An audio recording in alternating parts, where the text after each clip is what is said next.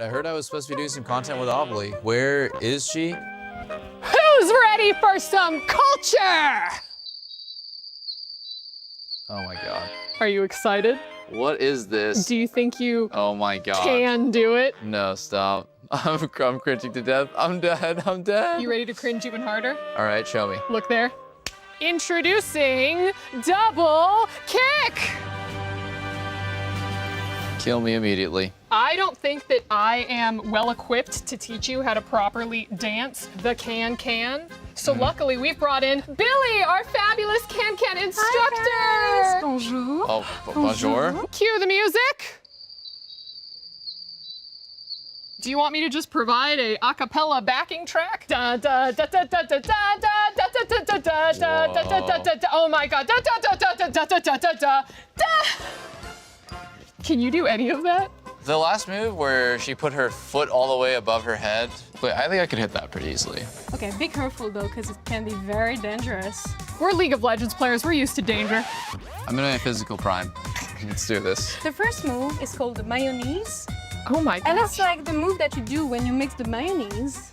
Oh, the mayonnaise. Yes. We cooking. This is literally There you go. patting your head and rubbing your tummy at the same This time. is really hard to do. Wait, okay, hold on. Wait. And now, high kick. Okay. Oh dear lord. High kick. Up, Up. down, up, down. I put my head on the side, all the way I kick my front head. Yes. What? Yeah, yes, yes. I think we got Wow. this. We're almost hitting 90 degrees with that high kick. I think we're pretty good at this. Yeah? I know, Be right? careful, not Liam. Oh, Oh, yeah. yeah, no, that's- If I go all out, I would definitely, I'd go actually past Yeah. my head, like way back there. This is a proper way to finish a can-can.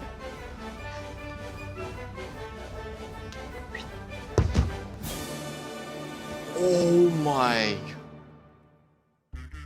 You ready to try? You first? You first? What about together? Let's just see how far I can get on a split yeah, right you now. can just try, yeah. Oh my. Use your hands. I think you can go like farther than me. this. I can't, my foot isn't even Guys, moving forward. Guys, I'm Believe. out of breath. I'm out of breath. Maybe I'm Okay. better on this other side. Yeah, no. It was a right. good try. It was a good try, I believe. I feel like you and me should at least try to do the entire thing through. Yeah, hey, yes, je bonage. And now get ready for the mayonnaise. Mayonnaise. Yes! Oh my god! Yeah! You can go down like this. Get low. Get low. And get ready for Get low, the get low. tire-bouchon. Okay. And tire-bouchon. Oh, Well, it's okay. that was my mic. We don't need that.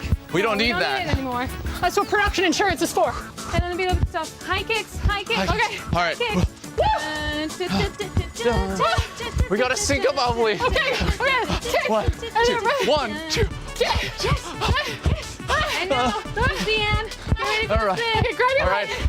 Ready? Grab your leg, Peter. I'm grabbing my leg. I'm grabbing my. leg, I'm grabbing the wrong leg. Okay. All right. And. Be careful. Ah. Ta-da! Oh, you're just on the ground Amazing. dead. Tribone! Hey, welcome. Go ahead, take a seat. We ran out of office space here, so we're making do. Listen, I don't know if anyone's kind of told you what we're doing today, but we're just gonna have a chat. And honestly, I would prefer to call you by your real name, if that's okay. Oscar? Yeah, Oscar Canelis Colocha. Actually, no, we're just gonna stick with Mixwell. Okay. Listen, I know that you auto-dub a lot of your content into English. Are you planning on doing that for this interview? No, this is my normal voice, and I will use it in English. Also, you're a highly respected journalist, Avali. Thank you. Now, during your time with Counter-Strike, you played for more than 15 teams in 8 years. Was that because you couldn't make friends? I actually have a lot of friends, but it's hard to make friends in gaming because people are like you, like rude. It's kind of personal. Did you ever think that maybe in those 8 years that you were the problem? Was it hard for you to leave Counter-Strike for Valorant? Or does being from Catalonia make the idea of separation come easily? No, it was really easy. It was really easy because I was tired of playing Counter-Strike already and I wanted something new. Because you aged out of it? No. How old are you? That's a very weird question to ask a woman. No. Did your mother teach you your manners? I think women and men are the same. In what way? I can ask you anything that you can ask me because we're the same. When's your next monthly cycle? But that doesn't have anything to do with your age. Hold up. We just said that we can ask each other the same questions as man okay, and woman. I'm gonna answer them. All right, well, let's move on. You recently became sponsored by Red Bull. I can see it on your shirt. Yes. Is that because being over 30, drinking it is the only way that you could stay awake? I'm not gonna get rage baited by that. It's fine. Why do you think that's a rage bait? Your attitude. My attitude. Yes. This is just the way my face looks. Now, Red Bull says that you were, quote, considered by the vast majority of fans to be one of the most charismatic professional players in the esports scene. By majority of fans, did they just mean your mom? It does mean what? Sorry, I didn't auto-dub it. Red Bull says that you were, quote, considered by the vast majority of fans to be one of the most charismatic professional players in the scene. But by majority of fans, did they just mean your mom? Oh. That's a lame one. Your mom is lame? No, my mom That's is not lame. incredibly rude. She gave life to you. Yes. But no. I mean, it's a lame question. It's a very lame question. I'll be sure You can do better. I'll be sure to let our writers know. Yeah. Do it because Look straight into the camera and tell our writer that you just don't think he's doing a very good job. you probably chat GPT the question or something. You need to, I don't know, do your research. You're the owner of Club Otakar. I'm glad that you could come to EWC, but why didn't you bring your club with you? Because we're starting, we're new. We have only a Valorant team and we need more to compete in the rankings and everything. Is that just your way of saying that you're broke? Yeah. Did you turn to team ownership in the hopes of being less unsuccessful? Less unsuccessful? I mean, can your club beat any team that is not named LK? That's a good one. That's actually a good one. You did your research there. Thank you. We can. We've done it. All right, well, let's talk a little bit more about you. Okay. Right? When you retired from gaming to go into streaming, was it tough to transition from a job playing video games all day to a job playing video games all day poorly? No, it wasn't. A challenge frightens you? No. Now, we have had our fun, but I do have one final serious question for you, if that's okay. When you eat oatmeal, do you prefer it to be lumpy or do you mix well? I don't eat oatmeal. I just eat tortilla. Tortilla? Yeah. It's like I live in California. It's like we almost invented tortillas. No, but not that kind. I lived in California as well, but you're talking about something else. I'm talking about like Taco Bell, right? No. You mix Chalupa. the eggs. No, you get this from the supermarket. It's flat, it looks like a frisbee, you could chuck it. No. That's the Mexican tortilla, it's not the Spanish one. Who came first? Yo, I'm done? Can I leave or no? Yeah. Well, hold up, we still have a couple more. This isn't even Liquid your is the floor! defending champion here. Guess he doesn't mix well with others. Liquid is the defending champion here for EAFC at EWC. Alongside Falcons and Vitality, they are the three biggest organizations battling it out for the club championship points. When we're looking at the current standings ahead of today, Falcons is sitting pretty comfortably in that top 9 spot. Bashor on that 12th, and the rest of Liquid as well as Vitality lagging behind towards the bottom of the leaderboard. Today is going to be absolutely crucial in terms of determining which one of these club championship point organizations will be able to get the most amount of points, considering that when we're looking at the other stages, they're not doing too hot either. The Esports World Cup, the most elite competition in the world. Its trophy system is built to match. The Club Championship Trophy, awarded to the one club that rose above the rest and reigned supreme across all EWC games. Every participant earns a key engraved with their name. That's their right to compete. Reigning champions hold a key unlike any other. The game trophy is the ultimate prize for every game's champion. Incomplete until a champion's key is inserted. The champion's key frame is locked into the totem, a stone marker of legacy, etched with every EWC champion. The losing keys are crushed. The champion claims 3, a personal reminder of who they defeated. The rest are preserved beneath the totem in resin. Every fallen contender captured forever. Will you be remembered or forgotten beneath the totem? At EWC, nothing is granted. Everything is earned.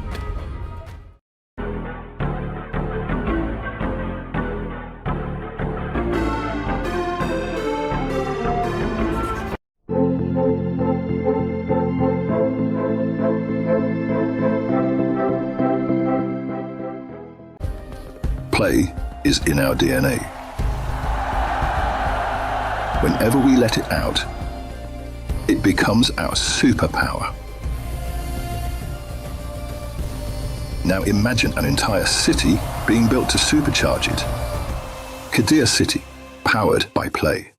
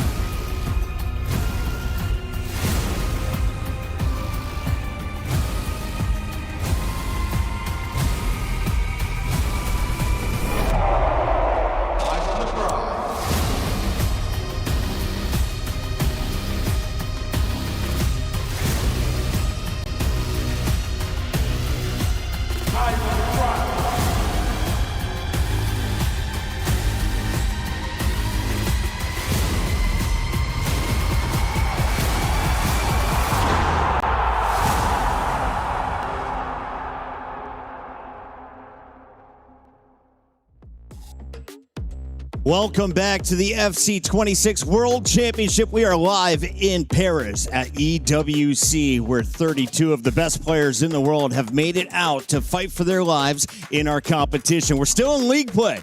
At the end of tonight, we'll be sending home 12 players. We'll also be crushing some keys. Welcome in our very special guest. I'm your host, Chris Puckett, alongside FG and Shells. And Shells, I want to start with you. World Championship. Get a chance to crush some keys today, but also you want to avoid having your dreams crushed. What is the tension like in this venue? This is going to be unpredictable. This is what we've been waiting for. Of course, we was meant to see some action yesterday, but we're going to see a lot more people going home today. People's careers, their future, their tournament, all the season, all the things they've hardly worked for all season long comes down to today. I can't wait to see what happens. FG, you're dressed as a hitman. We are going to be taking people out all day. Anyone that is in your target right now, do you have anyone that you think is probably already out of the tournament? Yeah, unfortunately, it's hard not to look right at the bottom of the standings, which we will see in a moment, of course. I mean, it's not looking great for the two players, Adidas and Danny Pitbull, at the bottom. We'll do some working out here throughout the day. One thing's for certain, a lot is going to change in that league standing. There's players who are fighting still for a chance to get in that 24. Some that can still get in the top 8. Players that can come out of the top 8, come out of the 24. This is the day of action. It's going to be a great day. And of course, if you're just joining us, this is the midway point in the tournament. We're here for the league play and we finish in the next few hours. If you're just joining us, though, let's take a look at how it all works. Welcome back to another FC Pro 26 World Championship at the Esports World Cup.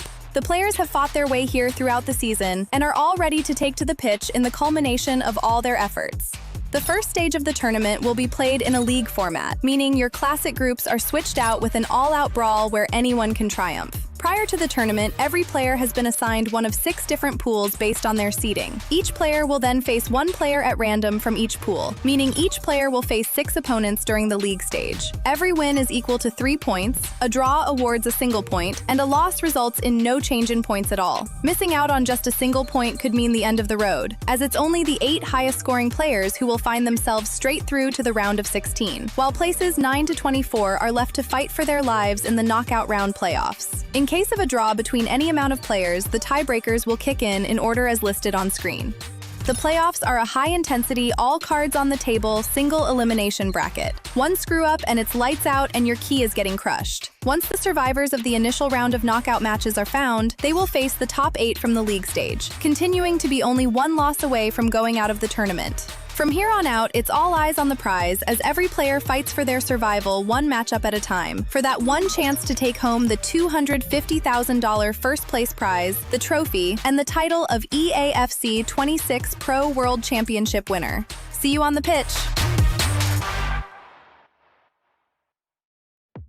So pretty simple stuff. Over $1 million on the line. You got to make it through league play to survive. And of course, we'll be whittling down the competition single elimination bracket. FG, you were quoted at the start of day 1 that this is your favorite format you've seen yet. Yeah, and I'll tell you one thing I also love. It is the crushing of the keys. I mean, it is quite ruthless, but I enjoy that. But that is so fun that we get later on in the rounds where the actual player who eliminates you crushes the keys. So we're going to reignite some more rivalries here.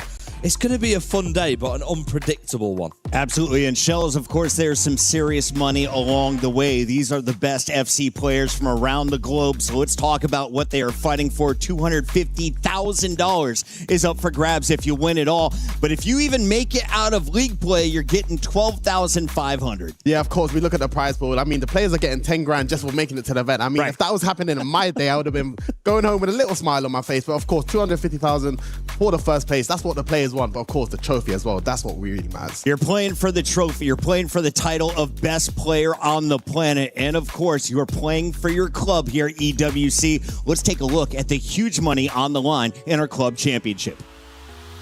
$75 million, 25 tournaments, over 200 clubs, only one club champion. The club championship is the beating heart of the Esports World Cup. Over 7 weeks, esports clubs send their players to compete. Every placement, every win, every podium earns points for their club. At the end of 7 weeks, every point counts. The club at the top walks away with $7 million and the title of Best Esports Club in the world. It's not about being the best at one game. It's about being the best across all of them. Depth, versatility, consistency under pressure. One championship trophy, one title. Who will take it? Watch history unfold in Paris at the Esports World Cup 2026.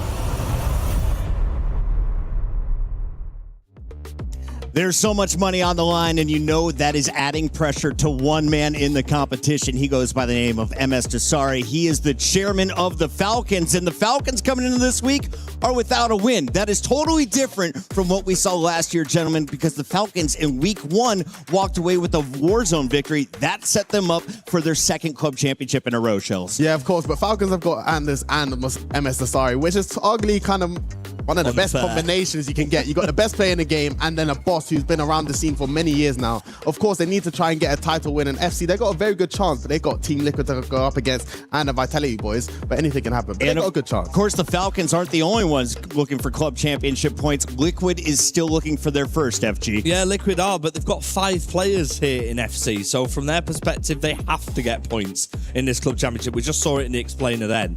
$7 million for the organisation that wins the club championships. I mean, it's not bad at all. MS Dasari is taking matters into his own hands as well. It's kind of a bit of a split. I'll say with the Vitality boys, you got the home nation, the French boys, that if they can make it to Sunday, they could have a lot of support from the crowd.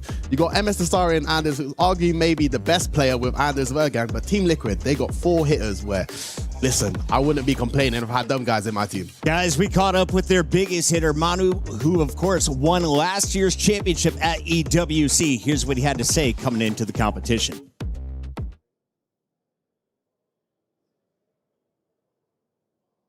Right, guys, we're here at the absolutely beautiful Totem with, of course, the reigning world champion, Manu Bashoria. How does it feel to be back on this stage in all of its glory? You see your name up there. Yeah, it feels good. Of course, seeing my name up there between all the champions gives me a lot of motivation, and hopefully I can take it into my next game that I play against Samu. Now let's talk about the last couple of days of competition. First day went really, really well for you. Last day, not so much. You had a loss and a draw. And so what was the difference between the 2 days? How are you feeling after those 2 days of performances? I think the second day I started off a bit worse. Got immediately, I think I lost the game at the start of against Hazards, and against Ilian, I just went up 2 goals the whole time, and in the end it was a draw. So I was really angry with myself for letting that happen. At the same time, I think I'm on 7 points now, which is still good. If I win my both games, I'll be through to the top 8, which is the main objective. So let's go for that. Now you are 10th in the rankings right now. So what is the main focus? Is it the top 8, or is it just making sure that you secure that top 24?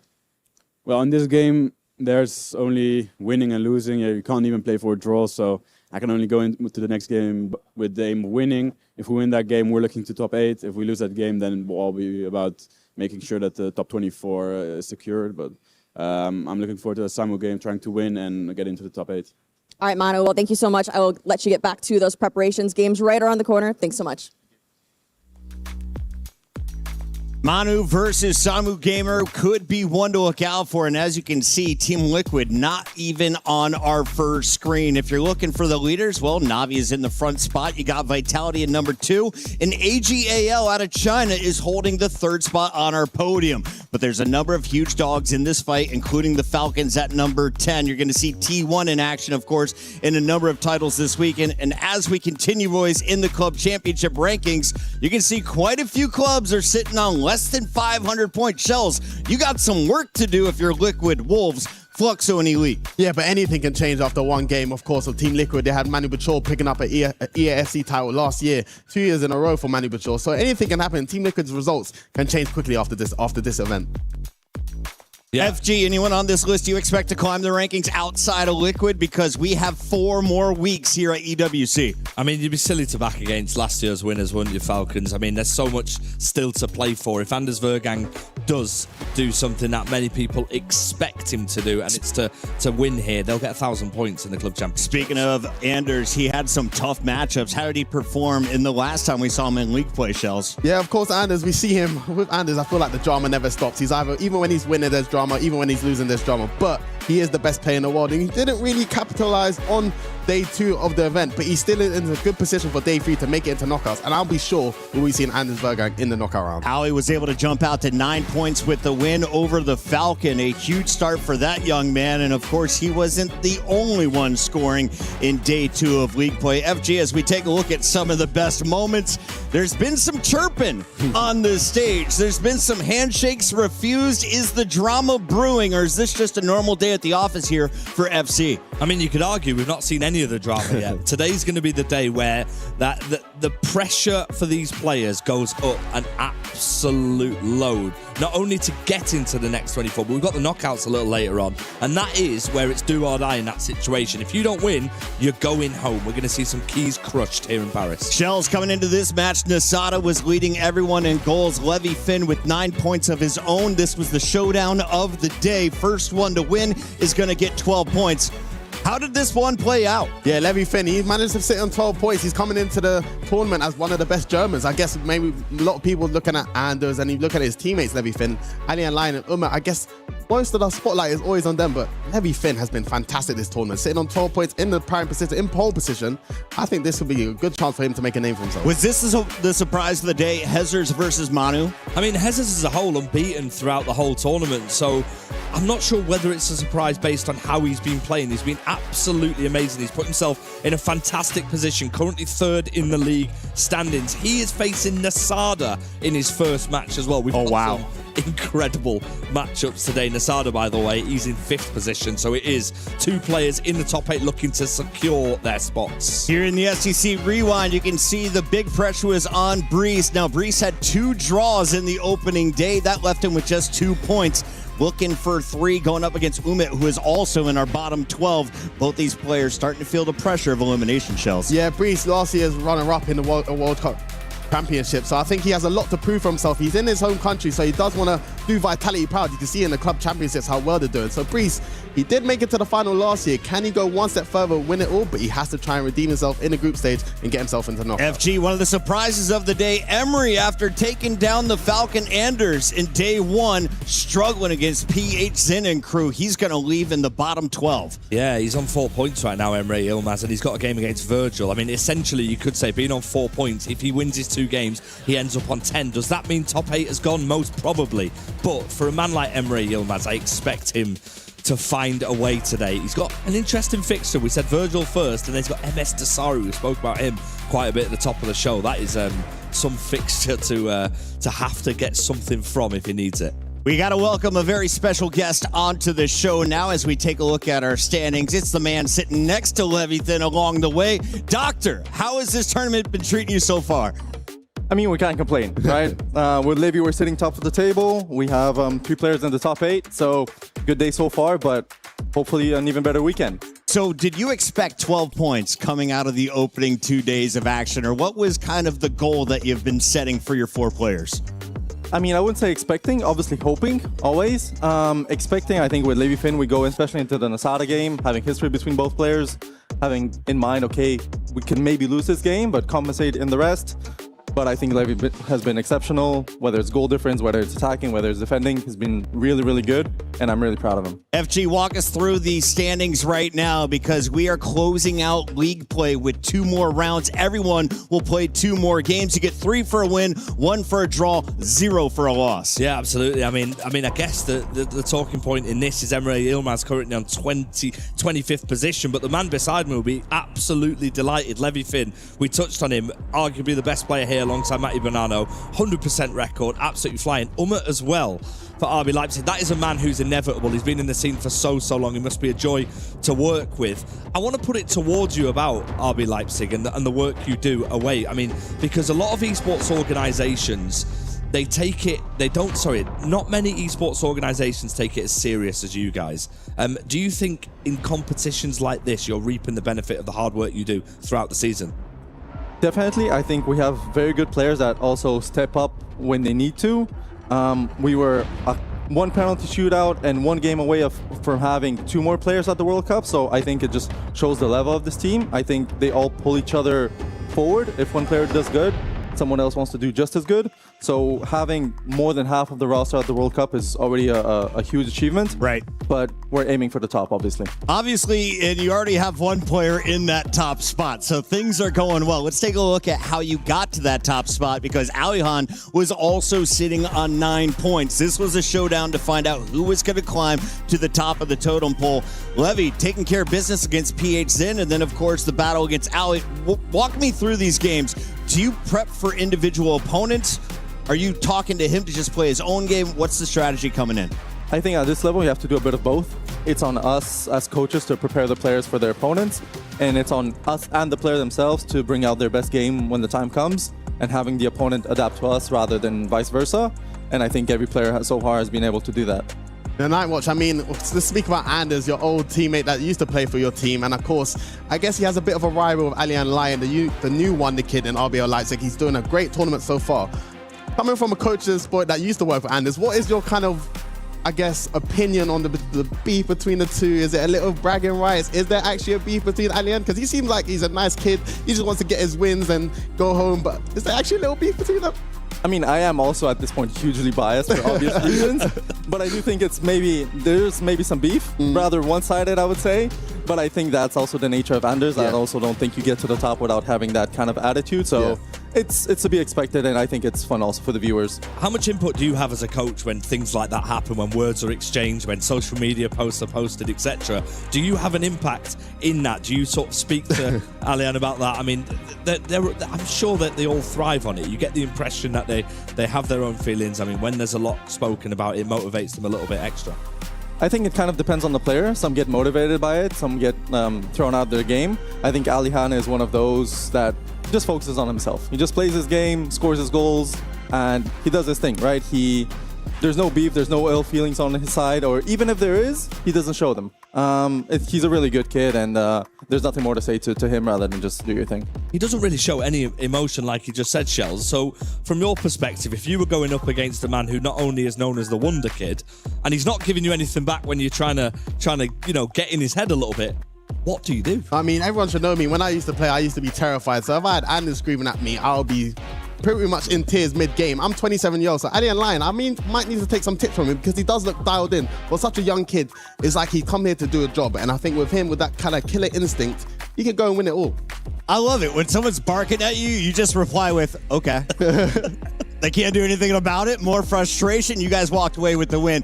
Doing so, you are now at 12 points. What is it going to take, though, to reach the top 8? Because if you finish in the top 8 at the end of the league play, you are guaranteed top 16 in serious cash here at EWC.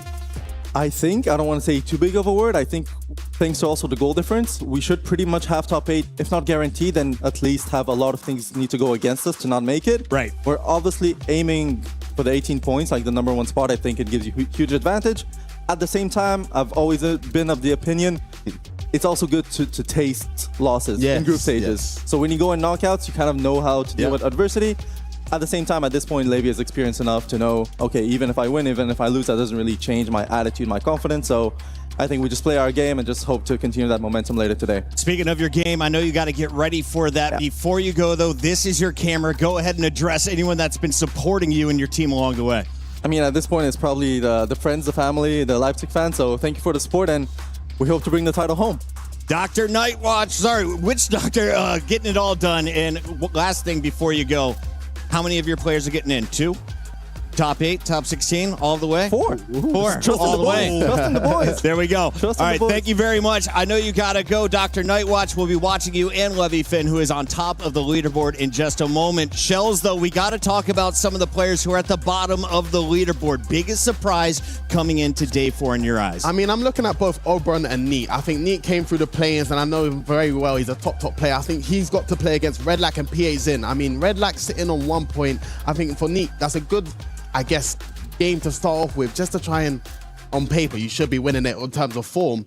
But then he's got to try and beat PHN, who's redeemed himself after day 2. So I think it's a big day for Neat because he can turn around. For Oberon, he's got to play Alian Line. He's sitting on 1 point. He needs a win there. Let's talk about that. That is our PlayStation 5 story of the day. FG, 2 players to watch. Emery, Oberon, both in a struggle bus position right now. Do they both make it forward? Yeah, I mean, well, I would like to hope so for the competitions. I mean, to have 2 big names like Oberon and Emery Ilmaz, we want to see it when we're here on the Casters Desk. One thing to say, Emery Ilmaz on 4 points right now.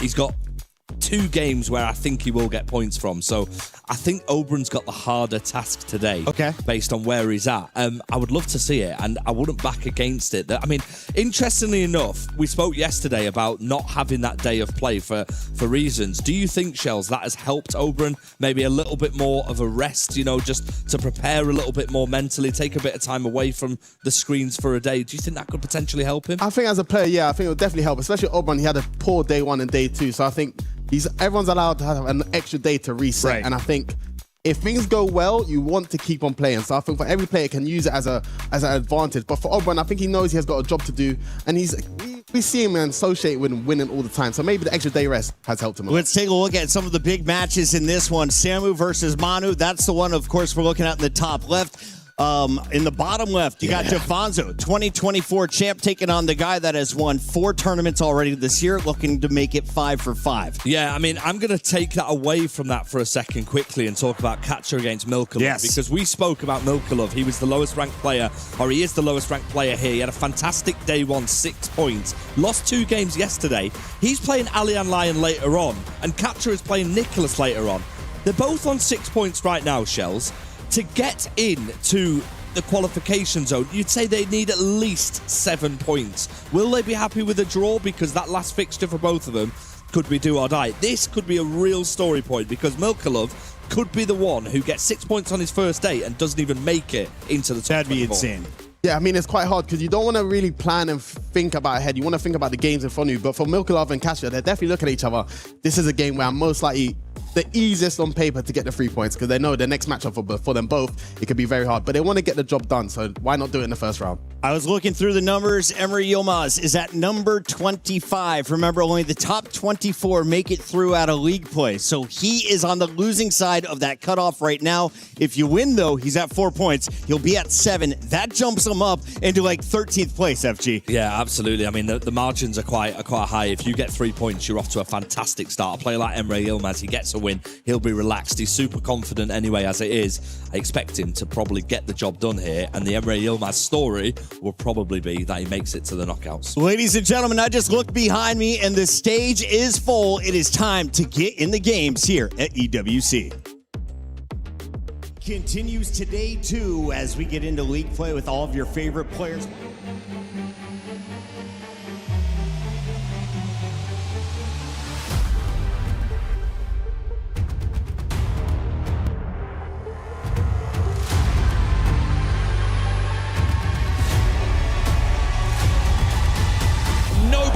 Is safe here in Paris.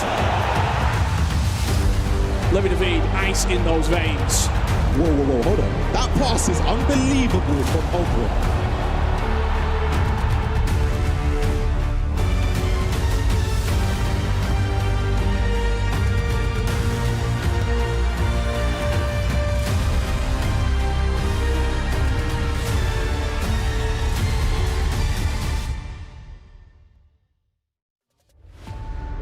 We're now on the day of action where we'll be seeing eliminations and players advancing to the knockout stage. I'm Ryan Pessoa, joined by my very good friend and Spanish champion, Gravison. That VT pretty much captured everything that you may have missed, but if you're joining us now on this day of action, of course, we had a technical pause yesterday that was out of our hands, but we have 6 incredible matches coming up here, Gravison, where the stakes are so high. It seems like throughout the whole tournament, we've seen players adapt to the gameplay. We've seen them go back and forth with tactics, with players. And for me, I know we chatted about this before, Ryan. I don't see a clear favorite to win the tournament, but I feel like after today, we will have both of at least a couple of them. It's where the players start to pull away a little bit. Obviously, we'll be seeing the first stage of the knockouts later today, but round 5 and 6 features Samu Gamer up against Manu Bachore, Brees up against Nicholas, Smoke on your screen up against the unbeaten Levi Finn, Jafonzo, 2024 EWC World Champion against Anders Vergang, FC Pro 24 World Champion. That is a massive game. Emre Yilmaz up against Virgil, Katia against Milka Love. We'll try and keep you up to date with all the action as it unfolds. You spoke about dealing with different things, Gravison. How would the players deal with a delay? Not only a delay in terms of 10 minutes or so, but a whole day where they would have been preparing, trying to get up for it, and it didn't go that way. How would they be feeling in this moment? It is a tough one because you know that you got to be prepared for a lot of matches today. So I think it favorites the younger players, the professional players, and we are on the way with Samu Gamer against Manu Bachore, Ryan. Just an update if you are joining us now. Manu is on 7 points. His only loss coming against Hezers, where he lost 7-6. Samu Gamer is on 9 points, currently joint with all the players in 4th position. Obviously, goal difference separates and puts him 6th. Based on that, they will have the same goal difference, but his only loss against Abu Makr was 3-1. He's been very, very strong, and he's starting off hot here going forward, but fortunately for Manu Bachore and Team Liquid, he's able to get possession. This is a great match. I mean, we've all heard Shells talking about the Master of the Dark Arts from Samu Gamer. Let's see how he's able to play today. Because at ECL, I thought that his defense was great, with the way he's second man pressing, with the way he's trying to go backwards with the wings as well. Of course, on the offense side of things, and especially with the player locks, he seems unstoppable. So let's see if he's able to defend as well as he did in the ECL, and of course on day one as well. It's a finesse shot that didn't manage to get enough angle to trouble the keeper. Speaking about player locks, Gravison, how easy, well, I say easy or difficult in fairness, when you're defending, what are the things you're prioritizing? Is it the player in possession or the player that he's selected? I'll hold on a second as that attack comes to a close. You can see the stats there on the screen, mainly in favor of Manu Bachoyi, where he's has higher average shots, average percentage shots on goal, possession in favor for Manu Bachoyi there. I would say that I really like for them, I think they're two really effective players. They don't need a lot of shots to score goals. And coming back to the thing you asked, I would say it's more about where the ball can get in a second. So when I'm defending, I'm not thinking about where my opponent is holding the ball or where maybe the player is making the run. I'm thinking, where is this play going to be in a second? And that's the way I like to defend. That's why I think you should always use the second man press to try to cover as much space as possible. And that's why I think the intercept playstyle is so effective at the moment. An important win there, high up the pitch for Samu Gamer. You can see the players he selected as part of his draft. You've got Sancho, you've got De Jong in midfield. A lot of players using McTominay as well. It's going to be that man in possession now, trying to get the pass over to Doué, who gets it all driven. Oh. As the footwork play style kicks in and it leads to a corner. An interesting way to take a corner here, Gravison. We've seen different versions of corners on FC 26 this year. It's beautifully worked, but we can't find space. Now, brilliant chance for a counter-attack. You can see he might be through for a pass, but the player switching is really precise from Samu Gamer. I did have a pleasure to talk with Nicholas after day 2. He told me he changed his whole team from day 1 to day 2, and I feel like that's something that we will see a lot.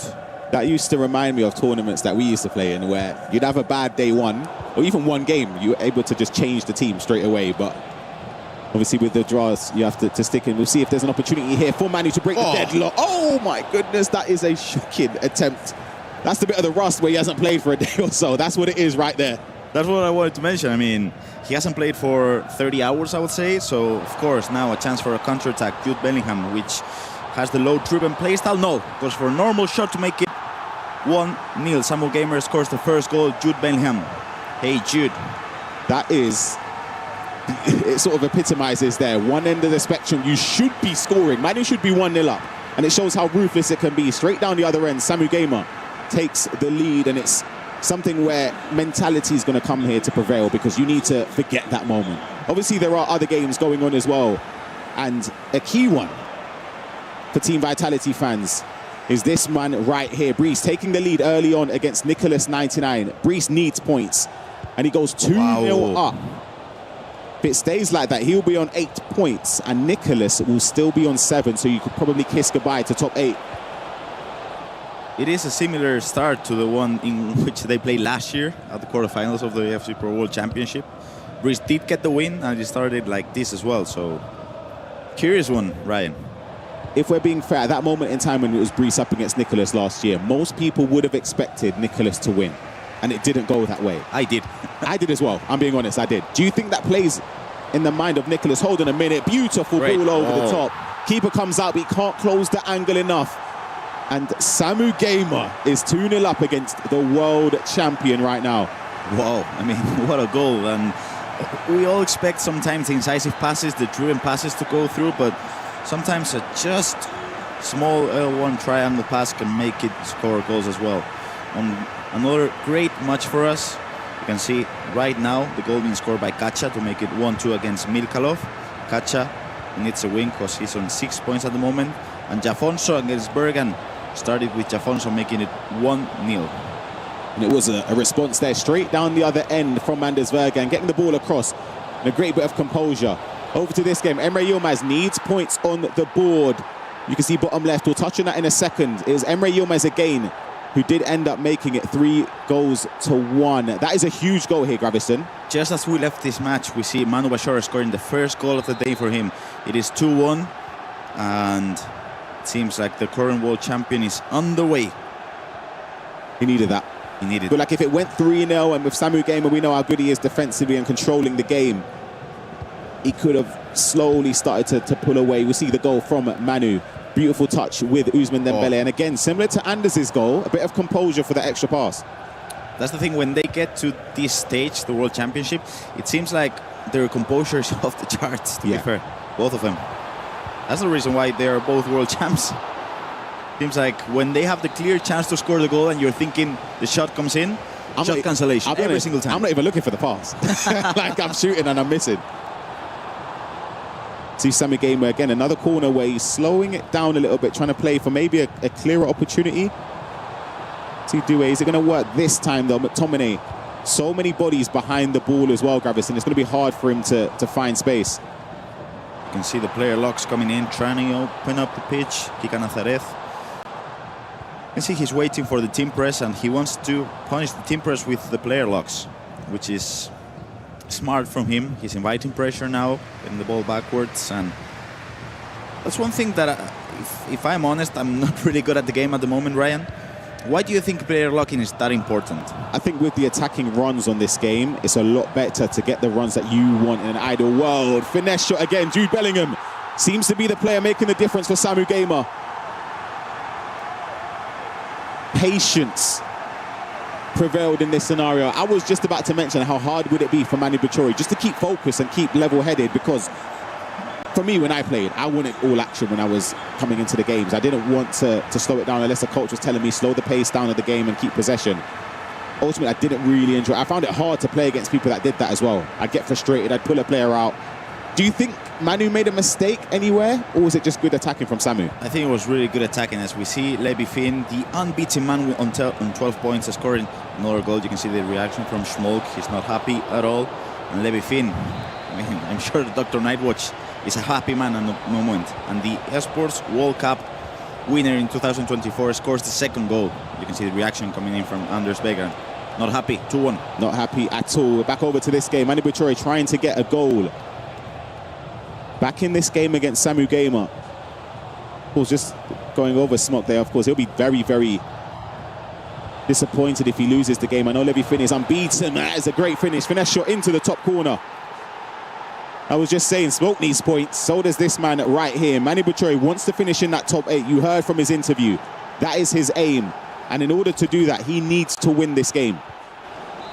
It was a tough day in the office for some Team Liquid players, and of course Manu Bachor was one of them, getting a loss against Hazards and a draw against Ilian. But not only that, Levi lost against Nasara in a tough result, 4-9 for him. So they do want to end day 4 as big as possible. Absolutely. We'll see if there's any more drama going into half-time in this game. It's going to be Samu Gamer. He's got some space, goes for the finesse shot, but the angle was closed down by Maldini. Look at the runners here. And again, right on the other side of things, Maldini for Samu Gamer stepping in. That's why I think the long ball pass playstyle is a playstyle that we don't speak about a lot, and sometimes it can break down defenses. It's underrated, and I think at this stage of the game, hold on a second, finesse shot off the post, rebound, can't find its way to De Jong. And great composure from Manu, not to panic. A lot of people would have just pressed pass or pressed X there and it wouldn't have gone further away. He took his time, he waited, and he can start an attack of his own. But yeah, just saying that with the long ball pass, now where there's a lot of playstyle pluses, extra playstyles on players, I think having long ball you'd be looking at as a nice addition, because you can play those passes that can turn defense to attack very, very quickly. I would say if I were using a central midfielder, I would probably look as the 4th best playstyle, the long ball. Really? Pass. Yes, wow. In my opinion. I would say I really rate long ball over incisive, just on the central midfielders. Like if I'm talking about a cam or striker, I'm using incisive. See, for me on the sentiment, I really want finesse shot. I feel like I value it very highly. That is going to be half-time in this game between Samu Gamer and Manu, let's jump on over to this game. This is a replay between Jafonso and Anders Vergang. It was a finesse shot from McTominay into that top corner. And frustration shown again from Anders Vergang. But it's still a very, very long way in that game. Same as this one. Nicholas needed to get back in this game against Brees, and he's done that. 2-1 as it stands. And speaking about perfect timing, a great opportunity for Katia to score. Very fortunate, to be honest with you, but he needed that slice of luck in this game. I did mention how day 2 for Liquid, it wasn't a great one at all, but for Man City, I mean, they got the wins. Jafonso with 6 points out of 6 possible. Same one to Matias Bonano as well. Let's jump over to Jafonso. Speaking about Manchester City, they've obviously, as you said, had a great day 2 with the wins. Obviously, Guga as well being a player that's been performing very, very well. But Jafonso needs points, in my opinion. Sitting right now with the 6 points that he does have, just above Anders Vergaan with goal difference, being on 9 points and potentially 12, I think would put him in that top 8. I know I'm going kind of ahead and I'm thinking about knockouts, but now let's just say that Jafonso ends up winning this match, and that would be Vergaan on 6 points. Let's just say he gets the win on the last match of the day. I'm thinking about, if you're, let's just say, a top 8 player, you might play against Anders. Early doors, yeah. Early doors, which could be a huge story. Exactly. You can see the elbow with the live updates on your screen. Levi Finn leading in his game, which puts him on 15 points. He's 4-1 up. He is unbeaten as it stands, and the way that the rest of the table shapes up. I said it would be a minimum of 7 points with good goal difference to get through for that top 24. Do you agree or disagree? Because some people maybe say 6. We've seen it in the Champions League where Resende got through on 6 points. I think 7 points is the threshold with good goal difference. I agree. I think 6 points is just not enough. And I'm currently looking at Anders, and you can see, look at the stamina from Anders. Doesn't matter because he scores the goal and it's 3-3, but it's just 5th. I mean, we've just gone 50 minutes, and if you look at the stamina from Anders, not from the attackers, but as soon as the ball gets to the midfield, look at the fullbacks, look at the center midfields. Do you think it's going to play a huge factor in here, Ryan? It depends on how the course of the game goes on, because you can tell he's been chasing. Look at the stamina bar in his space. It does make a difference. And Jafonso does have it space. He gets the interception for Anders. I wonder if it's a game style, because he's been defending and pressing very aggressively in a lot of the games we've seen, especially against Alejan and Jafonso here. Could that be by design? I think I'm not sure, because we haven't seen the game stats, but I'm confident Jafonso has been holding the ball for a long time. It might be a team press thing. It's a finesse shot from Nicholas to make it 2-2 just before half-time. That is a replay in that game, and we saw it was 3-2 for Samu Gamer. It is now 4-2 just after half-time. We'll jump back over to this game live between Jafonso and Anders. Great ball. Is it onside? He is onside. He can't get past Salma. When I'm playing on Foot Champs, and I see a player using the team press a lot, I'm trying to hold the ball as long as I can for the stamina. Yep. Look at the runners though. De Jong's going to get onto that. Anders Vergang, beautiful play. Finish it as well. You see the pass coming in from Jafonso. It was a great goal by Frenkie de Jong. You see the runner and you know if you're Jafonso, you're in a big bit of trouble, because there's no one you can play a switch to in time to try and intercept the pass. I think the mistake was done before that. Whilst we're in a pause, let's jump back over to the Samu Gamer Manu game. We did miss a goal from Manu. He did respond very, very quickly to lower the deficit to only 1 goal now, and he's on the attack to potentially equalise right here. Gets the ball to Kika. It's in a tough angle to get a clear shot. It's good defending in the end. Great defending. That's something that I found curious from Samu, because Samu was a great attacker last year, but I don't think he was a great defender, and he's developed a lot. If we just see the replay coming in from Manu Bashar, ball gets to Saka. Ooh, great finish. Game changer playstyle coming in, 4-3.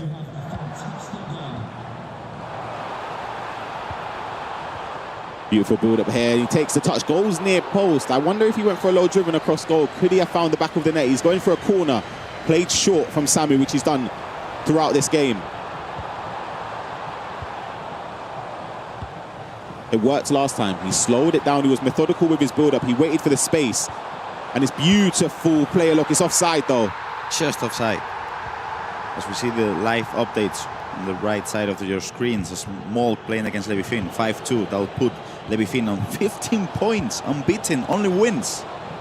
Ridiculous return from Levi Finn, especially, I keep saying this, we spoke to him in Germany. He was on the cusp of not even making it to the play-ins. He had to rely on other people getting results for him. Emre Yilmaz currently leading 3-2. And his teammate is trying to equalize here. Speaking about big results, Milka Love obviously started day 1 with 6 points. 0 points on day 2. Coming into it today, he needed to get something from it just to keep not only the dream of top 8 alive, but even if he lost this game, the whole tournament could be in jeopardy. He's winning as it stands. That is a massive result. Massive one. If he's able to see it through. Great defending by Bellingham because the pass was coming in. To McTominay, do you see that? Yes. Yep, this is the goal that put Milka Love 6-3 up against Katia. I think for Katia, his last game is going to be a tough one against Nicholas, where he will have to win that game, or at least a draw, and hope things go in his way. Just as we see a pause, let's see if we can jump over to the Jafonso against Bergen match, because I feel like I want to see the stamina bar. We'll see it. It's still very low. Look at it him pressing so high. It looks as if Jafonso is going to start pushing more bodies forward. It was another goal for Anders Vergang, though, to make it 5-3. But Jafonso is going to try and push forward here. In this position, if you're Anders, do you change anything in terms of worrying about stamina, or do you just play? Because how big of a difference does it make on FC26? I think it should, just as we see Dembele, that was a great question. Let me reply to it in just a second, because this could be a great attack. You can see Jafonso looking for the pass. The player is going to come in, and this is where it gets dangerous. Maldini is out of position. The right. Look at the pressing, though. It's just relentless pressing from Anders Vergang, and it's forcing Jafonso back. But if he can get a pass, time to perfection, we'd put him in a very good position. Goes for the finesse shot. Wasn't aimed correctly there from Jafonso. I will say, Ryan, I think you should definitely get more punished with stamina. Back in the days, I'm talking 2020, 2019, if you had low stamina, you were getting destroyed. And I really liked the way it was. There's a goal in this game between Nicholas and Brice. It was a big moment for Nicholas to take the lead 3-2. As you can see, the frustration from the Team Vitality representative in this Esports World Cup for the World Championship points. Great defending. And if I'm Anders, I'm not focusing about the stamina. Maybe I'm changing the full backs or even the center backs on the center mids, but that's just it. I feel like if look at Maldini, look at the stamina bar, I don't think he'll get punished for that. Yeah, you can see the live updates with what the current scores are doing to the table. It puts Milka Love and Manu, if the scoreline remains the same, they're both on the cusp of top 8. Anders Vergang will be in the top 8 as it stands, but if you're looking at the bottom half here for Smolk, it's a devastating result against Levi Finn, and you'd expect it to potentially be the end of his tournament. Offside for Jafonso. Again, Brice as well. That game losing against Nicholas. He'll be on 5 points. That last game for Brice, he's up against Guga Faraz, and he has to win the game if the scoreline remains the same against Nicholas. He has to win to stay in. Considering this was a player that was the runner-up last year, it's crazy to think that he's in this position. He's on 5 points, so he definitely needs to win. You can see this is a great narrative. Esports World Cup 2024 champion against the FC Pro World Champion 2024. And at the moment, Anders is on top, leading 5-3. And I'm really, really curious to see if he's going to get punished. I was hearing some goal-scoring audio. I was thinking, which game has that come from? It's come from this one, the Samu game and Manu game. And it's Manu who's turned this game on its head. Samu was up 4-2, and it is now 5-4. Let's take a look at the replay here. It's Granit Xhaka with that finesse shot into the top corner.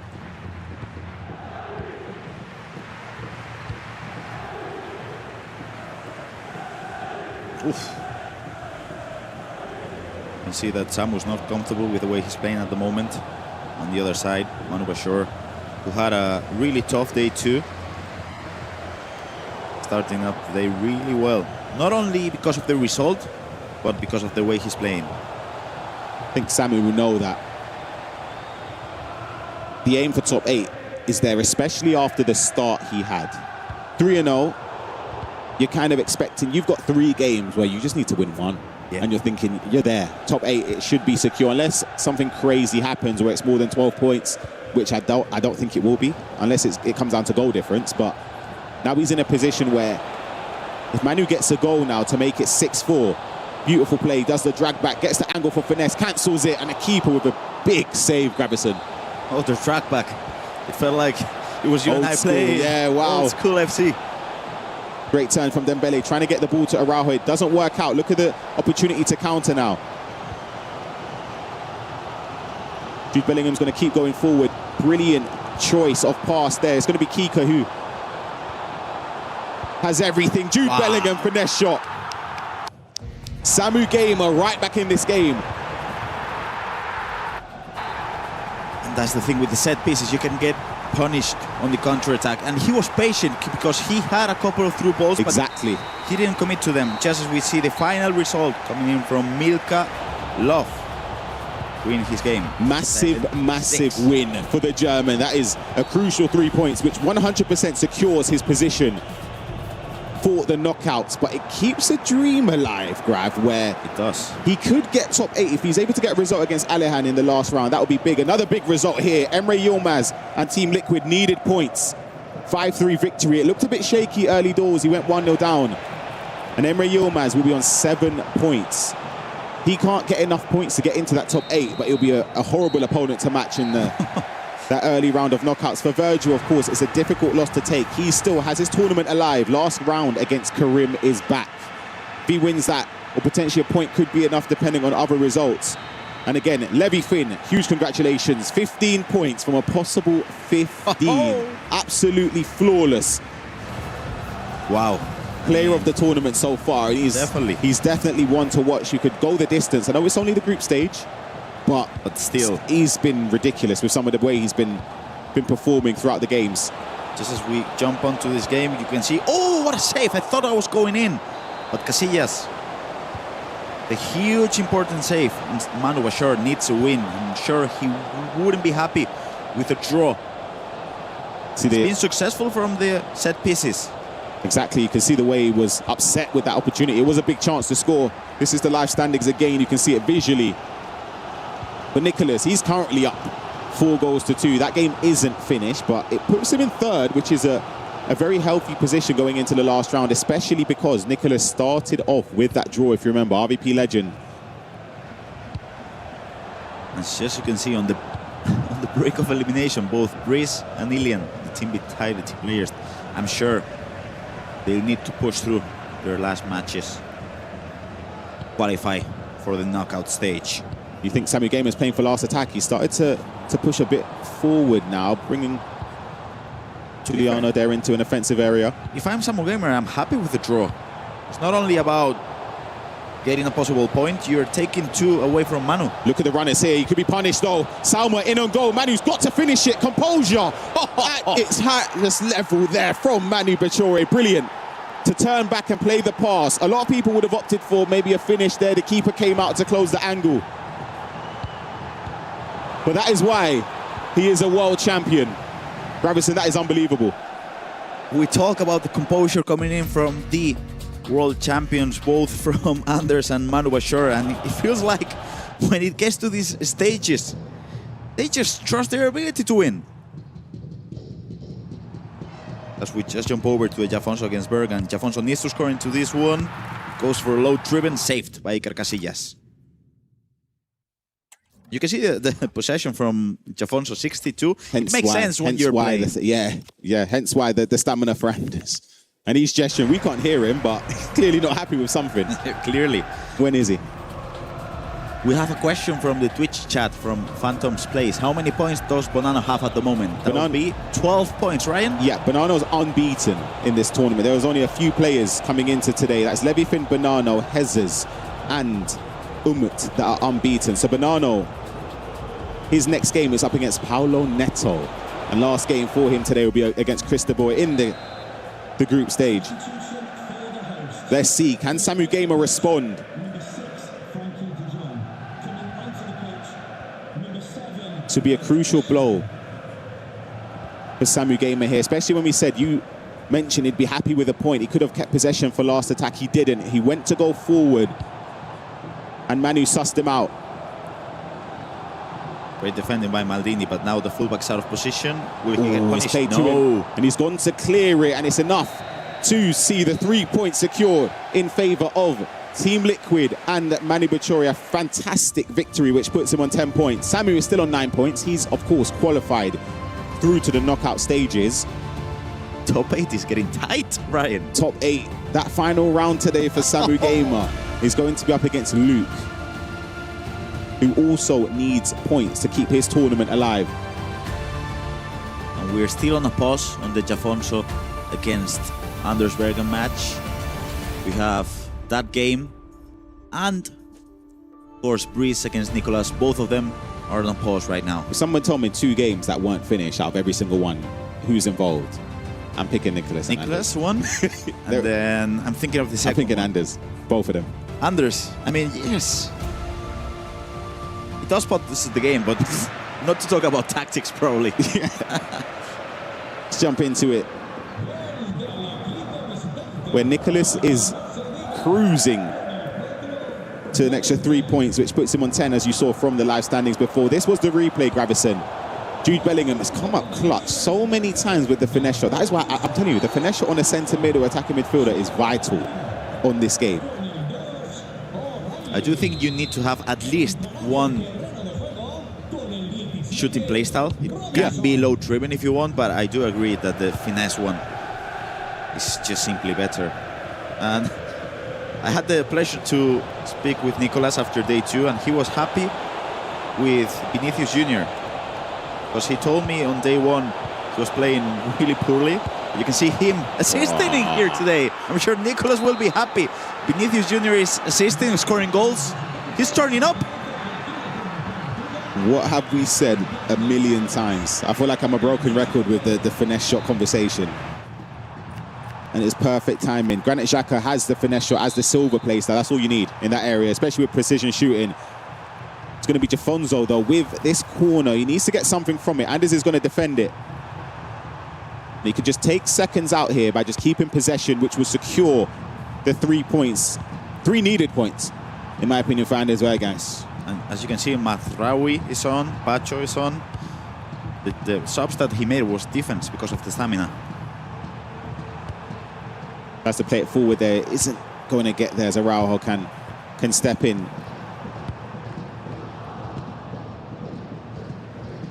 For Jafonso now, I say for both of these players, a loss would be devastating in terms of the pressure building in that final round.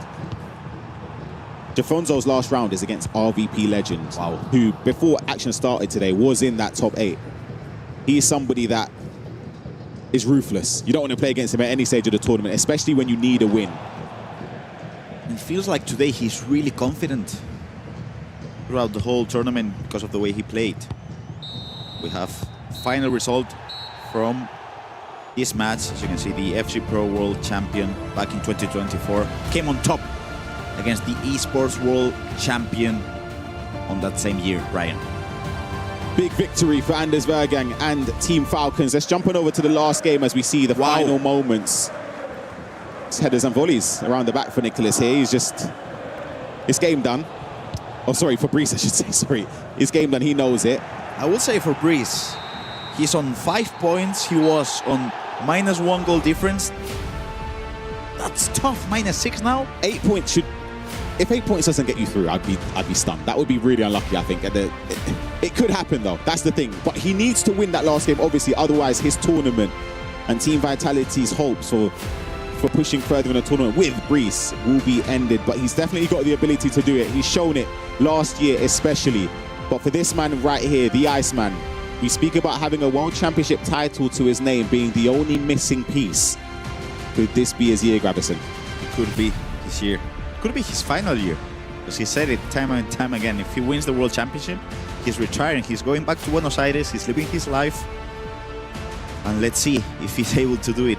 But first things first, we're gonna go for a quick break, Ryan. And to be fair, we have some big matches coming up. So grab a drink, grab some popcorn, and we'll be back after our break.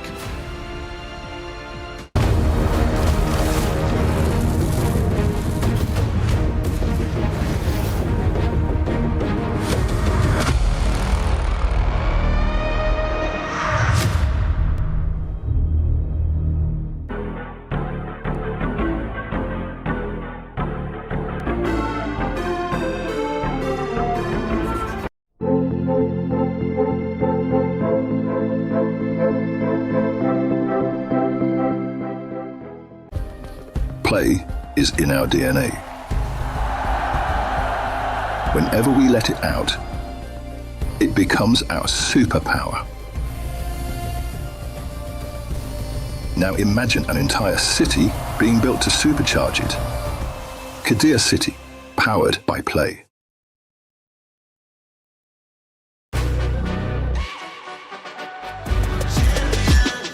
This ain't no regular thing. I came for the ring, you know what I mean.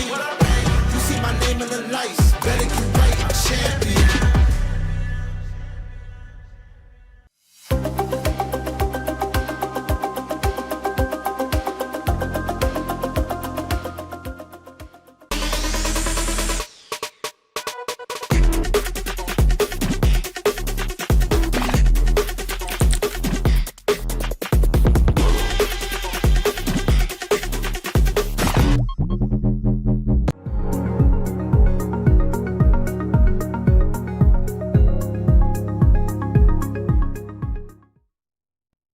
Guys, I am joined by Matthias Banana, who is currently sitting second in the standings right now. I mean, you've had a perfect week so far. So how are you feeling? You're 4 for 4. I mean, great start.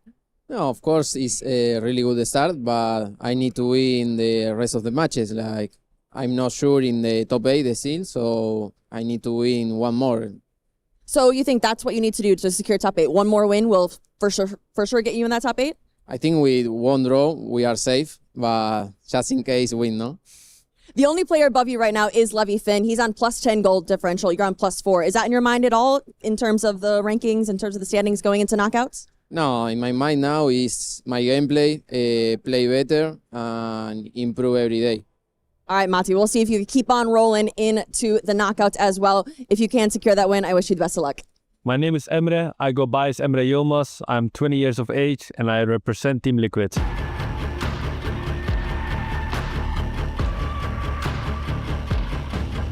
Last year I was really disappointed, and this year I want to do better for myself. I want to take revenge for myself and just prove the world that I can win this tournament. As Lemmy De Word back up the other end here. A ball into Vitinha, a lovely first time through ball, and that is an outstanding low-driven finish. Ego is a big thing in esports, I think, and I think it's also with underestimating your opponent. For example, when I win a tournament, I think I'm better than everyone, but it's not actually true. In my head, I'm always the underdog, but it's not true. But it's just in my head to keep like the opponent better than me, so I stay 200% focused. Emre's found the advantage. Does he need to pass it? He does in the end. Being professional is really hard as well, because we practice 6 to 8 hours a day, and now you need to focus only 1 or 2 hours a day. So you need to put all your focus in it, and I think if you don't do it, you're not a professional. Speak to us as we go along here as Levy with Harry Kane. Eusebio, it falls back to him. Harry Kane's on side there, low driven. And he's turned it around. When I'm playing my teammates, I don't really shift with mentally and ego. I just treat everyone the same. First of all, I think Netherlands are the best esports nation in EAFC. And I think when I started my career, Levi and Manu helped me really with the game, and I learned so much from them. And maybe they also learned from me, and that's how we keep it competitive, and that's why I think we are the best team in the world. I'm very proud being from the Netherlands in the scene. As Emre Yilmaz back up the other end, that is an outrageous goal. Do not see past the way. If I had to compare myself with the EAFC Ultimate item, I would compare myself to Jude Bellingham, because he can defend, he can attack, but I can do it, but it needs to be my day.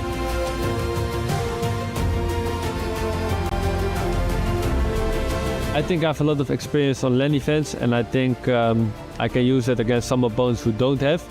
But still, that's not enough, and I need to show my best level.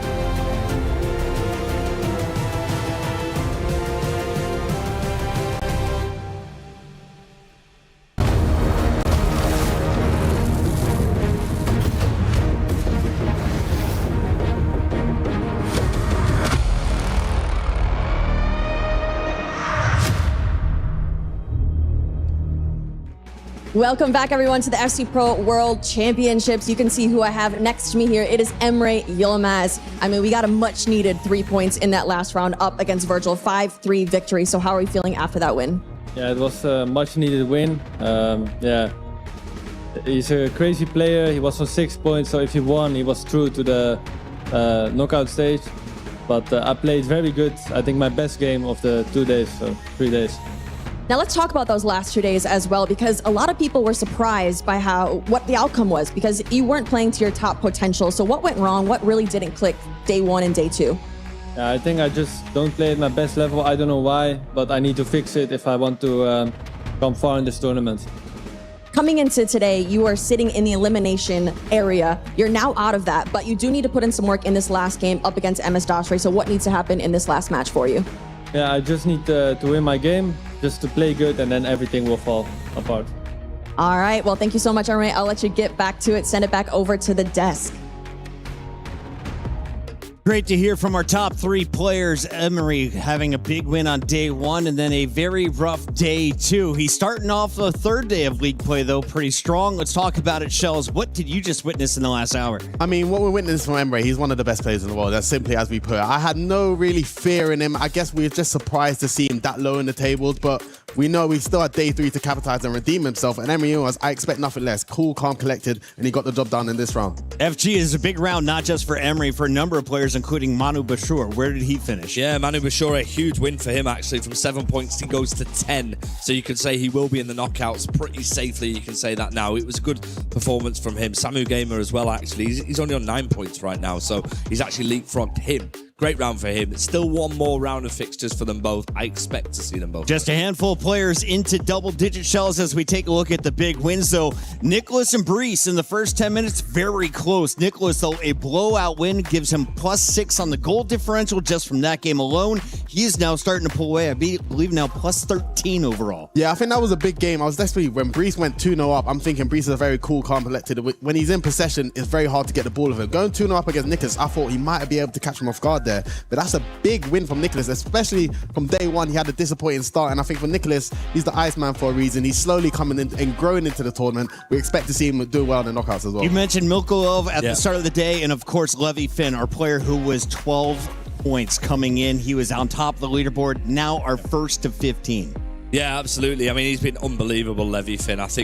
I mean, his performance, his score in the league standing speaks for itself. But, I mean, with regards to Milkolov, congratulations to Milkolov. He's the lowest ranked player here, and he's currently on 9 points. Say that again. He's the what? Lowest ranked player here. Can you believe that? That means anyone can make it. Performed.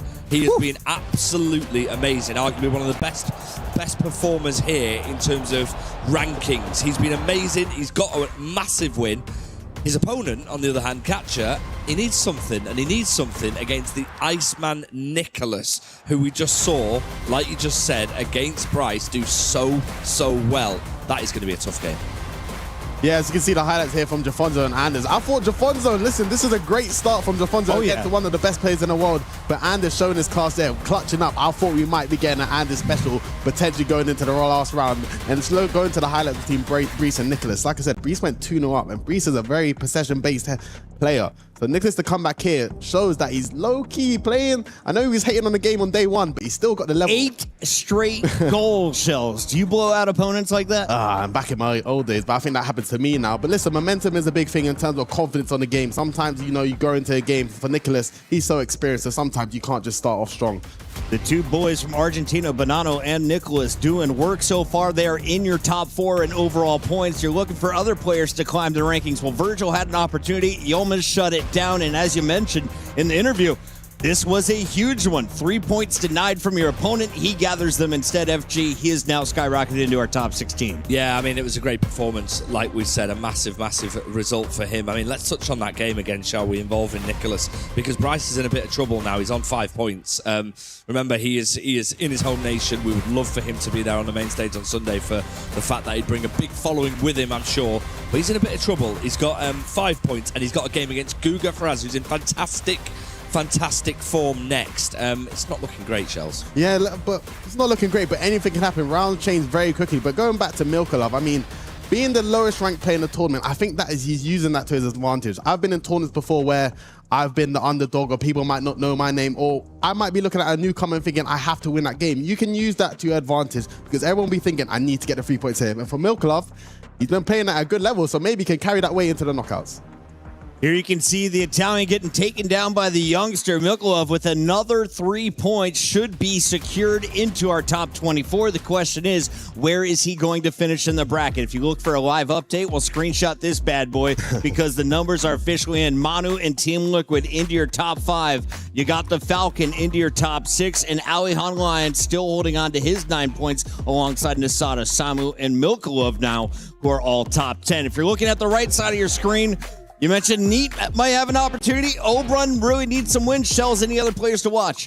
There's who not to watch. To be fair, Marwan as well. Marwan had a disappointing day one. I think if you saw his reaction from the results, he knew he could have came out with a few wins, but he still has 2 chances to redeem himself, so I've got my eyes on him. It is time to get into the games. Another round of action and a big one for MS Dasari versus Ilian. Both need 3 points. A draw will not help either of them. We send it over to the casters to get this one started. Yeah, we move into the next round of the group phase here. We are getting closer and closer to finding out our final 24 that will make you through to the next stage here of the FC Pro World Championships. Brandon Smith alongside Richard Buckley for another round here. Rich, already we've just seen 6 games conclude today, and that table is shaken up. You've already had a couple of moments to have a bit of maths on it, and you're thinking already that for some players, 6 points might not be enough. Yeah, I'm just looking at this table as it stands right now. It's the first chance of the game whistled past the post from Bernardo. There's plenty of players with 2 games left to play. You're looking at Dasari, Levy, Paolo Neto in this game right here, Krista Bo, all on 6 points already. Below that, as you see the opening goal of the game, he put one wide past the post, but Paolo Neto, in classic Paolo Neto style, opens the scoring of what plans to be a very high-scoring game. There's plenty of players below 24th. I'm looking at MS Dossary. I'm looking at Brice on 5 points. If he wins, he goes to 8. More than likely, he is in. Ilian on 4 points. Kirby's back on 4 points. Luke Weisdudel on 4 points as well, alongside K1 John on 4 points. 7 points might be a bare minimum to get you in to that top 24 at this point. Well, look, this is a new format for us as well that we used to see. And so often we come to a World Finals as the ball's bouncing around there from a corner. That's defended well by Paolo Neto, the E Libertadores champion against the Premier League champion on one half of them, Manchester City. Matthias Bonanno, what a tournament he's been having so far. Currently 4 wins from 4. Looking to match up what Levi Finn has just been able to do. He's on maximum points with 15. No doubt they are on their way through and also in a top 8. As I was saying, Richard, look, we saw the E-Champions League earlier this season. Same format, same number of players.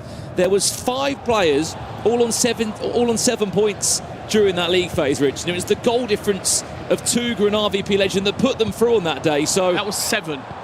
That was 7 points. Yeah. I think the Champions League before that was 6 points. We saw it briefly in the Liga FC Pro, the league phase, which is a little bit different. That was also 7 points to get you through. Yes, there was less players in that competition there, but I mean, this is really going to come down to the wire. So stay with us across these last round of group phase. If you are wondering why we are slightly, I guess, behind the tournament schedule, that was because yesterday we were unable to actually connect, weren't we, to the online servers as that finesse hits the bar. And it has meant that we've kind of got to do double digits today in terms of gameplay. We've got round 5 and round 6 of the group phase to conclude, and then we're straight into knockouts. By the end of play today, Rich, we'll find out who's going through to our finals day as we got our first update over here from Ilian Bushi. There's a lot of good games in this round, including 2 former world champions in action. You just saw one there, MS Dasari, and Umut being the other. 36 players coming into today. By the end of play, we have 8 remaining going into tomorrow. We're going to be slicing this competition down, and the very, very best will be the ones that remain as Ousmane Dembele doubles Paolo Neto's lead. He was in fierce form at the Premier League for Sunderland, and I'll tell you what, he has been goal scoring for fun at the FC Pro World Championships. 31 goals scored for Paolo Neto, but it's been that leaky defence that has been to his detriment. What's he have for breakfast, Rich? That's the question. He's flying at the moment, Paolo Neto. Goals. What else is happening across the board? Well, as we said, we've got 6 games taking place, Rich. You tell us where you want an update. We've got Marwan against RVP Legend, Luke Weideveld against Adida. That's a game for 2 players that have really struggled this competition. Umut, who is one of the only unbeaten players left in the competition, alongside Matthias Bonanno. He's up against Guga Faraz. MS Dasari, Ilian. We saw Ilian leading by a goal to 0. And then Karim is back against Di Fernandez. Right, here's the scores on the doors as it stands. Marwan, 2 draws so far to his name. He's leading 2-0 against RVP legend as Luke Weideveld is on our screen right now, looking for a second goal as Dembele's finesse shot is stopped there by the goalkeeper. Still 0-0 between Karim Isbak and Di Fernandez, and the only game that's just kicked off now is the late kick-off for us. It was Umut against Guga Faraz, the youngest player in the tournament, and Zadida gets a goal back. He's looking for his first points in the competition still. Certainly is. You mentioned all those games there. This is the view from the top of the room, shall we say. Free kick just on the edge of the box here. As you said, Richard, the story of today is by the end of play, 8 players will be left for the finals day here in Paris tomorrow, where we potentially could be crowning a new FC Pro world champion or a new world champion completely. That's a lovely little turn there from Matías Bonanno, who's just been able to pull away and get a goal back. We can see you as well at home. We are live, of course, across multiple platforms. There is not one, but 2 mystery nations today. We weren't live yesterday, Rich, so we've doubled up. So if you're on the console right now, you're on FC26, get those objectives complete, because there are 2 mystery nations up for grabs. And we'll be giving clues. We'll give a few, won't we? Make sure you've got your magnifying glass out. People are already guessing in the chat. See, you got it right. You might be able to have an early guess. There'll be hints dropped throughout the day from the host desk.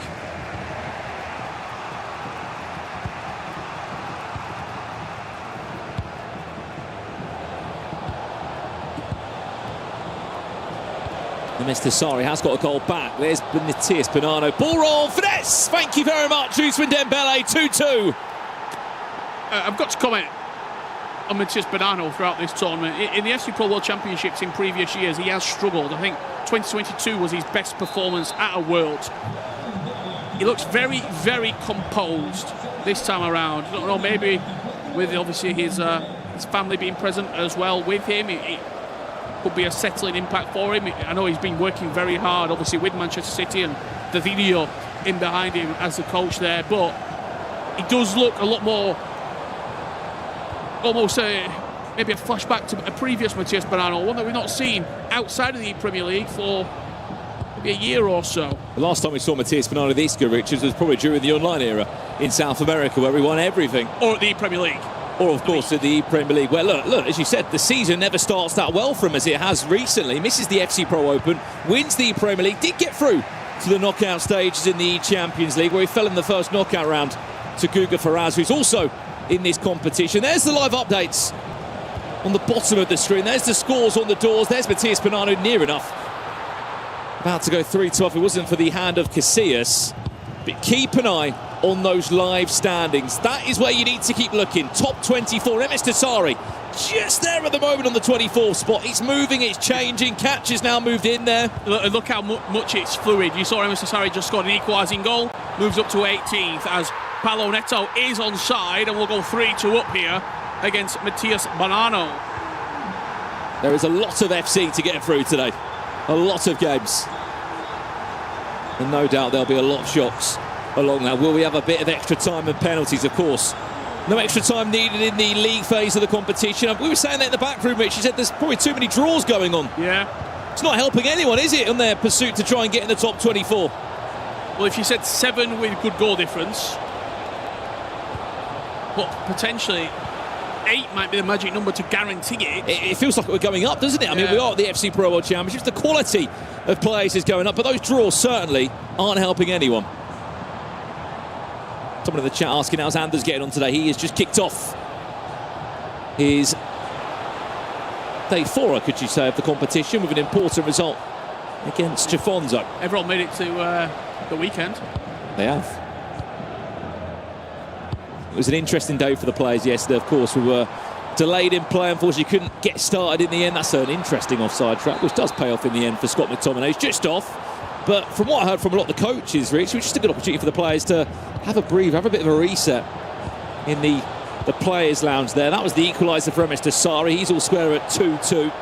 Big last tourn for him. He didn't just score an equaliser, he's got in front by the looks of it. Adam Wharton Crystal Palace star man, putting MS Desari 3-2 up, and just looking on my right shoulder here, probably 3.5, 4 rows worth of Team Falcons fans. What a save that is from Iker Casillas. Got a breakthrough as well. trailing to Guga Faraz. Guga Faraz leading by a goal, still the youngest player in the competition, as Ousmane Dembele's finesse shot is blocked there. Still goalless, by the way, and Karim is back against Di Fernandez, which sounds surprising. Another goalless game for this long. De Bruyne, finesse! Bellingham in the way. Right place, right time there. Jude Bellingham just to nod that one from Nestling in the far corner. You see the live updates coming through on the right-hand side of your screen. Let's have a look what's been happening between Luke and Adida. And it's a Trevella at the near post to put Luke in front once again. Goal back for Ilian Bushi. We just heard a roar there, a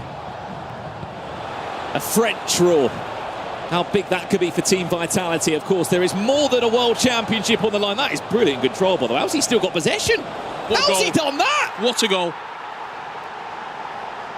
I'm not sure if it's the same Vamos or Bellissimo for Matthias Bonanno recently. Decided that he will be looking to represent Italy in the E-Nations. There are important points on the line for him as well.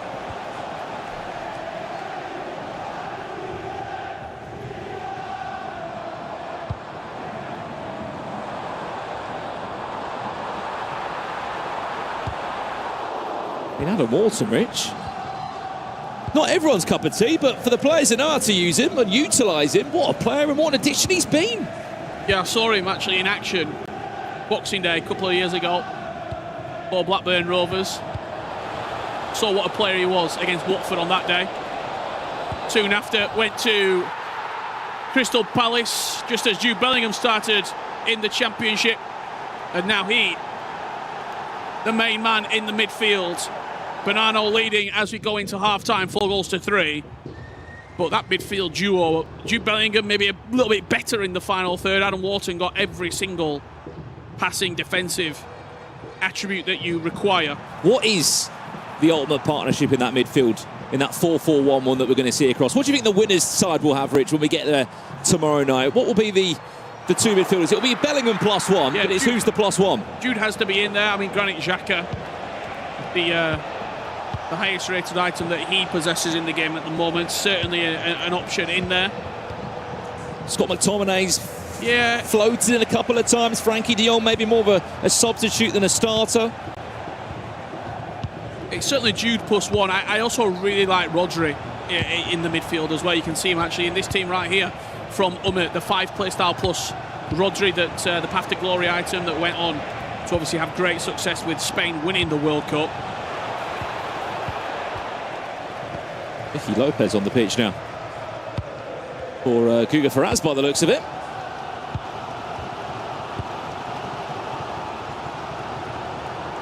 You're unfamiliar with the squad building requirements for these players at this year's World Championships. 15 million coins.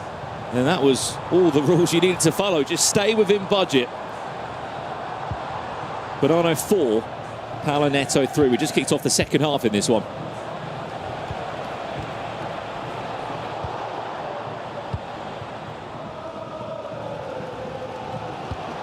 Again, my eyes are constantly fixated to this table. It's going to keep moving, keep changing. In about an hour's time, only 3 points will be left for our competitors to pick up. That's beautiful from Bonanno. He wants to match Levy Finn at the top of that table on 15 points.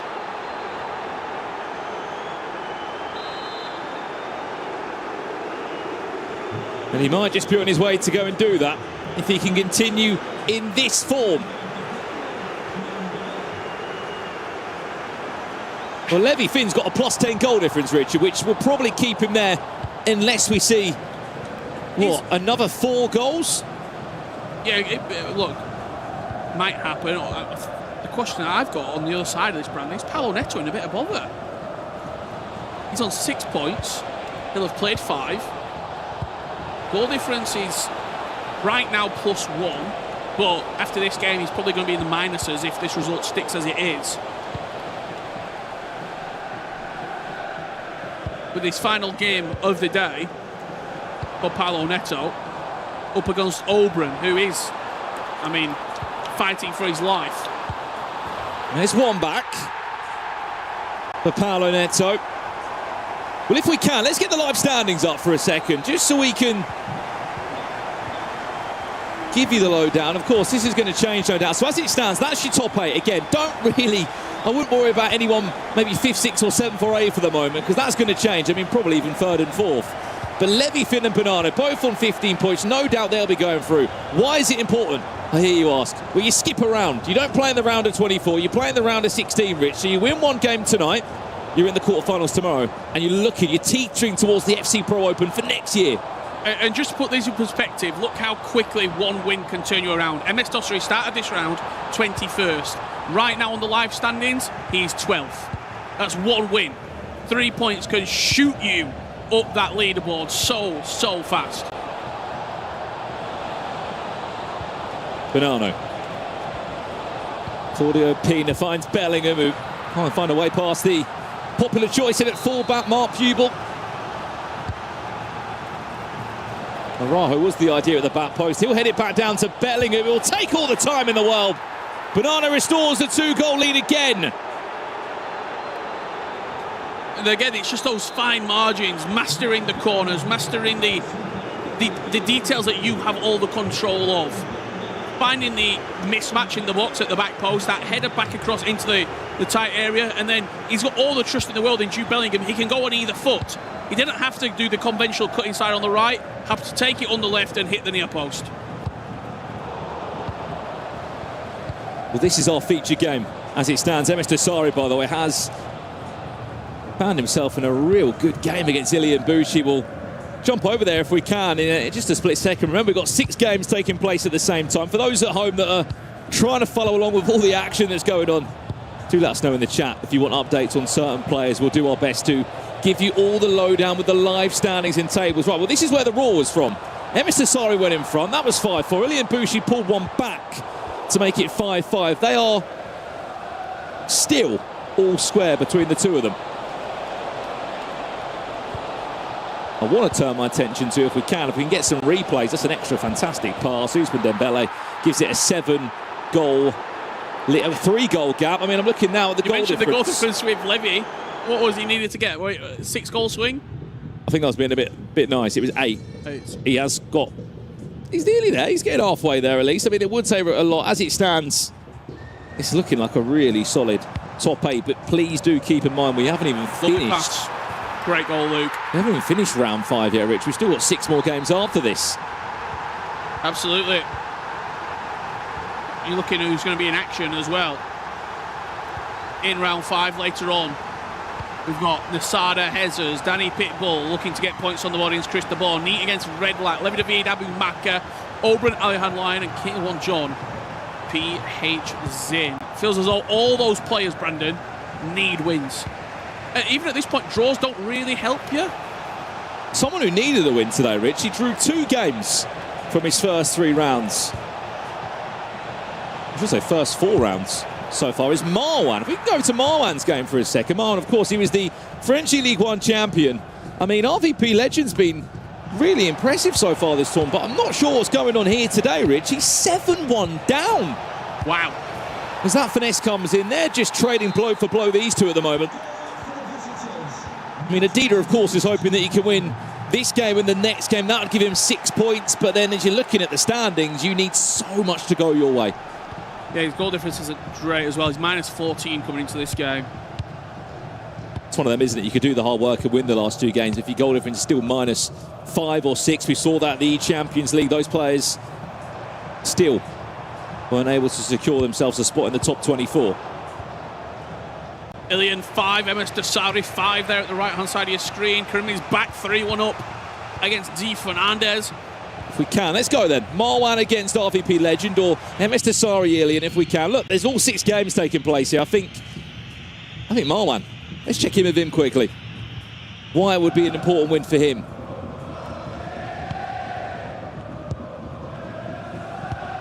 Speaking of Marwan, here's his teammate. Karim is back. 3-1 he leads again, Rich. This doesn't add up. Di Fernandez was having a much better league phase than Karim. But it's, every single game, a couple of players can catch fire and get momentum. I think we've seen that Levy thing, we've seen it with Bonanno. Nicholas outside of his first game, they can catch fire and really push on and go. For a lot of the players, it is just individual matches of FC. And if you come out quick, if you come out better in that game, you will get over the line. I mean, Karimi's back.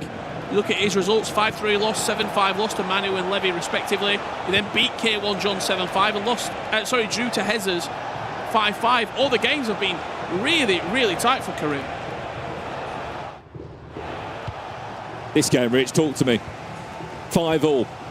How important is this in the league phase for these two? Emerson Dasari, I think, was on 6 points coming into this. Yeah, and Ilian was on 4 coming into it. 25th versus 21st on the table. And how many times are we going to see Casillas push it round the post with one of those outreach feet of his? You can see the stamina bars on that defensive line. A couple of changes that are needed. 8-2. RVP Legend does one thing, Rich. Scores goals. Not often known for conceding this many. Look, he would have had his eyes, Brandon, firmly on that top 8 as well coming into it. Start of the day 9th. 2 wins and a draw. But he has been well and truly beaten here, and he ends his league journey with Jafonzo. Back over here then for a second. Our featured game, Bonanno still 7-5 up.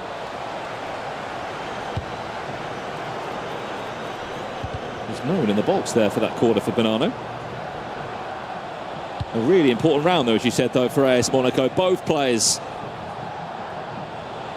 looking to close out important wins. Just a general comment as well here at FC Pro World Championships at the Esports World Cup. It certainly feels like there's more buzz around today. There's certainly more people in the venue. There's more people taking their seats and watching these games as well. As we approach these final rounds, I can really, really expect the atmosphere and the tension to increase.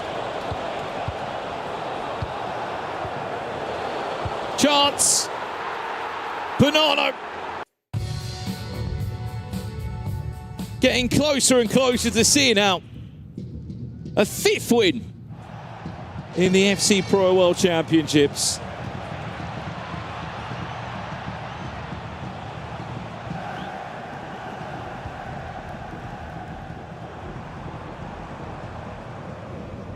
Well, are we close enough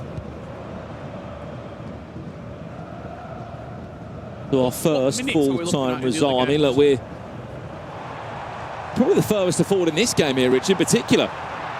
Most are in the 70th to 80th minute as it stands. I think we had a slight technical pause with Umut, was it, in his match?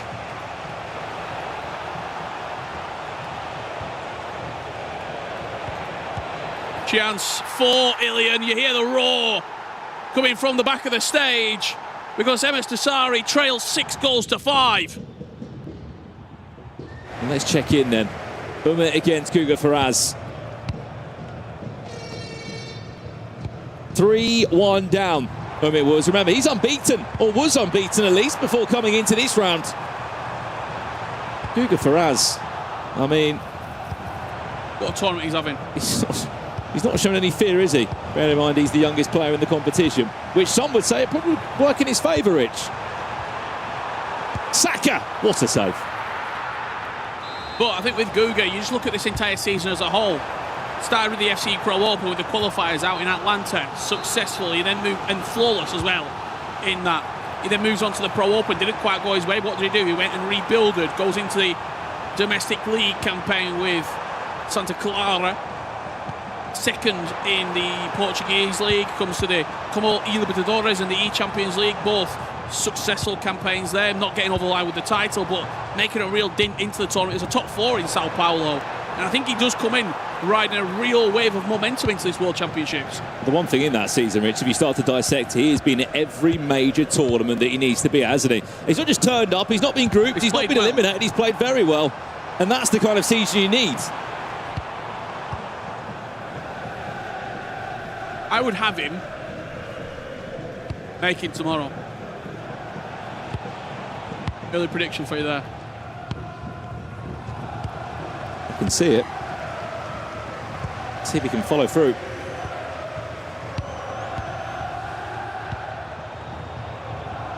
This is a great result for him against Umit, who has been unbelievable. First time he's been back at a World Championship since 2022. He's always struggled on that qualification game. It was a bit the curse for him in previous years. What a pass. Mark Hubel, I don't think he knew what he did there, and how on earth is that still not gone in? Umit must be frustrated. Is that off the leg, off the shin? Two massive chances for Umit. One saved by the goalkeeper, one a little bit of goalkeeper, a lot of post to keep Guga leading by 2 goals. We have to remember he did win the 2v2 club championships as well, Umit, 2023 I believe it was, with Anders Vergang. A lovely turn. Couldn't find the key to unlock the door. Right, let's go elsewhere if we can then. I think we've got a closing stage if we can. Palinetto against Banana. This is big for the table and more so for a top 8.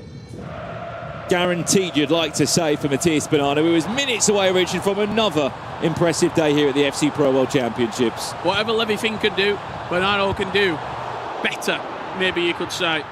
They'll both be on 15.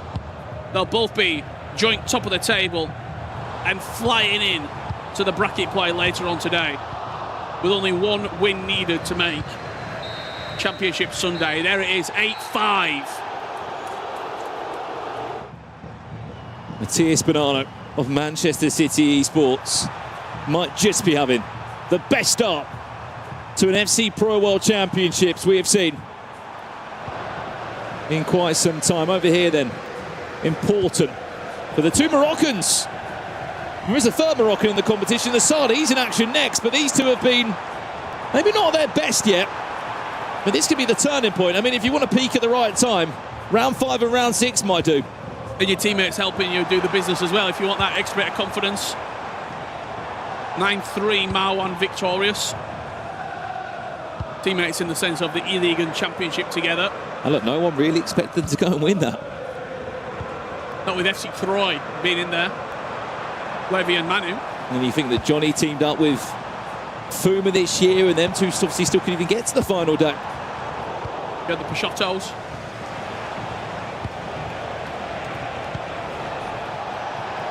Last 4.5 minutes of this one. All the other games are currently in a pause or have a full time on them as that finesse is tipped around the post. When we can, it's Ilian and MS Tassari. Is that a red card, Rich? I think it's been a red card in that game.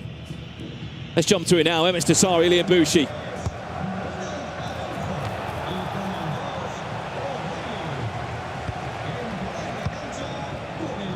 Well, there is a huge amount of people over that game watching it right now, and we're going to see the closing moments of it, Brandon. If there's a match winner here, you will hear the roar. MS Tassari looking to have the last kick of the game, Rich.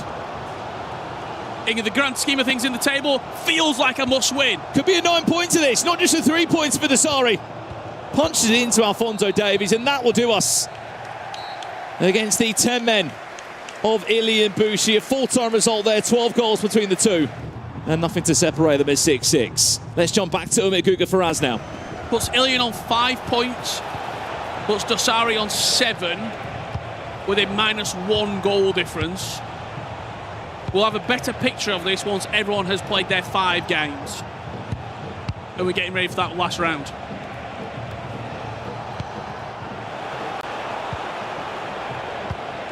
Çalhanoğlu, Dembele, Pina.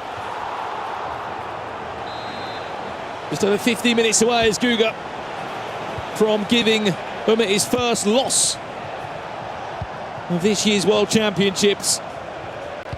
That's the top 8 as it stands. Remember, there is still more games to come. For example, the likes of Ali and Lyon in action in the next round against Oberon. He'll be looking to get 12 points. Hezers hasn't kicked a ball yet today. He's up against Nasada, also unbeaten.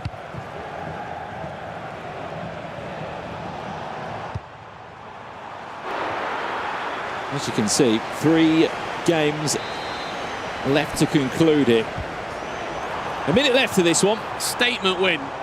Real statement win for Karumi's back. 5-1 against Di Fernandez, who in his own right has had a pretty decent tournament so far. 7 points for Di Fernandez. This will be his 2nd defeat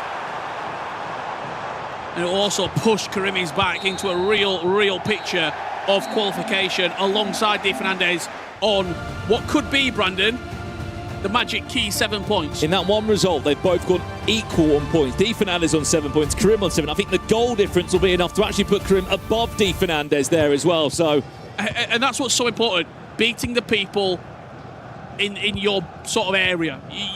You're happy losing if, no disrespect, if you're, let's say, Danny Pitbull, you're happy losing maybe a game against Nasada earlier on in the tournament. Nasada's up the table, he's 5th right now when we last saw the live standings, but it's the games around you that you have to win. It's the games in your periphery, in your close proximity, that you simply have to be victorious, just as Luke is doing right now. This was a game that you look at before a ball's being kicked. Must win game if you're wanting to qualify. Absolutely. If you lose that game, Rich, or even drop a point, you're just being pulled back in, aren't you? Pulled back into the 12 players that won't be making it through to the knockout stages. But that win there puts him right back amongst it, doesn't it? Absolutely. Up to 7 points. And suddenly we start looking at at goal difference. We start looking at the bare minimum, Richard, that 7 points might potentially be that number to secure you through.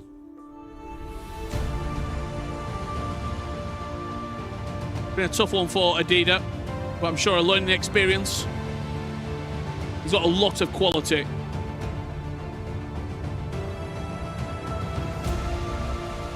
I don't think this will be his first and only World Championships. Just like that man on your screen. Feels like a bit of a staple moving forward here. And a statement victory if it sticks here for Guga against the 2022 World Champion.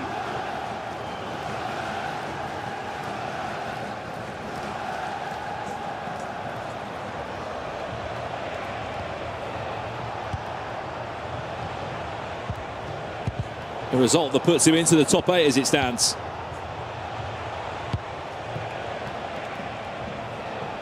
It's not been a bad season, is it, when you look at some of the games he's won? Wins against Nicholas in the Libertadores, a win against Levi David and Hezes in the FC Pro Open to kick off the year, and then, of course, when we was first properly introduced to him back in Atlanta, when he got that ticket into the FC Pro Open.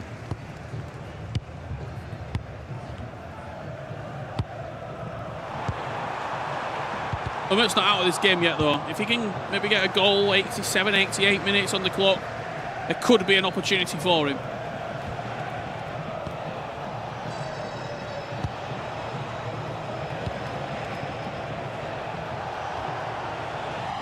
One thing he has got in his side, though, Richard, he still will be on 8 points here.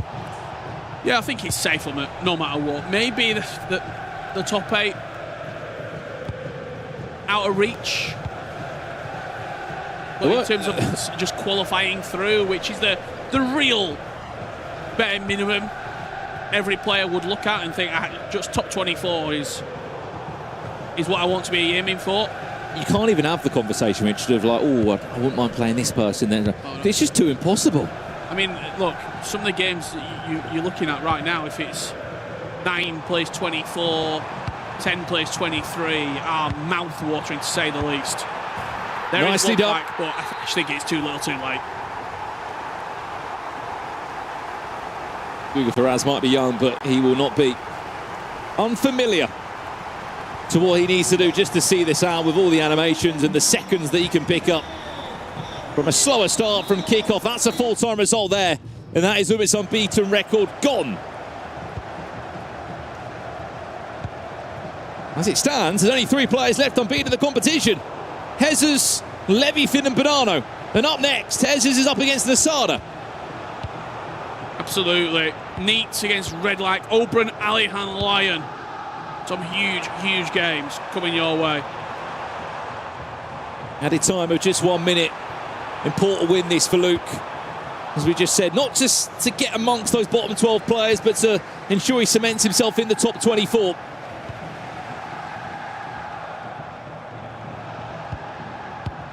Fortunately for Adida, it will still be 0 points on the board.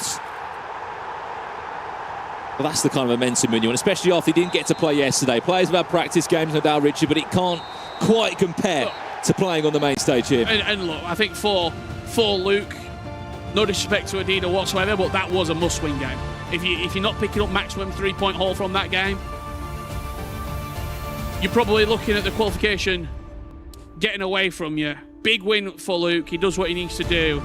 And coming up after the break, some absolute crackers. We've got Nasada and Hezers, Levi David versus Abu Maka. I cannot wait. I'll be back after the break alongside Ryan Pessoa to guide you through the games.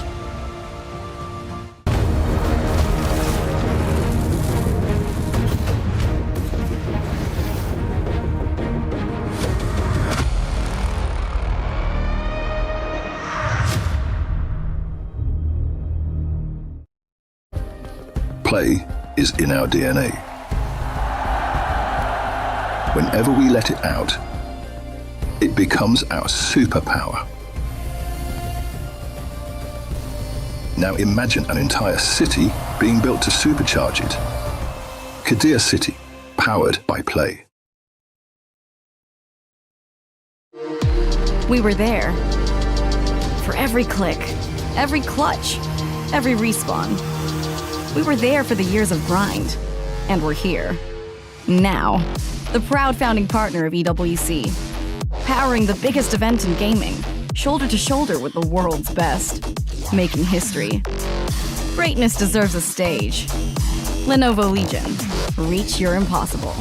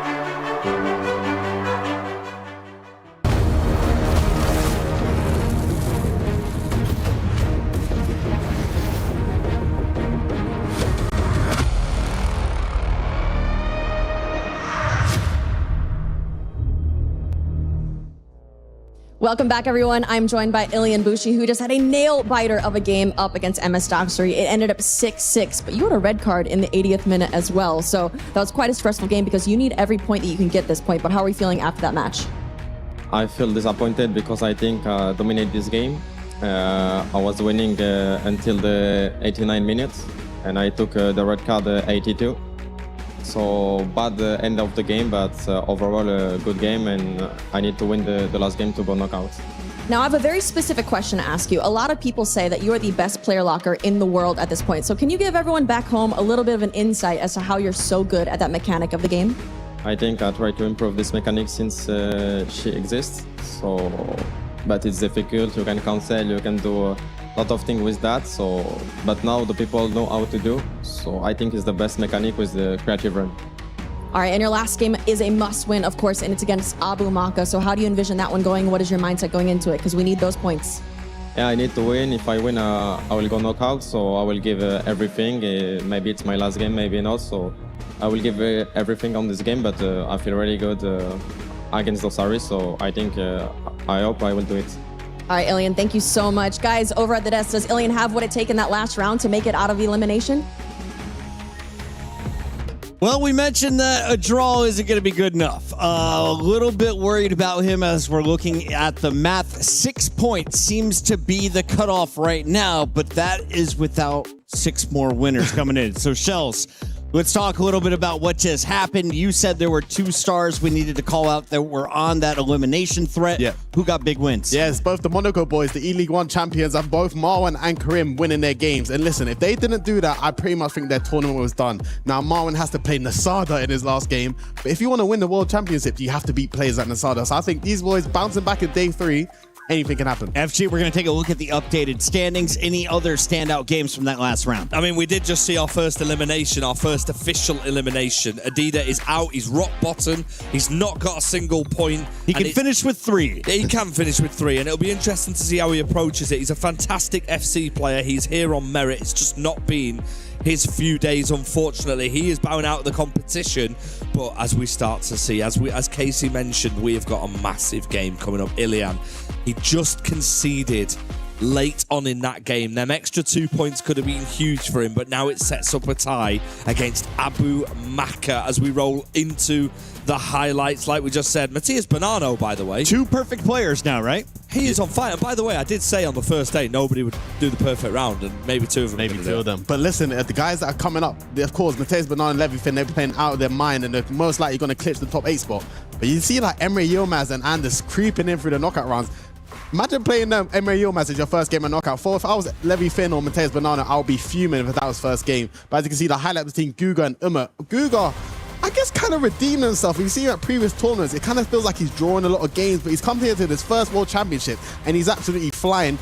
Most likely qualifying for the knockout rounds. Guga with wins over Emery and another one now over Umit and Adida. That is going to put him into double digits. Is 10 points good enough for the top 16? Where does he finish? Oh, I mean, I think Guga will be looking at the top 8 now as a real possibility. He's through now to the knockouts. I mean, it's just where he's placed. That top 8, I think 12 points to be certain. Maybe 11, maybe 1 on 11 shells potentially. I think maybe one person might get lucky with 12 or maybe 11, but I think 12 will be safe. You don't get top 8 with 12, you can't really argue anything else. At the start of the day, I thought RVP Legend was going to be a shoo-in. He was coming off a massive blowout over Kareem. He scored 12 points in that game. RVP on the losing end of this battle. What is going on? Yeah, I mean, RVP going into it, he had a strong day 1 and day 2, and I think for Kareem, he started off very slow, but as you can see, the player talent in this group, in this whole tournament, anything can happen on their day. And Kareem is a top player, and I think he's trying to catch up to claim his spot, whereas RVP, I think he's through to the knockouts, but he maybe missed out his chance on top 8. And then, of course, MS Tasari saying last night on Twitter, I need one more win to make it through. He's at a draw. Yeah, well, he still needs one more win to make it through. I mean, it's going to be a massive game involving him a little bit later on. We're looking at the highlights of all these games, and again, the common theme throughout the whole weekend has been goals, goals, and goals. Adida played a massive part in this game, like he has in the majority of the games for him, and I actually thought at one moment he could have got something from it, because I think the scores were level at that point. You mentioned before, Kareem is back. Big win for him. He's up against Virgil next, who's on 6 points. Kareem's now on 7. Yeah, the one thing I love about this format, it feels like everyone's getting their chain snatched. As you said, DOS was playing Ilian. They're basically playing for the same spot. That draw from DOS has potentially kept him in the tournament, because look, DOS has got to play Emre Yilmaz next round. He's on 7 points. DOS is on 6. So it's like, who's going to snatch their champion's chain? Let's take a look at those upcoming games. This is the end of round 5. Remember, we have 6 rounds, 6 games for every player. This will be the 5th for this group. Danny Pitbull sitting on 0, could still finish with 6 and make it through to a Saturday. Let's take a look at some of the other big ones. We've got Obrun looking for points. Levy de Weird looking comfortable. Hezers and Nasada, both of them are playing for big double digits here. Well, that Obrun game is massive. We know about how important that result is. Ali Online, we've seen some fantastic performances from him. Obrun needs a win here. Yep. It's as simple as that. Otherwise, he will not be going through to the knockout stages. That is where we're at. Redlac as well. He needs to get a win himself as well against Neat, another tough opponent. These games mean so much, but now we're at the point in the competition where the results in this game might not just impact the 2 players playing, but the players around them. Shell's final thoughts as we get into our group of 6 here. I'm looking for the guys that are fighting to the death. And listen, I'm looking at Neat and Redlight. They're both on 3 and 1 point. Whoever wins is most likely going to have the only chance of making it through. This game is my highlight of the round. We got our eyes on the players at the bottom of the leaderboard, and of course, the players fighting for the top 8 to guarantee themselves a top 16 finish here at EWC. One of those players is Ali Online, and we caught up with him before the game. I'm joined by Alihan Line, who currently has 9 points coming into today's competition. You have a fantastic start. How are we feeling, honestly, in the World Championship so far? I'm feeling very good, and I hope to continue like this. Now let's talk about the goals, because you've scored 28 goals coming into today's competition. You are only behind Nasada so far. So is attacking football your main goal coming into all of these games? Because I've enjoyed every second. Goals galore. Yeah, I try to score more than my opponent. This is my goal. This is my game plan. Now, of course, we have to ask about that very important matchup that you had the other day. It was against Anders. A lot of drama in that one, but you did come out on top, and there was not a handshake from the other side. So talk to me about that one. How are you feeling after that big win? It's good win, important points, but me, for the handshake, I don't care. It's his choice. Me, I just focus on my game. All right, guys, he is locked in. You've heard it here from Alihan Lion. Thank you so much. I'll let you get back to it. FG, a big smile on your face after that one. I love the rivalry. He doesn't care about the lack of handshake. Maybe they might face each other a little later on. You did just mention really, really quickly K1 John against PHN is another massive game, Shells. Yeah, K1 John's bottom 6 right now at 4 points. On the other side, I believe 6 points for PHN. Yeah, but this is the thing. Anything can happen. If K1 John wins this, he goes above PHN. And we've been talking about maybe K1 John hasn't had the best tournament so far, but anything can happen. That's what we love. We've got a Mystery Nation. We'll be teasing it a little bit later. For now, another round of games. Let's get into it. Absolutely, Chris. The action keeps on rolling. And you just saw over your shoulder there the key cutter where people's dreams and keys are going to be crushed, because after this round, Grav, we might be in a position where mathematically players' tournaments are over and keys could be getting crushed. We're looking at Oberon, we're looking at Redlac, we're looking at Danny Pitbull as well. Adida mathematically now as well. Yes. He's only got 3 points left to play for. Let's see what happens now. I do think the game that we should definitely talk about is that Levy against Abu Maka. Rich, Yeah, how do you see that one going? It's such a big game. When you look at the table coming into it, Abu Maka 7 points, 15th. His remaining 2 games, Levi David and Ilian. Both Ilian needs points as well. As for Levi David, he's 24th right now. He's on 6 points. He plays Abu Maka and then Levi Finn. The last game, a Levi Finn that has been flawless so far. This feels like the game that he has to win on 6 points, because 6 doesn't feel, Grav, when we've looked at the table, we've started doing a little bit of mental math. 6 doesn't feel safe. No, not at all. I wouldn't like to be on 6 points coming up right to now, that last Jafonso, PHN, Cristobal Virgil, Levi David, Palo Neto, Kachia, all on 6. Those players are going to potentially go out on 9 if they win their last game. Not only that, but if we look at the goal difference, Jafonso +6, PH +4, it does look like even if you get to the 6 points, you should get at least -2, -3, -4. So it's going to be tough for them. And then below that as well, Ilian on 5 points. He plays in his last game, Abu Maka. As for Marwan, he's on 5 points. He plays Nasada in his last game. Brees on 5 points. He plays Guga Ferez in his last game. Guga, who has been on fire throughout the Played whole really season, well. but especially during this month. So, well, let's give you all the matches that are taking place in this round. We have got 6 games once again on the main stage. We just heard from Alihan Lion. He's locked in, ready to go up against Oberon from Exceed. K1 John takes on PH Zin. Levi David against Abu Maka. We've got Neat and Redlac. Danny Pitbull will take on Cristobal.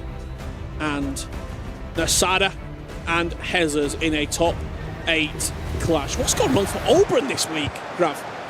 I feel like his defense has been poor, and Oberon is a really good defender throughout his whole career. And I would like to mention that game, especially against Redlac, which went 7-7. It's poor coming from him, not only because of the game management and the offense. I feel like they were both playing pretty poorly, so it can be a whole different thing for him in this final day if he gets a couple of wins, but it's a tough one for Oberon. In this game right here, we've got 8th against 4th. Nasada, 3 wins so far for him as he adds a goal within the first 4 minutes of the game against Hezers. As for Hezers, he's unbeaten, 3 wins and a draw. A win here for both of these 2 players guarantees top 8. Hezers would go to 13 points. Nasada would go to 12 points with a good goal difference. You feel as though a win is in? I think they're both going to make it into a top 8. If it isn't in this match, it's going to be in the following one, because I do really think they both played some great FC throughout the whole week. And Hezers is my guy. I feel like he has a great chance of making it to a top 4, top 2, even win the World Championship. So I'm expecting big things from him. On the other side of it, Nasada, he's been an unbelievable qualifier this season in every single sort of online tournament that he's played, whether it's like the online cups or even the ladders. He's always in around the top 4, top 2. You look at the virtual Bundesliga, that's where he got his title with Freiburg. The FC Pro Open, top 8, solidifying his place here at the World Championships. E-Champions League didn't quite go to plan for him. He had aspirations of going on to win that tournament. He's coming in full of belief that the FC Pro World Championships could be his chip. Musiala comes forward. Usman Dembele finds the finesse. It's going to rebound nicely for him. Nasada 2-0 up. Early pause cued by Hazard. Nasada's here to play. He's here to play, definitely. As we just look at his face, he's happy. And I'm not sure if you agree, Rich, but I do feel like when these youngsters come into the scene, they start playing really well, as the likes of Nasada. They don't usually do well on ECL and World Championship on the same year. So I do feel like him not playing that well in the ECL probably... By his standards. He's still got top 8.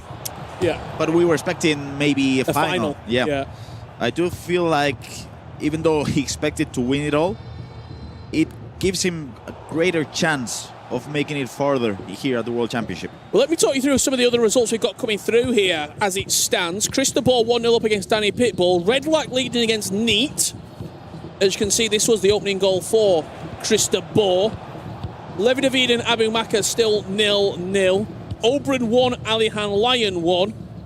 And PH Zin leading 1-0 against K1 John. A couple of surprising early goals coming through, Graf. Yeah, definitely. But let's see, because it's only the first 10-15 minutes of the game and anything can happen. We are looking at the Twitch chat as well by Lucio Forza Italia. I'm curious because we see the Italians hyping up their players, but the Germans, Nasada fans, where are you? Can see you in the Twitch chat. Dembele, Kika Nazareth. Good reply by Danny Pitbull. He has had a horrible FC Pro World Championships thus far, but he's a very, very prideful man. He'll want to go out with a flurry. Do you think with 6 points he gets through? No. Because of the goal difference. And also there's so many players already on 6 with opportunities to go to 7. There is the live table as it stands right now. Levy Finn, top of the pile, 15 points, joined alongside Manchester City's Bonanno. Cristobal goes 2-1 up against Danny Pitbull right there. Any interesting names that you're seeing there coming through on the left-hand side of the screen, Grav, that you're surprised where they are? I'm curious. Paulo Neto drops into the elimination spots. It is weird because Paulo Neto did have a brilliant day one, and he's not playing well at the moment, as you can see. Danipi looking... Penalty. It is. Not sure how, but the ref has blown and points to the spot. Usman Dembele will step over it. Slight stuttered run up to the right-hand side, and it's a big save. When everything goes against you, even the penalties. Jude Bellingham forcing the save from Casillas. What were you just saying about Paulo Neto's day one?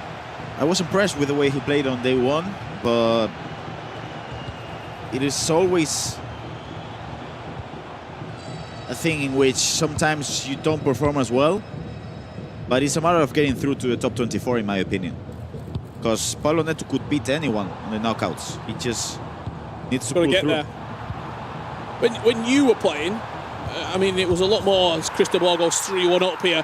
And again, it's a game that he has to win if he's got those aspirations of firing up the table. Currently in 22nd in the league standings, but a win here puts you on 9 points and in a real good position with his last game of the day coming up against Matias Bonanno. So you want to get the points on the board now, not having to go into the last game thinking, I have to win this game. When you were playing in the group standings and the group phases, how was it for you? Did you split it up? Was it easy to sort of take each game at a time? Were you trying to catch momentum and catch fire? The main thing for me used to be catching momentum. I think that's a great point, Rich. I think you always want to look for those instances in which you're on the 5th minute of the game and you're thinking, I'm going to win this game easily.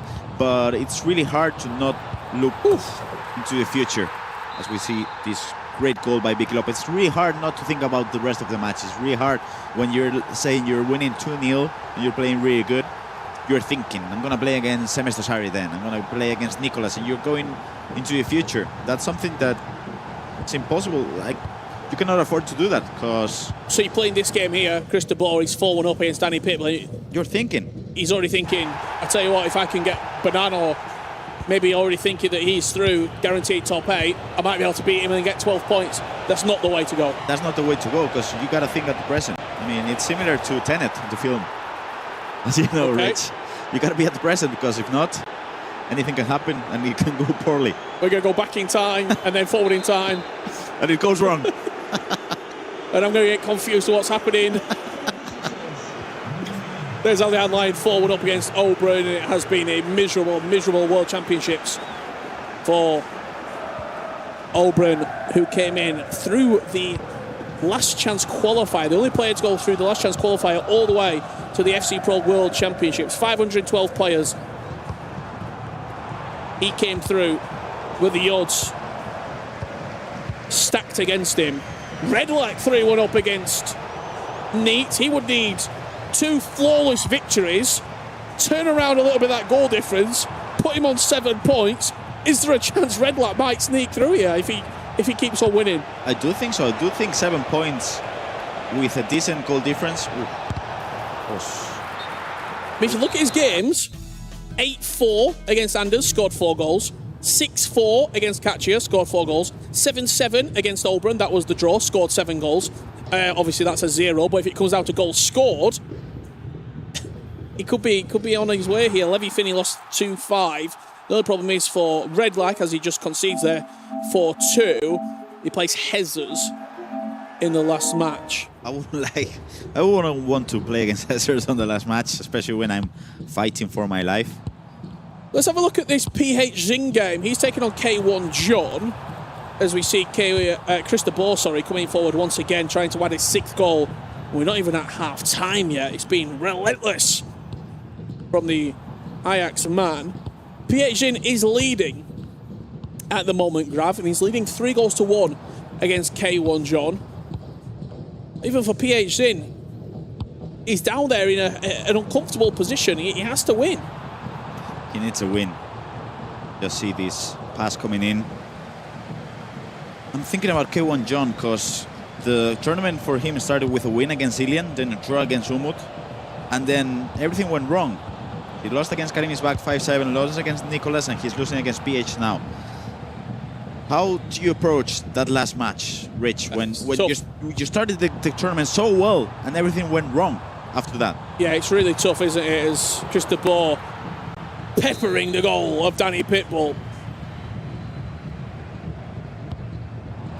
I mean, for PH Zing, you look at the games that you're talking about as well, Grav.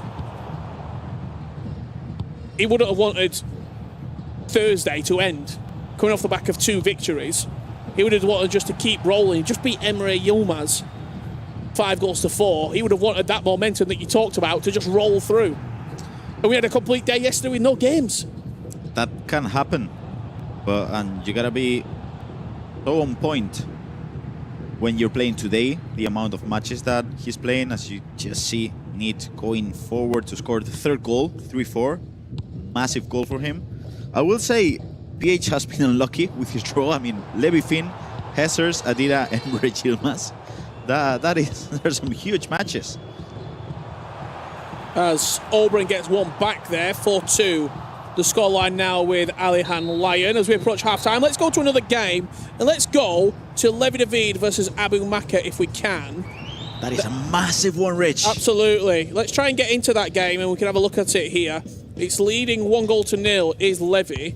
These are my kind of matches. 1-0, 40 minutes. Yeah. They're defending well. Talk to me about both of these two. I mean, they've been somewhat staples in the Levi, especially in the FC Pro Open. Yep. Over the last 3 years. That's where they've met previously. 2-2 in series. 2 wins apiece. But Abu Maka, he's never in those games where he's getting really blown out. He's never 5, 6, 7-0 down. It's super rare occasions we ever see that happen. Levi will take the last chance of the half. It's not going to fall his way, and that will do us for half-time. Wow. Where do you see this game? I feel like Levy has what it takes to control the game with the player locks, with the game management, but at any given second, Abu Maka could score a goal. And that's why I think Levy is trying to get and hold the ball as long as he can, because Abu Maka with the counter-attacks, you never know what to expect from him. So I feel like Levy's chance comes from holding the ball, but even though he has to be patient, he has to go forward. And Abu Maka on the other side, you gotta be so precise when you're defending with the player switching against Levy, because he will punish those mistakes. Well, as we are underway in the second 45 at the moment, let me talk you through the other matches as they are currently standing. At the moment, we've got Nasada leading 4-1 against Hezers. This game we're seeing right here, Cristobal leading 5-2 against Danny Pitbull. Neat 3, Red Lac 5. It is, at the moment, K1 John 2-3 against PH Sin. And we'll update you. Because at the moment, Obrun is losing 2-5 against Alihan. And it's 1-0. Levy still winning against Abu Maka. Yeah, some really tight games, some really big margins as well, as Danny Pitbull just not been his week. No. Both Danipi and Obrun, I'm sure they'll be devastated after today because their league stage has been inconsistent, to say the least. And sometimes, Grav, I mean, you must have had a tournament during your time as well where you come into it feeling good. I mean, Obrun had the best practice possible coming through the last chance qualifier, then to the play-ins. You're feeling like you're on top of the world, and it just doesn't happen for you. It happens sometimes. I remember back in the Club World Cups, I played a couple of them, and I was at my best. I was top 10 in the world, and things didn't click. And sometimes you just look backwards and you're thinking, I had a good practice, I was playing really well, I had a good squad selection. Oh, beautiful from Abu Maka. McGeady spin on the edge of the box. Opens up the space. And a low-driven finish into the bottom corner. He talks about he can explode into life at any moment. You wanted maybe Levy play the possession game. Don't allow Abu Maka to get rolling. That's a lovely goal. It is a lovely goal indeed. And currently looking at both squad selections, you can see that Levy trying to hold the ball in here. Yeah, you just saw the bruiser coming in there from the back from Abu Maka. There is, once again, Levy twisting and turning. Saka, player locked pass, but a good interception from Freeman for Abu Maka, and a chance maybe to go forward the other way here. He's got 5 against 4 if he plays his numbers right. Saka on the outside of Kivior. He will be patient. He will wait and try and utilise the space where he can. Player locked into Vicky Lopez. The coach's hand just coming in, telling Abu Maka where to pass, and that would put me off. I'll be fuming. Get your hands off me. I will say, look at the stamina between... Yeah, absolutely. Musiala, good strike, good save. What are you noticing? Look at the stamina, both Jude Bellingham's, Levy's and Abu Maka's. The comparison is like, look at Levy's, Bellingham's stamina. And when you get the chances, you can see, oh! Doesn't matter about the stamina. If you can curl one into the top corner. Samuel Parejo with a beautiful curling finish, which puts Levy back in front. Great goal. Great goal. But could that stamina potentially, as we get into the later drawings of this game, be a factor? Hezza scored a couple of goals to make this a tighter affair against Nasara in a top 8 clash. To be fair, I'm always looking at the stamina game, but I don't think it pays off finally, because we did see Anders against Jafonso, who had no stamina, Anders I mean, on the 50 minutes, and it didn't matter because you get the subs in, it's 5 of them, you sub every single midfielder and defender and you're okay. But when I'm playing and I'm attacking, I see a fullback or even a center midfield with low stamina, I'm looking for it. Because I feel like you can get punished if you're not considered enough with the stamina game. We are very close to getting back underway with that Levy David Abu Maka game. That's where attention will turn. 2 players that would had not only aspirations of top 8 group phase, but Levi David is third last year at the FC Pro World Championships. Abu Maka always seems to be in the latter stages of tournaments. It's been a back-to-back top 4 for Levi in the World Championship, 24, 25 as well. So we always expect him to at least get into a knockout stage. And coming into this game, Grav, he was 24th in the table. A draw doesn't really help either player. No. Especially because you don't want to play on the knockout stage, as we see Sancho with the low driven to make it 5-3. Huge goal for the German player. And I do feel like a draw, just as you were explaining, Richard, doesn't benefit either one of them, because if you get 7 points, you might be through, but you're playing against the top 9, 10, 11. Yeah, right now, if the table was to finish as it is, you'd play against Alihan. Good luck with that. Samu Gamer, Umut, maybe even RVP Legend. If Anders Vergang was to not win his last game, it could be an Anders Vergang in 9th place. So there's huge interest on those last games of the league stage. Let's go back to Levi and Abu Maka in the bottom left corner there. 2 players, as we said, not only for themselves, but also their esports organisations that they're representing as well, with real incentive to go on and pick up club championship points in the grander scheme of the Esports World Cup here in Paris. Waiting patiently on the edge of the box, the through ball into a blue shirt, but it will be recycled once again through Abu Maka's midfield. There's Vicky Lopez on the turn, who finds the top corner.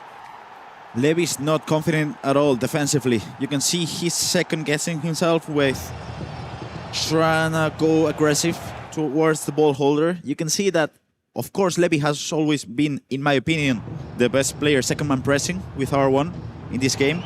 But he combines that with being aggressive against the ball holder, and he was too passive, in my opinion.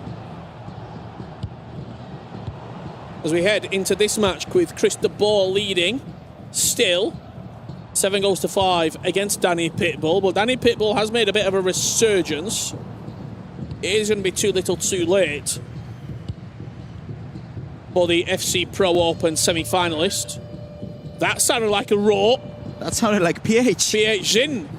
Raw with the frustration. Oberon making a bit of a game of it. 5-4 against Alihan Lyon. And look, Oberon, if he was to win his 2 games, he'd go to 7 points.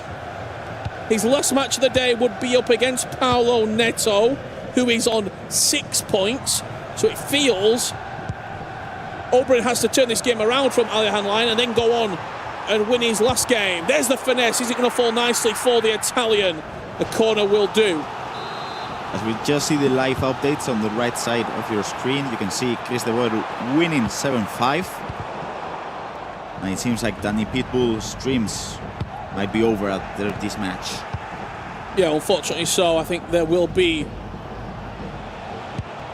Levi, Abu Maka, an update. 2-2. As this was the moment for PH Zin, where we heard the roar from over our shoulder here on the stage. K1 John knows that's a huge mistake. Let's go back there if we can. As bottom left corner, Abu Maka. Looks like he's not just equalised here, Grav. He's taken the lead. Another one. And Oberon as well, scoring another goal. Yeah. As it stands right now, we'll give you an update. 70 minutes, perfect. Thank you very much. You saw there, Neat 5, Red Lax 6. He's hanging on for dear life. PAG in 6-4 against K1 John. Chris de Boer 7. Danny Pitbull 6. Controller has been disconnected. Danny Pitbull's FC Pro World Championship comes to a close. He's got one more game left to play. Neat has to score He doesn't want to be eliminated as well. And that is the full-time result. Impossible for Danny Pitbull to go through. Alongside Adida. Great defending. Ball goes long from Red like it's going to come straight back at him. Luka Bacchio into Granit Xhaka. Ousmane Dembele, 2 players in the bottom period of the table right now, fighting for survival here at the FC Pro World Championships. Dembele. Chance. It's blocked in off Maldini. It's desperately unlucky for Red like. It's 6-6. It's 32nd in the table versus 34th, and a draw does absolutely nothing for either of them. They both need a win, so we do have 5 minutes left into that match, and neither one of them is happy. As we just jump over to Levy against Abu Maka. What have we missed here, Rich? Abu Maka. Yeah, we saw the game. I think we saw the equalising goal, and since then, Abu Maka with a quick fire double to go 3-2 up. A little bit more context on that Neat and Red Light game. Neat on 3 points right now. It would put him on 4, maximum 7, but he does have quite a poor goal difference, -11. Red Light, he would be on 2 points, maximum potential of 5. He would be eliminated. All the players will play their 6 games.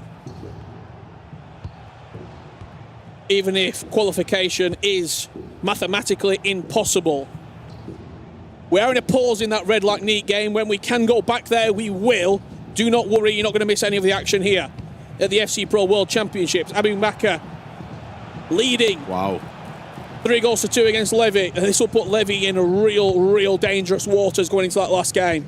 Who's he playing against in the last one? Because Levy, you know. Finn.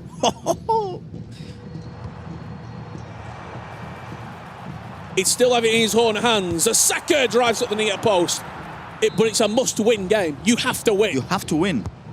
It'd be on 6 points. Chance. Pereiro, edge of the box. Gill once again called into action. Abu Maka goes for a pause. Where do we go? You see the games there. The side of Hezers. Obrun Alihan, 5-5. Obrun needs a win. Even for Alihan, if he wants to finish top 12, he's on 9 points right now. He'd be going into his last game up against Milka Love with a win putting him on 12. Obrun must win. Will Obrun win? McTominay. Kika Nazareth. What a save from Casillas. Let's go back to Neat and Redlac. Top red corner right there. 89 minutes on the clock. Redlac through Pavlovic.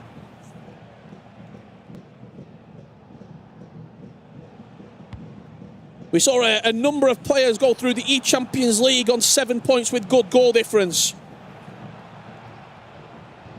Redlac's maximum amount of points is 7. If he was to win this game and the next, is there a winning moment? Could be. Jude Bellingham, twisting, turning, can't find the pass, and that will do us. 6-6, and look at the disappointment from both players. They know that 1 point, in the grand scheme of things, simply isn't enough. PH Zin finds another goal, 8-4. He will be pushing his way up that table onto 9 points and comfortably in the top 24, maybe even with a top 8 aspiration. It could happen on the other side of things. K1 John with just 4 points, and not only that, minus 10 goal difference. So he has to go forward, he has to score this goal and another one to try to go for these 7 points in the last match of the day, but it's going to be a tough one because he's playing the La Liga by champion Di Fernandez. Nasada has done the business. 9-3 win against Hezers. That leapfrogs him in the table up to 12 points, and with aspirations of finishing as high as possible to try and get quote-unquote the easiest bracket play matchup in the rankings as you can do. I'm just seeing a full time coming through between Obrun and Alihan.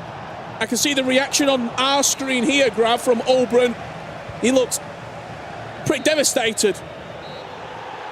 You just see Obrun devastated, but we're gonna jump over to PH K1 John because PH knows job's done, 9 points. And let's see the end of Abu Maka against Levy. This game isn't quite make or break, but it puts huge amounts of pressure on you in that last decisive match. And this could be it. Saka. Can Kiwior get back? Saka trailing away, but couldn't quite get the trajectory of the strike. This is the table as it stands right now. We're gonna the top 8. You can see how it's starting to take shape. A lot of players on 10 points. Our eyes, Grav, are going to be piercing at that bottom half of the table. Definitely. Who has got it all to do? Great defending by Maldini. And I'm just thinking, Rich, there could be a world in which, in 2 hours, here we go, Levy is out of the FC Pro World Championship. Emery Yilmaz 7 points, MS Dosseri 7 points, Jafonzo on 6, Virgil on 6, Paolo Neto on 6, Levy, Ilian, Brice, all on 6 and 5, Neat on 4, Oberon on 1. And Oberon's result there coming through at the bottom of your screen looked like a draw with him and Ali Han. At the moment, with the current standings, Levy is out of the FC Pro World Championship. He was back-to-back top 4. 1 game left to play. Well, we've got 2 additional minutes. He has to score. Ball possession given over. Will Abu Maka let Levy have one more attack, or is the goal to seal the game on his mind? Ousmane Dembele dinked over the goalkeeper. Delicate from Abu Maka.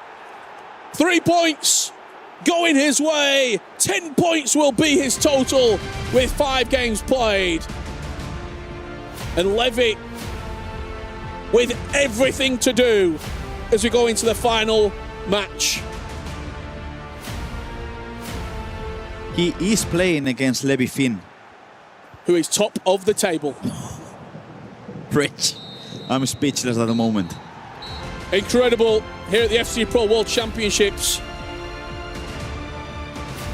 Every single game is a battle. Abu Maka comes out on top against Levy David. 1 game remaining for all 36 competitors. 3 points on the line. Who's going to be going through? Who's going to be going home? We'll find out very soon.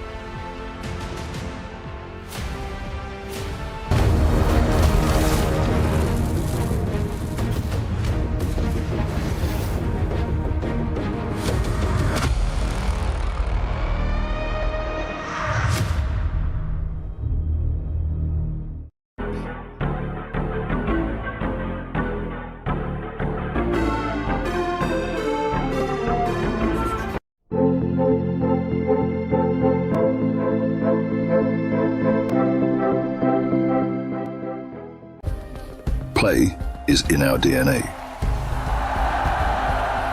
Whenever we let it out, it becomes our superpower. Now imagine an entire city being built to supercharge it. Qiddiya City, powered by play.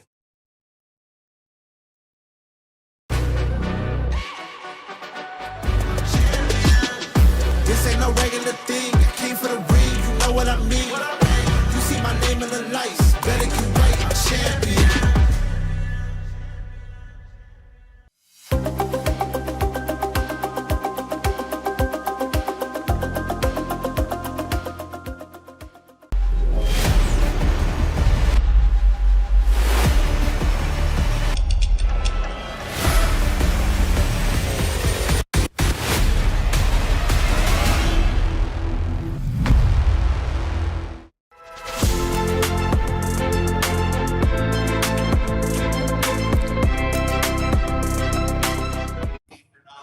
Ginny here with Glitter over at the Qiddiya City Grid, where we have PUBG Battlegrounds. The second day of finals, a lot of games happening, but what's the update in terms of club championship points and teams that are performing well? Okay, let's break this down a little bit, because in day 2, it's going to be important heading into day 3, because the point total that is set today will determine where match point ends up being set tomorrow. That's obviously when we're going to crown a winner. However, if we're talking CC side of things, it is absolutely stacked to the top of our leaderboard right now. And let me give you a little bit of a rundown. We have VP in first place, Falcons in second place. Defending champs Twisted Minds in third place. Na'Vi in fourth, but they did just get a win, so that'll probably shake it up a little bit. And then Vitality in fifth. That's not counting AGAL, who are very quiet today, but they're still also in this lobby. I mean, there's so many storylines to be following.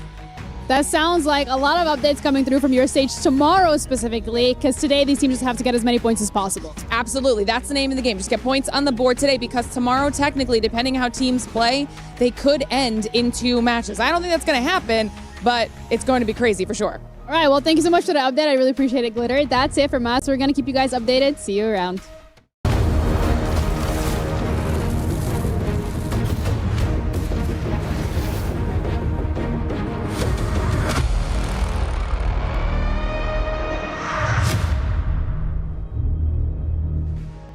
Hello, everyone, and welcome back. I have Chris DeBoer with me here on this stage. Chris, a very important win there that you just had up against Danny Pitbull, because you started round 5 in 22nd place, which is very close to that elimination. You've skyrocketed all the way up the standings as well, and you're now in the possibility of getting in that top 8. But talk to me specifically about that Danny match, because that was a must-need win. It was a really important win. Takes off a lot of pressure in this last day. I knew if I was going to win, I was going to go through at least to the playoff match. And yeah, I was really nervous, to be honest, beforehand. Like one of my most nervous games I've ever played, I think. But I was 4-1 up in 20 minutes, and I felt like, okay, I've got this. But then at the end, I got a bit nervous again, but it was enough. I think I played well. It's a bit weird playing someone who was already on 0 points, because he was. But I tried to keep it out of my head and just play my game. And I did play it quite well, and now I'm through, and yeah. All right, let's talk about your journey so far here in Paris. You started off day 1 with a big win against Paulinetto, 10 goals in that matchup. From there, it's been a little bit up and down, but how do you feel about your overall performance so far? I feel really happy, especially after my Champions League campaign. I wasn't playing well, and maybe people doubted me. Now I feel like I showed that I belong here and I play well. And yeah, more to come, I hope. More to come, because your next game is up against Matias Bonanno, undefeated as well. And so if you want those eyes set on that top 8, you will have to go through him. How are you feeling about that matchup against Bonanno? Yeah, it's a crazy run from him this far. He won every game. Yeah, I think you should see this game as a game on its own. And I think I got a pretty good chance against him, and we'll see what happens. All right, Chris, thank you so much. Guys, over at the desk, Matias Bonanno versus Chris DeBoer. That is going to be a banger of a matchup, isn't it? Looking forward to that one, and a big win for Chris. Has 3 more points and a little bit more comfort, because it's getting tight in the middle. We got Shells and FG to break down everything we just witnessed. 5 matches in the books for every player's 1 match to go. Shells, let's take a look at what we just witnessed. Big surprises? Yeah, I guess a couple big surprises, but this is where we see the emotions coming. This is why I love this format. Every round, as it increases, you see the emotion from players. Red Lack versus Neat. I mean, 6-6. Both of these players fought to the end, and as you can see from the reaction from them both, they was both disappointed. Red Lack is unfortunately out of the tournament, but Neat survives, and he still has another chance. But another Oberon against Alien Lion. He fought to the end. Alien Lion, one of the best players, but Oberon will sadly be going home as well. Alien Lion earning another 3 points. Oberon, is that the surprise for you of this round? Well, I mean, Alien Lion's been in fantastic form. Unfortunately, Oberon, it's the end of the journey for him, as well as it is with Danny Pitbull from that round. With regards to Neat, his goal difference might be against him a little bit. That point really didn't help him. If he'd have got a couple of extra points, he would have been in a much better position. He's on 4 points, minus 10 goal difference, but K1 John is also on the same with a minus 9 goal difference. They're both clinging on, but just about. But the story of the round is Levi David. Yes. He is 1 game away from potentially being out. He is being back-to-back top 4 in this competition. He's inevitable for the knockouts. Well, he might not be making it. Yeah, as you can see the highlights between Nasada and Header. I know most of these players have already gone through to the knockouts, but talking about Levi the Weird, going into the tournament, we've always spoke about Levi. We know how good he is and what he can do, but he's always kind of hidden behind Manu Bacho and Eme Yilmaz. And like I said, he's only 1 game away from missing out on the tournament. But as you can see from the highlights here from that game, Levi the Weird's taking on Abu Maka. Levi started off 1-0 up against Abu Maka, but Abu Maka seems to equalize. But I think Levi, I don't know what it is. It doesn't seem to always click, or can't seem to get all the final strings pulled together, but he still has a chance to redeem himself. What's the age difference between these two, and what's kind of their big level tournament experience? I think they're quite similar in age, to be honest. No, Abu Maka might be a little bit older, but Levi the Weird has been competing for the last 4 or 5 years, and he's been at the top ever since he came to the team, I believe in 21. But he just hasn't been able to repeat the success as Emre Yilmaz and Manu Bachor in the recent years, but he still has the talent to win it all. Abu Maka, by the way, Saudi League champion for this season, so he's having a great season himself, and he's in a good position. That game finished 4-2. Levi David has got it all to do. That man we just heard from with Casey, he's gone a little bit under the radar a little bit. We haven't probably given him as much credit as he deserves, but he is well within a chance of getting into that top 8. Standing in his way is a man who has a 100% record, Matthias Bonanno. Allianz Lion on your screen going up against Oberon. This was tight for a while, 5-5 going down to the final minute. A crucial go-ahead goal, and that is another 3 points for Allianz. As we take a look at this one, Neat and Redlock, the two players that could not afford a draw, both facing elimination. What do? Earn 1 point each. If you look at it, though, Redlock was 4-1 up at one point in this game. So from Neat's perspective, it was a great comeback from him. I think both players were really, really disappointed. Neat going into that game, looking at the position, he needed a win there no matter what, and he didn't get it. I think we might see the end of Neat now pretty much, unless he has a fantastic game. He's got P8 Zin next. Not an easy game at all. I mean, for Redlock, his commiserations to him as well, and I think being 4-1 up and you let a lead like that and now your tournament's over, it's definitely going to sting for him at home. But the only UK player to make to the World Championship, he should be proud, but unfortunately his tournament is ended there. Neat coming through the play-ins, entered this match with 3 points. He will exit the match with 4. He is minus 11 when it comes to that goal differential, as you mentioned, though. As you take a look at the big board, Levi Finn, Bonanno, the two perfect players. Nisada earning 3 more over Hezers, a big win there. Hezers is going to fall out of your first group into 9th. Remember, top 8, what do they get?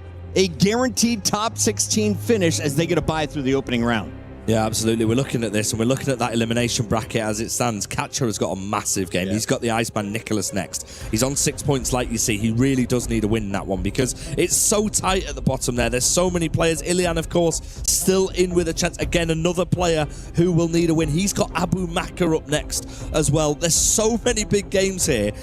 I'm making about 5 or 6 people from that elimination zone who could still potentially sneak their way into the knockouts. That's surely where we're going to be focusing. Yeah, and the thing about this, you can't really call it because I think goal difference will be coming into play because I thought like 7 points will be a safe bet, but now I think goal difference is going to be really important. For example, Bryce has to beat Guga. You know, K1 John, his goal difference is poor, so these guys have to win big in their last game. Let's take a look at the upcoming matches for this next round. We have some big names in action once again. The ones on the elimination fight, we got Kasha, you got to look at Smolk, and of course, you just mentioned him, Bryce or Brees, however you want to pronounce it. The man representing France is sitting at just 5 points. You win here, you jump up to 8 points, and you got to think 8's going to be good enough to go through, right? Oh, yeah. I mean, you'd think so, but you can't really commit to it. Jafonso's also in action. He's playing RVP Legend. He needs something from that game as well. A lot of players have got a lot on the line here, Shells. From a player's perspective, how hard is it to block out the fact that, I mean, we're saying that we're in the knockouts for the next stage. The beauty of this format,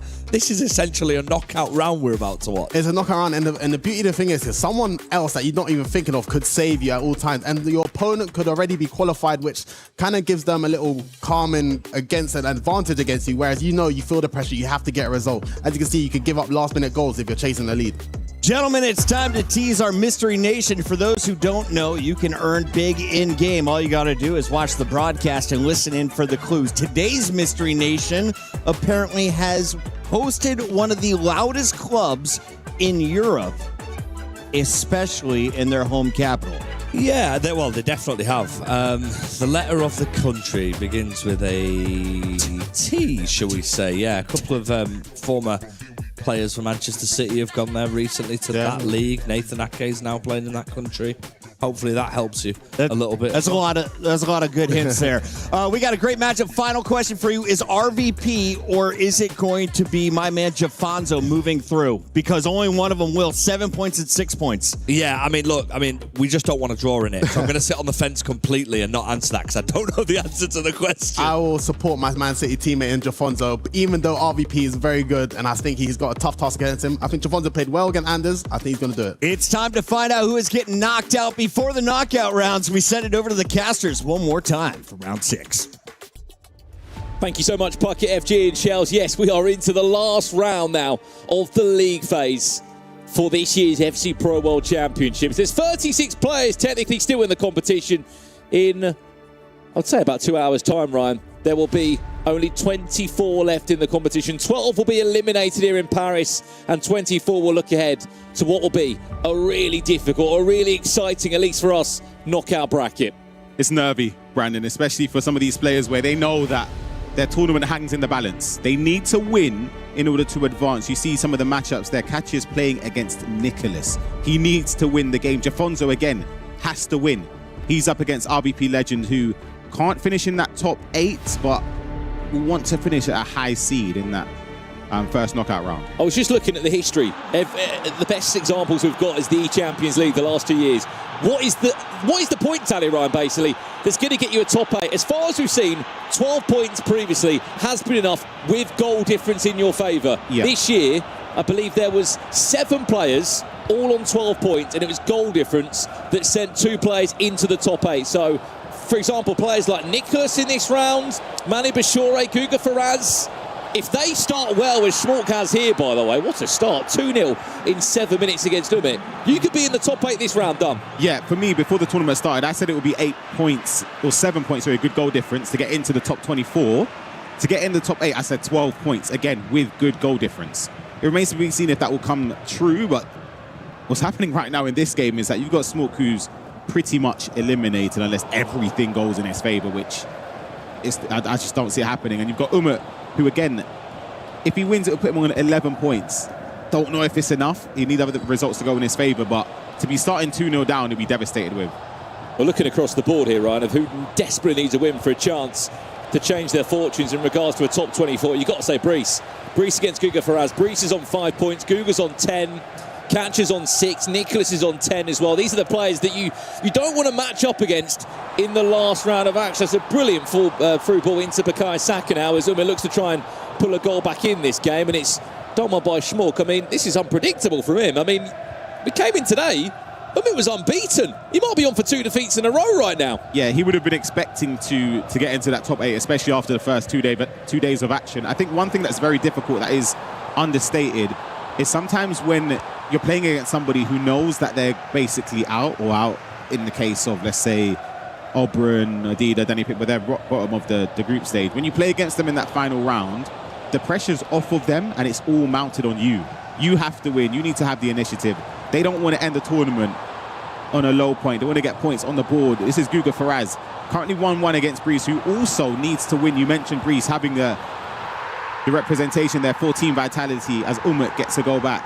Yeah, Umit gets a goal back, and that's a 2-1 lead over in that game for Guga Faraz. He could be on a really convincing 13 points. He'll be going through to the round of 16 in his first ever FC Pro World Championships. Right, let's pause from this game if we can. Let's go somewhere else if we've got the ability to do so. Should we check in with Nicholas briefly if we can? He's up against Katja, 7 minutes into it, and very close to finding his first opening goal. Wins a corner.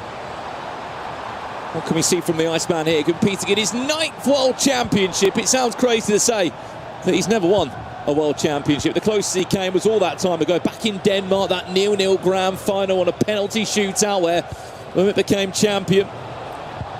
Speaking of World Champion, here's one right now, Mani Bashore. I love that pass he does all the time. It feels like it's a Team Liquid thing, and that is a perfect example of it there in this game for Kachu. Takes the lead against Nicholas. As we said, Kachu coming into this game 26th place on 6 points. So he needs to win this game. A draw, I don't think it's enough. His goal difference is -3. So I think it wouldn't be enough on 7 points, -3 goal difference to push him in. A win would do wonders for him. Nicholas! Just why, well, coming into this tournament, Ryan, it was Italy that had the most representation, so to say. Unfortunately, 3 players are very close to already being eliminated. Oberon, Danny Pitbull gone.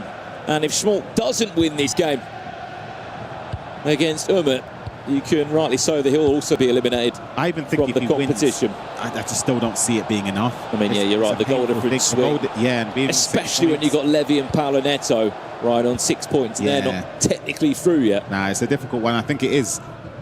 Unfortunately, tournament over. You never know. Crazy things have happened, but you just would need every single thing to work in your favour, and the odds are just firmly stacked against him. Well, if we can, let's go somewhere else and give you an update from where shall we go? Let's check in quickly with RVP Legend against Jafonzo. in the right bottom corner. Let's check into that one. This is a crucial one as well, Brandon, for Jafonso. I know we mentioned it before, but he has to win this game. Well, RVP's on 7 points, Ryan. Jafonso's on 6. That's the live standings on your left now. We'll keep you up to date with how that unfolds and the fantastic team behind the scenes that will continuously have to update that with every goal that goes in. Remember, this round 6 is split up into 3 parts. There's 36 players, 6 games per part of the round. Only 12 players can play at once, which makes this quite difficult, Ryan, because you could do your job, but you might have to wait another round and a half to understand where you're going to be in that top 24. I think that's the scary thing. As a player, if you could probably pick, I was saying I'd want to play last, like the last round of the round 6 fixtures, just because you know what you kind of need to do. The goal difference, etc. as well. I've said this to Richard as well, Ryan, sorry, that you can't start thinking about, oh, I want to play this person in the knockout. Oh, no. You've just got to get in there, haven't you? Yeah. The aim in this competition here isn't to worry about who you're playing in the first stage of knockouts. The aim is getting there. Once you get there, the dream can begin, because you're not touching this. You're in the conversation of being the potential world champion. But yeah, it doesn't matter whether you're 24th or 11th. Claudio Pina now off the post. Jafonso coming so close from that free kick to doubling his lead. He still might be able to do so now, as he takes the time to try and angle up a potential shot. Player locks into Ousmane Dembele, then falls to Pino, who will cleverly disguise the finish. Casillas' toe gets in the way. And there will be another corner for the 2024 Esports World Cup champion. I like the idea from Jafonso, where he was taking the touches to areas that I would say are the least obvious ones when you're defending for RVP Legend, where you know that if you turn, you get the angle, it's not going to be a favourable position to score, but they still can go in.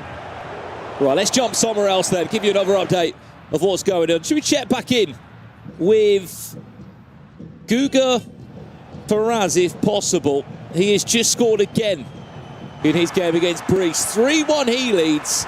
I don't think enough's been said about it, Ryan. How impressed have you been by the Brazilian? Very, very good. I mean, again, we had a conversation before the tournament started. We spoke about the way he plays and the way how he's able to be involved in matches, and especially in a group stage where there are draws, etc. We had made comments in previous tournaments where it feels as if he draws so many games. FC Pro Open, the E-Champions League, but in this format, draws are okay.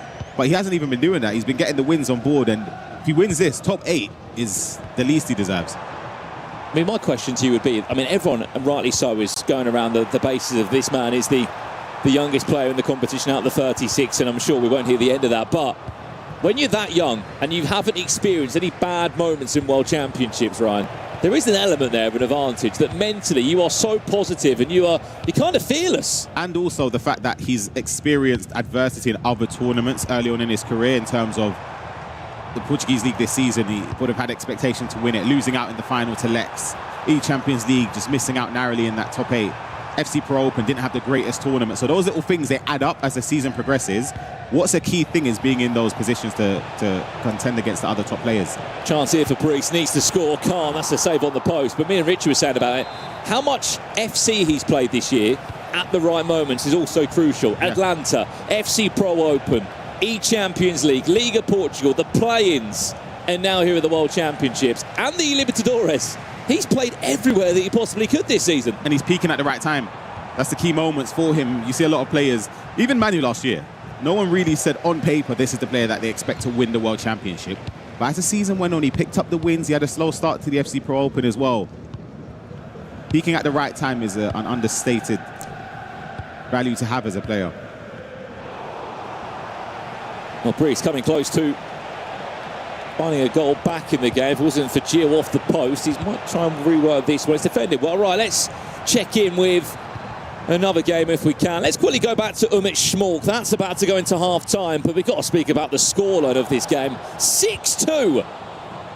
I mean, Umit was great on day 1 and 2. I know we weren't in action yesterday, but what are we seeing here today from Umit? It's a very different performance, Ryan. And it's one that he'll be so upset with again. As a player, you know, when you're in that position, unbeaten, going into the 3rd set of group stage games, you kind of think like you're going to get the top 8 because you're already secure, in my opinion, into that top 24. So the pressure in a way is off a little bit. But in this game, to be 6-2 down against somebody who's basically eliminated is an awful position to be in.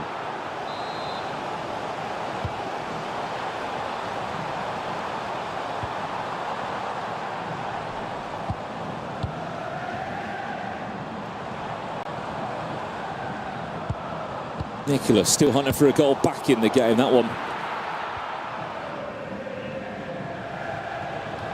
Unable to make it through. An update here, we have got an equaliser from Samu Gamer, who is currently on 9 points. I mean, look, he could get himself on the cusp of a top 8 here, Ryan. Wins his game, 12 points. If he can get a few goals, who knows what can happen. I mean, Adida, he might be on his way out, but go out with a smile on your face here. I mean, if he can go and get a result, which he might be on to do so, against the 2-time world champion, how on earth is this happening? But this is what I'm saying, Brandon, and I said that at the start, is that it's very difficult. Is that onside? That could be a goal number 2. Big save there for Nicholas. It's the pressure of playing somebody that's already out and has nothing to play for when you need to win. And there's a thing that I'm telling you.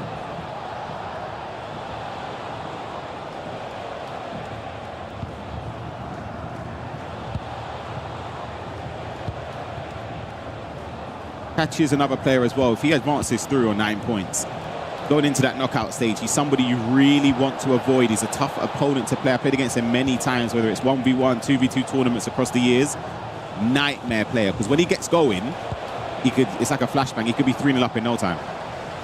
I know there's been a couple of results that you may not have expected, but you have to remember that these are the best 36 players in the world, and every player has a story of how they made it here.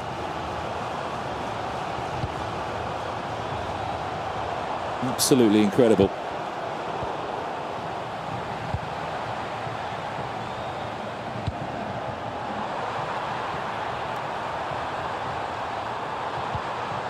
Good defending.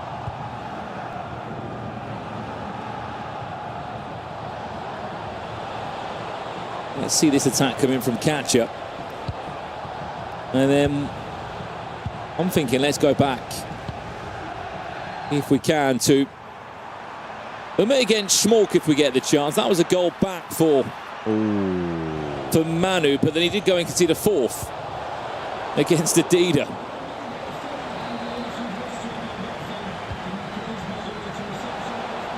As we join it live now, 8-2, Ryan. He knows 2 things here, Schmolk. He needs to win, and he needs to score goals. You're right about the goal difference part. And who knows? I've just looked, though, he's got a -10 goal difference. Yeah, and again, I don't want to be the person to just kill the vibe here. I just don't see how it's enough. Ryan, but everybody else above him have all got minus goal differences. The thing is, though, it's the fact if he wins, he's on 6 points. You've got all those players that are in and around the 6-point mark already, or 5 points, that still have to play. You need Cristobal to lose. Yep. You need PH in to lose, Virgil to lose, Levy David to lose, Paolo Neto. Catcher is currently beating Nicholas. Ilian, Marwan, Brees. And you need them to concede goals. Exactly. So it's not that it's impossible, but for every single box of that to be ticked and you to also win by a large margin, you know what? If he does it, fair play, because right now, double digits before the 60th minute against Umut is crazy. You just wonder, like, where was it before, Brandon? This is the issue. This is ridiculous. I'm being hypocritical because I understand it as a player. It's a tough one when you're in these last rounds and you know. Yeah, it's very difficult for Smoke here. Well, the most goals that have been scored by a single player was 12 in one game, and that was RVP legend against Neat in round 4 of the competition. Great ball. Schmolk might be on to beat that record. Here's Salma. Parajuelo looking to twist and turn around the box and send Samu Gamer into all sorts of trouble. We've got a half-time. Catcher is 1-0 up against Nicholas in that game. Guga in the second half. He is 4-1 up as Samu Gamer gets the goal back. I think there was a mistake there quite a few times, especially with the player switching and then also bringing the keeper out in that position because it's not going to be quick enough to close the angle.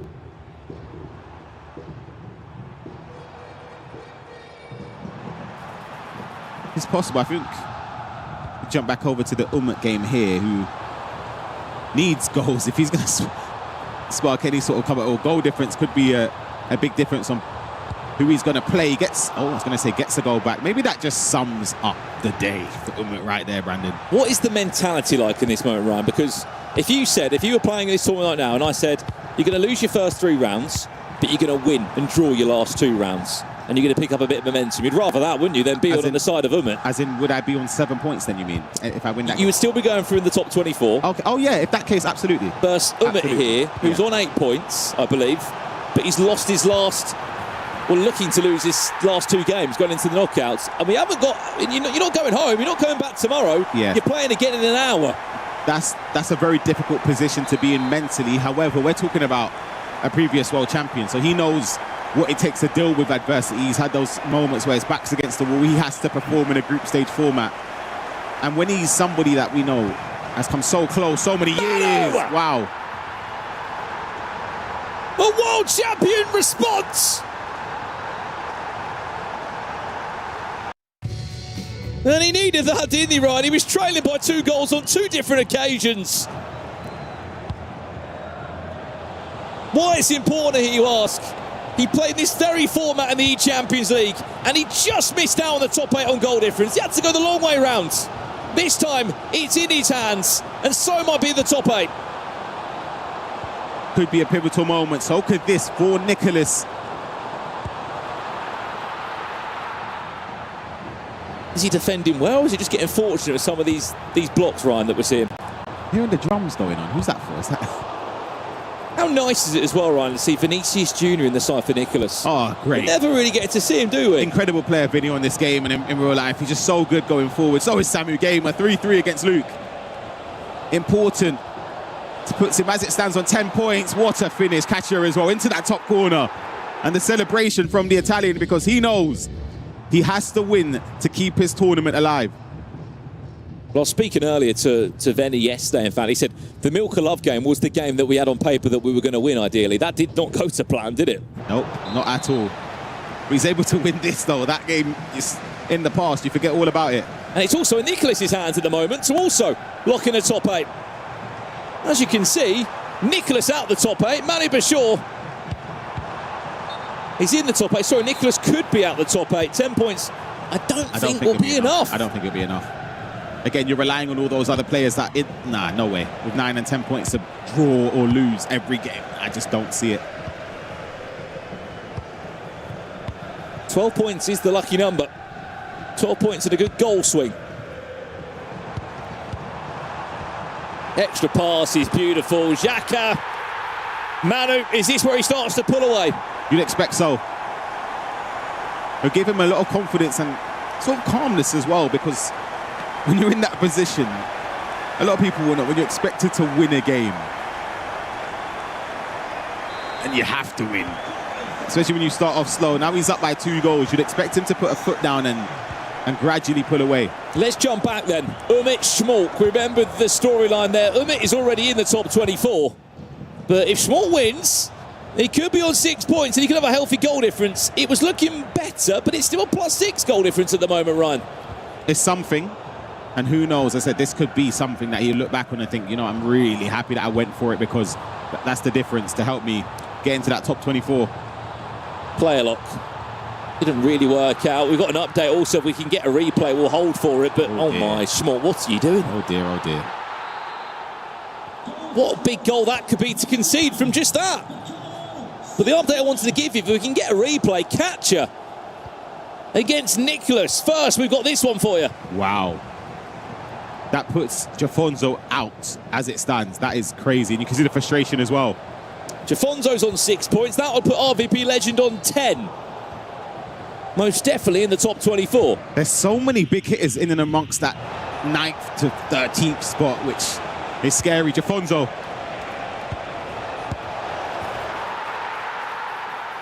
He's not gone yet, Ryan. Big goal. Had to respond quickly. Believe it or not, a draw for them two would actually I think it's okay. Not that bad. It's not bad based on the goal difference. Because Jafonzo's goal difference coming into this game was a +6, which would be the best out of the players on 7 points. So it's not terrible, but I think to secure it, you'd want to ideally get a win. You'd also want to get yourself a little bit higher up the league standings, Ryan, because it goes without saying. Hang on a minute. Capture 2, Nicholas Neal, as we mentioned. That was the goal. What reaction? I mean, if you ask me, has Capture got a better chance of beating Milk of Love or Nicholas? I think we all would have said Milk of Love. He is 3-0 up in that game.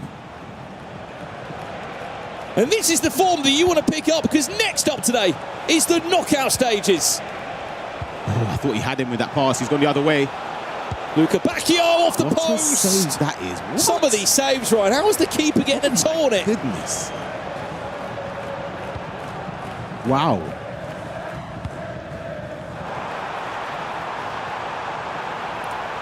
Nicholas has got a goal back, we're hearing. That's only 3-1 now.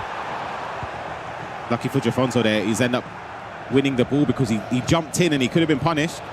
Bottom side of your screen. Can't get enough space. I mean, Ryan, where do you want to look? We are into the closing stages of all the games. This is the goal back for Nicholas. As we hear, there's been another goal that's gone in. RVP legends. He's 4-3 up. This is the closing stage for a few of these players' tournaments.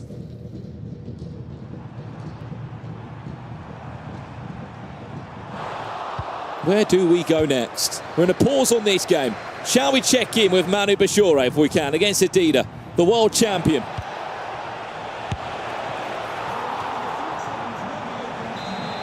He leads, but at one point it wasn't this plain sailing for him. He was actually trailing by 2 goals, not once, but on 2 different occasions in the game. 11-7. That goal difference is slipping away from Small Conso's tournament.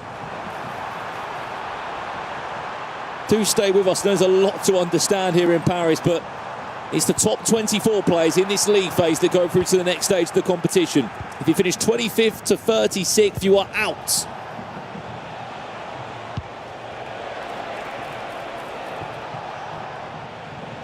I'd like to say from here, Ryan, Manu looks pretty comfortable. Stranger things have happened, Brandon. You never know, but I do expect him to see this out, and I think he'd be looking at goal difference as the clock ticks on, because you'd expect Adida just to push forward. But this game, Jafonso has to score to keep his tournament alive. Well, if we can, Samu Gamer against Luke Weideveld. Samu Gamer's just scored a 91st minute equaliser. What could have been for Lou Weideveld? He could have actually swapped places. Sorry, 6-5. I'll calm down. I thought that was an equaliser. It's a 6-5 win for Lou Weideveld. That is huge for him. Sorry, they will swap places.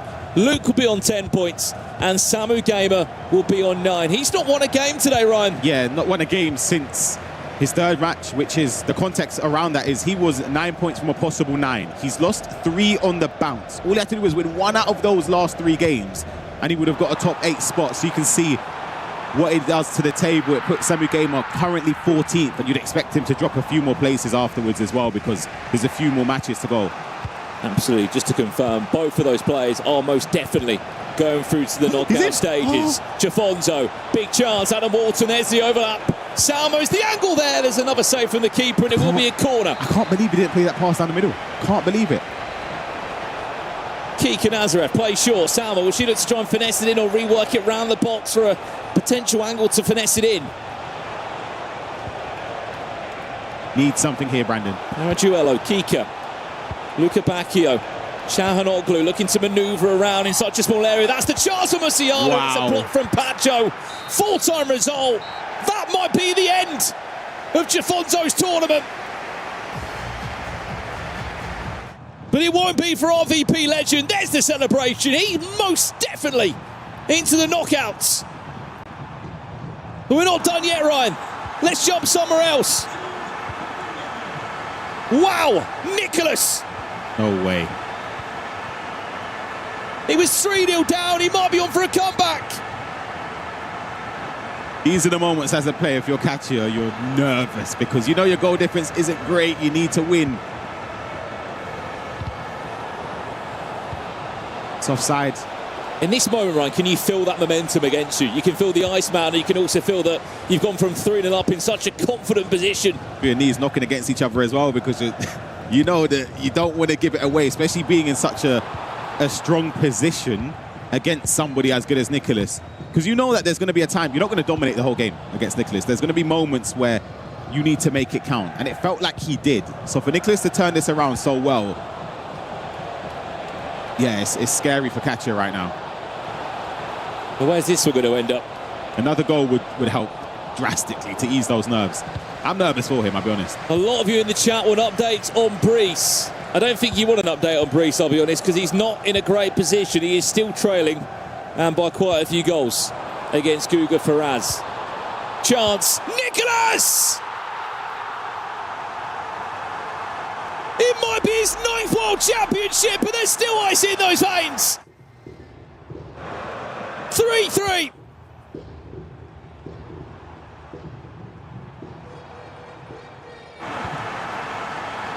Well, well, well. If we've learned one thing following this esport, you don't count out the Iceman. No way. He can go on and win this, you know. He's going to trigger quite a few runs going forward. Look at the players he has. Vinny. Surely not, Nicola. Surely not. Oh my, look at the panic at the back. That's what I'm saying. I told you the knees are knocking. You're nervous. Katya, I'm telling you, you can throw up right now. I feel sick for him. 10 minutes left, by the way. Guga Faraz 8-3. He leads against Brees. What a win that is as well. And the only game that is currently left that is in a pause is Manu against Adida. 3 games have a full-time result from this first part of our final round. Nicholas is hunting for a match winner. He's hunting for a place in the final 8. A win certainly would do it for him. He'd be on 13 points. Pass. Got away with one catcher there. I think Benny would just be telling him, just keep your cool, try your best just to take time and build a proper attack. Well, a point for Catcher, you'd probably say would be enough, Ryan. 7. It's just the goal difference. He'd be at the bottom end of those people with 7 points. What a turnaround, by the way. Manu Bashure, 7-5 winner. We can confirm he will be in the top 8. 13 points will be quite some number to try and beat.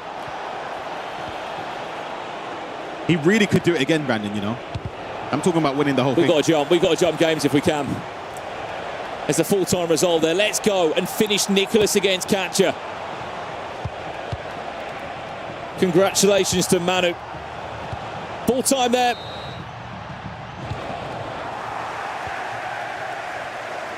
Let's go to it now if we can. Nicholas against Catcher. Nicholas is on the hump. No way. Any time of 1 minute. No way. Ref. Was there a pull? There was. Oh, it's... But what can happen from here, Ryan? Nicholas loves a free kick, if you know him. He might go for goal, you know. Is he going to shoot from it? He's that type of guy that just goes for goal and scores. Çalhanoğlu for Nicholas. Shoots! Scores! Nicholas! At the death! Might just be on his way to the knockout stages in the FC Pro World Championships.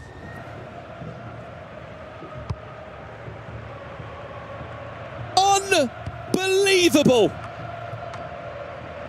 I know free kicks going, Ryan, but I didn't know they went in from that kind of angle. And me and Rich always say, when you're in shooting range, power up that shot. That is dark for Katya. Was it 3-0? 3-0, Katya was leading. We thought he was on his way to the knockouts. Nicholas said no. Wow. That's devastating, I'll be honest. That is... Well, the headline news is this so far. Nicholas is on 13 points. Manu's on 13 points. And there's someone else who's still in a game at the moment who might be joining them. And he's only 17 years of age from Brazil. He goes by the name of Guga Faraz. The other side of things, though, Brandon, Team Vitality and Brees eliminated in the group stage. He was runner-up last year. I know we had to go through a different route this year, a harder task, because he didn't get the success through the regular season. Wow. Full-time result there. 3 players on 13 points. They will join the 2 top players in this league phase in Levi Finn and Matthias Bonanno. The top 8 is looking nearly concluded, but there's still more action to come here in Paris. Don't go anywhere. The league phase continues after this.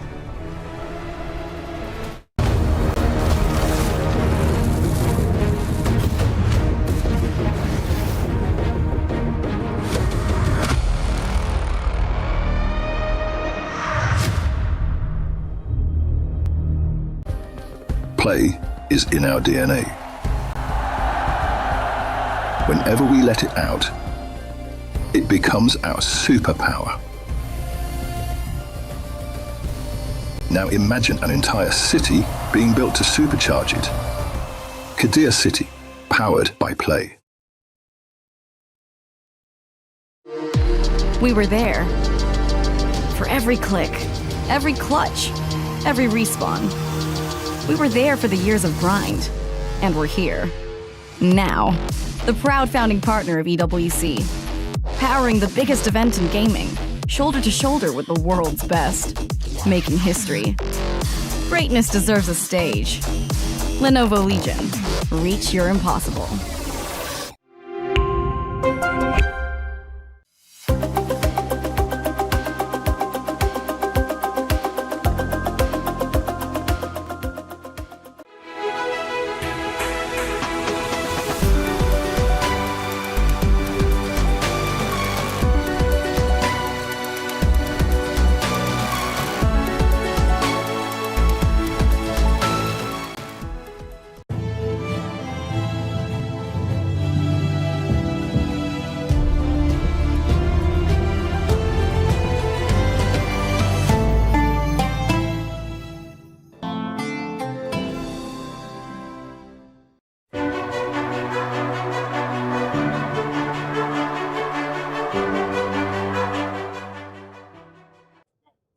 Here over at the Lenovo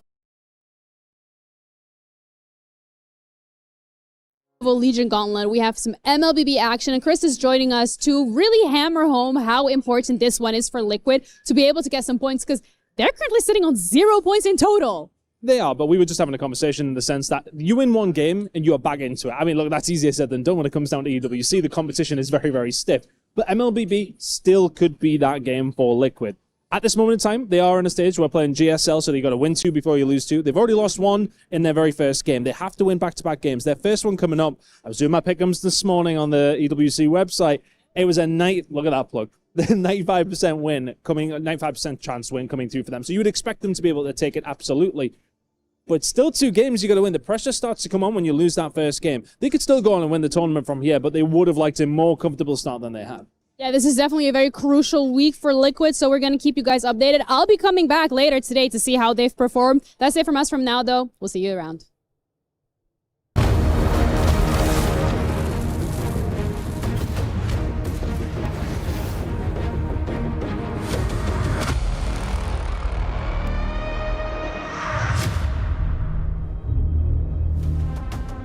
Welcome back, everyone. I'm joined on the stage by Luke, who had a very important game up against Samuel Gamer end-to-end. Talk me through that last game because it was a must-needed win for you.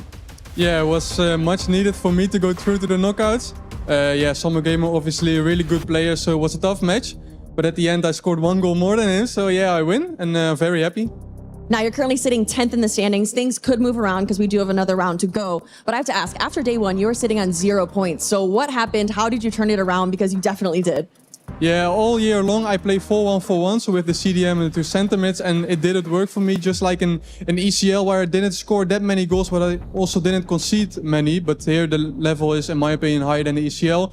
So I switched to 4-4-1-1 just to turn things around, to just attack a bit more, and that paid off, I think. So yeah, I'm really happy how it goes right now.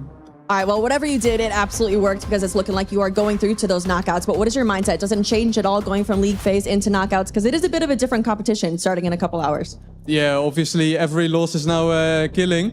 But I'm still unbeaten in 4-4-1-1. So let's see now. I'm just seeing the next games, and then we will see what comes. And hopefully I will win. All right, well, knockouts right around the corner. Thank you so much to Luke.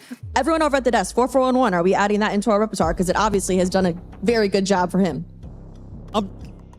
I'm taking notes. Well done on the adjustment here in the final day of the league play. And FG, you are all smiles. Is that because it's time to crush some dreams? Oh, I'm not smiling at that. I do like it, though. I do like the key crushing. But can we just take a moment to just discuss how well that man who's just spoken to Casey has done? Like she said, he lost both his games on day one. It's amazing, this format, how it offers another opportunities for players.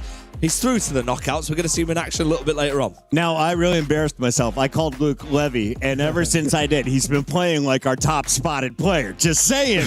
May have cursed him in the right direction. Let's take a look here at our updated numbers. As you can see, Manu is going to take the final win over Adida. That is a 7-5, which is brutal because Adida, despite already being knocked out, played his heart out. The man was up 3-1 at one point in that game. Yeah, of course. Unfortunately for Adida, his tournament has come to an end. But I guess you want to end on a high. You did make it to your first World Championship, so there's something to be proud of. He's taken home $10,000, which is still a good prize money. But he wanted to try beat the world number one because you can carry that confidence into next season. We talked about the Jafonso matchup. Is the loss going to cost him his spot in the bracket? Well, we say that because we were sat here and we were stood here, so we were speaking about it last minute. Nicholas gets a free kick. That goal has changed a lot for Jafonso. It's still not in his hands, of course. Yeah. He's played all of his games now. We've seen it all happen.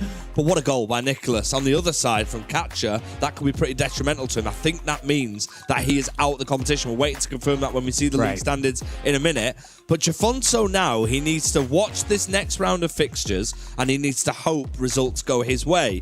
Now, if you put yourself in that position, it's out of your hands. It's not ideal, Shells, but he's still in there. He's 22nd, as you can see. So Catcher is outside of the top 24. Keep in mind, he has the same amount of points as Catcher, Levy, and Smolk, right? All at 6. So it could come down to the goal differential of the final players. But Catcher is not playing again now. He is out. That goal, Shells, from Nicholas, the Iceman, the last kick of the game. Ryan Pessoa said it on commentary. He is scary from set pieces. Well, I'll tell you what, Catcher's having nightmares because he's been knocked out because of it. And he was leading, but once again, we see Nicholas coming back once again, showing his composure, and he's found another win. As soon as that free kick and I saw it was dead ball with Calahonu, I knew this could be a goal, and that has unfortunately put Catcher out the run for his money. But Jafonso, like you said, still has a chance. And these players on 6 points, their goal difference is keeping them in for now. Players on the far right side still to go in the next round. We're going to see Marwan up to bat. Are we going to see an opportunity for him to have an epic final day of action, FG? He's got a massive game, but unfortunately he's playing Nasada. I mean, 6th place at the minute,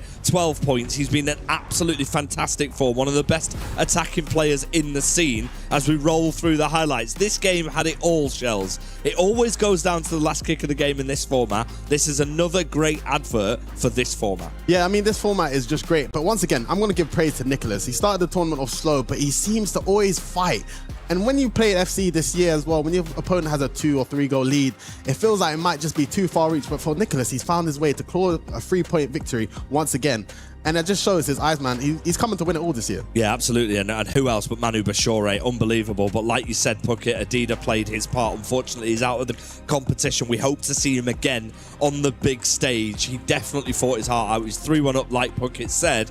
But Manu Bashore does what Manu Bashore does. He finds a way no matter what, and we will be seeing him later on. Yeah, once again, good sportsmanship from Adida because it's quite hard to play your last game, even though the tournament is kind of over. But he still tried his best, unfortunately, going home against Manu Bashore. But this game against Smoke against Uma, I guess this is a big result from Smoke because I expected Uma to take the 3 points there, and it's still giving him a chance to go through. But Uma done the job in the earlier rounds, and that's a great thing about the format. You can kind of save yourself. Look how many goals Smolk put up as well. That is going to be massive when it comes to the tiebreakers. That will be done at the end of this round. We still have 2 more sessions to go.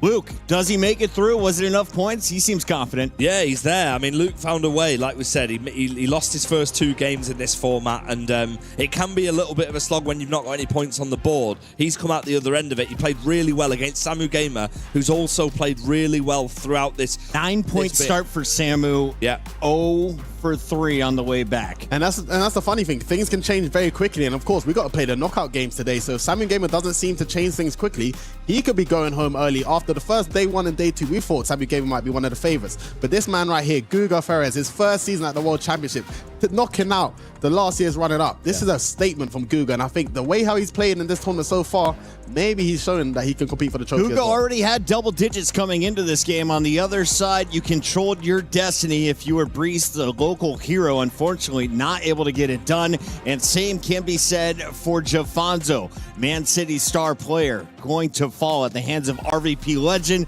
who's had his ups and downs, holds on in a strong way. Yeah, he's done his job, and congratulations to RVP legend. He's another player who'll be very happy with where he's at. He's in the knockouts. Jafonso, on the other hand, you can see what it means to him. In that, to be in that position, I tell you what, we were shocked at that Nicholas free kick. There might have just been a little bit of a fist bump from Jafonso because he has been given an added lifeline by Nicholas there. 36 players entered the tournament. 24 will survive at the end of the day. Unfortunately for this man, his end has come a little bit earlier than expected. Let's go to the Key Crush Live. There is a look at Adidas Key.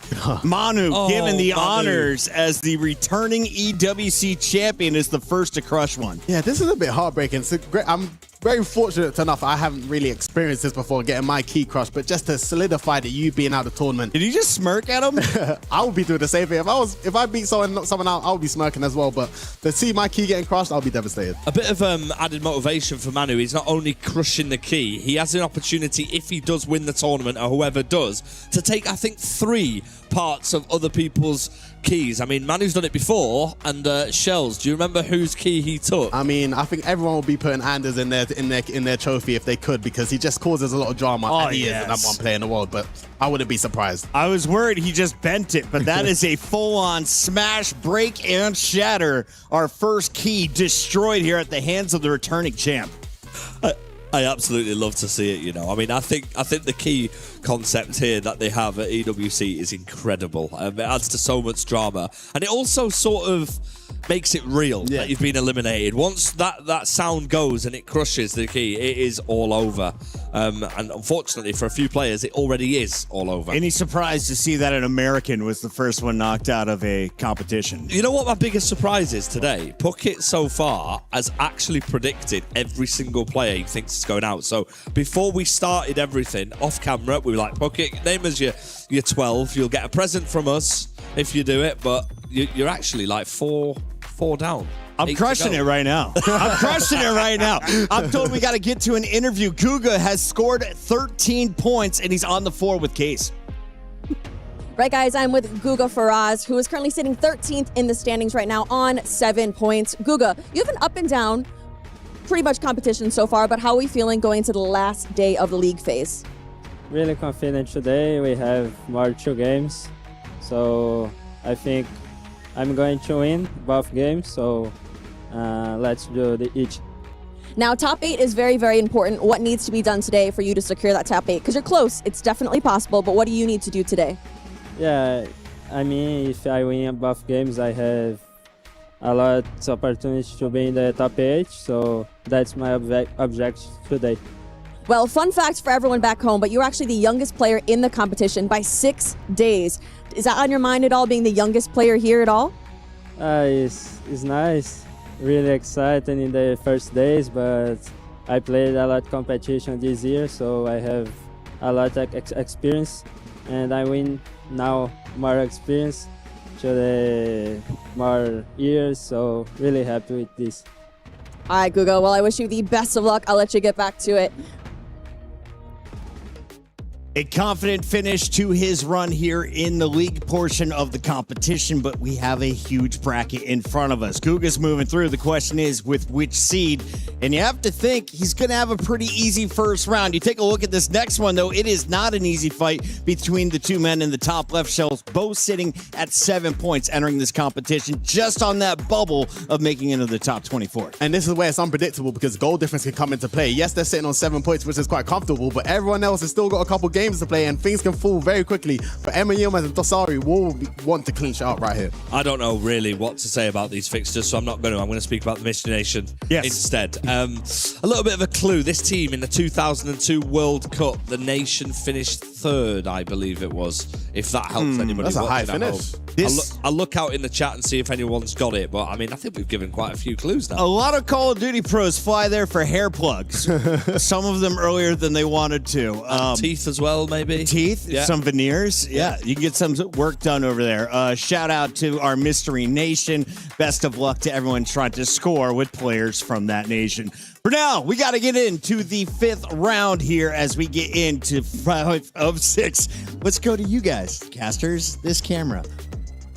Thank you, Puckett. Yes, we are getting closer, aren't we, to our final 24. And that top 8 is looking stacked. And I'm sure we're looking even more stacked across the next 2 rounds, of course. We've still got 12 more games, 6 at this part of the round and 6 to conclude the game. Brandon Smith and Jaime Alvarez, you'll know better as Gravison taking you through this one. Grav, I mean, we've just saw one hell of a round. Nicholas, you loved it in the back room. What a performance from him. He looks very much like he's going to be in the top 8. He's so clutch. I mean, I did think Kacha was going to take it, especially after the first half, but then it went on and on and on. And when that free kick happened, you're talking about the Iceman, you knew it was going in. Just knew. And that's the thing with Nicholas. It feels like this might be the year for him. Or finally win the World Championship. Could you imagine? Do you think he will be the GOAT? Well, the joke was that he'd win the World Championship and retire on the spot. But I'll be honest, I think the money's probably too good. It is. Especially when you've got $250,000 on the line if you are to be this year's World Champion, FC Pro World Champion. I mean, look, this is the lay of the land across all of the games. Allian Line has had a fantastic tournament. He's leading by a goal still. Might be on for a second goal here. Remember, he did pick up that win against Anders Vergang a few days back. He's on 12 points. You have to say, even a draw for him should be enough to go into the top 8. As we see the replay coming in. First goal from Alihan. He's going forward to try to score a second. A lot of love for MS Tassari as well, because he's on 7 points at the moment, but there is rumours already saying this could be his final time that we see MS Tassari, maybe at a World Championship, let alone an esports FC tournament. I mean, for him, it'd be great to see him into the knockouts with the love that he's got with Team Falcons. But Milka Love, by the way, is certainly not looking like the lowest ranked player in the competition, because he's on 9 points. As it stands, he's already going into the top 24, Grav. But a win here, who knows? I mean, do you think he could make it into the top? I mean, I'm just looking here at the potentials for a player that could squeeze in on that 8th spot and potentially with 12 points. I'll be honest, you're looking at the goal differences of PH and Anders Vergang, as Milka Love has just scored a second in that game. The pause comes in from Allian Line. We'll leave these two in their pause for a second. Shall we check him at Mr. Sari against Emre Yilmaz? These two have played only twice before. There's Dasari.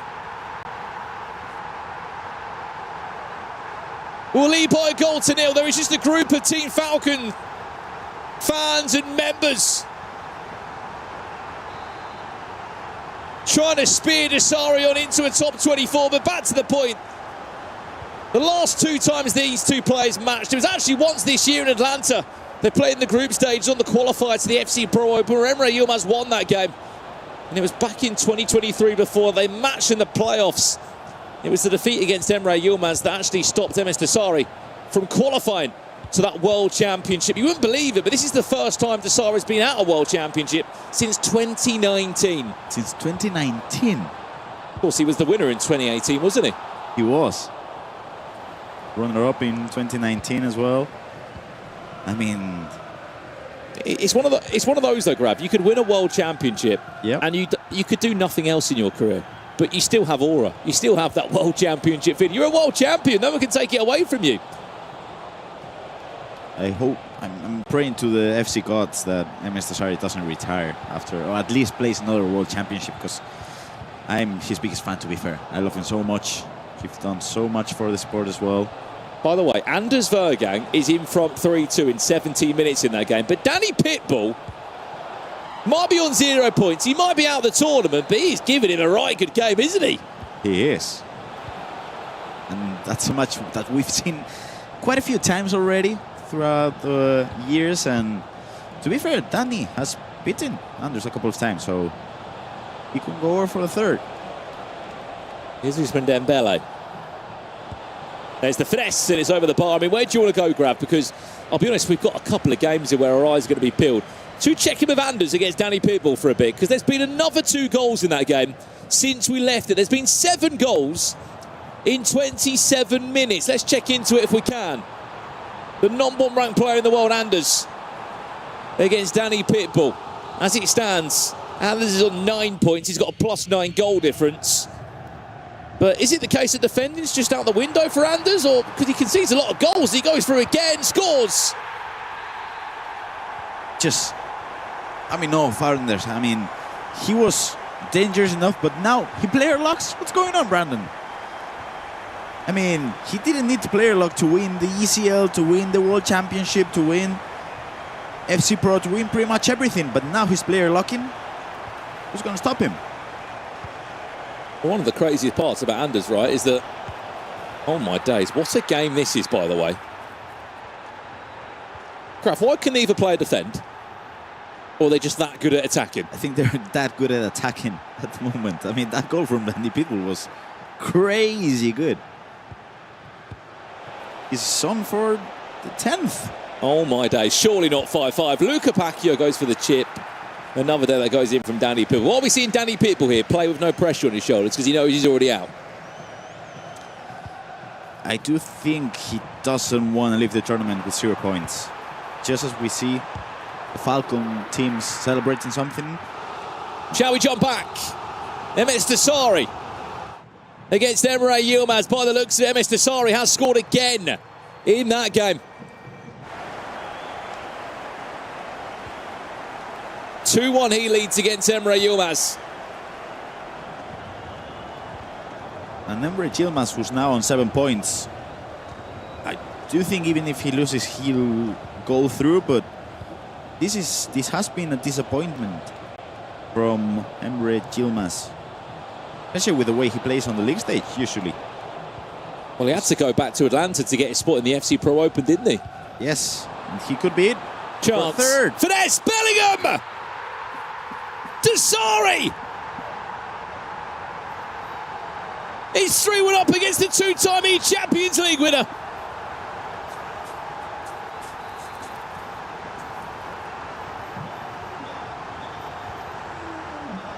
And suddenly in our arena here in Paris, we're just starting to get a bit of noise, aren't we, Graf? Fans of Team Vitality, fans of Team Falcons. There are important club championship points on the line.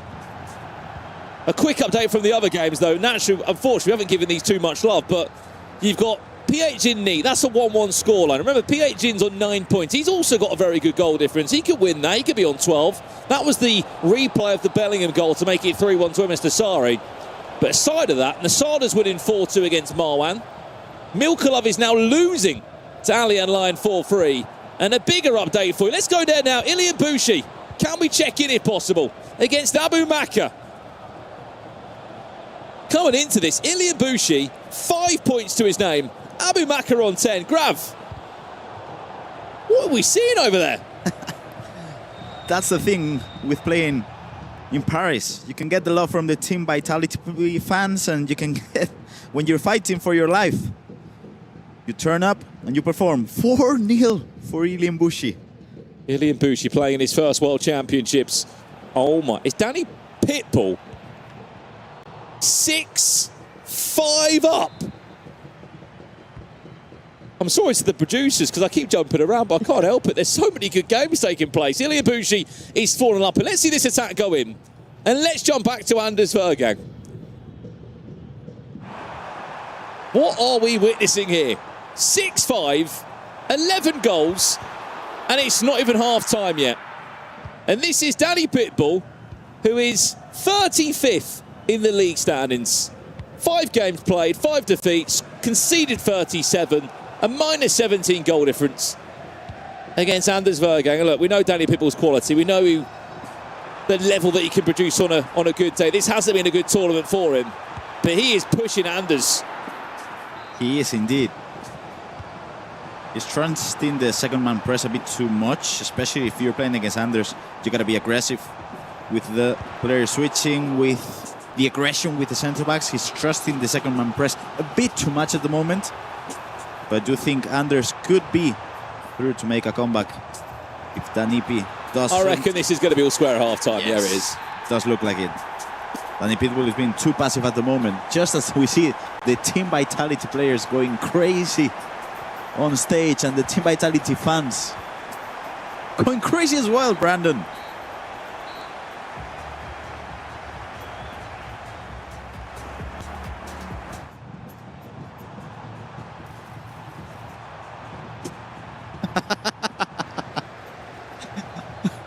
Anders is dancing as well. Does someone want to have a wild guess, by the way, of what that full-time score is going to be between Anders and Danny Pidball? It was 6-6 at half-time. MS Dasari, by the way, where have you pulled this level out from before? We've only seen him this year in the Saudi Pro League, where, he came second and runner-up to Abu Makka.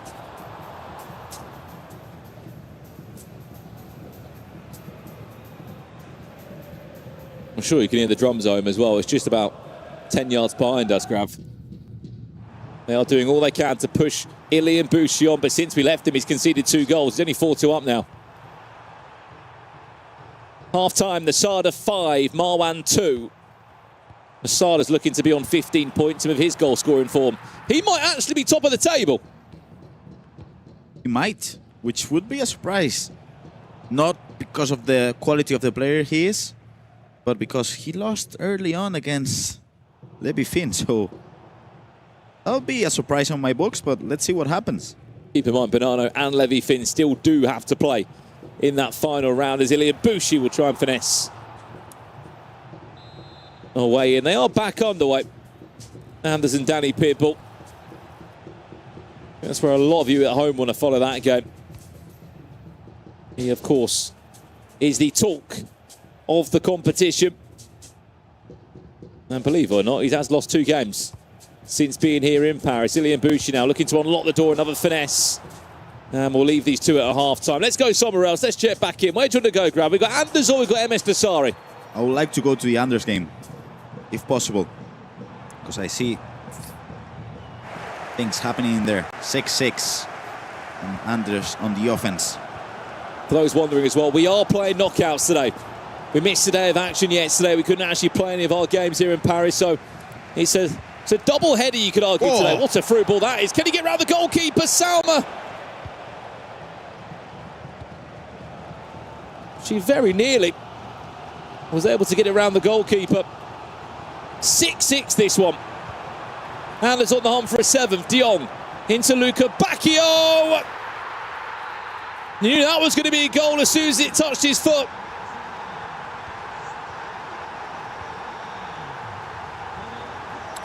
He was too passive on the defense, Danny. That's the reason why he's on 0 points at the moment. Unfortunately, he's been too passive on the defense with the second man press, with everything, really. And as we can see, MS Dasari, is he on for a 5th? He is indeed, Grav, and that's not even a half-time. Emre Yilmaz, he needs to know that he's got knockouts to play. If he's lucky enough to get there, which I think he could just be, but if his goal difference swing is not going to be on his side. But I think 7 points would be enough to send you through. Maybe one person might squeeze through on 6, but you need a really strong goal difference on your side. He's got to be thinking about that in the back of his mind. For sure. You're thinking about that when you're playing. Just as much as you're thinking about the drums as well, probably, Brandon. Dembele, lovely pass. Luca Bacchio, 7-7.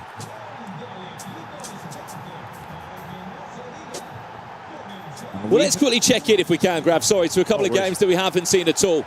PH in against Neat if we can. Let's jump over there, give it a little bit of love, and then we'll go to Milka Love after. Right, over here, 2-2 so far. The story for these 2 players, Grav. PH in, he's on 9. And I believe Neat is... It's currently on 4, so with this draw, he'll be on 5. And he needs a win. He's on a -11 goal difference, isn't he? Speaking of which, he is 3-2 down, unfortunately. Right, let's leave them to it. Let's go back over to Ali and line Milka Love.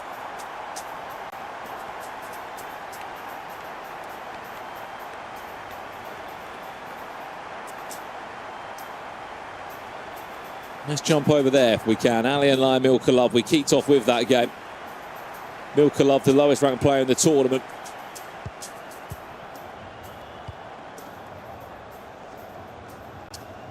Just as we see Neat attacking on the wing, he needs to push through, because it would be disappointment for him to get out on the league stage. On the other side, PH, even though he gets a win, he'll be on 12 points. It might not be enough, because I'm thinking there's could be a possibility in which you need 13 points to make it into the top 8. Yeah, I mean, 13 points for a top 8, 7 for a top 24. Alien Lion has just scored again by the looks of it. He's up against Milka Love over here. And he's on for 15 points as well, Graf. 5-3, he leads. It's a massive result for Hallihan. I mean, 15 points out of 18. That's some performance. And he's been knocking on the door for a while now. In the ECL, in the Virtual Bundesliga as well. And this might be his chance of showing the World Championship that the next gen is here, ready to compete for the biggest titles. Well, I've got some bad news. If you're a Team Vitality fan or you're a fan of Ilian Bushi, he was 4-0 up in that game. It's 4-4. Abu Maka is using that drum to some kind of advantage as Alien Lion has just got a 6th. Let's jump back to Anders Vergang, Danny Pitbull. This was the goal that we just missed, 8-7. The 2024 world champion is leading, and he got another. He's on the cusp of double digits, sorry. The man who's won everything this year. Can he get a world championship?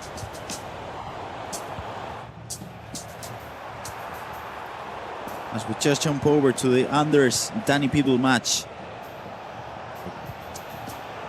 Do you think this could be enough for Anders to make it into the top 8 with 12 points? But he has to wait for other results as well. Well, this would give him 12 points, Grav, and a plus 11 goal difference as it stands. He's got a plus 9 coming into this game, so he could look to add on to that. But Danny Pitbull might have a thing to say about that. What is that from Danny Pitbull? Hello.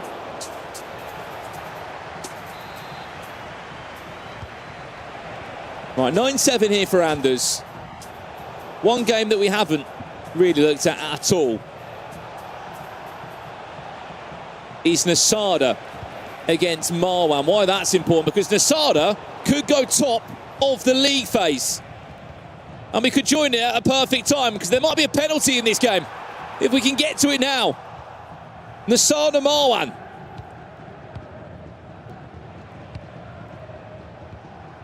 We'll let you know how that penalty went when we get there. As we just see this replay, you were mentioning how the Team Vitality fans were disappointed because Ilian conceded the 5th, just as Anders scores the 10th one. Are you telling me that Ilian Bushi was 4-0 up in that game and he's 5-4 down? Yes. How?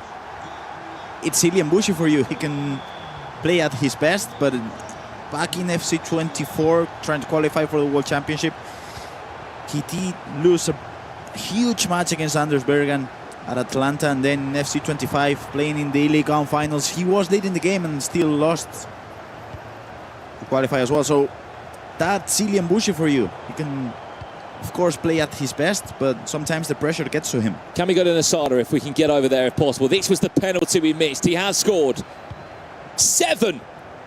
3 Nasada leads now. Coming into this game, Grav, he had a very strong goal difference of plus 11. He's got another 4 goals to add on to that tally. A plus 15, that will send him top for now on 15 points. But keep in mind that Levy Finn and Bonanno are still in action. That's a really clever pass back from Danny. That's going to be 10-8 now. They're in a pause.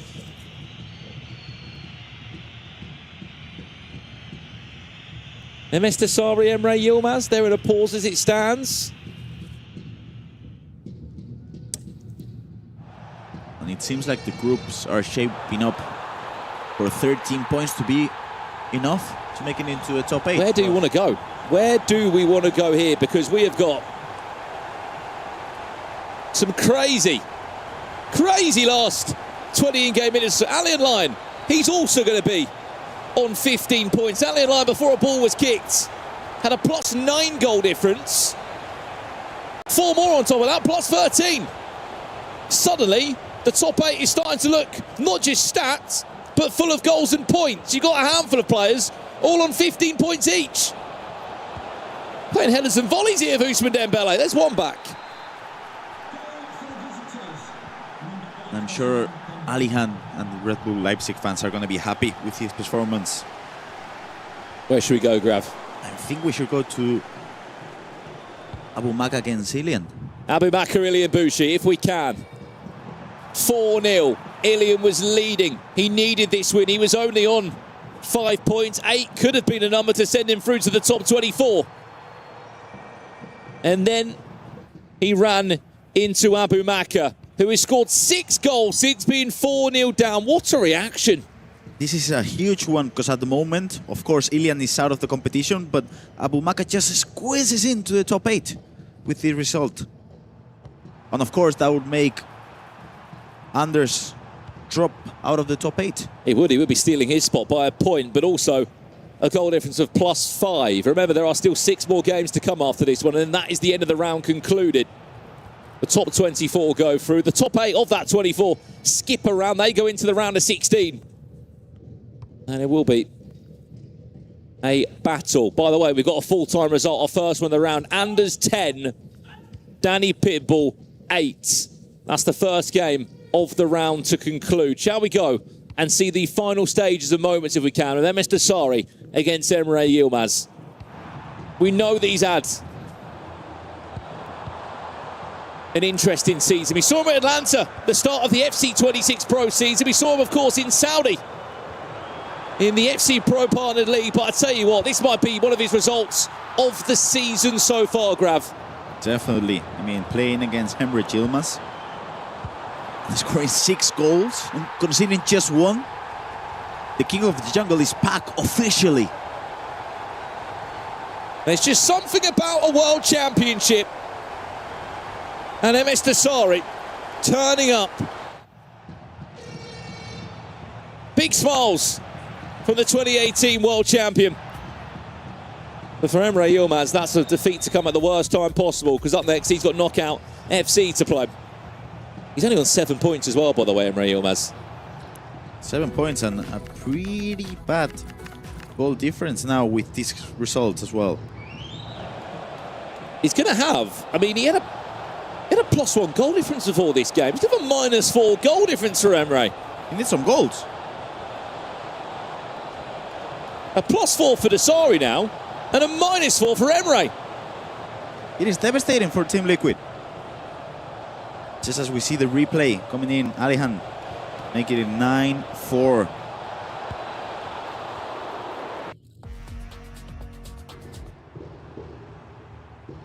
Where should we jump to? Is it Alihan, Milkolov? Alihan still dominating the game. He's fighting for the top 1 position for the league stage, and I'm sure the Red Bull Leipzig fans they have to be extremely happy with his performance, because he's playing perfect FC at the moment. 10-5.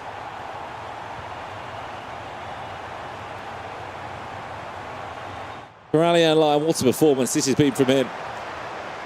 Ooh, neat. Hold on.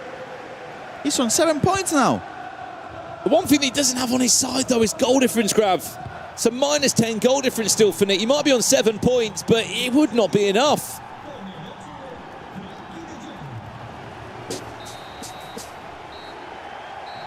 Full time.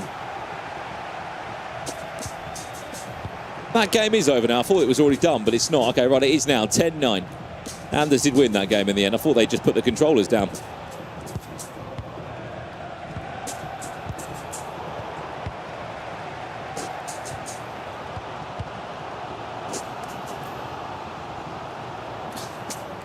Nice to see Danny Pitbull with a smile on his face. Not a world championship to remember for him.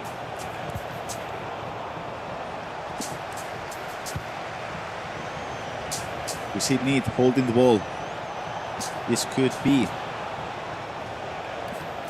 a devastating result for the likes of Kacha and players on 6 points, because this would mean they will drop out of the competition. Again, I know we are trying to paint the story for you at home of who's going through, and if not, I would say, honestly, just wait until after the next round of games, because that is going to change again. Yes. The top 8 the top 24. The goal difference, the players just outside the top 24. Who knows who might pull back into the race. But we will be playing the round of 24 and the round of 16 today. We will not stop here in Paris until there are 8 players left. From 36 down to 8 in one day. We have a full-time result. Nasada 10. Marwan 5. That's Nasada on a very convincing 15 points, Grav. As Neat looks to get another one here. That's really... I think we should talk about Nasada, because he did lose against Levi Finn, and we all thought he was gonna... Ooh! Guardi scoring the goal for PH to drop Neat out of the competition. 4-4.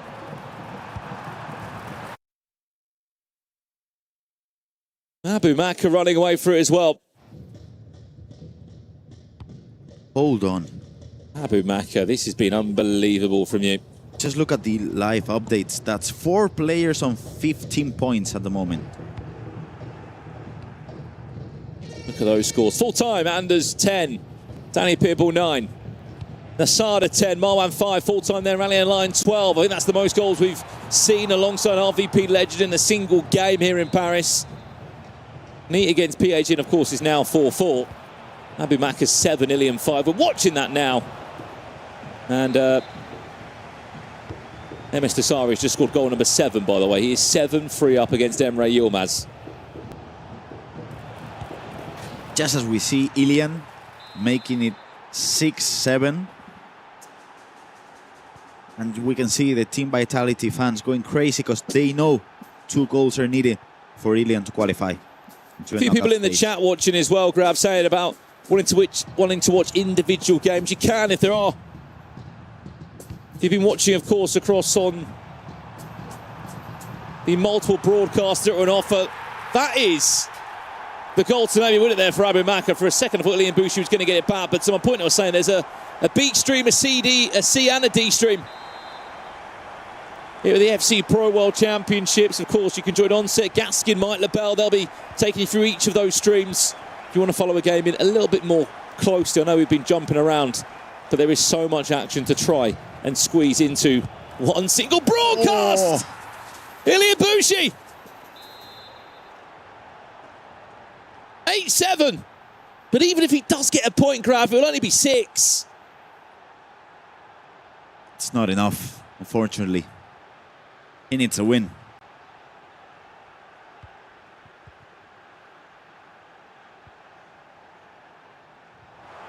Two minutes of added time left. We've got 3 games left as it stands. We've got PH in 4, Neat 4. You keep an eye on that, Grav, on the right-hand side of the screen. We'll close out this one first. Abu Maka, 8, Ilian Bushi, 7. We're also into the last 3 minutes between MS Dasari and Emre Yilmaz, but there's a 4-goal gap on that one. MS Dasari is most definitely going to be picking up 3 points there. Right, last chance of the game for Abu Maka. He'll be looking to just try and take the time out of this game that he needs to. But there could be a big match winner in the right corner of the screen. Tears for Ilian Bushi. He knows that that is the end of his FC Pro World Championships. This is much more than just a competition. The dream for him getting to this stage of the tournament. Unfortunately, that will be the end of the road for the Algerian. Grav, what's happened? He's just scored a goal to qualify for the knockout stage. Well, let's jump there now. Neat PH in. There was drama in the play-ins against Tex when he qualified for the World Championships on penalties. Let's jump over if we can.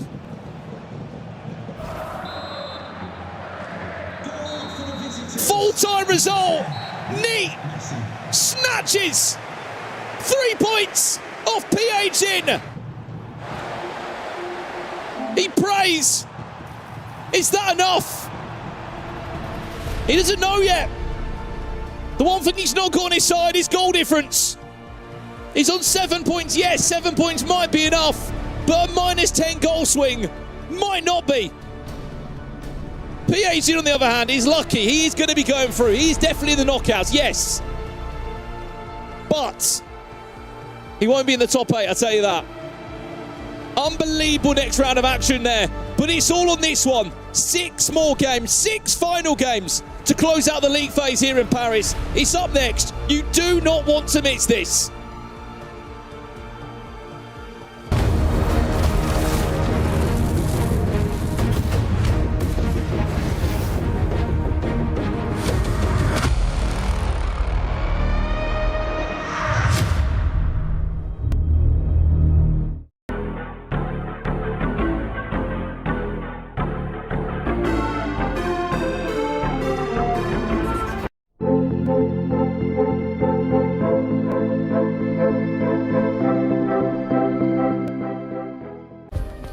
Play is in our DNA. Whenever we let it out, it becomes our superpower.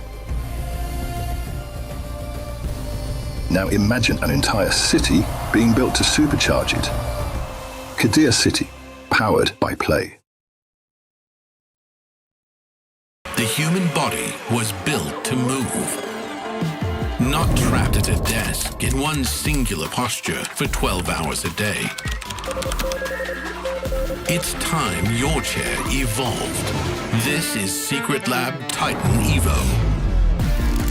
Ergonomically engineered for you, gamers, hybrid workers, artists, backing your every move.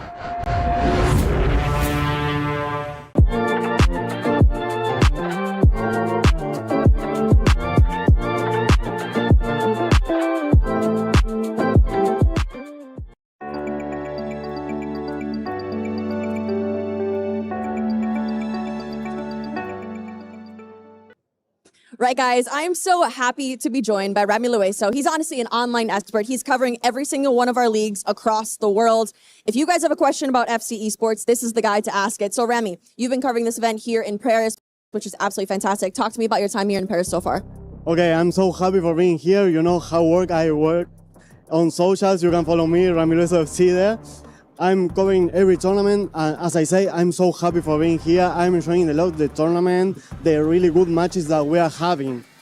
All right, let's talk specifically about the tournament. Who has surprised you? Maybe you thought that they would do better and they haven't necessarily met that mark. Okay, I would say like this is a tournament with the most amount of Italian players qualified, and some of them perhaps aren't performing, so I have to say them. Sorry for them, but I expected more from the Italian players perhaps.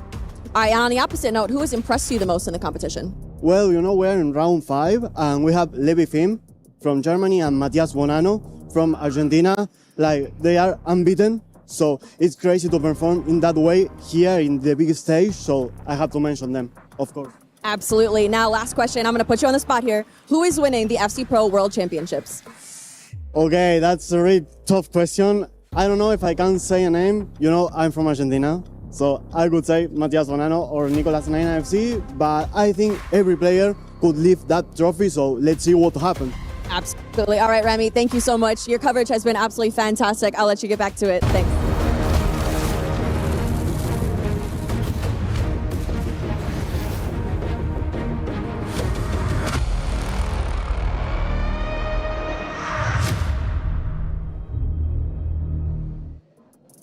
Welcome back, everyone. I am joined by MS Dasari. That was a very important game. I know everyone in the crowd was just saying you got your revenge on Emre Yilmaz from the FC Pro Open, but how are you feeling because you needed that win to stay alive in the competition? I miss this feeling a lot. I think I missed competing very badly, to be honest. I know what I'm capable of. Emre is a great player. He went from Pro Open, from a knockout game against me in extra time to the all way to the second against Anders. So I know what I'm capable of. I think now after groups is over, I would say warm-up is done. And now it's about character, personality. And the past 2 World Cups I've played, this was first and second. So I think nobody had a high chance of podium finishes above me. Absolutely. You love to see it. No, it's interesting. It's interesting because you're going through to those knockouts as well. You needed that win. There's a chance that you could be crushing Emre's key as well. And so that's a very fun one. I know getting that revenge. Is crushing a key mean a lot to you at the end of the day? crushing every liquid key means a lot for Falcons. All right, he loves to crush a liquid key. And I do have to ask you about the club championship as well for Team Falcons. You're a player and your points are going into that point total. And so does that mean a lot to you as all of these wins are helping you at the end of the day for your club? Yeah, I mean, I was talking to Neo, which is the founder of Vitality, and we're very good friends. He was just congratulating me on being able to play in the World Cup. And I was saying I want to be the guy who earn points for his team, to be like, I think I would be the first in history to be as a CEO founder who even gets points for his team. So I think that would be fun. I know what I'm capable of. Beating Emery, which is top 2, makes me obviously knows what's my level, and I'm just looking forward. All right, Mr. Astori, I'll let you get back to it because more games are on the horizon for you here today. But guys, over at the desk, he loves to crush the Team Liquid keys. What are we thinking about that? We love that call out because if you were joining us earlier in the club championships, Falcons were currently at 10th place. Liquid, well, they're down in 30th place, and Liquid so far is not going to get points from the man they were kind of banking on. He was their highest ranked player coming in. Emery is now out. FG Shells, how big of a loss is this to Liquid? I mean, he's not quite out, I don't think. I think there's a little chance. There is still a little chance, but it's out of his hands completely. Okay, so he's at 7 points? We saw the celebrations from Neat right at the end to score a winner. Massive winner against P8 Zin. But just looking at the table, Emery is on the same points, but has better goal difference. So, a bit of an interesting one. Was that celebration in vain from Neat? I hope not for his sake. Let's take a look at the highlights. This was the game between Anders Vergang and Danny Pitbull.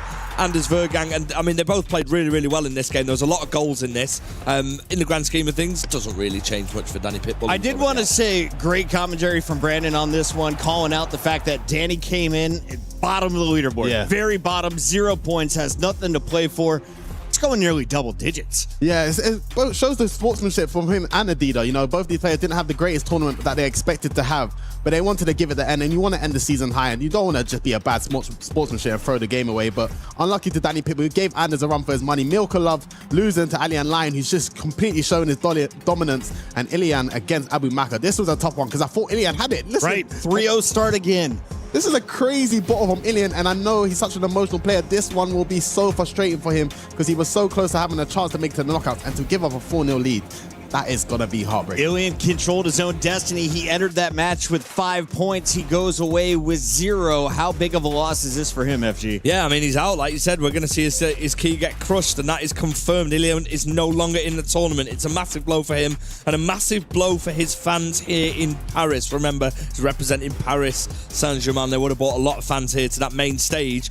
That game between Nasada, I mean, Nasada just was fantastic in this game. Attacking, he's been so impressive. There was a lot of goals in that one. Not the result Marwan would have wanted. Yeah, Marwan, he nearly had a chance to redeem himself, but unfortunately it was a little bit too late. And you can see the last minute winner from there from Neat. That's helped him to give him a chance to make it to the round, to the knockouts round. That's a big result. Let's just talk about what we're seeing here right now. We spoke about Jafonso earlier on. He's now dropped down to 23rd. He still has to get through one more round. In action in this next round, Levi David, massive story. He's going up against Levi Finn, who has the opportunity to go 100% in the league stage, whilst also knocking out a back-to-back semi-finalist in this competition in Levi David. We've also got Virgil fighting for a place. Paolo Neto's got another game as well. K1 John has got a game against D Fernandez.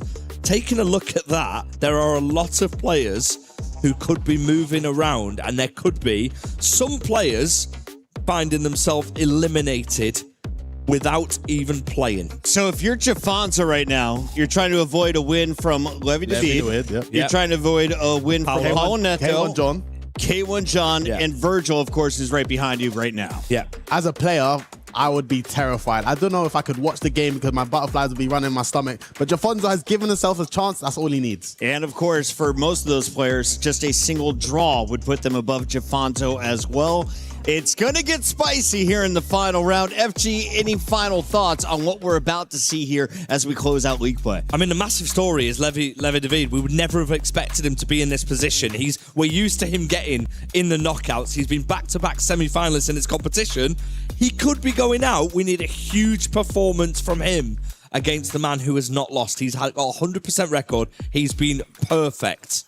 It looks like Emery, for now, is safe. But the man who is not, well, it's Ilian, and his key is about to be crushed. Let's take a look at the action. Shells, walk me through this moment, because this is brutal for the guy who's going home, and a great feeling for the man pushing the lever. Yeah, I mean, for Abu Maka, he would not be angry at all. What a beautiful key that is, by the way. But for Ilian, it's definitely heartbreaking. He's smiling. He's smiling. Who wouldn't be smiling? Listen, FG, if I had your key on the day, I'll be smiling. I have the biggest smile on my face. But I think for Ilian, it was just a heartbreaking loss, and you tried all year to, he worked so hard, and he was in a great position, 4-0 up. But unfortunately, Abu Maka, I mean, he's just showing his key with he's giggling as well. Yeah, he's enjoying every moment of that, and rightly so, because I was just thinking if I had Shells' key, I'd be laughing all throughout as well. But you'll never beat me, so that'll never happen. Yeah, so. well, we'll never find out, will we? Listen, one thing's for certain, Abu Maka, Saudi League champion this year. How far do you think he can go in this tournament? I think everyone in this competition can win it. And Abu Maka, with the Saudi support, you can see Dossary having the fans. I'm sure if Dossary and they was playing against each other, I wouldn't want to see what happens. But Abu Maka, he's a great player. He burst into the World Cup Championship a few years ago and done well there. He can win it. Shout out to our usher, by the way, just kind of pushing around the dust at the end of that key crush. The keys are absolutely getting shattered here at FC, and we have plenty more keys to go. Final round coming up here in just a few moments. If you have star players to look at, Shells, who do you expect to move through, and who has a chance to move into our top 8?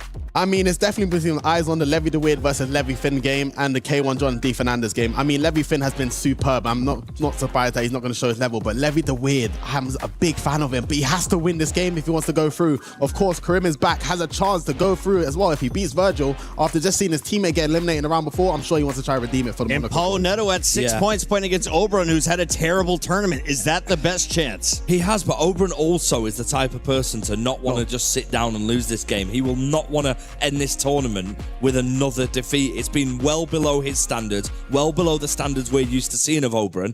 I think that's a game to keep an eye on. I could really see Oberon getting his first win there. I mean, we even saw it with Adida and Danny Pitbull. They're fighting to the last breath. So I think Oberon will be doing the same. And it's Paulo Neto, he still has a job to do. Redlock in a similar position going up against Hezers, who is playing for a spot in the top 8. It is going to get spicy. It's going to come down to goal differential. If you're looking for one player to lead this group, this lobby that we're about to have here on the stage, who's been the flashiest of our stars in this league, Shells? Ooh, I'll probably say Levy Finn. I think Levy Finn, the goals that he's been scoring as well, I like the dribbling. He's got his kind of own distinctive play style going forward. I think I'm a big fan of Levy Finn. Matthias Bonanno as well, by the way, has been fantastic. We haven't even touched on him right now, but he's been absolutely flawless as well as Levy Finn. That Levy Finn game is going to be quite special. We're going to see both of those players in your top 8. They're already at 15 points guaranteed. Here's a look, though, at a man who is walking home with 0.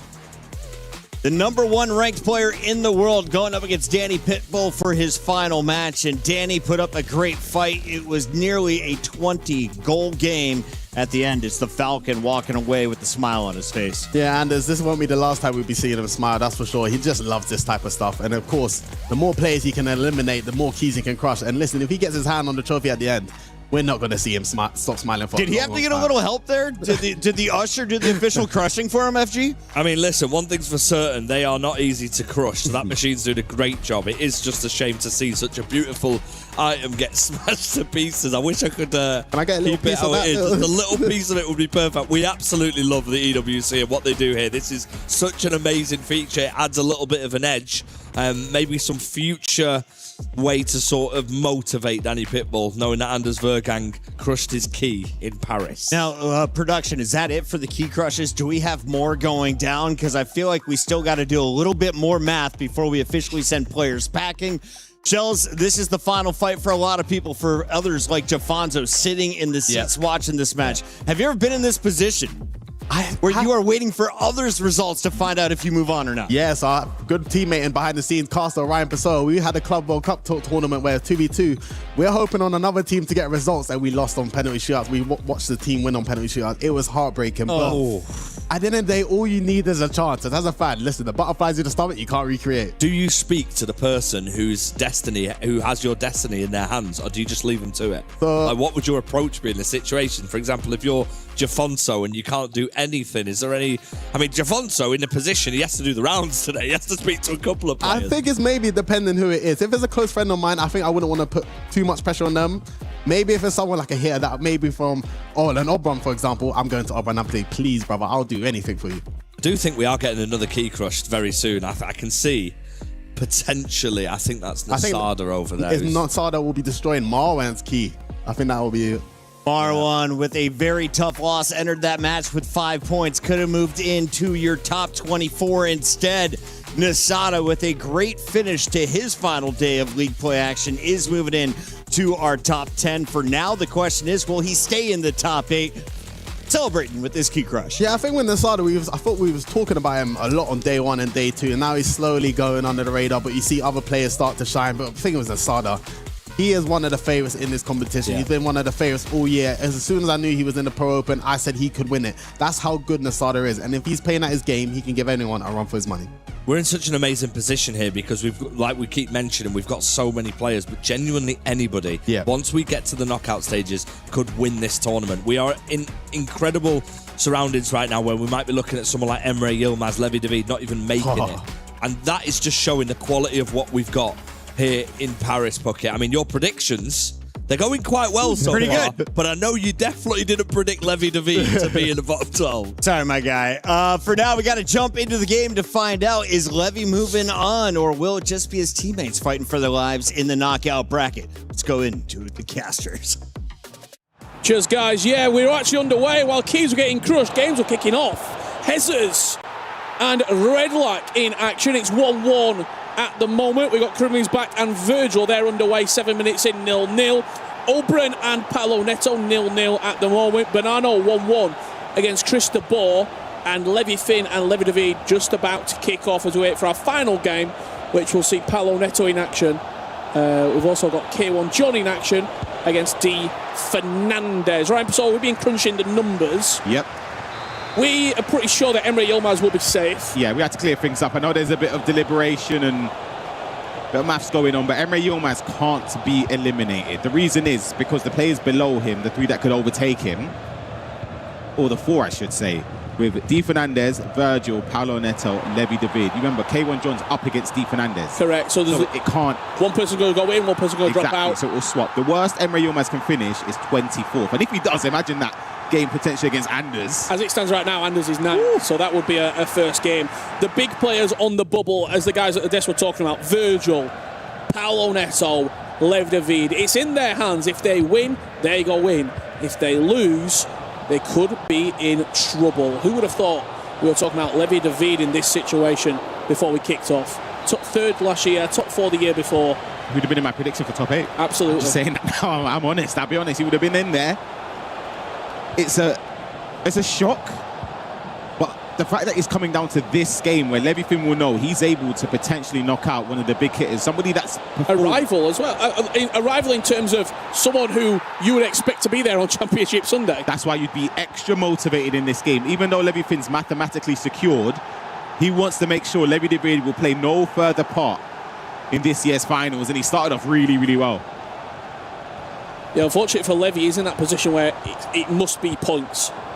It must be points for him to qualify through. A draw makes it really tight. I mean, it probably wouldn't be enough as he equalises up there against Levi Finn. It has to be a win for Levi. A win guarantees it. A draw, again, you're relying on other things going in your favour. You have your eye on your teammate in Paolo Neto falling him short to lose. as well. Exactly. You need Virgil to lose big. A few other results to work against you.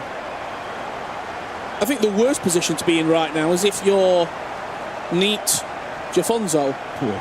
Having played, you've done all you can do, and you're just sitting, biting the nails down to the bristle, waiting to see if results go your way. After the game Jafonso played, I saw him heading out towards the exit. I don't know if he came back in or not, but he looked devastated. He looked dejected, thinking his tournament's done already.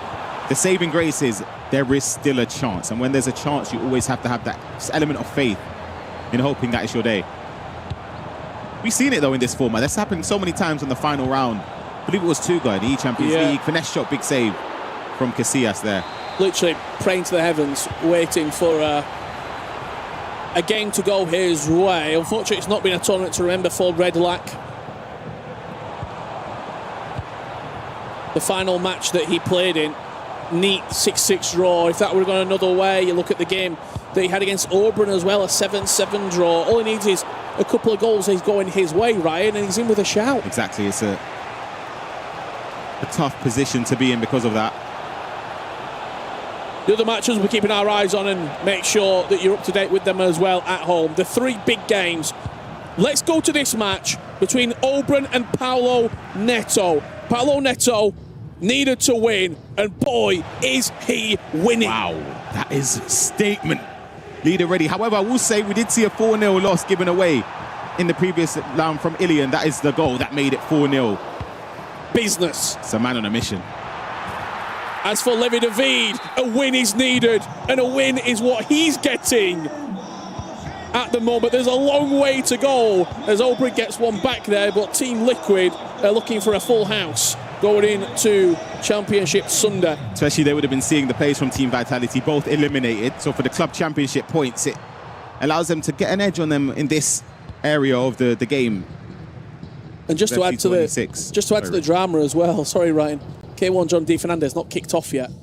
As it stands right now, K1 John is 32nd on 4 points with a -9 goal difference. If he wins, he goes to 7 points, but the goal difference swing would need to be drastic. D. Fernandez is on 7 points with a -3 goal difference. If Paulo Neto and Levi David both win, it could be teetering, potentially, down towards the bottom. I mean, Virgil will drop out, Jafonso will drop out, and then you've got one spot to play with, really. So we need to get a camera on some of those guys. Neat, Jafonso. We need to see their reaction throughout this entire round. Levi David turning the game around very quickly against Levi Finn. Did he need to get back into this game quickly? Absolutely. I think for the confidence as well for Levi David, he'll know that as the clock ticks on, against somebody that's in hot form with Levi Finn being unbeaten in this tournament, arguably player of the tournament. I'll be saying that because I feel like in terms of what players would have, or not even just players, people would have expected, I wouldn't have had Levi Finn 5 out of 5.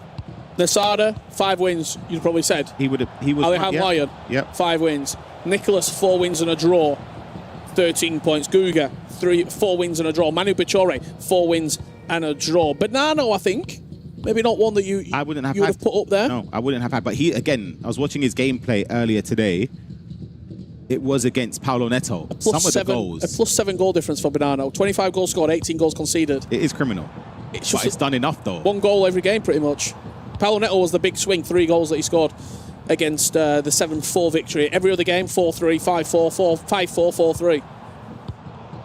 For Banano at 5 and zip at the moment. Speaking of Banano, 4-1 down to Christa Bohr, but there is one back to make it 4-2. Christa Bohr, for people wondering, he's pretty safe. 9 points. He'll be looking to go to 12.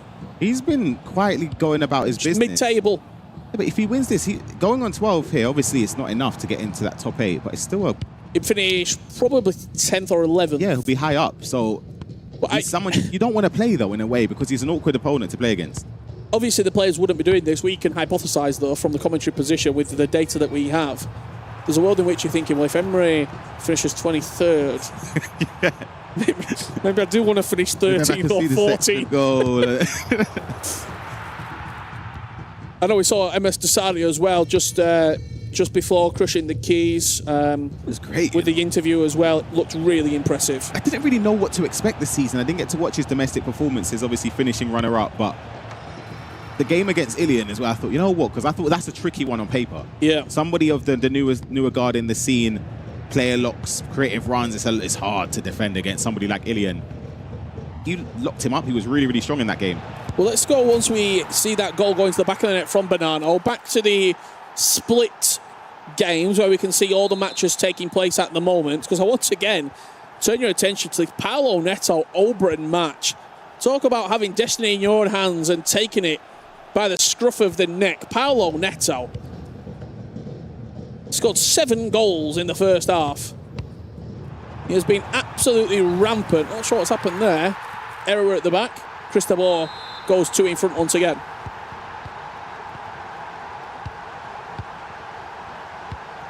Hezza's leading against Redlac, 4-1 as we approach half-time in a number of our matches. I know people out there asking for updates from K1 John and D Fernandez. I can tell you they are just coming out the tunnel now, just kicking off. Just even more pressure. I guess, well, I was going to say, if it makes it may help in terms of K1 John. His coach will be telling him how many goals he needs to score if he's winning, what you need to do. So that does benefit him a little bit. But the essence of the game is the same. He has to win by quite some distance. Well, we have seen someone go from such a low position in the table to qualifying through. It's 32nd coming into this game. And he's lost 3 on the bounce as well. Yeah.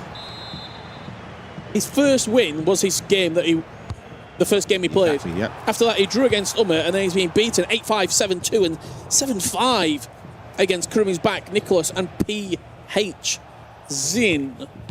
Mr. Bohr beating the man unbeaten at the moment in Matthias Bamamo. Anyway, you want to see in particular, Ryan? I know you're looking at Kurumi's back and Virgil. Yeah, I was going to say, we haven't really seen much of that game. I don't know if it's possible at half-time to jump across if they're not in a break. But they are replay. Just straight kicked off. The bat, exactly. K1 John, again, he knows what he needs to do, Rich. Early start. There has been only one goal, and we're at half-time between Kurumi's back and Virgil. And it has gone Kurumi's back's way. Meaning that Virgil is on a slippery slope as it stands right now, with Levi David leading 3-1. Paolo Neto 7-4 at half-time. There's all the matches, Ryan, as we jump into Levi Finn and Levi David.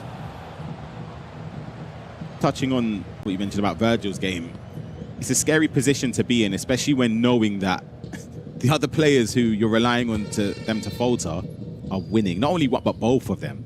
3 of them, in fact, because K1 John, that is... Yeah, destiny is in his own hands at least, but he has to pick up against Kurumi if he wants to stay in this tournament. Great run. Levi David, a man who's been there, he's done it. World Championships, FC Pro Opens, representing the Netherlands on the biggest stage. Clutching up when he needs to. Yeah, that was lovely. You can tell what he wanted from before when that run from Salma started to be player locked inside towards the center of the pitch there. He eventually gets it. First time low driven finish with the outside over boot as well.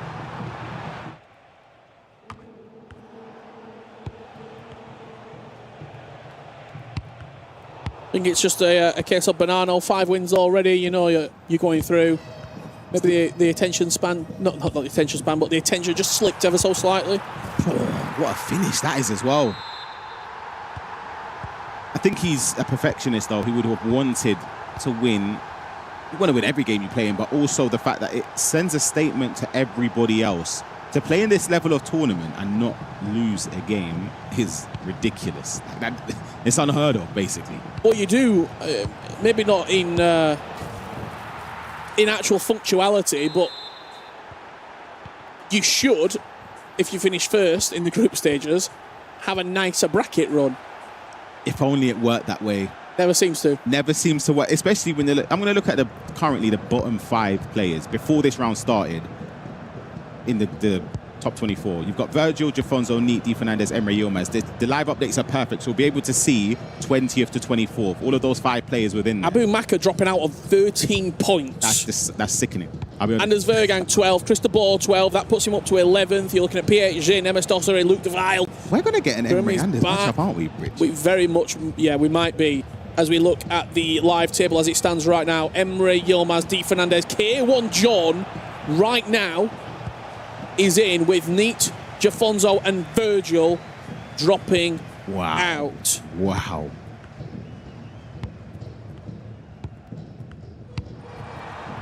Great ball, Crystal Boy. He's got an opportunity. Keeper shuffles, but the step isn't enough. Crystal Boy takes a 7-4 lead. Let's jump across to another game if we can.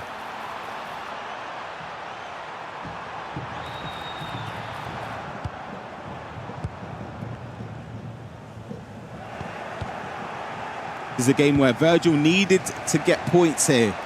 It's coming in 6 points. As it stands, 7 points. The goal difference is 0. So it does put him in a position where he would actually leapfrog Emre Yilmaz, D. Fernandez, who are on 7 points, but a Fortune can't get the shot off.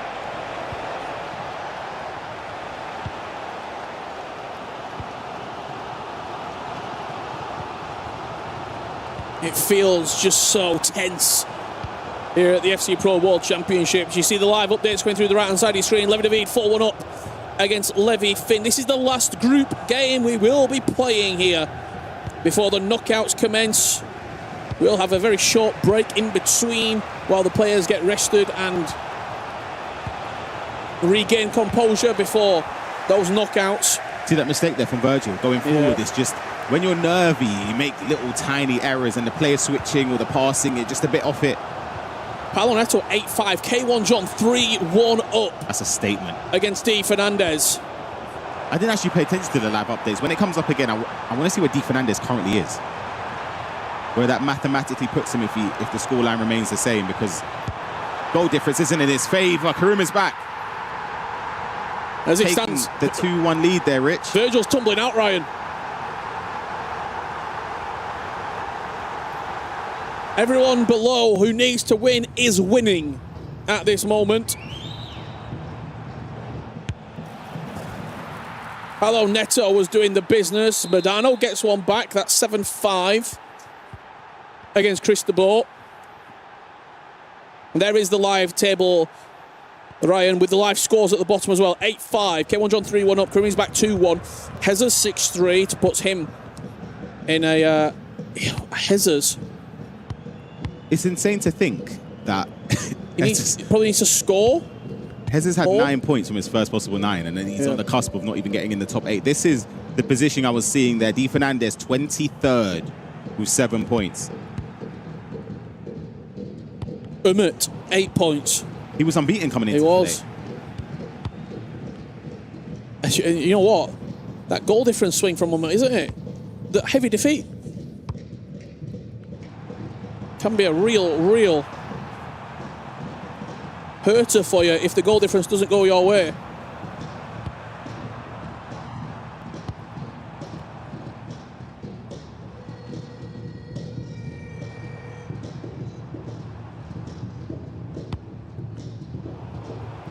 Great touch. Don't think it was by purpose though, but allows Bonanno to push forward. Look at the triggered run. He has to be followed there from Chris. Beautiful bit of skill from Matthias Bonanno outside of the boot. Can't find the corner.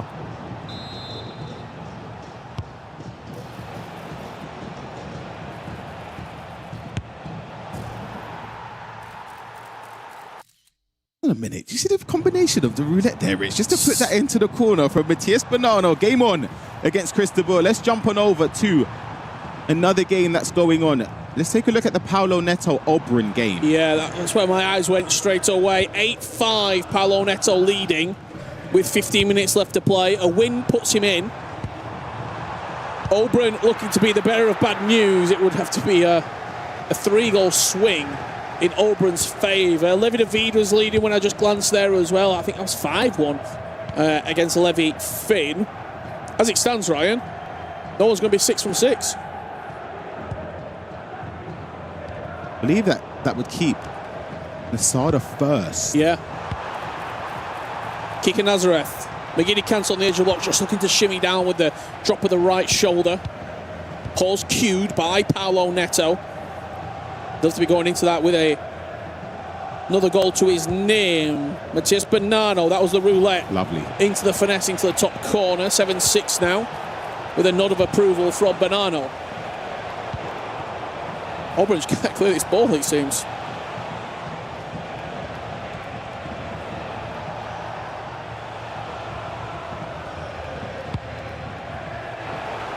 Unfortunate animation there, didn't get an interception on it. Scott McTominay. Paulo Neto playing the clock at this point. Doesn't need to score again. He's going to be in.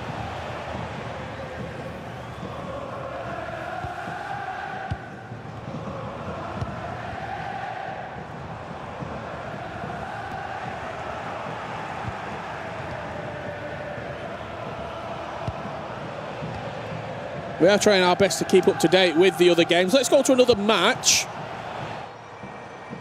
Let's just leave it on this screen for 1 second while we look at the scores. Hezers leading against Redlag. Krumi's back 3-1 against Virgil. K1 John D. Fernandez feels like the story here, Ryan. But there's so much time to play in that game, so maybe we see the culmination of this one.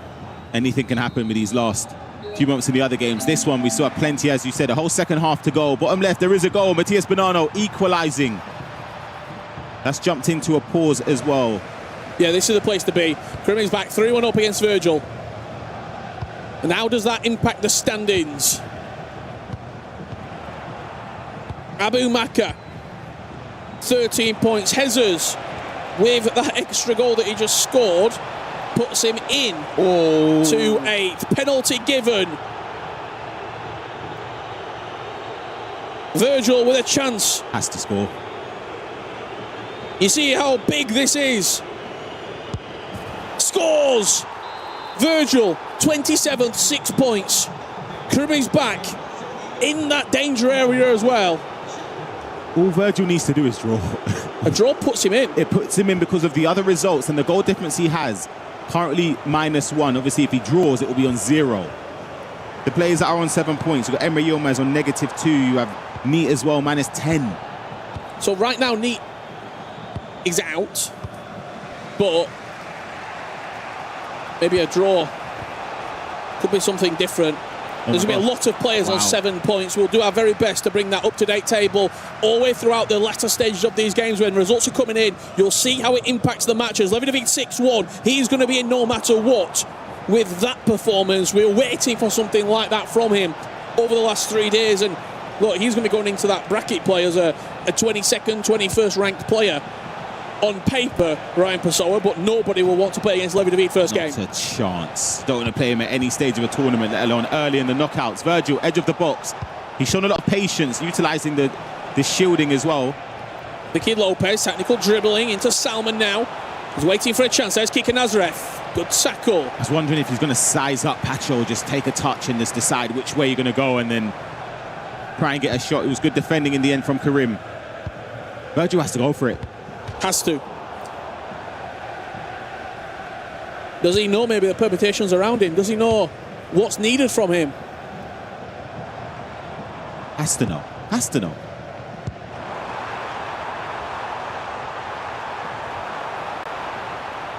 Karim knows a win is enough. Gives the ball right back. Virgil comes clattering through the back of him. Referee says play on. Enough ball. And Virgil with a lovely pass to bring Granit Xhaka into play. It's better late than never for Virgil. Low driven, Casillas with the save. Short corner played all the way back to recycle. It's a player lock fake to try and create just a centimetre, an inch of space in around the box. Araujo, not the player you want there. Paulo Neto is in. He wins 9-5 against over, and Jude Bellingham with a really poor touch. He has to spam off side traps, just do anything just to try and force Karim to give away possession. Virgil's tournament is hanging in the balance. Anything, just force him. Karim is not going to give him that chance. Keeper's off the line. Elise will dribble into an empty net with Jude Bellingham. Karim is back. Clutches up when it matters most. The nail in the coffin, not only for this matchup. Virgil came into this round 24th with Paulo Neto, with Levy David all winning, with K1 John winning, in fact. That's where he needed the draw. 1 point would have been enough. Commiserations to Virgil, a painful one. We're jumping over to this one where a miraculous comeback from Bonanno, which puts him top 18 Look at K1 points. John D. Fernandez, 4-4. 8-8 in this game. Chris de Boer gets one back. But yeah, that K1 John result, that changes quite a bit because that puts Neat back into the top 24. And look at it right there. Jafonso drops out. Neat is in. Wow. And Emre Yilmaz teetering. on the edge. Levy David will jump up the table. Oh, what a goal. As Bonanno gets another one back. That's 9-8. What a game that is. Chris is unhappy with the amount of kick-off goals that Matias Bonanno has got in this game. This one, though, we're jumping over to it live. D. Fernandez pushing forward against K1 John. Coming into this game, D. Fernandez was on 7 points. He was 21st.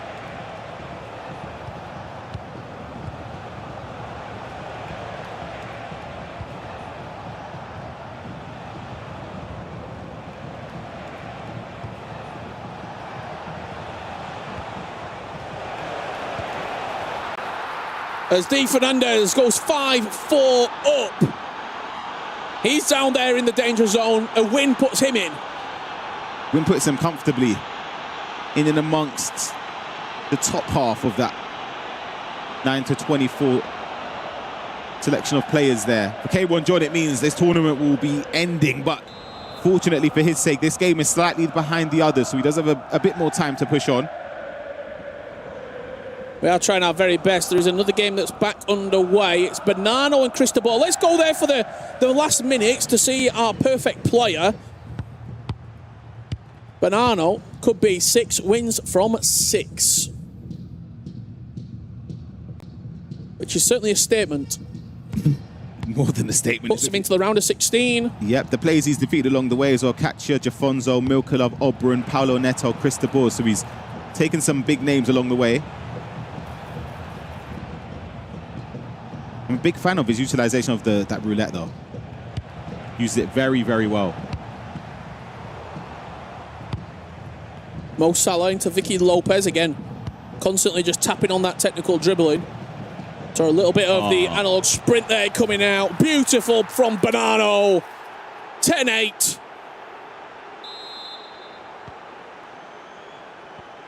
Could this be his year?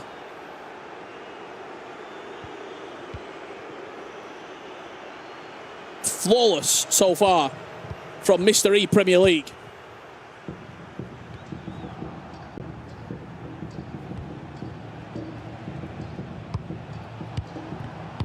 Do you wonder where Ryan Pessoa's gone? He's just doing some maths. I was just trying to with see. Trying to work out the as it stands table with everything that's going on as it moment. What are you trying to figure out? I was just seeing where it would drop Cristobal. I think as it stands, Levy David would actually leapfrog him based on goal difference as well.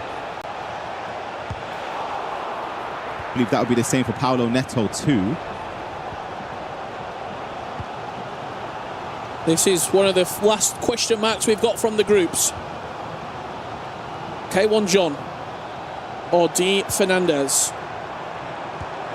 Finesse from the edge of the box. Casillas with the save. And with these full-time results from selection of our other matches coming in particular, I'm looking at Paolo Neto. I'm looking at the matchup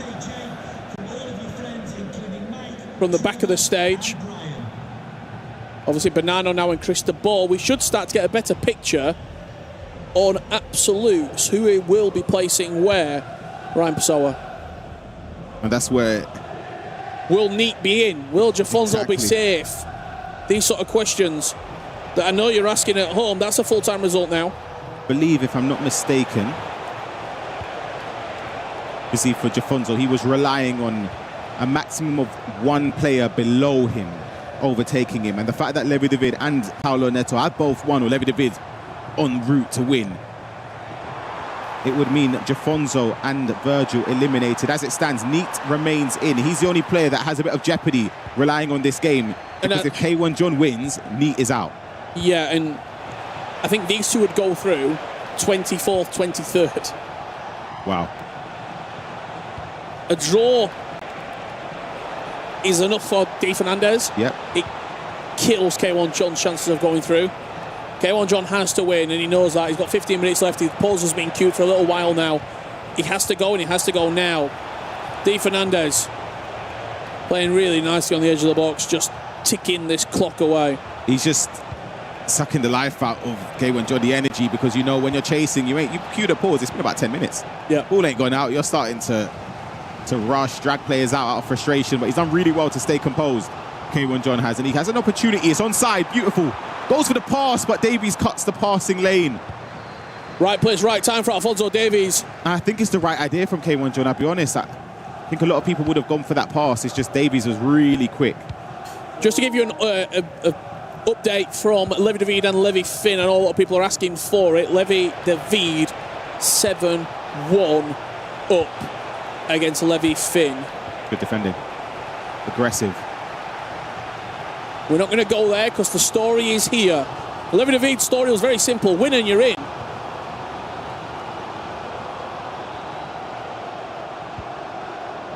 As for K1 John and D Fernandez, there's a few more chapters to that story. He needs 2 goals, K1 John. And he just takes the blatant foul to get the substitution coming on. We're going to see the full-time result very quickly from this game. That's the table as it stands right now, Ryan Pasowa. What are you thinking? I'm just trying to work out. Abimaka 9th. If it stays like this, he will be up against Neat. It will be Anders Vergang against Emre Yilmaz in the first round of the knockouts. If it stays like this, the only way it changes is if K1 John wins. And K1 John can go from 32nd to 24th if he scores 2 quick-fire goals. The other question that maybe we can't answer: where has this Levi David been the last 2 days? Yeah, exactly. But we spoke to him yesterday, and he looked so calm. I mean, you look at his games. He beat D Fernandez 8-6. He lost 8-7. He beat Neat 8-5. He lost against Nasada. Yeah. He then lost against Abu Maka. That felt like the one to swing, where we were potentially saying there could be a little bit of jeopardy here. He's put that jeopardy to rest in emphatic fashion. Levi David will be in to play later today. The question is, will he be into tomorrow? Yep, exactly. And that's all of Team Liquid's players through to the knockout stages. All 5 of them. Which for the club championship points, so it gives them a good potential opportunity. If a couple of them make a run in the tournament, they can get some points on the board.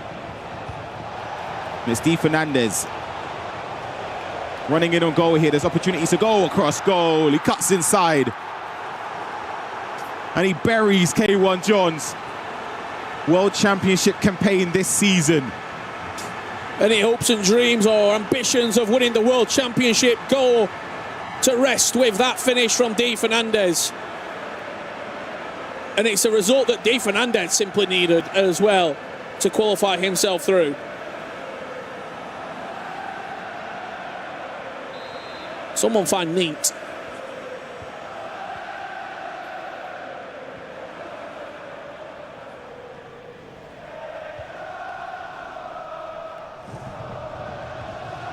Really, really unfortunate for K1 John. It just happened to be, in the end, a middle portion of the games, Ryan, that just went away from him. 8-5, 7-2, 5-7 losses. He started the day fantastically. Ilian and Umut, exactly. 4 points from 6. I think that's the difficult thing to take as a player when you start so well in the tournament, where you're thinking, you know what, 4 points from a possible 6 is a very handsome return. It's just not been enough for him. It's a last-minute consolation goal there. Finesse shot from Salah, but it's not going to mean anything in the grand scheme of things. Yeah, it had to be a win for K1 John. A draw, I don't think, does too much in terms of the other players around these two competitors as well, and I don't believe D Fernandez is even going to let him have a touch of the ball. The league stage has been superb once again in this 36-player format. Favourites teetering on elimination. Esports World Cup champions not going through. Fan favourites being eliminated. We lost, what, 5 of our 7 Italians that came into the tournament. It has been heartbreak for Team Vitality. But where we leave the group play, 24 remain. The top 8 is finalised. When we get back after the break, knockout play will commence. See you very soon.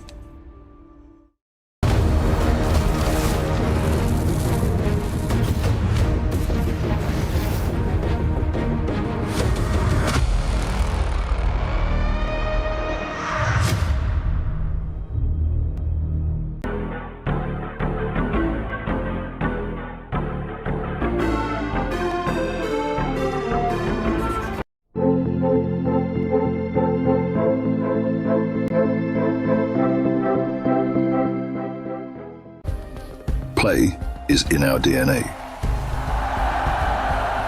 Whenever we let it out, it becomes our superpower.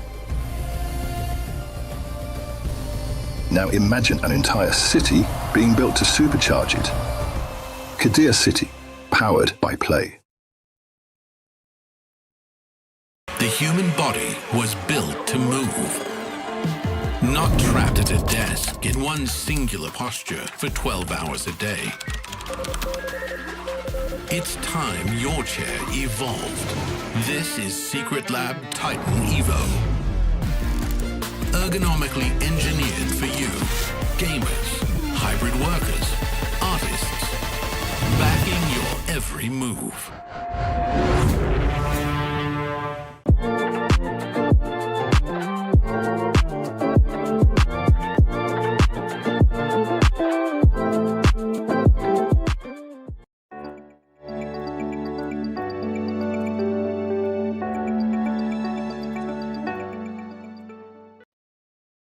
At the current club championship point standings, you might be a little worried, especially for the top 3 organizations that everybody thought were going to do well. Looking at the standings at the moment, Falcons is on 11th. Liquid does not have any points. Vitality is sitting on 2nd, but it's Na'Vi that is topping that number 1 spot with a total of 1,750 points. But fear not, because the competition is not even halfway through. Casting back to EWC 2025, Week 3, Falcons was on spot number 7. Vitality was the one in the first slot, but Liquid was 4th. Every single one of these organizations was still looking to get more than the top 1 finish, and Falcons didn't even have that one in their pockets yet. But if we all remember correctly, Falcons ended up winning on that first slot with 6 medals, Liquid placed 2nd, and Vitality placed 3rd. So the truth is, anything can happen.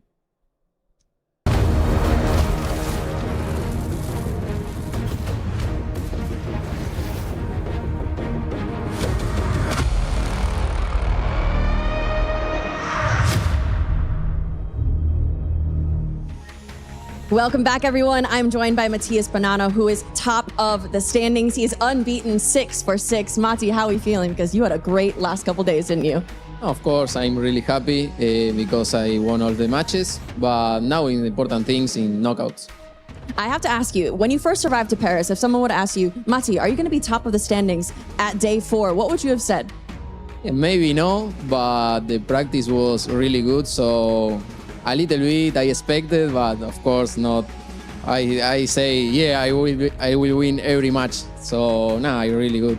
What worked well for you? Because I was so impressed by your attacking. All of your attack has been so stellar these last couple days, but what do you think, in your opinion, worked really well for you in your gameplay? Oh, I think in attack, I have, I don't know, a lot of options in terms of the tactics, in terms of skills, true balls, everything. So I think it's all about the practice. All right, and last question for you. I'm going to put you on the spot. Now being top of the standings, do you think you have what it takes to be a world champion tomorrow on that big stage? I don't know. I work for that, of course, but I'm focused right now in round of 16. All right, well, I'm going to throw it over to the desk. What do they think? Do they think Matías Bonanno could be a world champion tomorrow? No, he's going to have to wait till Sunday. Bonanno definitely on fire right now, those shells. And the man, like you heard, is moving into our top 16 guaranteed. He doesn't have to play this opener round of the knockout. So if you're in his position, what are you doing from here until your next match? I'm trying not to change anything at all. I mean, he went 6 for 6. Matías Bonanno has absolutely dominated the league phase. And I think you don't want to change anything, but you don't want to get too comfortable. You don't want to get too confident, because now in the knockout rounds, things are resetted. Everything's in square one. One loss, you're going home. But he needs to sustain what he's been doing, because it hasn't broken yet. I mean, you can see just maybe slightly behind us, he's brought his family here with us here as well to Paris. I don't know if they've had an impact, because the way he's played in every single one of them games has been superb. Going into the knockouts is something completely different, like you just said. Yeah. I mean, but if you're another player, you don't want to run into a man who's 6 from 6 in such a difficult tournament. You can see the results on the screen there. Redlac again put up a fight. Unfortunately, it wasn't enough. Hezes has been fantastic as well. The big result, though, the one we have to focus on, is the man who had the destiny in his own hands. He needed a win against a guy who'd won 5 games in a row. He didn't just beat him, he demolished him. 7-1 to Levi David. Levi David is in. He controlled his own destiny, and K1 John was in a similar position, unable to accomplish his goals. His key is going to get crushed tonight. Yeah, I mean, the commiserations to K1 John. I thought he had a good chance to do it against D. Fernandez, but D. Fernandez needed that win himself. And Levi David, that's the type of statement performance you needed to do. You're playing against Levi Finn. He was unbeaten in the tournament at the time, trying to join Mateus Bonanno, but he ended that. That's the type of confidence boost you kind of need for the reset in the knockout round. But even Neat, you played his game last round before. We thought he was going out. He managed to scrape his way in. I can't wait for the knockouts. When we can, let's get the official numbers up, because I saw on Wikipedia there's been some improper results being scored. I thought Neat was through. You were arguing, no, he's definitely gone. I'm with you now. I think Neat is definitely going to make it in, and K1 John is going to be on the other side. FG, any big surprises for you as we wrap up 6 rounds in the first 6 games for all of our competitors? Well, unfortunately, a previous winner is out. Jafonso has been knocked out. We said earlier on, he's waving to the camera. We said earlier on, as we look at the league stages now, that it was out of his hands. Well, I'll tell you what, 6 points was not enough. It probably never was going to be enough. That last-minute winner from Neat means everything to him. On the other side, also Katcha was eliminated by last kick of the game by the Iceman, who finished 5th. If you look at that top 8, Shells, realistically speaking, you've got to point to our number 6, Guga Faraz. What a tournament he's had so far. What a performance in the league stage. He's been amazing. And also, one more thing, Anders Vergang has got to play a knockout game before he can have the opportunity to play one of the top 8. He finished 10th. Yeah, I'd like to say with Guga Faraz, throughout the season, every game I've seen him play at tournaments, it was like he was in every game, and that's a great sign as a pro player. The fact that now in the World Championships, he's turning them draws and losses into wins, it shows his dominance and how good he's really at the game. But like you said, Anders Verga not making it into the top 8, into the knockouts round, but listen. Gentlemen, I don't know how the bracket works, but is there any chance 10 plays 23 and 9 plays 24? Oh my gosh, I just realized. My gosh, I just realized. Wow, we are about to see one of the most craziest knockout rounds you've ever seen. Let's wait on the bracket officially. Before we get to that, walk me through some of the highlights. Yeah, chat, you caught on to it. Listen, we're waiting for them knockout fixtures to be confirmed, but I think you might be right, Puckett. Levi David as well. We spoke about it. 1-0 down, as you can see, very early on. What an awful moment that was for the goalkeeper. But the thing is with Levi David is he's been in this scene for a long time. He's a very professional guy. He wouldn't really have been fazed by Levi Finn's 5 games before. He was focusing solely on that one. What a performance. He booked his place into the knockouts. You can see in the top corner, Shells, Cristobal was on fire against Mateus Bonanno, but Mateus Bonanno ended up winning. I mean, there's a reason why the boy went 6 for 6. It just shows you kind of need to bring and be at all points of your game. And Mateus Bonanno, even when he's losing, he's still in control and still believes himself that he can pull the result back. And that's the type of results you kind of want to take it to the knockouts. Yes, you went 6 for 6. You was losing in your last game, but you still managed to see out the victory. And that's the type of morale boost you need in the knockouts as well. Yeah, in terms of Redlac, it wasn't meant to be this time out in Paris. Congratulations to him and all the other players who bow out of the tournament but made it to the World Championships. From Hezzo's perspective, business as usual. Great performance by him. We'll be seeing him soon. In the top 8, he made it. Yeah, with Hezes, I feel like his confidence is growing every time we've seen him in more tournaments. Like I said before, he was never really known for his defensive style. I felt like his defensive side of the game was always letting him down. Goals scored, we know he can score goals. But I feel like the last few tournaments, he's changed the way he defends, changed the way how he's keeping the ball, and I think he can really make a run to make himself a world champion. It seems like a high-scoring meta right now. Yeah. Is this his time to win if there is one? You know what? I think there's so many players that we can say that can potentially win it. I think so many players so far in this tournament have shown glimpses of being a champion, but then also shown that they're weak. Anders, for example, he's lost a couple games. Nicholas, he's losing a couple games, but he's fought back a couple games. So there's so many players where I think on their day they can win it, but why not? It can be Hezes, it can be Nasada, it can be anyone. Virgil also with destiny in his own hands was on that 6 points, just like Jafonzo, unable to score a draw. He is going to fall at the very end. Kareem takes the 3-point win. Yeah, Kareem was fantastic actually in that game, and he's been fantastic. He's had a great season as well. Kareem, unfortunately for Virgil, it was in his own hands. It just didn't go his way. I think sometimes it's probably a lot more harder to take, Shells, I imagine. Yeah, I think it's so hard to, you work so hard for this tournament. Sometimes things don't click, you know, you can prepare so well at home, things just feel good, but you can't get the results. But of course, Virgil, he went to the very end. Unfortunately, he will be going home. But once again, it's so unpredictable. This is why I love the league phase. Every result matters. The knockouts are going to be absolutely crazy. Fuck it. You know, I actually genuinely don't know where to look. We're going to see heavyweights. We're now at the point in the competition. We saw obviously 36. Yeah. And we were like, this 36 is very, very strong. Reminder, the likes of Neat, who just made it through last kick of the game. He got through the play-in. Yes. Beating Tex, a goat of the scene on a penalty shootout. He's rode his luck all the way. He's got this far. Just how far can he go? What is better story? The way that Neat is getting into the knockout bracket, or the way that Kasha got knocked out of getting into the knockout bracket?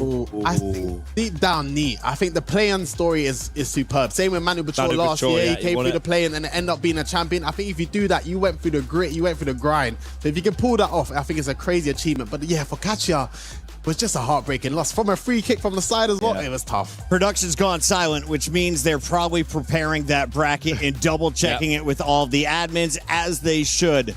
I think there's a few keys to be cut as well, which is happening, which we will update you with. But there's also a Mystery Nation bucket. There is a Mystery Nation. And Shells, for those who don't know, what is going on with the Mystery Nation? Why should everyone in the chat take part? Because you can get easy and good objectives and packs from it, but FG, do you want to give the clue? Am I going to reveal the Mystery Nation now? We'll wait for the go-ahead. We gave you clues earlier on. They finished third in the 2002 World Cup. They've got players playing in their league now that have moved to the Premier League. Liverpool fans have a historic Champions League night in one of the cities. Yeah, in one of the cities, as do Manchester City, a Rodri winner in their city as well. Quite recently, yeah. The national team is nicknamed the Crescent Stars. Yep. I wouldn't even know. For those who know about the Crescent Stars. I genuinely wouldn't have known that, so that probably doesn't help, but I'm pretty sure we can. You can Google it, though. Yeah, I'm pretty sure. Like, if you haven't got the answer already, feel free to put it in the chat. We will reveal it to you very, very soon. Share it with your friends. We want you all to win at home.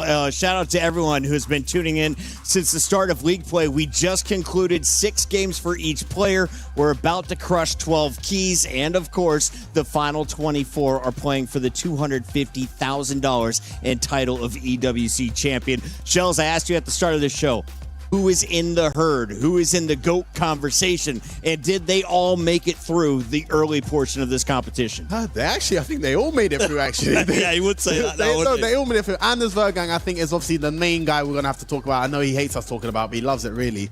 Listen, I'm a bit scared for everyone else. Because he didn't make it through the top 8, he has to play an extra round in a knockout round.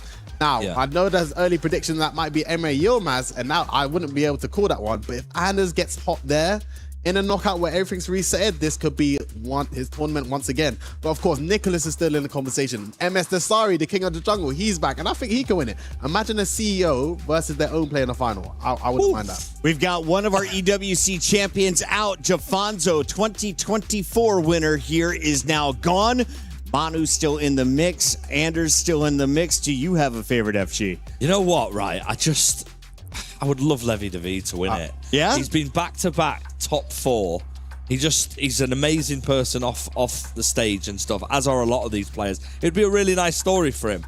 It's hard to look past Anders Vergang like we always do. There's something really, really special about him because I feel like he finds it really difficult to motivate himself in league stages when he knows that there's still a knockout. When this man gets to the knockouts, he needs that pressure. Yeah, there is an air of inevitability with him. Nah, I don't think he finds it. I just think when he loses in the groups or the league phases, he just uses that as, I don't really care about this, because you know what? He backs out with the trophies. So I think he can use that against it, because really and truly, it matters in the knockouts, and you can't argue with his resume because the guy brings trophies. But we've got serial winners here, by the way, as well, in this. We've not even mentioned Abu Makr, the Saudi League champion. He went there against Dasari, who finished runners-up in Saudi this season. He's won something. Nasada's had an incredible Banano, season. EPL champion, 66. Banano's won the EPL. We've got the Ligue 1 winners there as well. It's crazy. Let's take a look at the bracket. I'm told it's ready. We filled long enough, and here we have it official for you. Round of 24 is going to see all of your competitors that were just outside of that top 8. And there we have it. Chels, where are you looking for all those on their cell phone? Where do we need to zoom in? This bottom right side of the bracket is wicked. That Falcon versus that pony from Liquid? And then look at even the round of 16. We got Manu Bachor and Nasada waiting. The people that's named on that side of the bracket alone. We got Levy the Weird play D Fernandez. Okay, but Emre Yilmaz versus Anders Vergang. Winner plays Manu Bachor. Now, does this mean that Levy would also run into the winner of Emery or Manu? Or are we looking at Liquid just knocking each other out before the semis? Yeah, this is a nightmare situation if you're Liquid. If you're a neutral and you're watching this, Emre Yilmaz, Anders Vergang, the reignition of another rivalry. There is a big rivalry between those two players. I'm looking at the other side at the top left, and you're looking at P8's in Samu Gamer. Yep. And you're looking at where Matthias Bonanno is, round of 16. Yep.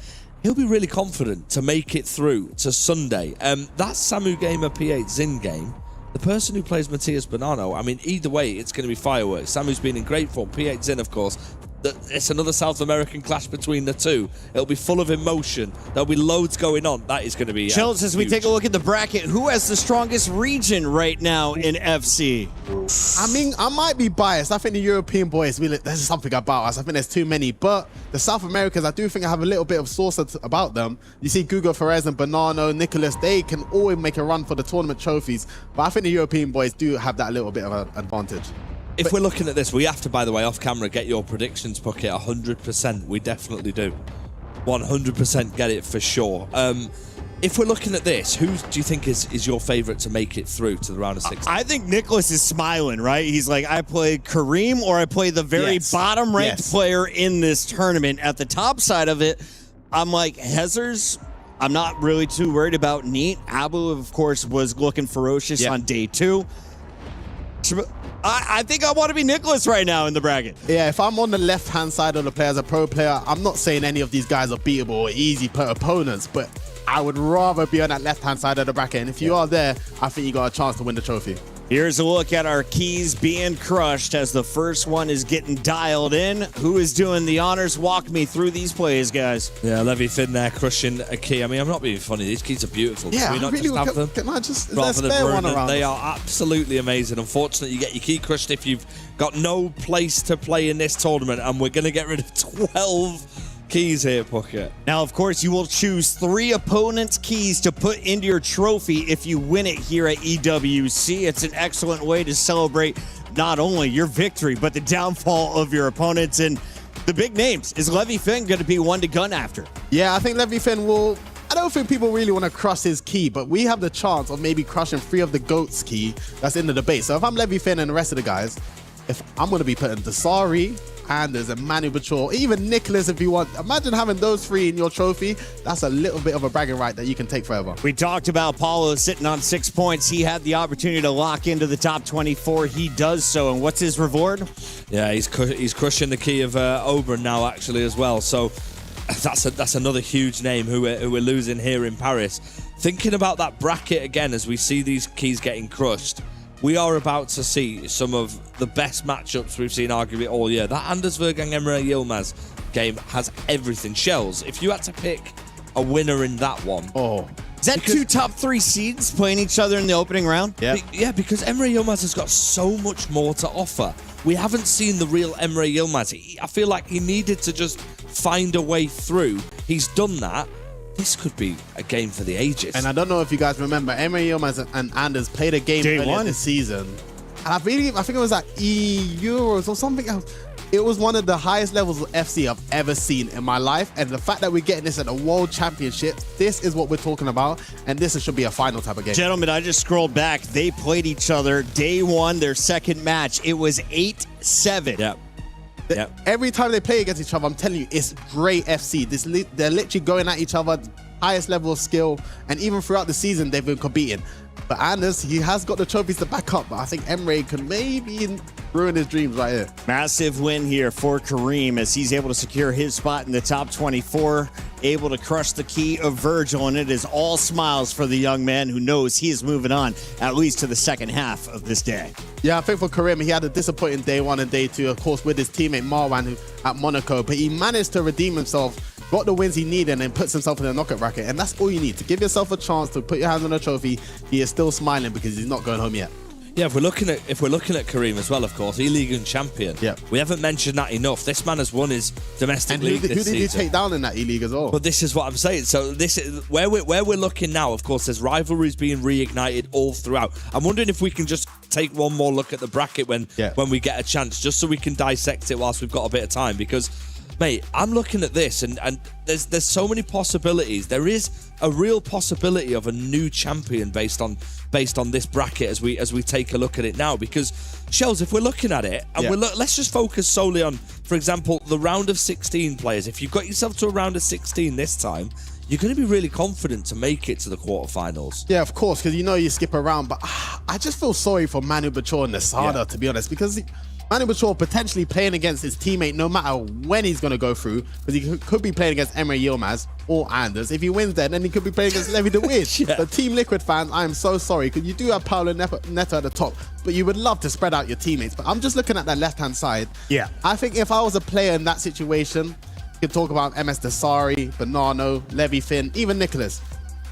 In my head, I'm thinking I could actually get to a final. And it's not because any of these players are bad, but you just look at that bottom right-hand side of the bracket, even looking at Alien Lion at the top of the other side, that is a war zone on that right-hand side. We saw earlier on this week, we saw a rivalry between Anders Vergang and his previous team RB Leipzig. Well, I tell you what, if MS Desari goes through, he faces Levi Finn from RB Leipzig, so maybe he can do Anders a little favour with that one. Also, the lowest ranked player here, Milkalov. Oh, yeah. If you look at his side, that game against Kareem is back based on how he's been playing. He will be confident to go through.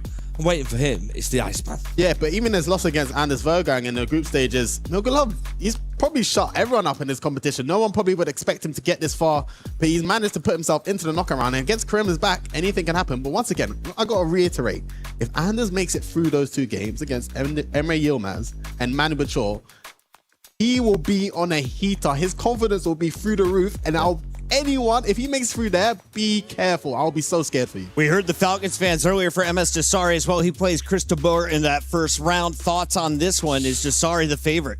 You know what it is? You have to sort of back for Desari maybe because of where he's been at. He beat him in the league phase. He's been incredible though. Yeah, he's been incredible, Cristobal. But something about MS Desari. Imagine if he does it one more time. And I think he's going to have the crowd support behind him. And MS Desari, he's too cool. He's been doing this for years. He's a veteran in the scene. Of course, we've got a lot more FC around the corner. For now, we're going to a quick break. We have more keys to crush and special interviews live from the desk as our players take 45 minutes before they return to the stage. Be right back.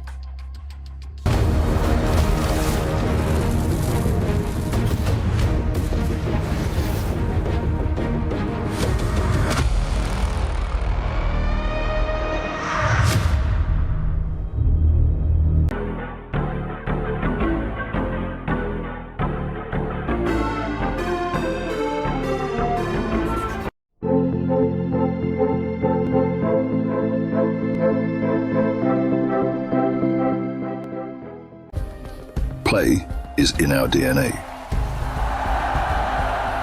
Whenever we let it out, it becomes our superpower. Now imagine an entire city being built to supercharge it. Kadir City, powered by play.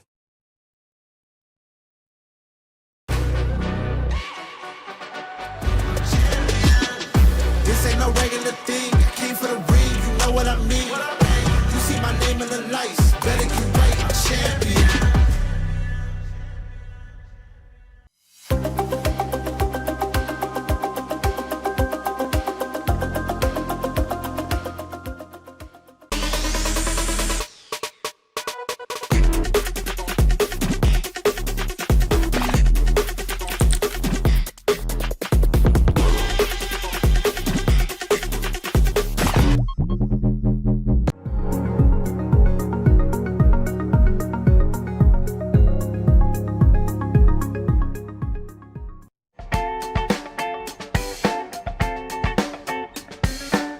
Hi guys, Hazers here. Hello guys, I'm Kacha. Hello, I'm Nasara. So today we are gonna play the power rankings, but not of skill, but of aura. So let's see. So we start with Danny Pitbull. Oi, oi, oi. He's my friend, so I cannot start with him. Honestly, You start. bro, he has aura. I agree, he has. Yeah, but not that much. Bro, every time when he scores last minute against me, bro, in Pro Open, he screamed crazy, bro. Also in Aura. Serie A, he screamed crazy. Yes, Yeah, but bro. just scream is not aura. But bro, just he's scream like is not aura. pushing everybody. He's I agree with Nasara. I would say A. I will say A, but I have to tell you one thing. For me, aura is when you play someone and you are scared of him. Yeah, that's But another A. thing. No, That's it's A. a clearly A. Sorry, I just... I say, sorry. I said that it's A. Easy. Abo. Okay. He lost really bad last year. I will go for C. For me, it's B. You pick. I would say C too. Yeah, so it's C. That's why Jafonso. Oh, he's world champion. World champion, huh? I will go for A. We'll go B. I would say B too. Never. Never. Yes. Chris, so you pick this, okay? Because he disagree with us, no? Yeah, Lucho. I will go for D. What do you think? He's a young player, I don't know. I think he tilts too much. People who tilt so much can't So have a much lot of aura. aura. No, no. If he goes really angry, never compose a lot. You think it's minus aura? I'm sorry, yes. No, bro. No, I'm sorry. For Yes. What I you would what say- I will say D anyway. You too? I would go with C. I go D as well. Sorry, Chris. Sorry, Chris. Sorry, Chris. I will go for S. The GOAT. He's even doing the shush, bro, in this picture. He's, I will go he's for S. S. We don't have Bro, to talk even about this. only without like seeing him, just the name he has aura. Yeah, yeah, of course, of course. Or Tex too, bro. Honestly, S. Big S. For me, Tex is S too. Yeah. Easy. No doubt. Yeah, S. easy. Doubt. S. I agree. Yeah. Okay. No doubt. Breeze. I want to Run up. Run up last year. Too friendly. Yeah, too friendly, Don't be serious guy. B or C. I agree. You're B or C. You pick.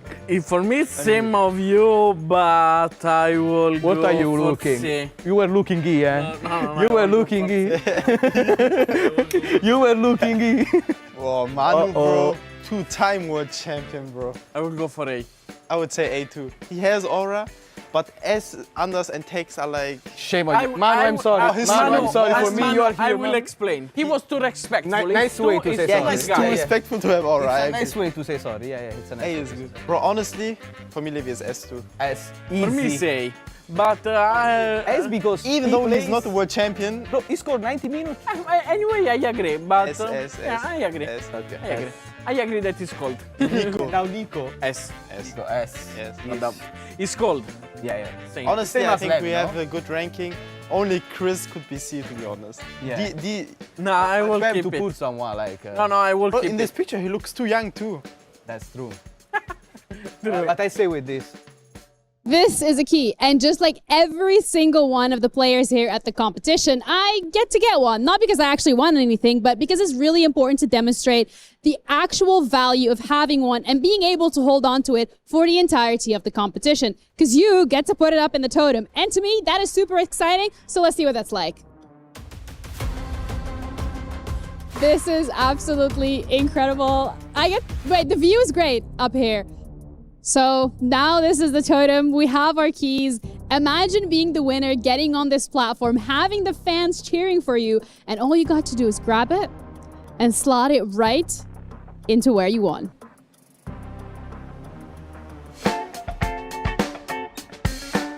Before we rate the other, and after we rate ourselves. Okay. Okay. So we start with you. So, am I scared to play Lucho Edzers? Let me think. Only Nassada can say no. No. Because he beat me every time. We don't talk about player level. So you are friendly. In match, you have no aura, bro. I don't agree. I think the nickname has aura. The nickname a lot. Ezos has aura. A lot. The nickname has aura. I think it's between B and C, in my opinion. No, you don't think anything. I would say it's between Wait. B and A, so let's agree with B. B. Okay. So Edzers is here for us. Never. B. What do you think for Bro, you for are with yourself? Jafonso, he's world champion, please. Yeah. I think that if someone see my name is like S. It's carrot. So put S is yourself. too I'm much. cold. Like Look if at the S, look at the S, bro. Can I- Also, Oblum But doesn't you are too scream. funny, bro. People think think bad about me. They don't know me. He's not a good guy. Yeah, he's not a good guy. know. He's not a good. You're a bad guy? Yes. Because someone don't It ask me looks thing. funny. For you, it's funny. Because people don't ask me things, but like I always think the truth of things. So you put yourself in S? Yes, 100%. But we agree B. We agreed on B. I don't care. We don't believe you. I don't care. I don't care. I don't care. Bro, he beat me twice this season, so I can't say anything. So? I would say C. With Brees and Abu Bakr. I But old man, Aura, B, maybe. But I respect it. I'm not like, whoa, I don't care, I want But I'm like S. this, what I have to do? It's fine for But me. where would you rank yourself? I rank C. It's between B and C. I would Then say you B think. and C too, but C in the end. So we go next. Asada. Now me, bro. It's real first season, we must say that. Bro, I told you what I mean for Aura. For me, it's between S and A. It's cold. It is too much in game. It's cold. When you see him punching the desk, But you bro, think It's Aura. But It's Aura. It's Aura. Yeah. In DBL, I raged. I was Honestly. punching the tape and I won it. Honestly. Yeah, but it's Bro, not Aura. For me, it's Aura. It's when Djokovic destroyed Racket. That's Aura. Because he's angry on himself. He know that he's the best and wants to win. That's You know Aura. ball, bro. You know ball. We know. No way, no way. That's Aura. It's That's no Aura. control of emotion. It's no aura. But angry also can help you in playing Bro, better. Anders is tilting every 10 seconds. Yeah. but he's the GOAT. No, yeah. I will put you here or here. A, yeah, come on, A. I say A, so we don't make any more polemic with you. A. I respect you. What you I think? respect it. With the two-time world champion and one. You sign it, huh? I sign it. You sign it. Perfect, bro. I'm fine with this. You have to rate them from 1 to 4 in Aura. The S. The S is Nico for me. No, first is Anders. For me, it's Nico. No, first is Anders, bro. For how long is he playing? He won every single tournament this year. Every single tournament he won. Okay, but every when- single. but He's world when you champion, make club world somebody champion, Champions League coming winner, two-time Pro Open winner, what he won everything. Okay, but when they say Nicolas, and Nicolas walk on the stage. Yeah, but he has aura. I'm not saying, bro. he's More than on S. Anders. He's on. No, bro. Anders. For me, yes. What you think? I can tell you one thing. I think it's Anders because I have the feeling that someone that play with the pressure that he plays. That's true. It's something unbelievable what That's he true. does. That's so crazy, bro. I will go for Anders first, Nico second, Levi third, Tex fourth. 100%. I agree with that. At this point, I will say that it's over. It was great. They don't have too much clue, but I mean, what should we do? We go next. Yeah, we go next. I hope you enjoyed.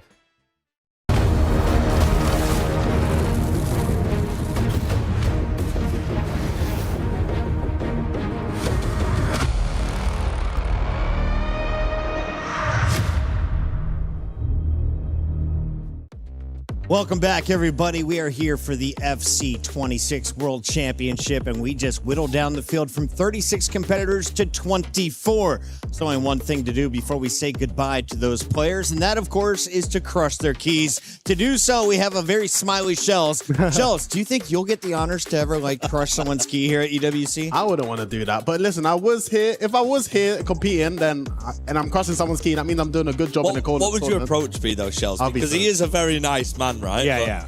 I feel like he would be the most nicest key crusher around, whereas if it was me, I'd love to do it. Now I'll try 360 no scope it and just have some fun with it or something. Yeah, maybe buckets. My favorite has been some of the COD guys who just stare you in the eyes while they crush your key. We'll see if anyone is diabolical, as we have a few of the players getting ready to go to work over there behind us. 2 stages. We're full of players. We're starting to whittle it down. What's coming up for anyone who's just joining the stream, Shells? I mean, we're finding out GOAT debates. We're going to find out who's going to get knocked out. Team Liquid, if they're going to survive. But I just can't get over this first round of the knockouts. Anders Vergang versus Emery Yilmaz. Number 1 versus number 3. But I'm telling you, this is going to be one of the best games we're ever going to see. Tournament resumes in just 10 minutes and 30 seconds. We put 45 minutes on the clock. That's for the players to take a break, reset, watch any VOD they need, and of course, take a breath. FG, do you think they're taking advantage of that time?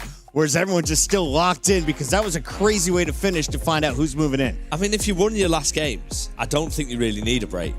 If you've had a bit of a hard time, maybe you do need a break. The mental tax it'll have on these players, especially the likes of Levi David, who knew they had to give their all in that last game, they might welcome the break a little bit, Shells. Correct me if I'm wrong. Some of these players will want to get straight back into it, won't they? Yeah, I think it depends how you qualified. So, for example, Neat, he scored a last-minute winner. He had to hope on some other people's results to fall his way. If I'm him, I would like a little break. But maybe Levi DeWeird, where I think he's been a bit disappointed in himself. I think he knows he's got a point to prove. And that last win against Levi Finn, that's the type of morale boost you want to take into the knockouts and try and start your tournament as fast as you can. We'll have plenty of time to dive into this bracket, but first I want to revisit our league stage. Reminder, what was at stake? If you finished in the top 8, one of those green positions on the far left, you are guaranteed a top 16 finish at EWC 26. Bonanno, #1 performer, the only one to go a perfect 6-0, is my player to watch. If you're looking out for some other big names, I feel like Levi Finn was red hot up until that final match. And then, of course, we've had some players sneaking in on the final day. A guy like Neat, who had to come all the way through the play-ins, FG. Yeah, absolutely. I mean, that is the beauty of this format as a whole. We had a last chance qualifier. We had some play-ins before the main tournament kicked off. And Neat knocked out one of the greatest in the scene. Arguably one of the GOATs, Tex, in a penalty shootout. Remember, last year's winner came through the play-ins as well, Manu Bashore. We're going to see him in action as well. As expected, he finished 7th. The big talking point, though, is that massive fixture, 10th against 23rd. Anders Vergang against Emre Yilmaz. And Emre Yilmaz, that will have a point to prove. He's so professional, Shells, that this won't matter anymore. He would have got this league stage out of his sort of mind, and this is all that matters. The chance to get yourself in the round of 16, for Emre's perspective, to face a very good friend, another teammate in Manu Bashore. But look at that round of 16, Alihan Lyon. We've not spoken about him much. He did beat Anders Vergang at some point. They could potentially meet, I think, in the semi-finals if they both get there.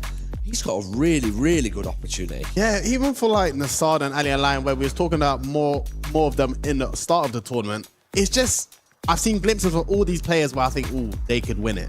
But I think for Anders and Emre, what they have to their advantage, they've arguably got the hardest brackets I've ever seen. Whoever makes it out of them two, they're going to have that confidence. And if you beat the next round, Manu Bachor, you're going to be flying with confidence. If you beat Nasada, Levi DeWeird, or D. Fernandez, you're going to be flying with confidence. And if you can carry that to the final, anyone on the other side of the bracket will be absolutely terrified.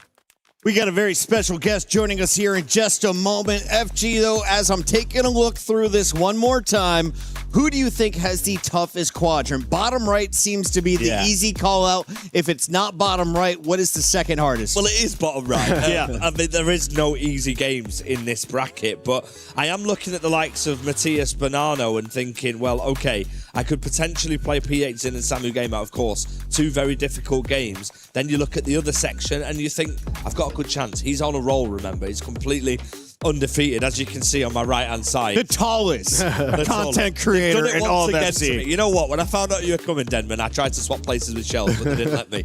Great to see you, mate. Great to see you in Paris. How are you finding it so far? I'm happy to be here, man. I need to speak about that knockout bracket. I know you've been speaking about it. That's crazy. No, I'm seeing Falcons versus Liquid, literally first round, kicking things off. It's a blockbuster. It's going to be sick. As soon as I saw that 10 and 23, my old bracket brain started ticking, and I was like, oh, crap, that's happening in the first round.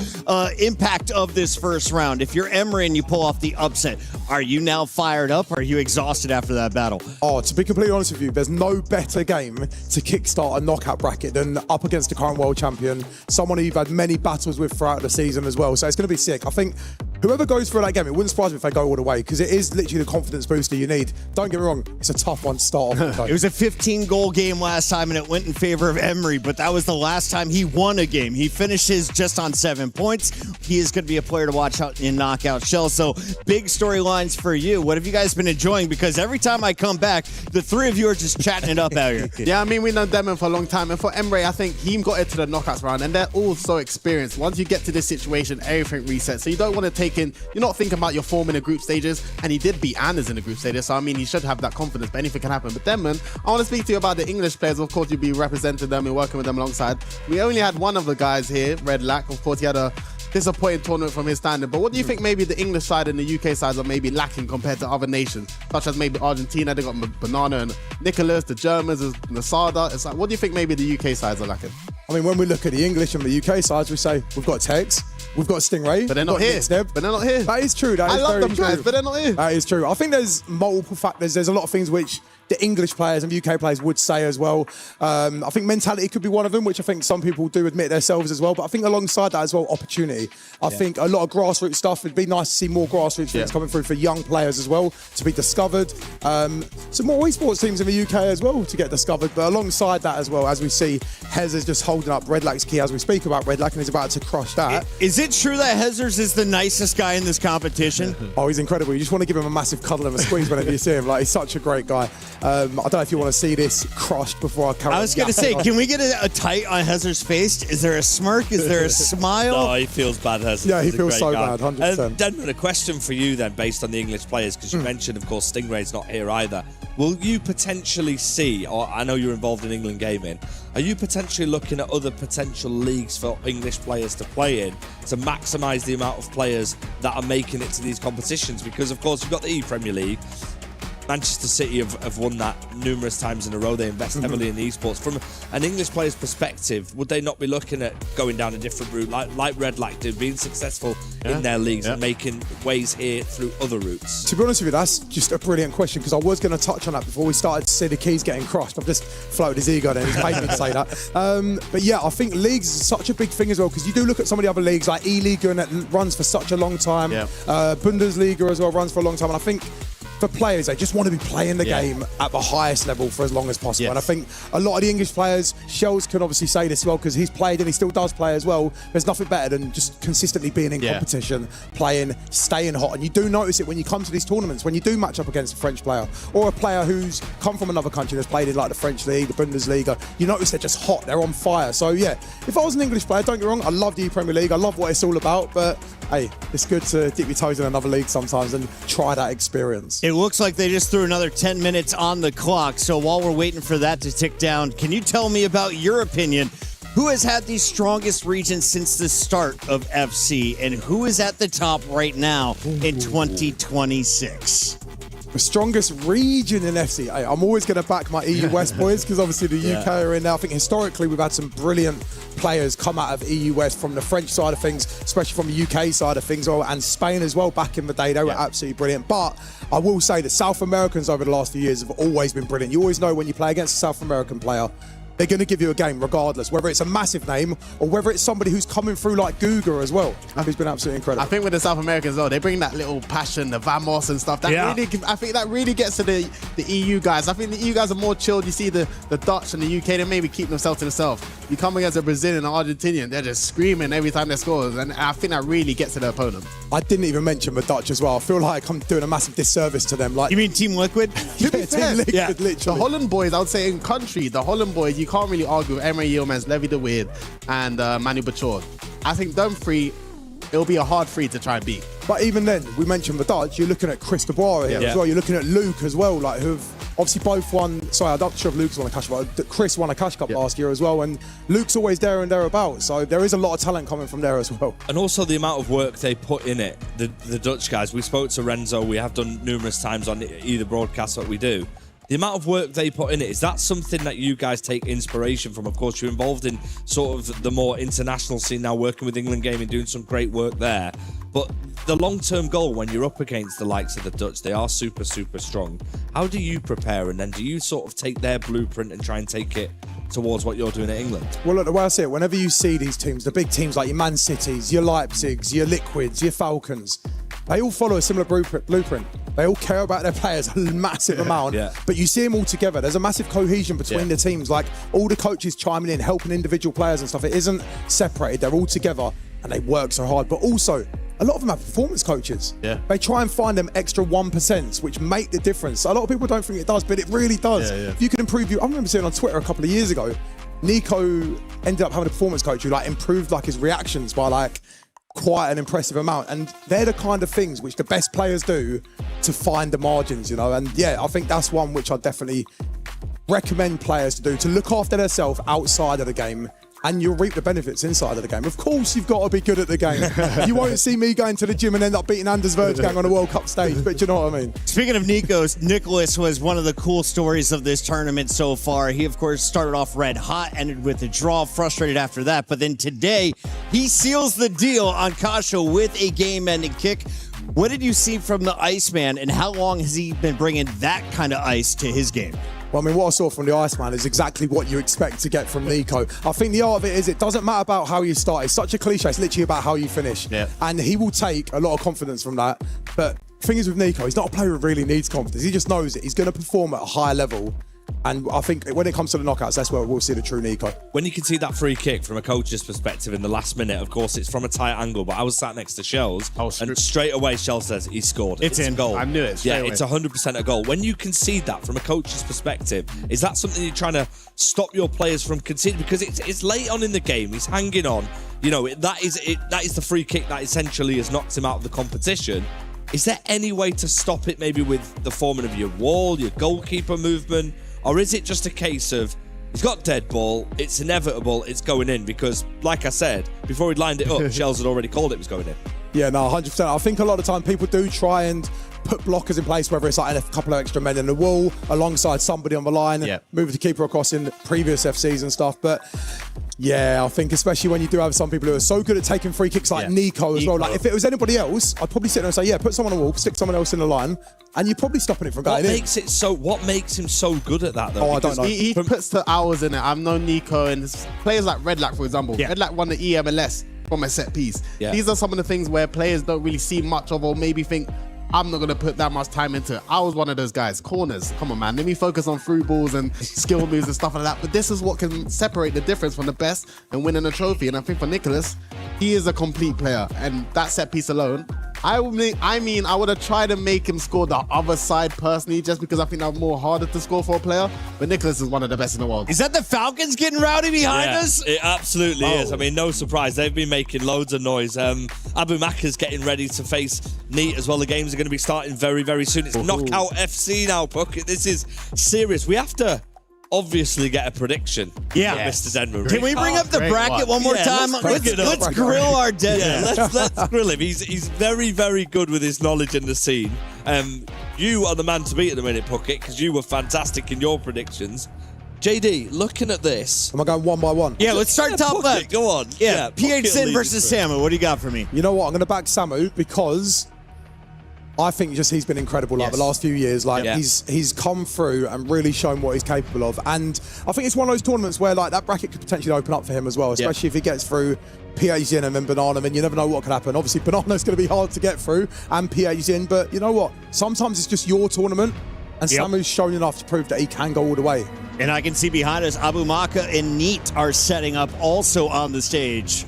Abu Maka is a hard player to play against. I really, really like Neat, but I'm going to go with Abu Maka on this one. Over on the second stage, MS Tassari will be facing off against Chris de Boer. So it's either go against the crowd or support Nick, who is the coach of obviously England. Right, let me have a look. You can say it quietly if you want. I love Chris. Okay, I'm going to go with Endasari. And then Kareem versus Milkalov, our lowest ranked player. I'm actually going to go with Kareem here. I think he's had a really good E-League win season with AS Monaco and obviously his teammate. So yeah, I'm going to go Kareem. I like the passion he brings as well. He's a flair player. He looks good. You know what? I mean, you'd be silly to back against it. Let's go to if we were to go to the other side, RVP legend Umut. That's an interesting game because Umut is always there or thereabouts. RVP's done really, really well. I'd see that one going. For me personally, it's a coin flip because when RVP turns it on, you can't defend him. But at the same time, like Umut is incredible. I've got a question for you, Denman, quickly. Yeah. See on the left-hand side bracket, I already said it. If I'm a player, I think this could be my chance for my final. From a coach's point, what would you maybe tell your player? Because you can kind of see what I'm talking about. We're not on that bottom right side. We have a chance to maybe become World Cup champion. What would you maybe tell your player? Honestly, like I think the best mentality is just one game at a time. Because if you look too far down the end of the bracket, you might sit there and think, like, oh, if we win that, we play against him. Bro, focus on the game which you got in front of you first and see what happens. But you are right. If you're looking at that bracket, especially us sat here, you're thinking, yo, this might be my only chance. Emre Yilmaz, Anders Vergang. We can't let you get away with that one. We'll leave the Di Fernandez one as well. Thing is, if I say Emre right now and Anders hears that, he's DMing me on Instagram. Just loads of rubbish. Final question for you. You, of course, volunteered your time to come up here. So how can we pay you back for all the people that are headed to a commercial break? Where should they head to follow you and all of your content? Yeah, just follow me, Denman, on all socials, Twitter, TikTok, Instagram, all them good stuff. And how you can pay me back?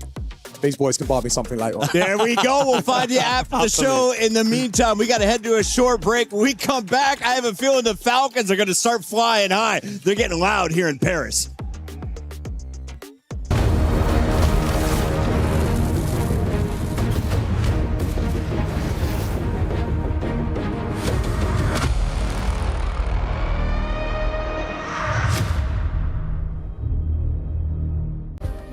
Play is in our DNA.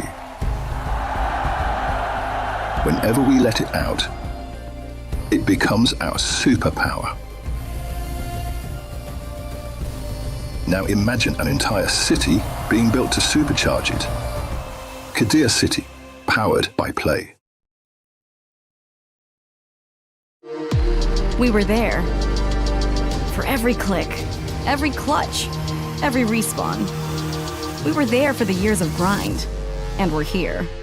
Now, the proud founding partner of EWC, powering the biggest event in gaming, shoulder to shoulder with the world's best, making history. Greatness deserves a stage. Lenovo Legion, reach your impossible.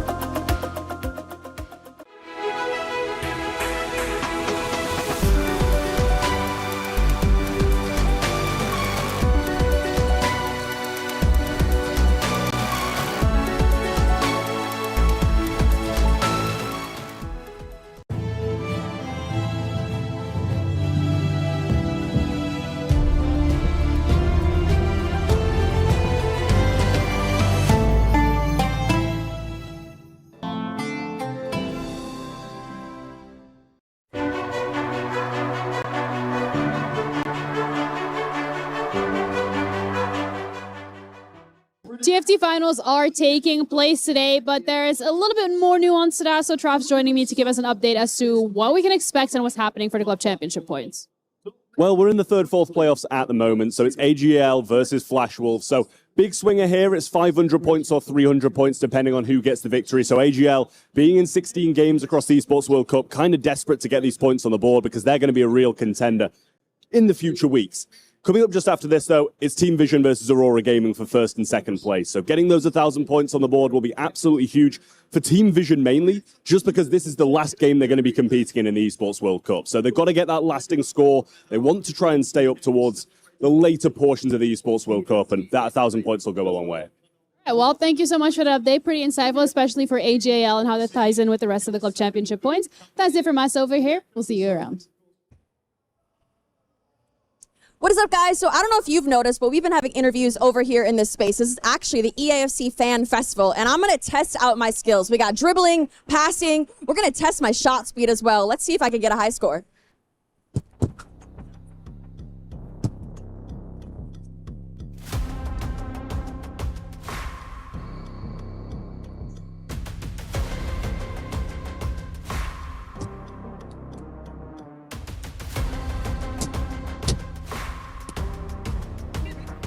So the stats are in. My ultimate team card has officially arrived, and honestly, I'm pretty proud of it. 96 overall. We got 95 defending, 95 dribbling. So if you guys are here in Paris, come check out the EAFC Fan Festival. Try to beat my high score. Good luck. I think we have time to play other games outside EAFC.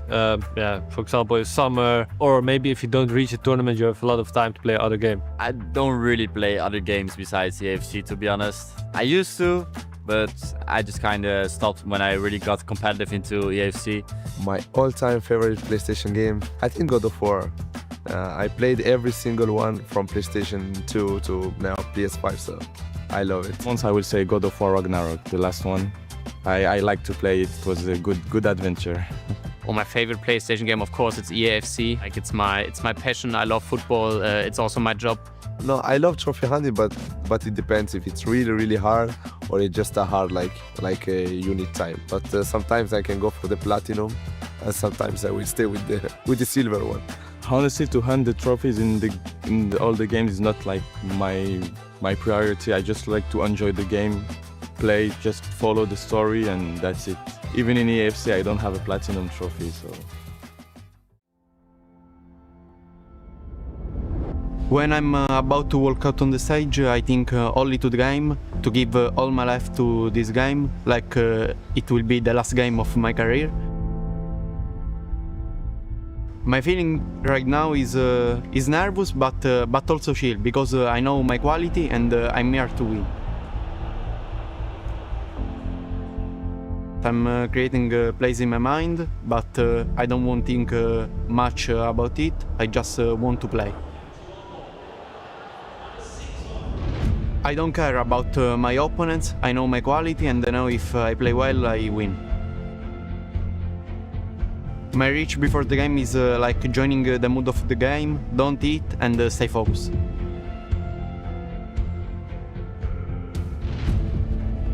When my name is called, obviously I feel amazing. I feel happy because it's my dream.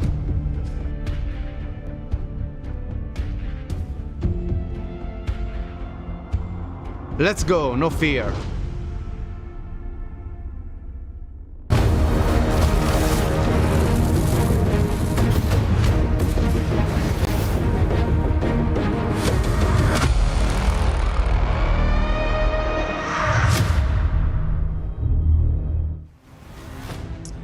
Well, this is it. The knockout stages have finally arrived here in Paris after a lengthy 4 days of action. 36 players came here to Paris as part of the FC Pro World Championships with one dream. Just make it to the knockouts. That was the dream after 6 long rounds of group phase.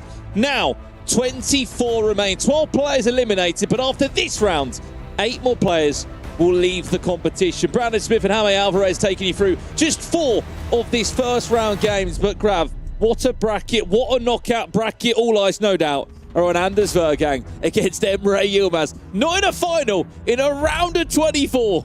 I mean, that lower part of the bracket is just something else. Anders against Emre Yilmaz, and then Manu Bashar waiting for one of them. I mean, I don't know what's going to happen in there.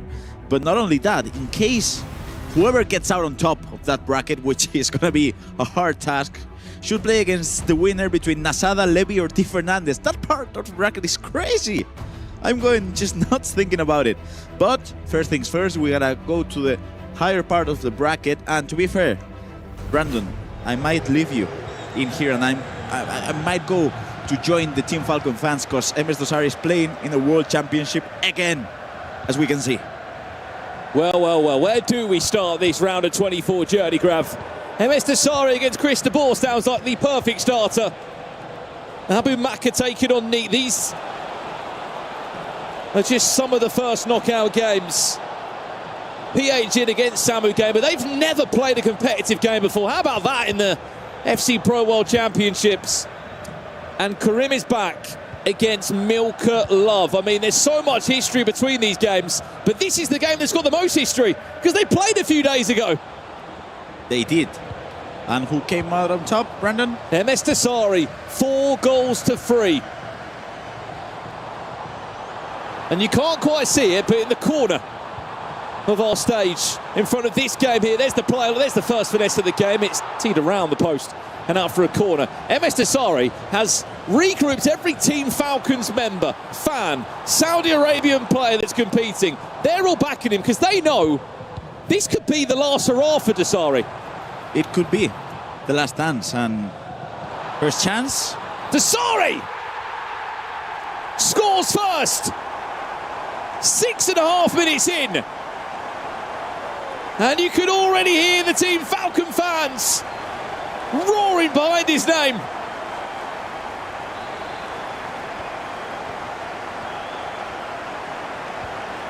Listen, I wouldn't want to face MS Dosari on a knockout bracket at the World Championship. It's just a different monster. And as we can see, he's attacking on the left wing. That's where the first goal came from. And O'Reilly going for the attack as well. Surely not a double for Desari here. Musiala! Oh, he's beautiful! Maybe the king of the jungle! He's back! It all started with the analog sprinting from O'Reilly, which is an interesting choice because people would want to use the quick step on the fullback. But of course, we are in July and we have 4 playstyles, so you can definitely use rapid. He attacked to the 2v1, scored a second one, 2-0. Updates, PH in, Samu Gamer. It is Samu Gamer who strikes first in that one. Not just once, but twice, because McTominay with a beautiful finish to make it 2-0. What's going on, Brandon? Desari's 3-0 up! A much needed pause coming in, because at the moment, the king of the jungle is cruising. And you have to say, looking at the bracket, you would rather be on the side that he is at this moment in time, Gravison, because his next match could be Levi Finn, who, don't get me wrong, has been fantastic in the league phase. But would you rather play Levi Finn, or would you rather play Manu Bashore? I think you got or Nicholas. a right answer to that. Or Anders. I'm sorry, Levi Finn. Levi Finn, of course, fantastic player, a winner in his own right. But you look at the previous history at Worlds, at FC Pro Championships. Samu Gamer might be 3-0 up here. Oh my days, he is. The start that some of these players are having in their first knockout game. I don't know if we can show you. We've got a 4-way split of the 4 games that are taking place right now in front of our eyes. We will do our best to give you the updates here. Karim is back, he's leading by a 1-0. Abu Maka is all square against Neat. We have to have a quick word on that, Grav. The only Spaniard in the tournament. You must be happy that he just about squeezed through into the knockouts. He did. It was. There's something about Spaniards at the World Championship. I'm reminded of JRA scoring a goal in the last minute to qualify, same as Neat. And of course, it was lucky, let's just say, because he did score against PH, but now he's playing against Abu Maka. And the clear favorite is the Sori. So let's see if Neat's able to come on top. I don't think it's a favorable matchup to him. Well, chat, where do you want to go? Which game do you want to see in particular? There's 4 games taking place at the same time. And then following this one, the games get even better. You have got the bottom half of this round of 24. Luke Weideveld, Paulo Neto, RVP legend against Umit. Di Fernandez, Levi de Vir, who got himself through. And the game of all games. As Kike Nazareth fakes the shot. There comes the finesse, and that's a corner for Samu Gamer. The game of the round, Anders Vergang, Emre Yilmaz. A final that we saw at the FC Pro Open. A final we saw at the E-Euros. 2 of the very best. One of them will not be lifting the World Championship this year. And one of them will be eliminated before Championship Sunday. Musiala, Samu Gamer cooking towards a 3rd goal. Bellissimo! If that was the right game. If that was the right game. That's 4 games now. Someone tell me what's beautiful in German. That was Milkolov that got a goal back, sorry. Right, he's only 2-1 down now. Karim is back, by the way. What a day. What a final day. I mean, we have to say it. Some players have really benefited, Grav, with playing their last group games today and then going straight into knockouts, which sounds crazy because half of the competition that came through weren't looking great after 3 days. Definitely not. I mean, Karim is back. Just talking about today, 5-1 win against Di Fernandez, 4-0 win against Virgil, and now leading 2-1. Yes, 2-1 against Milkolov. So he's unbeaten today. He's playing. And what does this say about the world rankings as well, Gravison? The lowest ranked player in the competition. I think Richard Buckley was comparing it to Kings Lynn, a football club in the non-league of England. It's basically like them getting to the quarterfinals of an FA Cup.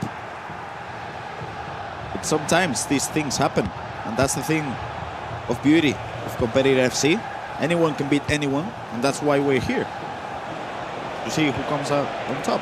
Well, as far as it looks, only one player from the top 10 in the world rankings did not make it through to the knockouts, and that was Jafonzo, who's 8th in the world at the moment. The other 8 players that are here from the top 10 world rankings are all in the competition still. Who would you have said, Grav, was the shock exit for you? For me, Jafonso probably. I didn't expect the EWC World Champion 2024 too. Chance Abu Maka, there's the play, look at the back post. And that's an equaliser against Neat. Don't forget that he was 4-0 down against Ilian Bushi Abu Maka and still came back and won that 6-4. So I think actually went on to be about 8-7 in the end. You do not count him out. Never. Which one was yours? Your surprise? I'd have to say the shock of the league phase for me. I mean, 12 players fell out, as we know. Brees, runner-up last year in the World Championships, he fell out. Ilian Bushi, I maybe expected a little bit more, but I have to say, 5 Italians out. There were 7 of them that qualified, 8 if you want to include Matthias Banano in that, but 5 of the 7 out in the league phase. After such a good season from them, I expected them maybe to go a little bit further. Right, updates you can see on the right-hand side of your screen. I think we should go back to it because I think the audience will want to see it. MS Dasari, Chris de Boer. We say about not counting players out. Don't count Chris de Boer out. And don't count MS Dasari out. He's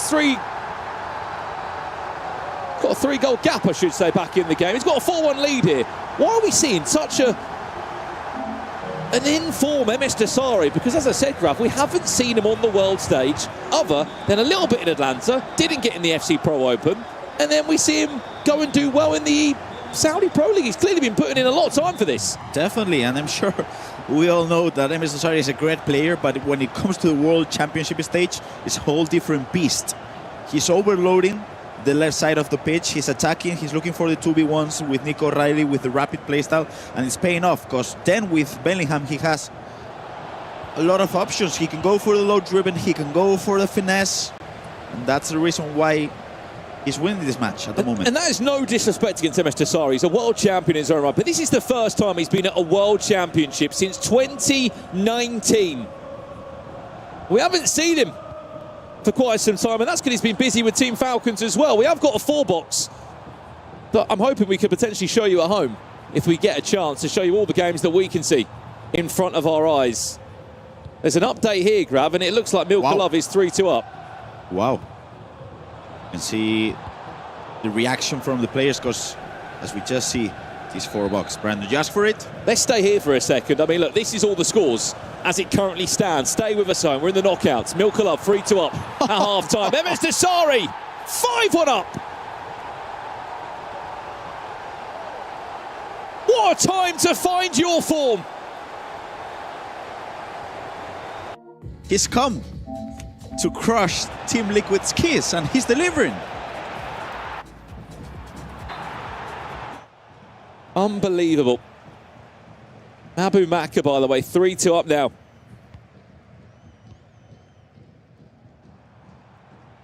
Last chance of the half looks to fall that way. I mean, if we can go back to Samu Gamer, PH in, by the way, for me, this might be one of the shock results of the round. We know both these two are fantastic, but PH in was in great form, ending the league phase today. He's currently 4-0 down. And throughout the whole season as well. La Liga FC Pro, E-Lib, ECL, he's been great. Cuts it back, there's the extra pass. This is the game we're speaking about. Please keep in mind we are playing until there are 8 players left in the competition. That is all that will be played tomorrow. The quarterfinals, the semi-finals. We've got a show match as well, as Karim Benzema will be joining us in Paris live for our final day of action. But before we get there, we have got to whittle down 24 to the best 8. Milka Love has scored again, and Samu Gamer has come very close there, Grav, to being 5-0 up before half-time. What kind of confidence does that give you for Samu Gamer? On the other side, how do you pick yourself up if your PH in?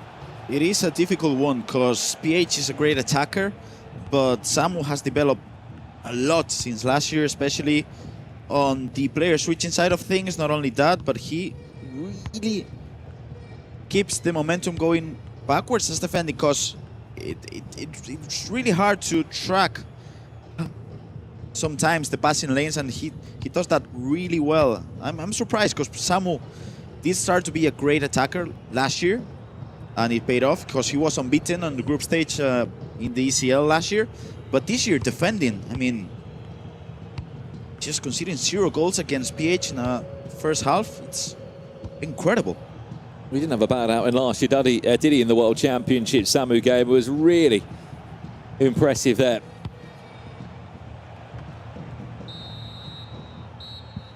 Half-time, Samu Gamer 4, PA's in 0. This is the 4-box screen as we join this one. 5-2 Milka Love.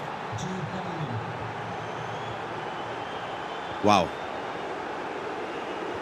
I'm sure Richard Buckley is happy somewhere because his dark horse is at the moment between 16 best players in the whole world if he manages to get this done. The best part is as well, he's got no coach with him. He's got nobody alongside him. He is a lone wolf out there. And he does not care at all. Karim. Might be down by 3 goals, but do not count out the Moroccan here as he tries to guide his way in. That's going to be an easy collection for the goalkeeper. All right, half-time, MS Dasari's just gone into half-time in that game. He won't go to it, but he is 5-1 up. Incredible from Dasari. How good is it as well to remember he won the World Championship in 2018, Grav, to be 7 years on from that. We've been 8 years on from that. And for him to compete in like this, that's a brilliant through ball. There's the chip. There's a goal back for Karim. How do you keep up at that level of competition? I think we'd have to ask Nicolas as well, because they are the only 2 players who've been competing at the top since 2018, 17, 19. And it's really hard because you got to be professional. Of course, when you're 20 years old, 18, the only thing that matters in life is just FC and playing the game. But when you get to be a little bit older, of course, family comes in, other business ventures as well. And to be fair, I don't know how they do it, because we all have the same 24 hours a day, but it seems like MS Dasari just does a lot of things right. He's finding more time from somewhere. I mean, he lifted the trophy of Cristiano Ronaldo last year in Saudi Arabia, the club championship. They are the 2-time club championship winners, Team Falcons. Of course, there's 25 different tournaments here at the Esports World Cup. The FC Pro World Championships is just one of those. That's brilliant close control dribbling. He nearly got close enough to find that one into the back of the net. For those asking in the chat, Anders is not out. Anders Vergang plays Emre Yilmaz in the next set of games. The loser of that will most definitely be eliminated. And in case you missed the game of the league phase, Emre did beat Anders. T. Fernandez plays Levy, Luke Weidevel plays Paolo Neto, and RVP Legend plays Umit. What's more interesting, Grav, is who plays who from these games. Because the winner of MS Dasari or Chris de Boer will play Levy Finn. And guess who Milka Love gets for a reward for going through? Surely it's an easier match. No, it's Nicholas. Nicholas waits for the winner of that game. Look, this is how we're looking now. Grav, where do you want to go next? I would say probably Abu Maka Nit. Shall we go there now? Maybe in time for a goal. 3-2 here for Abu Maka. That would be one hell of a game, by the way, if Abu Maka could match MS Dasari in the semi-finals, which could happen. There was certainly a little bit of a rivalry maybe building between the two. Of course, once upon a time, Abu Maka was a player of Team Falcons. This year, he had to play against his former boss in the E-Saudi Pro League, where he became champion. Actually played twice. He lost and he beat him in the most important game. I had the chance to speak with Nit prior to this game, and he told me he wasn't feeling comfortable with the defense throughout the whole week. And you can definitely see how when Abu Maka gets the ball into these positions, I don't think Nit's comfortable trying to track the passing lanes and trying to press with the second man press as well. But the game's still alive, 3-2. 6-1. Dasari is leading. Chris de Boer is no fool. He is a top player. But even him, this is a big ask. This was goal number 6, Grav. Wow. Freeman, the right back. Is that his right back? That's the right back, Freeman. But it all starts on the left side of the pitch every single time. Just as we see. Whoa, Brandon. Karim knows. He knows. Milka knows as well. Great goal. As it stands, Abu Bakr 3-2 against Ni. Milkalov 6-3 against Karim is back. PH in is still 4-0 down. He just can't get comfortable is the best way to describe it, Grav. He's got 28 minutes to save his World Championship dream, and it's not looking good. It's not looking good because he's not going forward as he needs. We'll just break it down in a second. Abu Bakr. When the ball gets to the cam, of course he has to defend this need. And you can see Abu Bakr patiently passing the ball. Good defense now in here. As he gets the ball to the cam, he has to go forward. He has to go forward, look for the pass. He does. And if he goes backwards, which he can, he has to trigger runs with Bellingham, with, as you can see, as he's doing now with Granit Xhaka. This is what he needs to do. Because Abu Bakr is defending with, at the moment, 9 players on his side of the pitch. So you gotta push bodies forward, as Need's doing. This could be a great attack, well defended by Vitinha. Great defense. I like the way Need's playing now. He's pushing bodies forward with the midfields. But he doesn't know what to do with the ball when he gets to those instances. I feel like that there's something lacking from Need. 2 things, in my opinion, which would be the player locks and the creative runs as well. Let's go somewhere else. PH in. Samu. They've never played before, but I tell you what, PH in might not want to play him again unless he can get a goal back now. Bellingham twisting, turning. Is that one back? No. That was the chance to build a bit of momentum.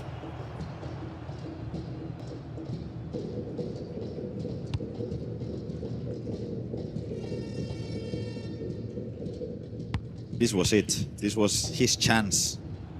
Not only of scoring a goal, but of getting some confidence back. Because at each minute passes, you're just feeling like there's not a chance of you scoring a goal because your opponent's reading everything, his players switching right. I'm being impressed by Samu, Brandon. Who does he play next? He'll play Matías Bonano in his next game, the round of 16 game. Remember, at this point, you've already guaranteed yourself $12,500 amongst the $1 million plus prize pool. You win again. $15,000 for a round of 16. And, of course, the prize money goes up and up and up. You get to a top 8, $40,000 guaranteed. The perfect way to conclude your season. Should we go back to MS Tassari? 4-0 here. I'm surprised with some of these scorelines, by the way, and how one-sided that they've been. MS Tassari is 7-1 up.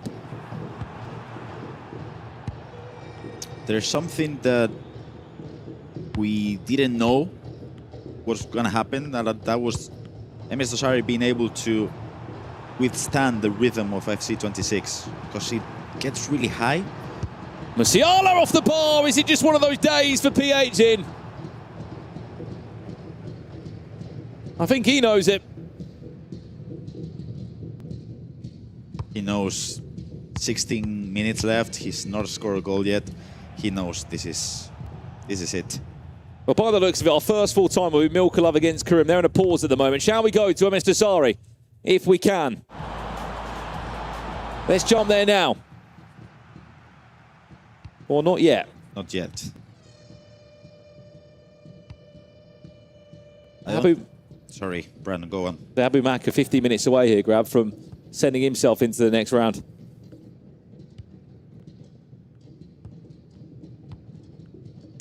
I do think Need's not finding an answer yet to the 4-5-1 of Abu Bakr. Of course, we all know the 4-5-1 now, but back in FC24, Abu Bakr was using it, and this could be it. Well defended. He has to go forward, gets the ball, and this could be a great attack. You have just witnessed a lovely free kick there from Karim Isbat. I'm sure we'll get the replay of it. But let's jump around to the game that's probably going to finish first. The first player that will be going through to the round of 16. Karim Isbat, Milkalov. Can we go there now? 7 minutes left. This was the goal that we missed. Karim with a lovely free kick from Lionel Messi. That made it 6-4. He's got 6 minutes. But he needs to be great for these last 6 minutes. And this could be it. Is he through? Is he onside? He is, Brandon. Chance Abu Maka, that's going to go for a corner. Right, let's go to it now. This is our 4 box. This game will finish first. So let's stay here. Winner plays Nicholas in the next round. That will be live today on this broadcast, so do not go anywhere. Chance, Mohamed Salah. That's going to go for a throw-in right in the corner there. What we'll do, we will try our best to give you every single concluding moment from this first round. PHN has got a goal back, you can see there on the right-hand side of your screen. Unfortunately, he's only got 10 minutes left. That's the big ask. Surely not doable. Who's been the most impressive for you here, Grav, out of these 4? Has to be Emes Tosari. I mean, 8-1 in a round of 24. Emes Tosari, 8-1. He leads against Cristobal. Right, our first full-time of this knockout round. Milka Love defying the odds. He's creating his own world rankings at this point. He doesn't care. He's off to a round of 16 in his first ever FC Pro World Championships. Karim is back out and Milka Love through. But has he got enough ice to get past the Iceman? First full time, done. Let's go to our next full-time game. Samu Gamer, PHN. Closing stages there. And Samu Gamer may have just put an exclamation mark on the result. Desiree Doué, 6-1. Wow.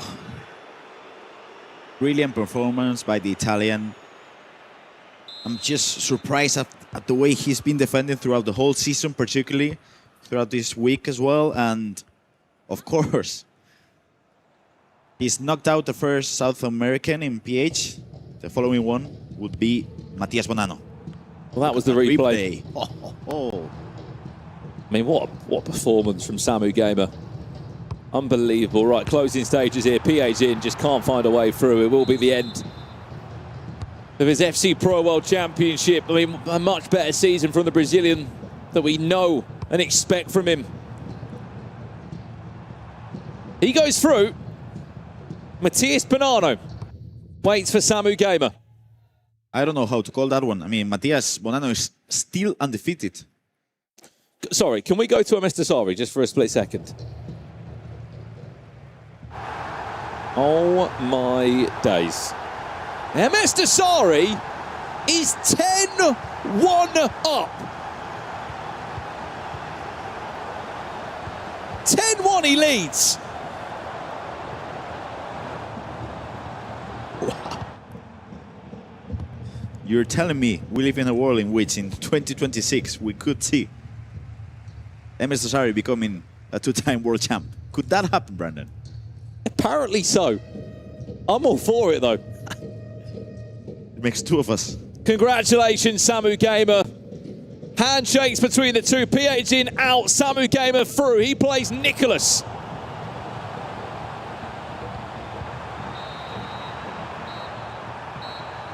Congratulations. Right, that's 2 games done. Milka Love through, Samu Gamer through. But let's go to Ni Abu Maka, because that might be the last nail in the coffin over there. Sorry, Grav. It looks like Spain are going out. It is what it is. Of course, I'm devastated for Need, but if we look at the tournament, if we look at this specific match, Abu Maka deserves it. Need has been inconsistent throughout the whole season. He's been inconsistent as well, but in this tournament and in this match. But I'm sure he'll go at it, back at it again next year, and hopefully there's a goal back. A better matter. Full time. Abu Maka against Ni, by the way. That's just concluded. Congratulations, Abu Maka. He will go through. And he will play Jesus in the round of 16. But we'll stay with this one for a full time. Emes Tosari, 10. Yeah, you are reading this right. 10 goals scored against Cristobal. This has been the performance of the knockout so far. The 2018 world champion, the king of the jungle. There was question marks over, has he still got it? By God, he has. Unbelievable. He ain't done yet either. 11-2. MS Dasari's on his way through to the next stage of the knockouts. The king of the jungle is back. What's happened to those hands? They've got better.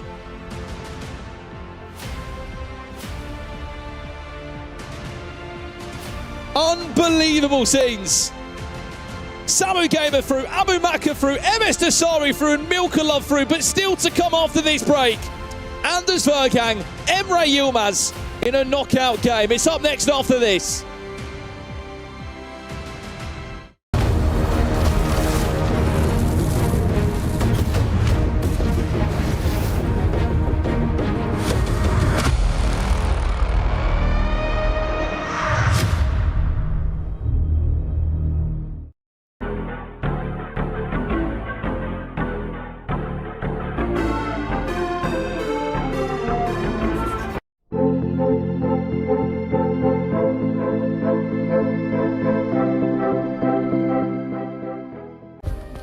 Play is in our DNA. Whenever we let it out, it becomes our superpower. Now imagine an entire city being built to supercharge it. Qiddiya City, powered by play.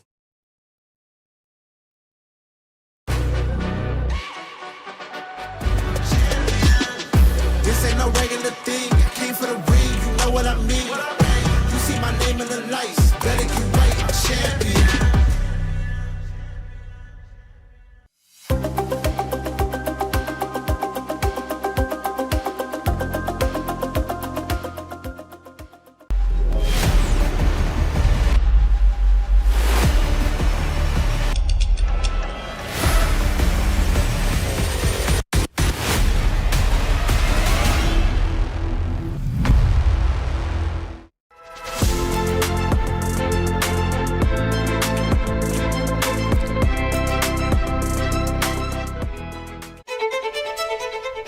I'm Chris, my gamer tag is Chris de Boer, my normal name as well, and I represent AFC Ajax.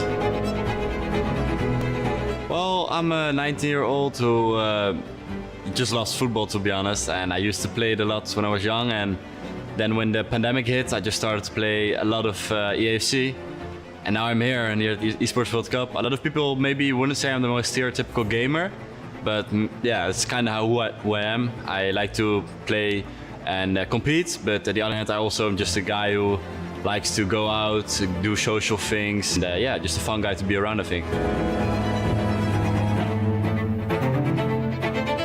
If I were to be an EAFC Ultimate Card, it would probably be Frenkie de Jong, I think. The way he plays, really good on the ball, just really has good vision of the whole pitch. Football IQ, I think that's kind of where I'm good at. The December Cup in 2024 was huge for me. It was a huge change in my perspective on me as an esports player. I was still a rookie in that second season of mine, and then that tournament came, and I beat Jafonso, who was the world champion the year before, in the lead up to winning the tournament in the quarterfinals, I believe. And that kind of gave me the feeling I was actually really good at this and I could compete at the highest level. And I think that was the starting point of where I felt like, okay, I'm gonna really take this serious and take my chances here.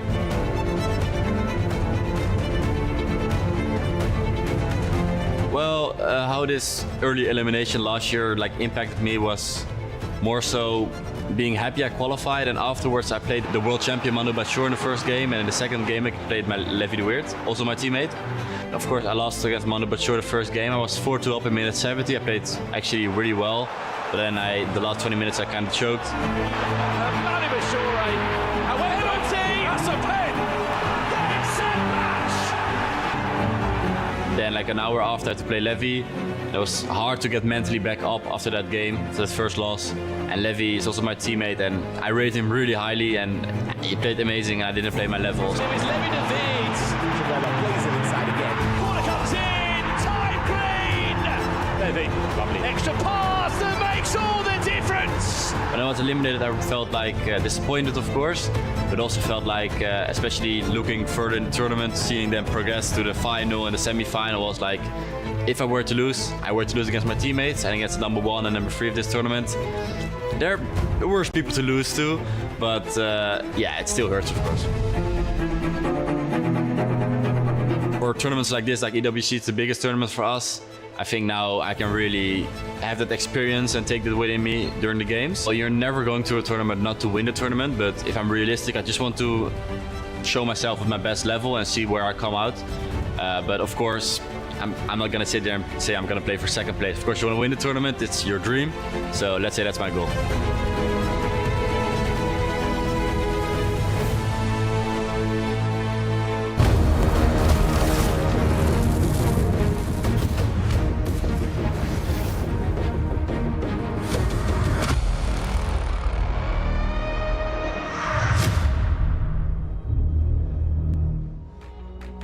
Welcome back, everyone. I'm so excited for this interview because we are speaking to the lowest ranked player coming into this competition, and he has just qualified for the round of 16 after that win versus Kareem. Talk to me about that match because you absolutely smashed it. Yeah, I think I started really bad in the matchup. I was 2-0 down in the first 50 minutes, I think. But I feel like from that point, I played so much better, and in the end, it's deserved, I think. Now let's talk more about that league phase as well. Your matchmaking was so tough. You had to go against Matthias Bonanno, Anders, Alihan as well. So talk to me how you feel about the entirety of the league phase. Yeah, I think I had a really good day 1 where I got 6 out of 6. But on the second day, I knew it would be tough because like Bonanno and Anders obviously are one of the best in the competition. And yeah, against Bonanno, I still played good, I think. I think I lost by 1. But against Anders, I was really unsatisfied. And yeah, but in the end, I managed to get 9 points, and yeah. Now talk to me as well, being the lowest ranked player in the competition, people didn't know what to expect, and you were exceeding everyone's expectations. So does that put a little bit of a chip on your shoulder? You had a little bit to prove there, being the lowest ranked player?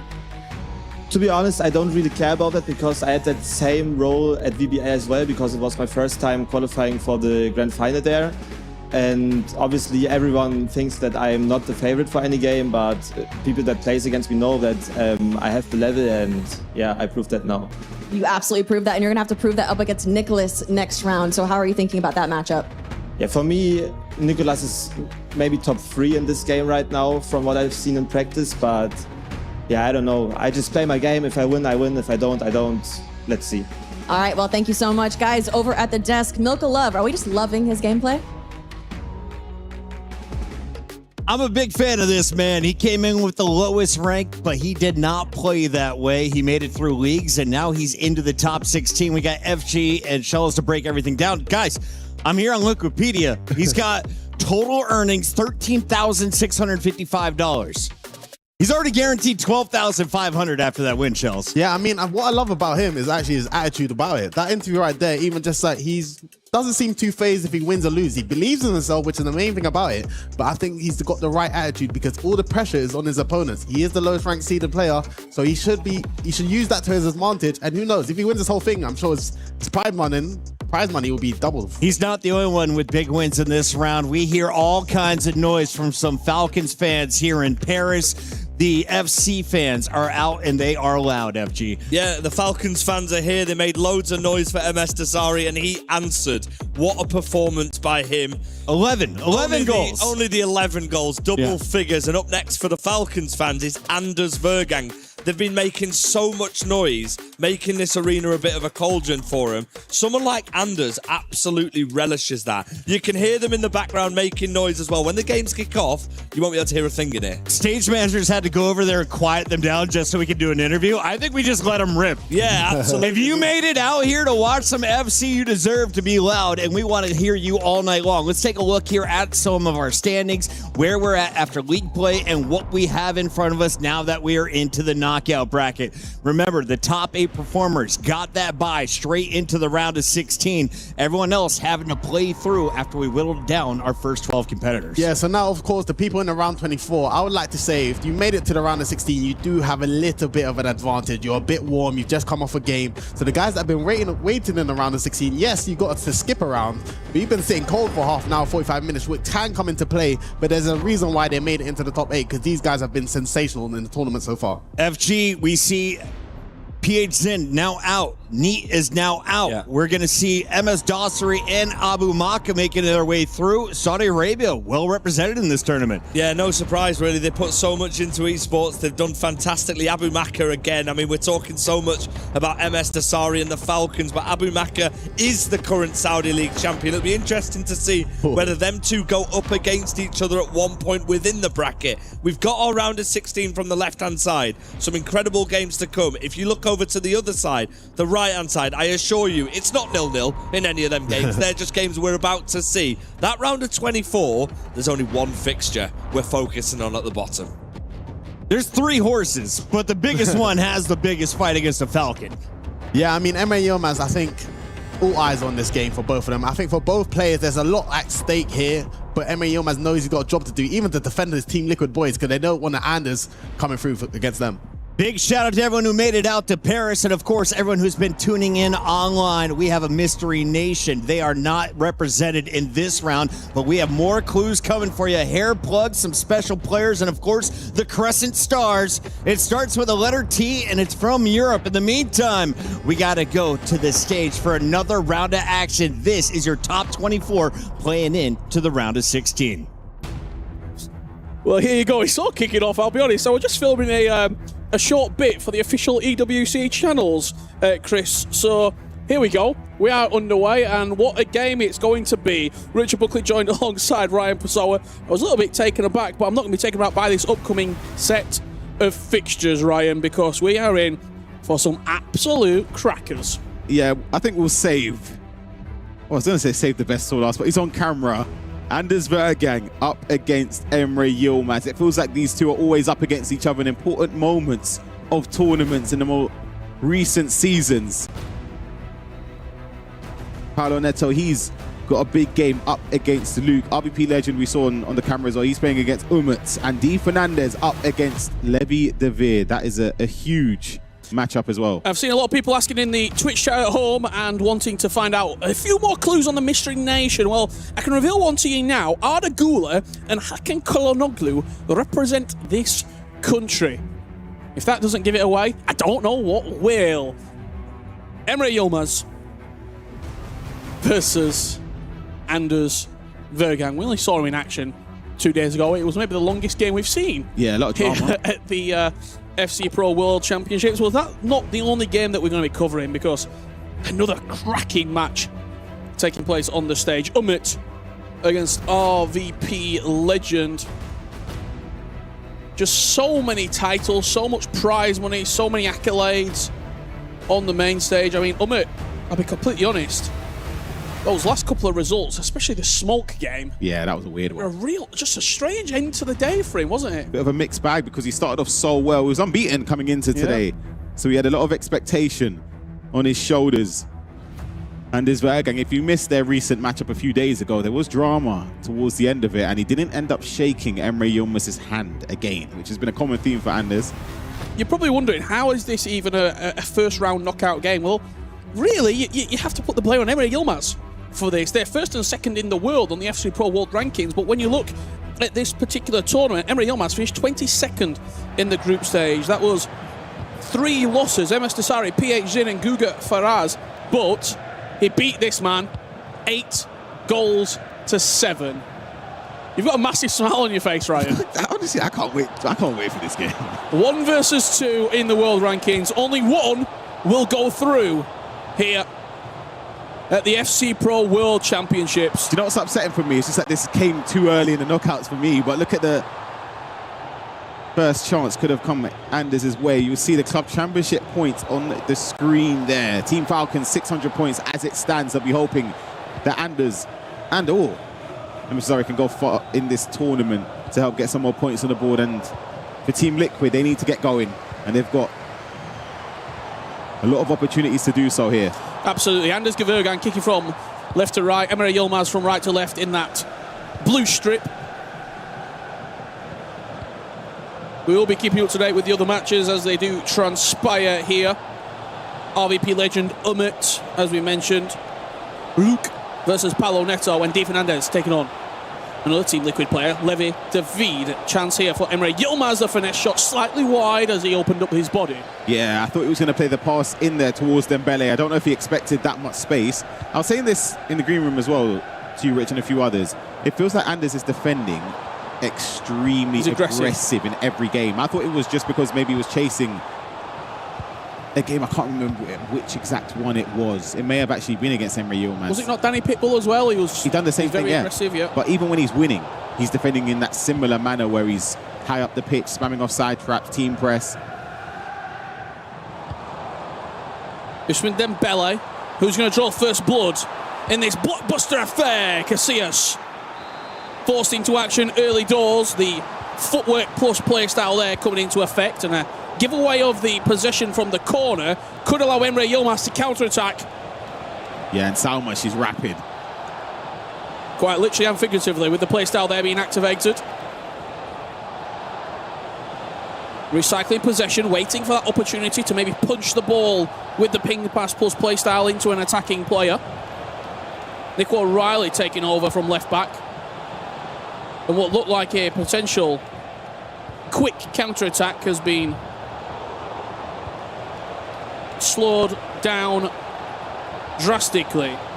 Chance still here for Emre Yilmaz. Jude Bellingham inside the box. Bruiser comes in and Anders defends. You're not too happy with that. Yeah, I'm going to be a bit critical on Emre there. It felt too passive. You used to him just going. Yeah, and it's just allowing Anders to set up defensively.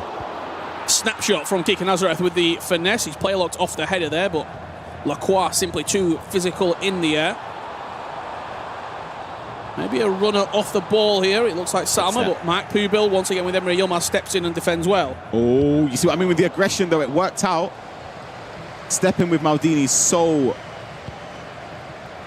intentfully there, and he does really well, but it could have easily worked against him. Runner on the bottom side of the pitch is Salma. Looks like a double tap. Lacroix once again called into action. Feels very nervy.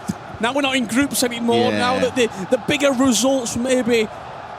Emre Yilmaz was never going to go out in the groups, was it? It was always going to sneak through, whether he was first or 24th, as Anders Vergang draws first blood for Team Falcons in this round of 24 bracket play matchup. But if that was a little gesture over the top of the monitor to Emre Yilmaz and the crowd. This is a big game and he knows it. Just looking across the other matches here to keep you up to date with everything you might have missed. RVP Legend 1-0 up against Umut. Levi David 1-0 up against Di Fernandez. And Paulo Neto 2-0 up against Luke Leijsdeveld.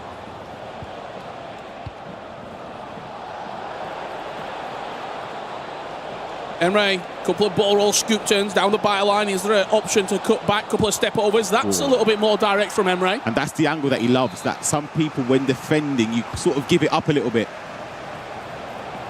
Going to bounce nicely. Cannons off Maldini's chest and another corner for Emre. It's been a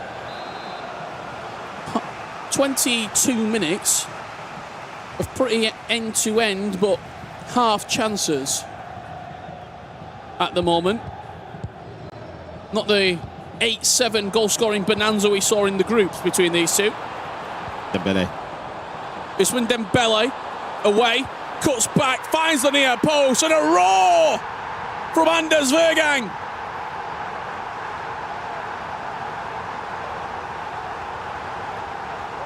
It's a huge match in the complexion of the tournament.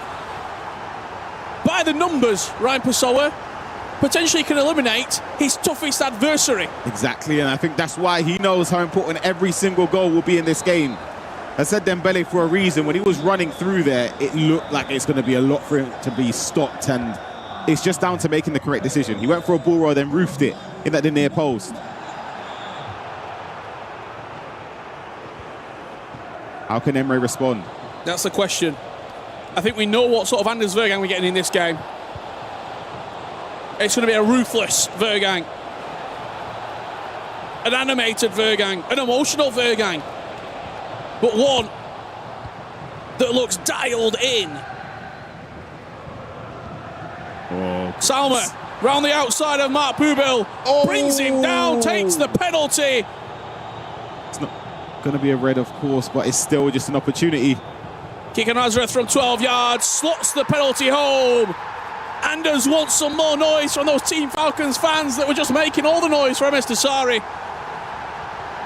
And now he looks a little bit more comfortable. Yeah, you can see now the smiles come out. And he's gesturing towards the crowd to give a little bit more. And again, another celebration towards Emre Yilmaz, who knows.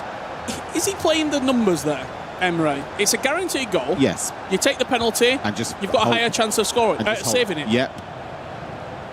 If he saved it, he would have looked a genius, and he could have gone down the other end to make it 2-1. Yeah. But now, Leprau's been crazy good, by the way. That's a few times he's managed to muscle off an attacker in that position. It's so fascinating because that's just not something I would ever do. Just yeah. Slide in the box there. Because you know you're not going to get a red card from it. Yeah. Unless, obviously, they're on a yellow before that. Anders looks like he's very comfortable now as well. He said it in an interview a couple of days ago where, I'll hold that thought for a second actually. Let's jump on over to see a replay between Levi David and D. Fernandez. We haven't seen any of this game so far. Low-driven finish from Musiala. We jump straight back into Anders almost getting an opportunity again. Yeah, we might be jumping around a couple more games if Anders continues where he's going here. Because right now, Umit 1-1 versus RVP Legend. Paolo Neto 2-1 against Luke. Here is the equalising goal from Umit. Perfect timing. And Di Fernandez Levy is 2-2. So all the games other than our featured match, pretty tight at the moment.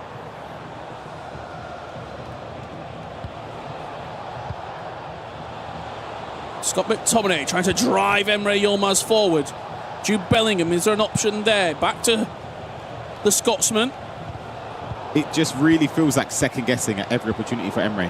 When he's around the box. It doesn't look decisive. Yeah, it's like, oh crap, he's worried about Anders cutting the lane because he's defending aggressively, or the second man press, putting a lot of pressure on the person in possession. It's not been traditional Emre Yilmaz. And in the nicest way possible, it doesn't look like Emre Yilmaz playing right now. Someone who has been so decisive, so direct when we've seen him. He always most shots, most chances created. They're the stat lines that we expect from him. Ousmane Dembele cuts it back. That's more like it. Yep. That's something he needed. But you won't see him flinch at all. He knows there's a long way left in this game and he's going to have to take it up a notch or two. It is a confidence builder, though. Let's have a look at what else is happening. RVP Legend goes 2-1 up against Umut. Dreaming back to our live game here. Could be a chance here for Anders Vergang just on the approach to half-time. Ousmane Dembele! Emphatic at the near post. I'm going to say, if there was a time where it would feel really horrible to concede for Emre, it would have been straight from kickoff or just before half-time. Either one would have been, obviously, crucial moments in the game. Because if he goes in at 3-1, 3-2, anything can happen. It still can come back, of course, but now Anders will start to believe even more. And just look at those shots there. You saw Anders Vergang, you saw Emre Yilmaz, see what was in the front? The winner's going to crush the other's key. That's gifting away. Seen a lot on social media over this last year or so. Team Falcons, Team Hullet, Liquid. There's been a lot of talk from Anders as well with the way he's responded. Is there a bigger decisive pull than crushing your closest competitor's key? And the thing is, if he wins this, next game is against Manu. If he does back-to-back, sick. There's a world in which it could be a Team Liquid. Oh, dear. Hold on. Entire run here for him, with Levy and Paolo Neto also in this side of the bracket. Let's have a look at what you might have missed. TPL Paolo Neto. He goes 4-1 up. Looking to join Manu Bachore in the round of 16. Anders Vergang, 5-1, off his chair. The 2024 world champion, the 4-time major winner this season, is looking to add a 5th. And he shouts over to Emre Yilmaz and a few Dutch words there as well, just to frustrate him even more. Tell you what, MS Dossery, what he just did for Team Falcons. Yep. Anders Vergang. Imagine it's an all-Team Falcons final. That's not something we've really thought about. And we were saying it. That's why he looks good, man. And look, this is no disrespect whatsoever. He's on the nice side of the bracket. He is, yeah. You avoid a lot of the big hitters. It's possible. It is possible. Because he will get confidence. In confidence. That's the king of the jungle, man. In confidence. Umit comes forward. Got him. A former world champion in his own right. Up against the high-flying RVP legend. Came through winning the Romanian Super League. Did RVP. Into the play-ins. Finished 12th during the group stages. 2 losses, 3 wins and a draw. Beating Guga Neat and Jafonso with a 6-6 draw to Nicholas to kickstart the league stage for him. I really love the way RVP's attacking. It's beautiful. Build-up play and the finish to match as well. RVP legend takes a big step forward to advancing into the round of 16. When he attacks like that, it's insane. Really, really dangerous player. I know we're backtracking a few months, we don't even need to because we saw him play earlier today as well, but in the Champions League, I remember saying he's my top pick and he let me down afterwards, but just the way he plays, he's so dangerous. I don't know if you remember as well, I think you were playing in the 2023, we had 3 basically championships in a row, the Nations, the club, and then the World Championships. He finished top 8 in the World Championships in 2023. That was his best performance thus far at the major championship. It's scary playing against somebody like this because all it takes is 10 minutes in game time you can and be he 5 scored down. 4 or 5 goals. Yeah. That's the problem. So when you're on ascendancy, you have to make it count. You don't want to let a game like this pull away from you if you're Umut. Even if you could just stay in the mix a little bit.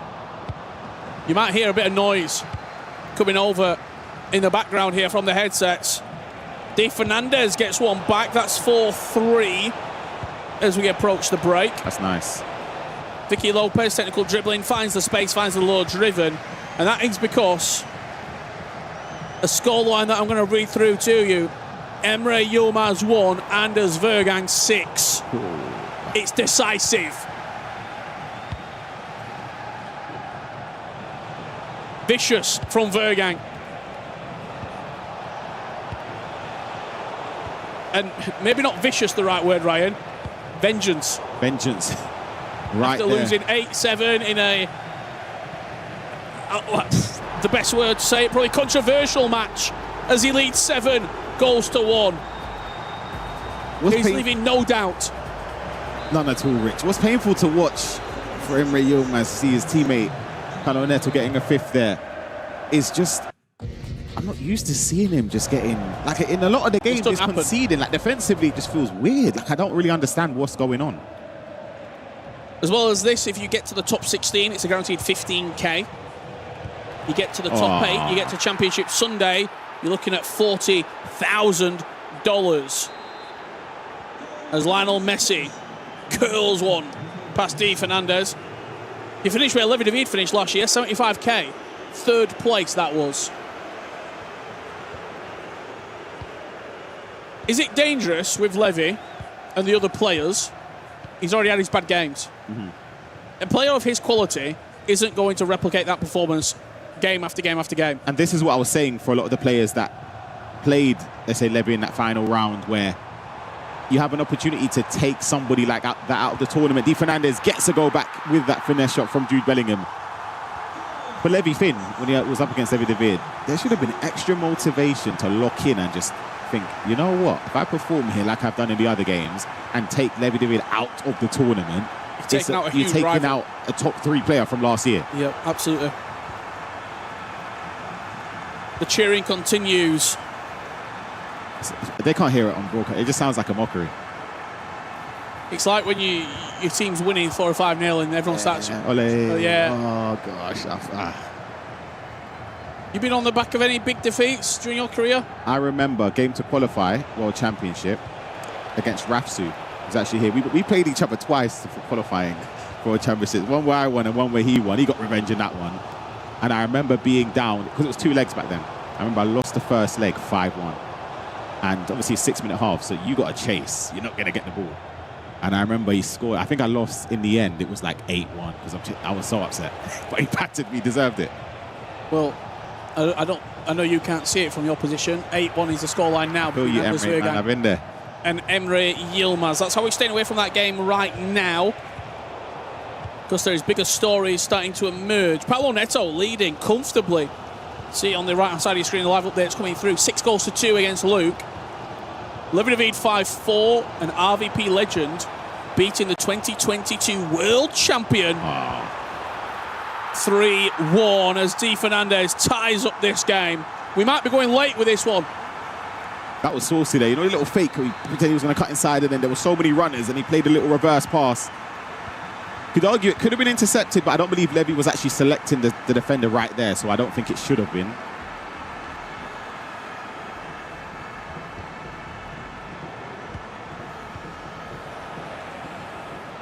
A big tackle from Di Fernandez there. He can start an attack of his own.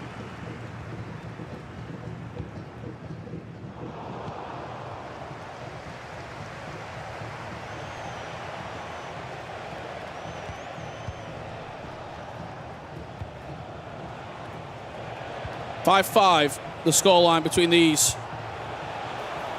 round of 24 competitors. Levi David had to leave it late. Levy got so unlucky. I think that pass was meant to get to Messi there. To qualify through the league stage, Adam Wharton driving Di Fernandez forward, a 2-time runner-up in both League and Cup this season in the La Liga FC Pro. Nicolas, the Argentine, was the player to put him in second place. So a runner there, he does play the pass, even though Salma has gone wide. Doué defensively does what he needs to do. That's the benefit of just having lengthy, so they can just chase down Salma because she's too fast. Verts, Vicky Lopez, Luca Bacchio.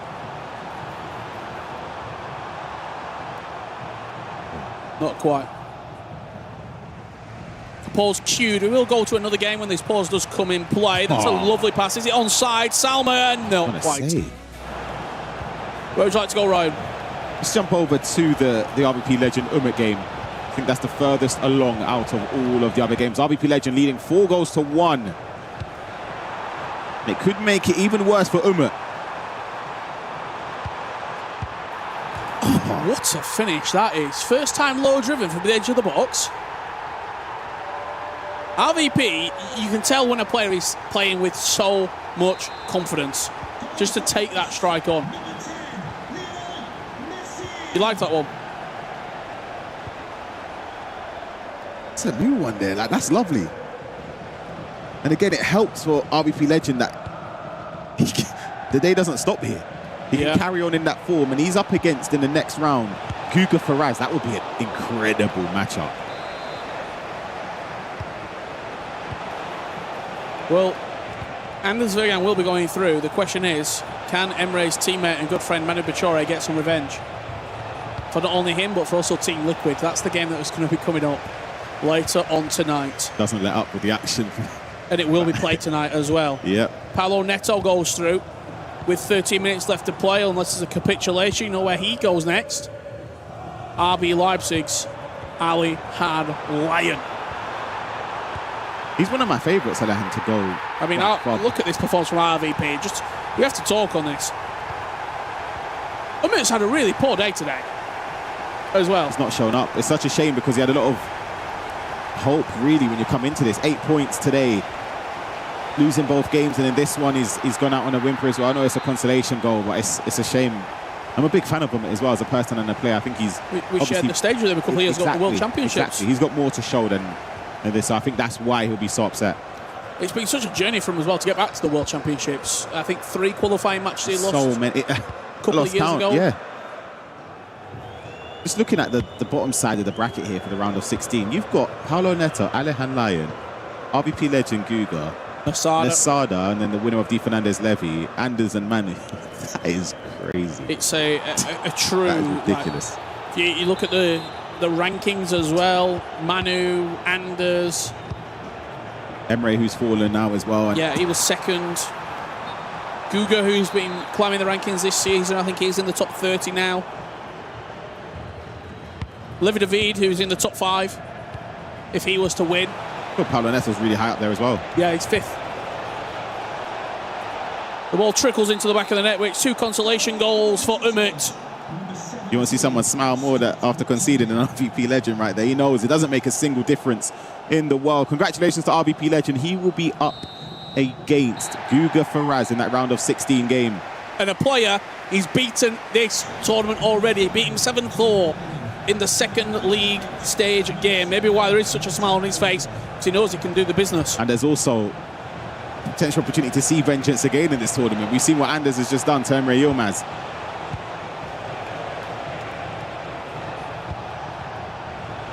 Commiserations to Umut. Just simply couldn't put it together today. Guga, 3-4 loss. Schmaltz, 11-7 loss. And then that defeat there to RVP legend. And look, that's just the cruel mistress that is FC knockout play, Ryan. Every game you have to have such a cold mindset. Exactly, and that's what Paulo Neto's shown here, especially after playing Luke early on in the tournament. And he was on the brink of elimination as well. He lost 8-6 to Luke. And he's got more than revenge. It's definitely more painful to lose in a knockout stand in the group stage unless it's an elimination match. Again, it was a situation where if he had lost against Oberon... Yeah, absolutely. Well, we are going to see all these full times with how the games are shaping up. Don't worry if you are an Anders Vergang fan. Anders Vergang fan, or a Team Falcons fan for that matter, you will see the winning celebration. That minute's in the 83rd minute, that game. As right here, 88th minute, and works really nicely actually, Ryan, because Di Fernandez Levy David, 75th minute.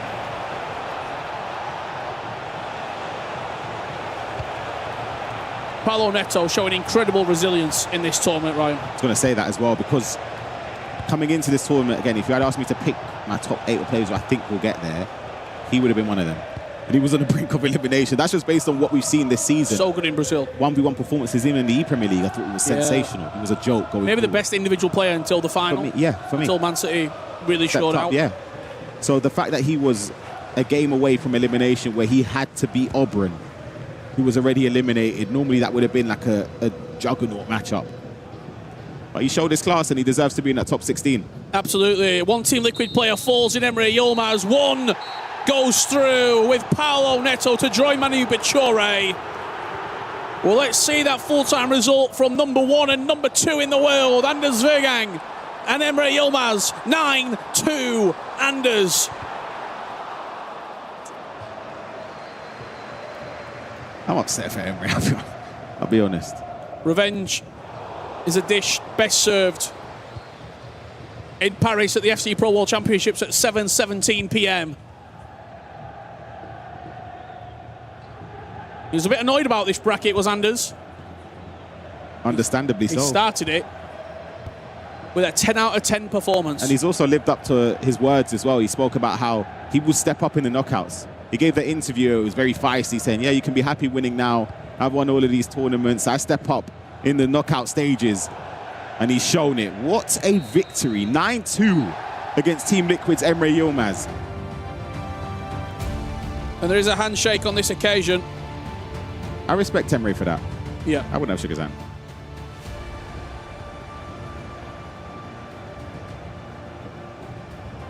Vergang on a mission. We've got one game left to wrap up. 6-6. Extra time looming. Ryan Pessoa for the very first time here at the FC Pro World Championships. I feel like we're going to get a winner. You think? We're going to get a winner before extra time. Right now, it's looking Di Fernandez's way. That's what's coming up. Matis Bonanno, table topper, taking on Samu Gaiman. Not a nice match if you do finish top of the table. Hezers will play Abu Maka. Nicholas gets his knockout phase underway against Milka Love, and MS Dossery against Levi Finn. Boro scoop. Di Fernandez. 7-6. You wanted a winner. You thought we were going to get a winner. That could be a winner. And I thought he messed up the chance. He had an opportunity to take the shot early.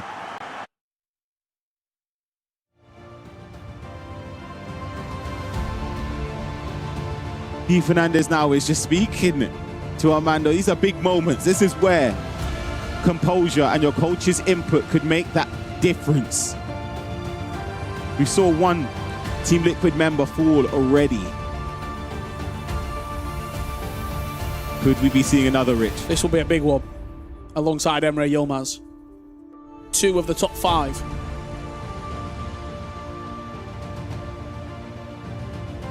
Doesn't feel right, does it? But that's the way the World Championship cookie crumbles. Can't count Levy out though. I know he's not been to Levy standards, but you can't count him out. Absolutely not. That's not. Maybe you can if he's done that. Di Fernandez with a chance. It's very Levy, smart. 6th in the world. Emre Yilmaz right now, 3rd in the world. It's 1 minute. just heartbreaking for Team Liquid to lose 2 of their big hitters. The world champ's still in, but Di Fernandez goes through.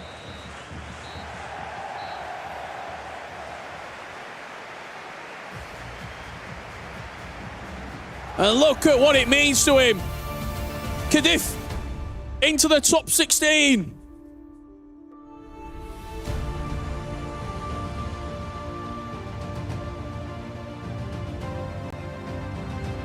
So much frustration there. Finished 3rd last year at the World Championships, 4th the year before.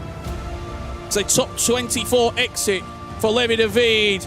Tempers flying high at the World Championship. Seasons are ending. Who will continue? Find out after the break.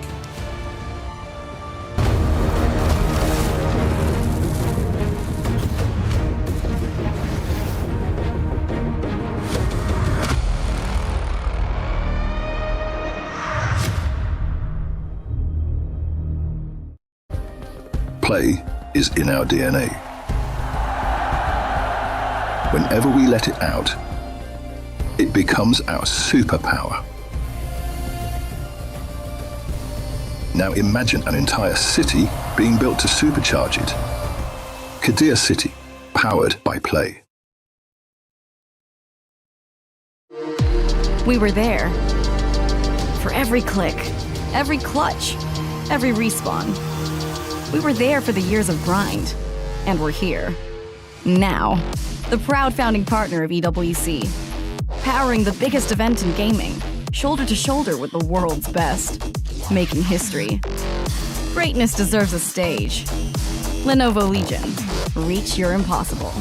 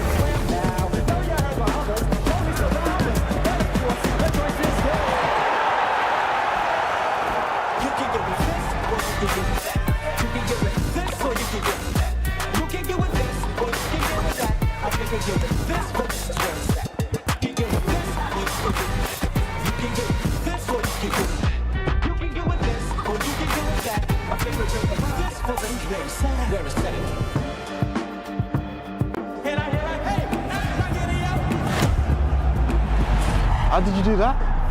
I have no idea. If my train goes off the track, pick it up, pick it up, pick it up. The choice is watch me spin like this. Watch it up when the lights out. Because it's fact, or the air, not a track. Gotta go, see you later. And you can't beat that to the back.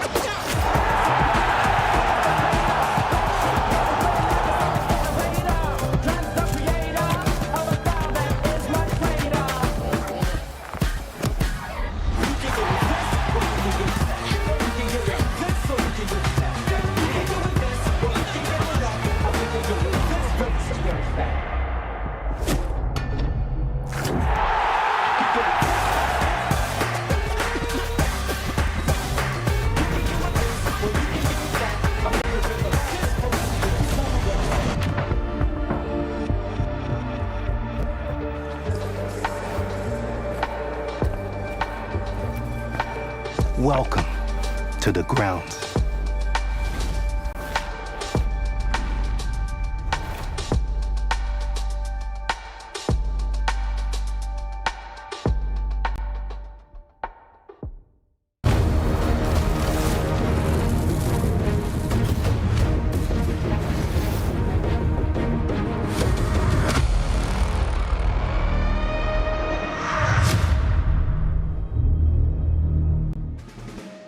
Welcome back, everyone, to the FC Pro World Championships. I am joined by Anders Verjgang, who just got his revenge over Emre Yilmaz in a 9-2 victory. We have to talk about it. You had a match earlier in the leagues phase. You got the match. You got the job done here. How great does it feel? I mean, to be honest, it's like no surprise. I kind of knew it, as I said, the whole time I'm bad in group stage, and it meant a lot for them to beat me in group stage. But everyone always knows how it's gonna go in KO, and now I'm gonna play Bachoa, and if I'm gonna play on this level, then he's the next one going home. We have to talk about the difference in how you play between group stage, league figs, and a knockout stage. What is it? What is the difference? Because the Anders that we just saw there was not who we've seen the last 3 days. I don't really know. Of course, it would be better if I could play like this every time, but I'm a human. It's not possible, and I know how to play in these like important tournaments in long formats, like at 5 days. I don't have to play good the first 3 days. I'll still go through easy. That's the difference with them. Like when they play bad, he's like number 23, almost going out. Now he go out anyway, but it's fine. I was there to play against him, and I think I don't know if I played better than I expected, but he was definitely worse than I expected, even though they keep surprising me how bad they are when it matters. But yeah, it has been the same story the whole year. I'm bad when it does matter, I'm good when it matters, and that's the like way to get trophies, and everybody knows that. And I think my trophy cabinet is aware of that. Like I know how to win trophies, and as I said, if I'm gonna play like this, then I'm also gonna lift the trophy tomorrow evening. All right, well, looking forward as well, you have Manu Bashore. I mean, let's talk about the bracket in general. Nasada could be lurking right after that Manu Bashore match. It's a difficult bracket, isn't it? Of course it is. Like Bachoa now, like everybody's saying maybe he's the GOAT, like he won this tournament twice. Like I think both times was with a bad bracket, so now he has the hardest bracket possible. So obviously, I think I'm going to send him out. If not, then respect to him, but it's still going to be tough after this. Like I heard Levi Divir lost, so another liquid player, no shock, but still. And then I heard that Umut lost. Like I think he lost 3 games today. I think just like a friendly reminder to my former team, I hope at least now it's time for them to find a better coach for Umut, because he definitely deserves that. And this year he didn't win any trophy. The whole team didn't win any trophy, even though they are capable of doing that. So I just hope that they will give, like, I hope that Umut can get a better coach, then he's gonna get better for sure. And yeah, the same way they could, like, they keep choking when it matters, I keep performing when it matters, and if it can continue like this, then I'm gonna end the GOAT debate, not even like close, then it's gonna end like this. All right, Anders, well, I'll let you get back to it. Thank you so much, and congrats on that win. Over there, Des Puckett, how sweet is that Emre Yilmaz key crush gonna be for Anders? Look at that smile. It is from ear to ear. Congratulations on another win for the Falcons. The two players combined for 20 goals. They lead everybody in this opening round. But more importantly, that man made some statements, FG. I've told you about Anders in knockouts. This man, he goes to another level. And he said it himself. When it doesn't matter, by the way, the league stage definitely does matter, he's not as good. When it matters, he's good. Well, he's done a lot of talking. And up next for him is a man who's done this, gone all the way in this tournament twice, Manu Bashore. If he needed any motivation beforehand at the fact that one of his good friends and teammates has been knocked out by Anders, well, all he needs to do is listen to that interview, because that is some extra motivation for Manu, and there are going to be fireworks. Shells, is this all starting from an unfollow? Where did the drama begin? I think it just came from Anders leaving RBL Leipzig. I'm not too sure on the full drama. I did think maybe the coach, Daniel, I don't want to bring up the drama, but did unfollow Anders' mom after some sort of incident, but I'm not too sure on that. But I think Anders just wants to psych himself up, because you see how he wins. He wins when it matters most, and he got to do that to himself. Speaking of getting hyped up, Samu started off red hot in this tournament, 9 points out of the gates. He slowed down, but here in the knockout stage, he comes true. Yeah, absolutely. A fantastic performance by Samu Gamer. He's going to be crushing a key, and from his perspective, he'll be hoping it's not the last key he crushes. We've seen some really high-level FC. When we take away the game that we just saw between Anders and Emre, also we saw some other shocks in the round. I mean, the big one was Anders touched on it a little bit. Umut was knocked out by RVP legend. What a tournament he is having. Yeah, I think for RVP as well, he kind of went under the radar in the last few days, and I think for Umut, maybe he was going into that game, maybe thinking he could have made a run for the tournament. But RVP, he has been a top player in the last few years. But I was also looking at that D Fernandez against Levy. What a game that was. You can see the frustration with Levy to win at the end. Sad to see him go home, but D Fernandez showing why he's in the tournament still. That was PH Zinski crushed at the hands of Samu Gamer. Samu moves on. What's his reward? Well, the guy who hasn't dropped a game yet. 18 points, the only 6-0 performance. Bonanno is waiting for him in round 2. When it comes to MS Dasari, well, he dropped the most goals in the opening round. 11-2 was the final score as he sends Chris Tabor packing. Yeah, he's still got it. He's still got the aura, hasn't he? You see it with the smile. It's great to see the King of the Jungle back on the big stage where he belongs. Maybe, just maybe, he might be closing in on something very special, but there is a long way to go here. We have to go back and we have to touch on that. D Fernandez, of course, beating Levy, but also Paulo Neto as well, back in the wins in the next round. He'll be delighted. Yeah, you can see the Team Liquid's gone from 4 players to 2. They still got Paulo Neto and Manu Bachor still in the competition, but things can change very quickly. And reiterating with Dasari, I think it's a bit of a cheat code for him. He just looks so cool, calm, and collected. Of course, he's always been composed. And 2018 world champ? World champion. He's been competing. How many years ago was that? 8 years ago? So he's been around for a long time, and of course, he's built his name up for a reason, got his own team now. I think he's sits in such a comfortable position because he knows if he ain't gonna win it, he's got Anders right behind him following him up, and maybe he could do it. Here is the 21-year-old German crushing a key of his own. That's Milkolov getting his win. The surprise player coming in with the lowest ranking of anyone takes out Karim's back. Yeah, absolutely. Fantastic performance by him. And he spoke to me a little bit off camera, and he was speaking about the pressure. He puts himself under pressure, but he's also relishing it, and he looks like a player who is relishing it. He's got the Iceman up next. And this man as well, we haven't really spoken about him as much in terms of Saudi players. He's the one who actually won the Saudi Top League. dog. Abu Maka, he's a fantastic player. He's had a brilliant run in the competitive scene, and maybe, just maybe, it could be his year. Yeah, of course, Dasari has been the king of Saudi Arabia, I would say, for the last few years in FC. But Abu Maka, for the last 2 or 3, it has been his game. But we could potentially see them face off later on in the competition. We'll be excited to see, but he still has one more round before that. But yeah, there's so much talent in display. Representing Al Qadsiya, Abu Maka able to get a 5-2 victory. Now will be playing against Hezers. I know one of your favorite players left in this tournament. It will not be an easy round as 2 of them are top scorers. Yeah, absolutely. Both love the goals. I mean, the great thing about this game and this game title is we are guaranteed entertainment. We're going to get that in that game with Hezers. There's just so much quality on show here in Paris for the EWC, and it's exactly how I think if anyone had mapped out the World Championships being, it'd be like this position. We're still missing some huge names from this. Remember, we've lost a few huge names already, Shells, but the quality here, the standard that we're seeing is right at the top. I mean, even with that Emre and Anders game, there was a moment where Emre, I think, took a long shot. It wasn't going to go in. Right. And the crowd done the little, I'm not going to lie, if that was me, I would have been fuming. So I think with Anders with the crowd behind him, it's going to be so hard for anyone to knock him down. But He's Emre, right behind you as you're speaking about it, actually. There's a liquid snare drum out there somewhere. It hasn't been beaten very loud, but I expect it to get louder as the day goes on. For now, enough yapping at the desk. Let's get into the next round of action. Thank you very much. Yeah, let's get right into it. The round of 16 away, so we are straight underway. Matthias Bonanno taking on Samu Gamer.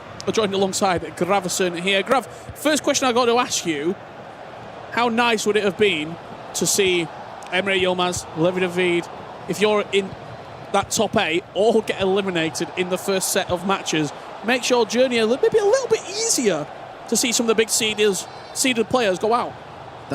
To be fair, the league stage, it's a huge part of getting an easier bracket. Sometimes we don't talk about that enough. We think, because I completely disagree with what Andrew was saying, that the 3 days before this one, they don't count. They do count. Absolutely. It is a great way of knowing if your team is working, if your tactics are working, and Could they you did work argue for them. that Anders has to play more 50-50 games in the grand scheme of things now than he would if he finished top? Because he'd be going into those games as a 70-30, 80-20 favourite. I don't think it matters for him because when he don't care. He don't care, but it's the same as watching Lionel Messi play in football. Like, you shouldn't be looking for Messi if you're trying to know how to play football, because he's a different beast. Well, the guys at the desk talk you through some of those matches taking place. Got Matthias Bonanno against Samuel Gamer. First time seeing Bonanno after he topped the table. 6 wins from 6. Abu Makar is in action. He will take on Jesus. That's 9th versus 8th in the table. Abu Makar was 12 goals away from Jesus. And they match up now in the round of 16. Levi Finn plays MS Dasari. You might be able to hear in the background the Team Falcons fans getting behind not only their favourite player, but the chairman of the entire organisation as well.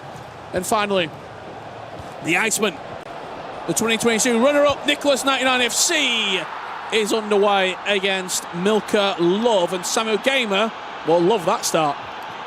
It was a brilliant start. I thought he was going to go for the low driven with the left foot, but he went for the ball roll finesse to make it 1-0. And so far, we haven't seen Samu Gamer suffer on the defense, so I'm curious to see how Bonanno will approach this game.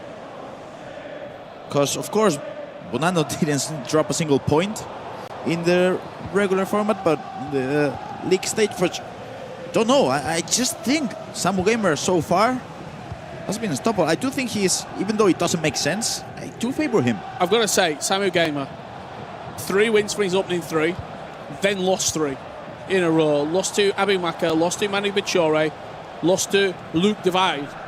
You're then looking ahead, you're thinking he's coming in with no momentum, he's coming in with no confidence. What happens? He goes and beats PHZ 6-1. I just feel like the way he plays, and the way, not only the way he plays, the way he defends really works out well against South Americans. I'm thinking Matthias Bonanno, PHC, Nicolas. I do remember Nicolas in the league stage of the ECL. He suffered a lot against Samu Gamer. So I'm curious to see how Matti does, and he does well to score 1-1. He certainly does. So what do we know? Nothing. 1-1, Matthias Bonanno. He has been perfect here at the FC Pro World Championships thus far, and he gets right back into the game. Speaking of South Americans, speaking of Argentines, let's head on over to the best Argentinian player of all time, Nicholas 99 FC.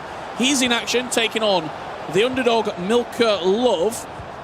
Over 100 places different in the FC Pro World rankings. Let's jump in there because there has been an early goal in that game. Make it 2 early goals. And it's Nicholas 2-0 up. I have to ask you, Grav, I saw the bracket. We all saw the bracket. Nicholas is on the top half of the bracket. He avoids Anders, Alihan Lyon, Umut, Di Fernandez, Emre Yilmaz, Manu Bichore, Nasada. Is this the best opportunity for him to get to a grand final since 2022? This is the one. This is the one. I feel like he's been playing really well throughout the whole season, but when it gets to those matches against maybe sometimes PH, sometimes Anders as well, he wasn't good enough. But this one, he should be the favorite coming into his side of the bracket. He should be in the final. This is his chance of winning the World Championship. I tell you what. And retiring. MS Dasari wins. MS Dasari Nicholas. Quarter-final. What is this, 2019? Wow. We are rolling the clock back. As it stands right now, Nicholas will be winning. He is leading 2-0 against Milka Love, who has that pause queued. Clearly unhappy about how the game's progressing for his opinion. Nicholas fires that one wide. All 4 games underway at the moment. MS Dasari taking on Levi Finn. Let's head in there. 8 minutes on the clock. You just saw a goal flash into the bottom left corner. That was Hezers going 1-0 up against Abu Maka as Levi Finn jumps into this game. He had 5 wins to his name. Lost the last game 7-1 to Levi David. Do you read anything into that, Grav, or he already had 5 wins? Maybe just the concentration slipped in the last game. It's tough to call, because I do feel like even though I mentioned league stage does matter, knockouts is a whole different thing. And the way MS Dasari has been playing throughout the day, I think he's the favorite. There was a goal from Matthias Banano going 2-1 up for Manchester City. Jumping back on board with live action here. Gets to the byline, fires across into a dangerous area. Can't quite connect at the back post. And I'm sure we all know MS Dasari playing in the World Championship on the knockout stage. Whole different beast. There is just aura, isn't there? It feels when he steps in like business has just picked up ever so slightly. Casillas with a great save at the near post there as the low driven came across. You can see the use of the defensive mechanics coming in from MS Dasari, the second man press, the double second man press as well, as we see Hezers, as you mentioned before, making it 2-1 against Abu Maka. We probably don't talk about Hezers enough. No. 2-time E-Champions League grand finalist. We talked about the top side of the bracket. He'll be looking at this and thinking, well, I'm in there as well. I can make another final. I can make another major final. I'm a big fan of Hezers. Maybe get a bit of revenge against Anders Vergang in a grand final as well. I could definitely see Hezers making it to a final. I wouldn't say dark horse because he comes from Absolutely not. being a runner-up, but I don't think we talk about Hezers enough. And especially after working with Juan Manfer, defensively and in game management, he's so good now. It's the mindset. They've drilled into him, and he just looks. They've taken the diamond, and they've just polished it. He always had the ability. He always had the quality. They've just redefined a little bit of those deeper mechanics, shall we say? And he looks a much more complete player, Hezers. Just having a quick look across the rest of the game. Sorry, Graf, to jump in. Banano 2-1 up against Samu Gamer. Nicholas 3-1 against Milka Love as Hezers leads 2-1 against Abu Maka. Could be first blood to MS Dasari. Adam Wharton drags it wide. Wow.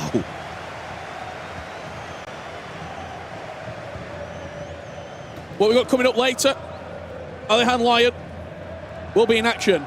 He'll be taking on Paulo Neto. Guga Ferrez takes on RVP legend. Nasada will play Di Fernandez. And Manu Bachore, reigning defending world champion, takes on world number 1, Anders Vergang. Nicholas up against Milka Love. After the pause, Milka's got 2 back. He's been playing better. We've not seen enough, but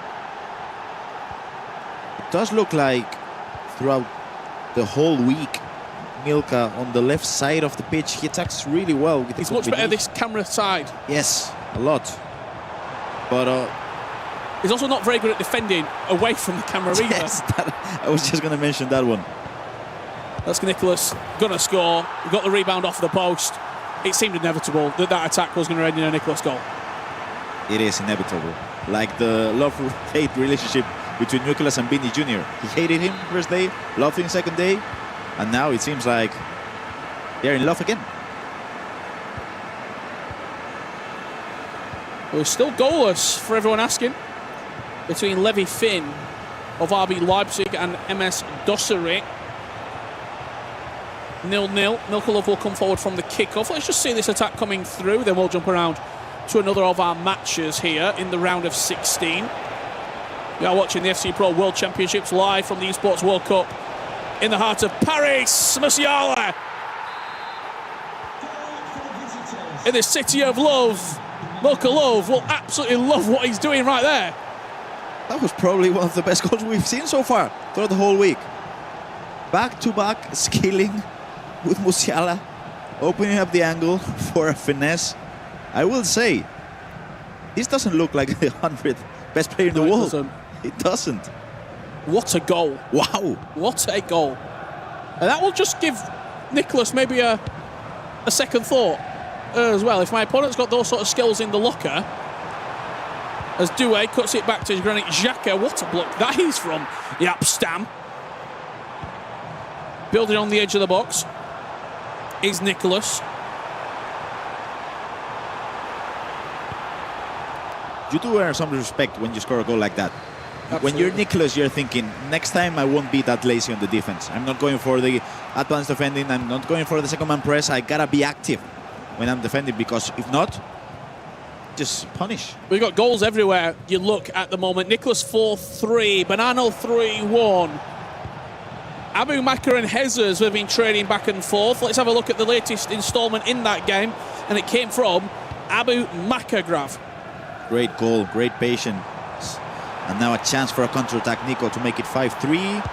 No, intercepted. Well, let's head on over to Levi Finn and MS Dosseri when we get chance, because there has been a breakthrough in that game.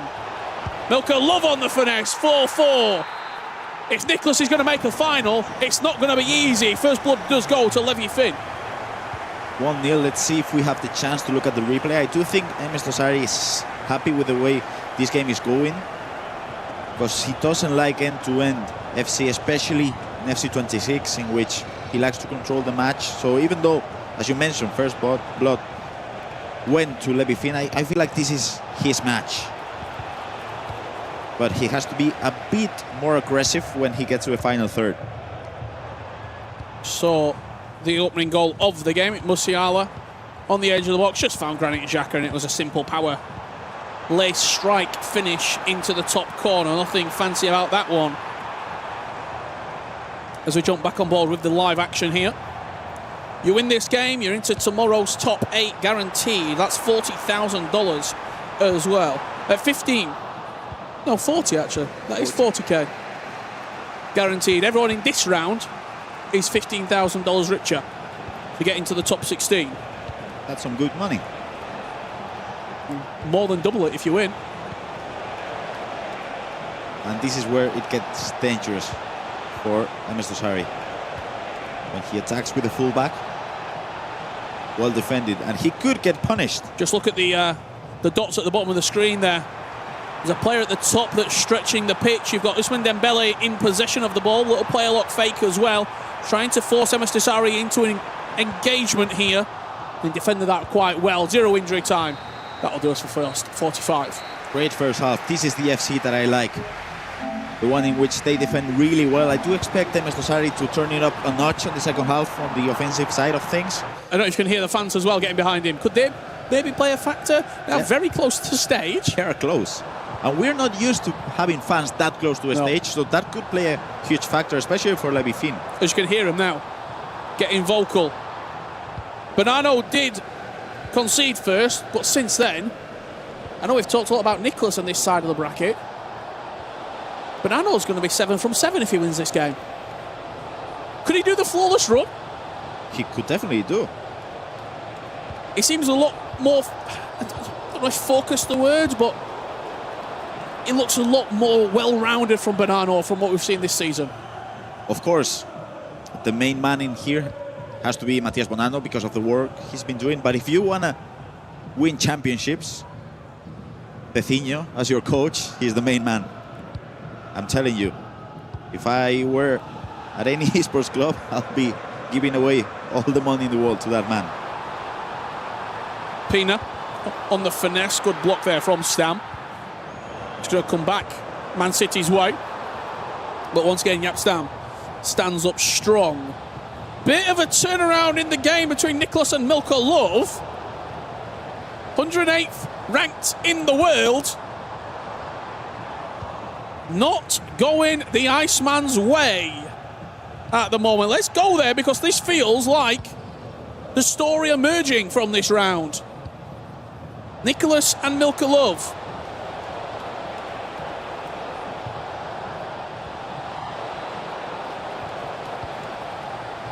As we see this attack from Matthias Bonanno, who's just holding the ball, and we will jump onto Milko Love 5, Nicholas 4. Rich. Yeah, I'm not. Obviously, we've been jumping in and out of this game. It looked like Nicholas was going to be cruising his way to the top 8. Jude Bellingham with arms outstretched, but Nicholas 5-5 was 3-0 up, wasn't he? And the pause came in. He was. You see, Milko Love's story has been amazing. No coach, 100th player in here, and 5-5 against Nicholas. I will tell you, it has surprised me. I thought it was going to be not an easy win for Nicholas, but a convincing one. Updates for our matches. Bonanno 4-1 against Samu Gamer. Nicholas 5, Milko Love 5. Levi Finn 1-0 up against MS Dossery, and still at half-time, Hezers Abumaka 3-3. Musiala down the byline. The bruiser comes in. It's a little bit rash from Milko Love, and he just given Nicholas a goal. Those are the mistakes that you simply cannot afford to do if you want to progress into the quarterfinals. They're the errors that will cost you not only placement, Grav, but thousands of dollars as well. And when you're playing against the best players in the world, such as Nicholas, you will get punished.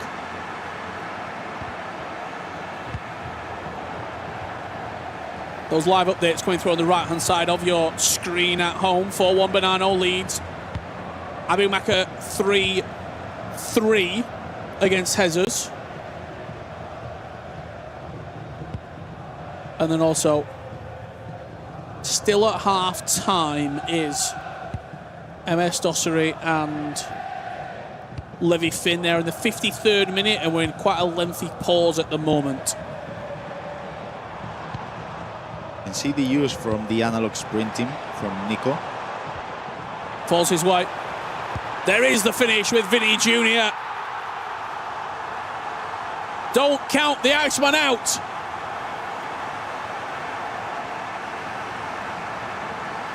The combination from the analog sprinting with the technical, which is something that we didn't see in La Liga FC Pro. When he first started using the analog sprinting, we all thought that was just it, but now he's combining it with the technical.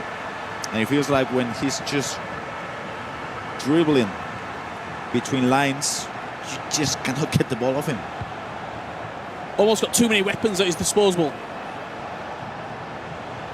to be able to use and hurt you with in and around the box. Musiala, Milko Love, you saw a dejected look for him when he went 7-5 down. Has his opportunity been and gone? Nicholas, let's go 8-5 up. Can't quite squeeze that ball through the gap. Where would you like to go, Grav? We've got Bonanno and Samu Gamer in the 78th minute at 4-1 up to Matthias Bonanno. I have to say, Mr. Sari. Levi Finn, MS Dossery 1-0 still. Approaching the 60th minute. When this pause comes in, we'll head on over to Levi Finn, MS Dossery.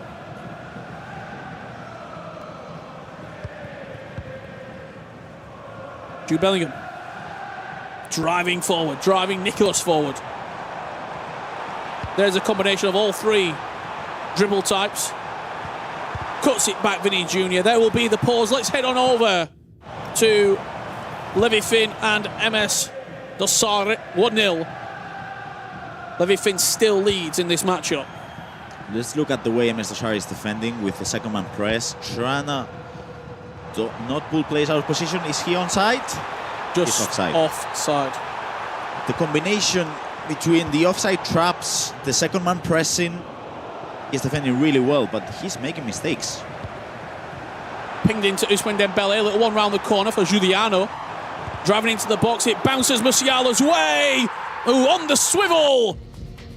Puts Levy Finn 2-0 up. Let's head to Jesus and Abu Maka here. Big mistake. 3-3, that's just offside. Where I was going to suggest, let's go and see the closing moments from Matias Bonanno, who's about to make it 7 wins out of 7 here at the FC Pro World Championships. He won 6 in the groups. His first knockout game against Samu Gamer, a player on the back of a huge victory against PH Zin. Hold on. 4 minutes left to play. Matias Bonanno should be able to hold the ball for 7 minutes to seal the deal. If there is one player, if I'm coaching, that you just say, you just do you here. You know what to do. That's Matias Bonanno. You can see him with the left stick dribbling, inviting pressure. And he keeps the ball high up the pitch as well. Yes. Not in his own defensive third. Which if you're playing for champs and you're leading and you're conceding goals, you should look at the way Matias Bonanno is holding the ball. He's now opening up the pitch with Lacroix. Expect maybe a switch of play there. I think the fullback could be the option. Adam Wharton into Salmon.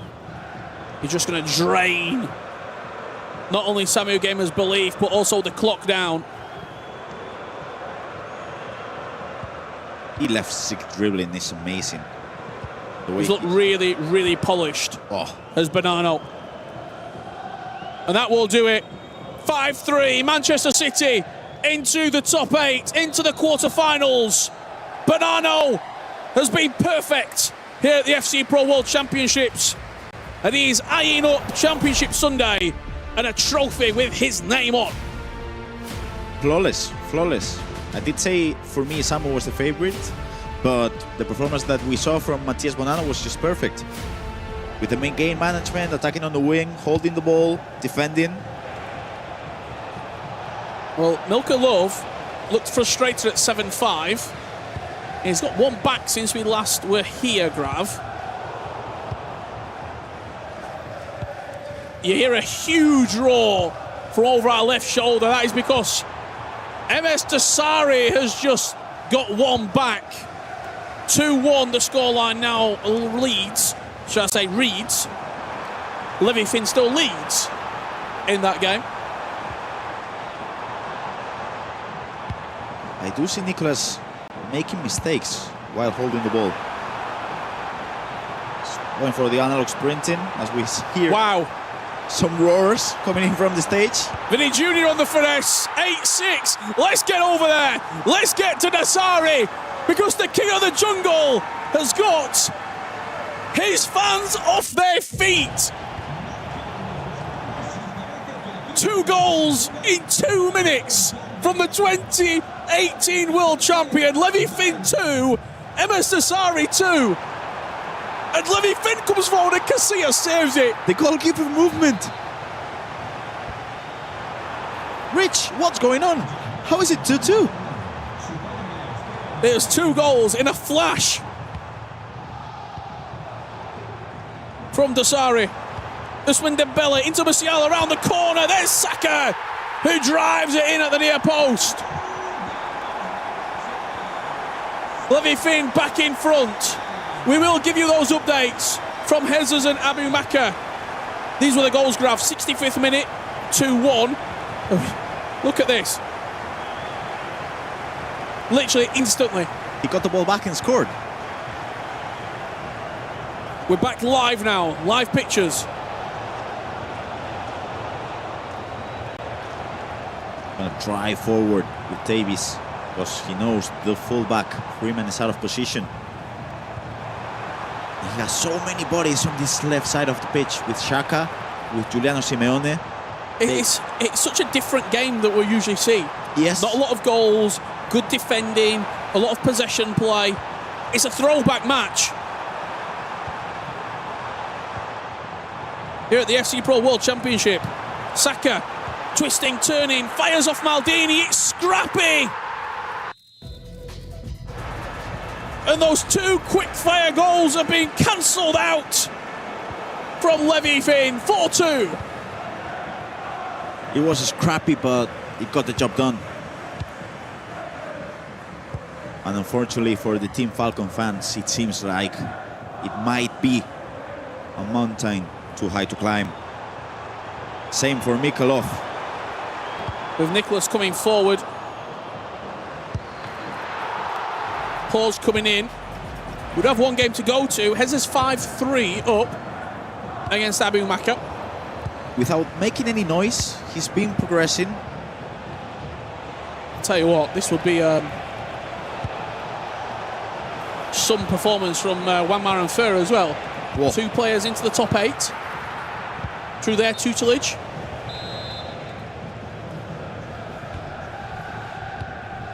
And potentially they could play against each other. The semi-finals. Yes.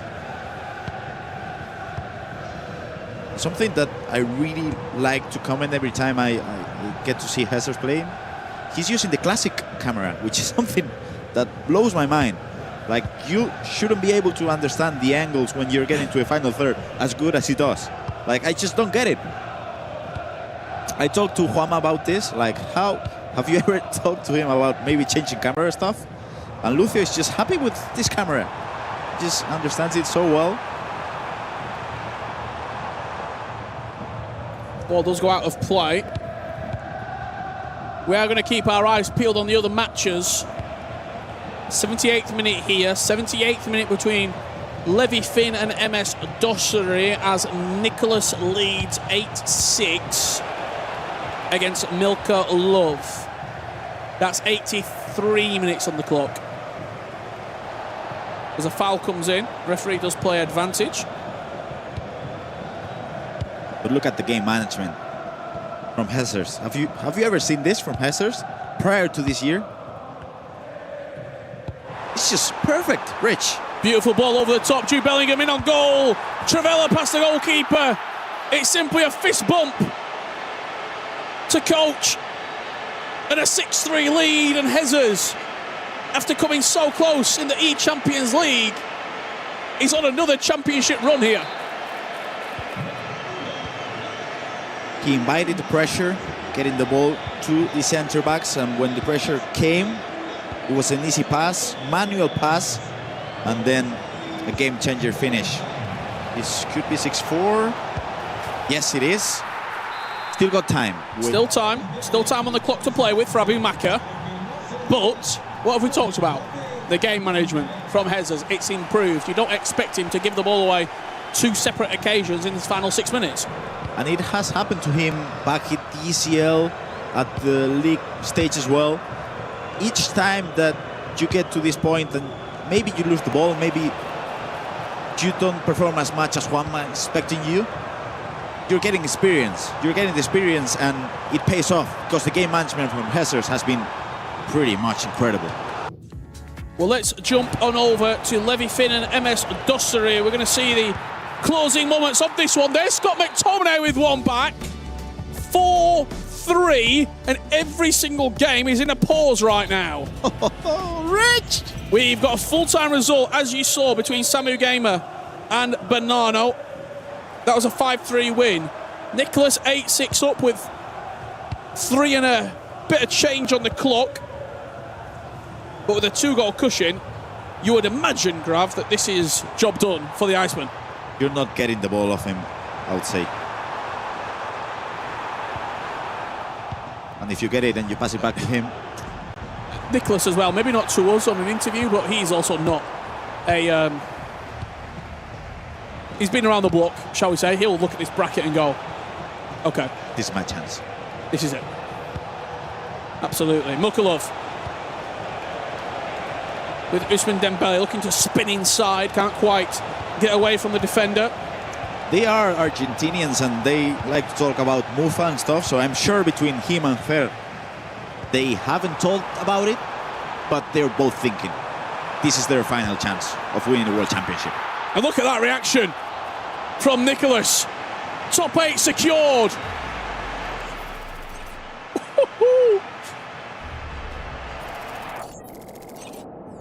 angry from the Iceman.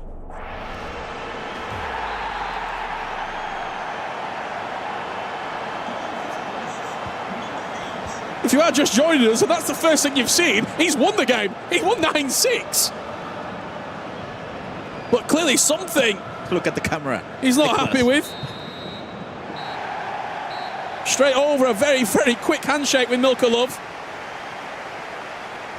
He will play the winner of Levi Finn and MS Dasari next in the quarterfinals tomorrow. And it's going to be potentially some late drama because Dasari has a chance. Araujo steps in. And that will be it. Commiserations to the king of the jungle, Levi Finn. After 5 wins in the group, a disappointing end to the league stage, comes back with a big victory, and look at what it means. Nightwatch alongside him, and Nicholas is next. We have to say commiserations to MS Dasari, the king of the jungle, but Rich. There you have it. We're wrapping up very, very quickly here from the commentary position. And what we've got coming up after the break, you simply get that seatbelt on, strap in. Anders Vergang, world #1, versus the reigning, defending world champion, Manu Bachore.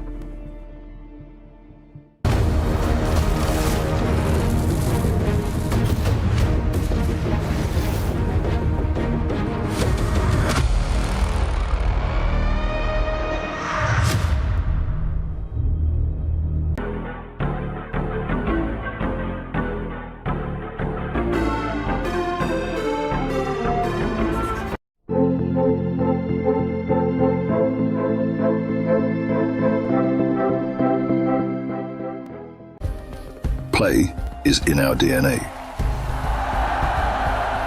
Whenever we let it out, it becomes our superpower. Now imagine an entire city being built to supercharge it. Kadir City, powered by play. The human body was built to move. Not trapped at a desk in one singular posture for 12 hours a day. It's time your chair evolved. This is Secret Lab Titan Evo. Ergonomically engineered for you, gamers, hybrid workers, artists, backing your every move.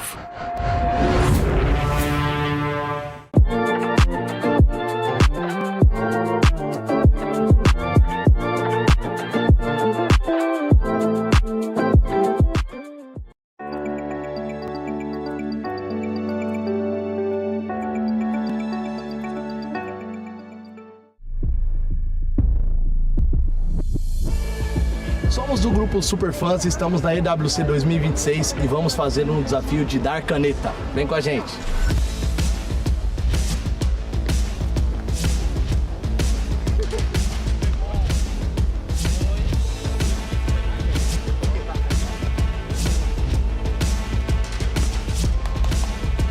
Galera, e aí? Quem será que ganhou essa competição de canetinha? Foi o Bruxo? Ou foi o Vini? Foi eu. Eu ganhei. Isso é ruim. Galera, eu acho que fui eu, né? Que o fenômeno aqui sou eu, né? Então, galera, vejo vocês no palco principal no EWC 2026. Tamo junto.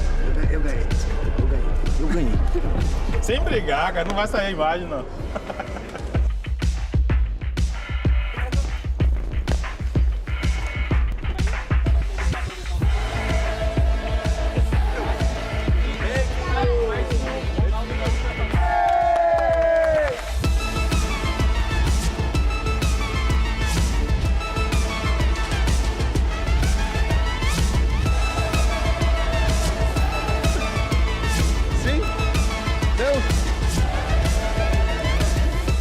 Na Palatina, tem uma decisão do público.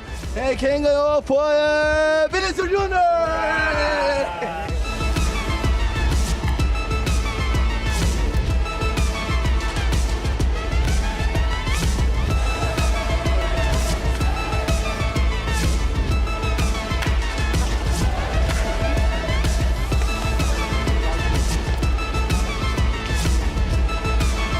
Venha, nos encontre aqui na EWC 26, estamos te esperando. Vamos lá. Nos encontra aqui na EWC 2026, estamos te esperando. Nos encontre aqui na EWC 2026. Volta. Vai. Nos encontre aqui na EWC 2026, estamos te esperando. Venha.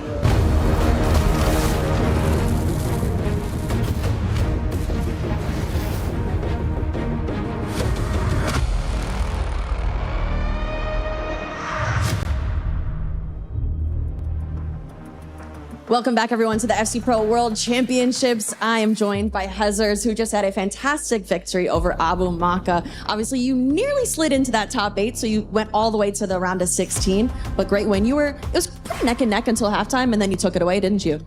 Yeah, it was like close until halfway. After I start to play better, and also I scored all my shots while I was not doing it in the first half. And so I think it was a deserved win.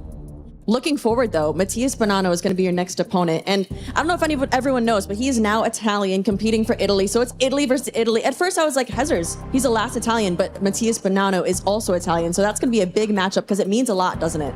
I mean, we are going to play for everything tomorrow. You can win the World Cup, you are going to qualify for Pro Open, you are playing for the Nations Cup, everything. So it will be tense, and I hope that I can win. How do you beat a player like Matthias Bonanno, who's gone unbeaten in this competition so far?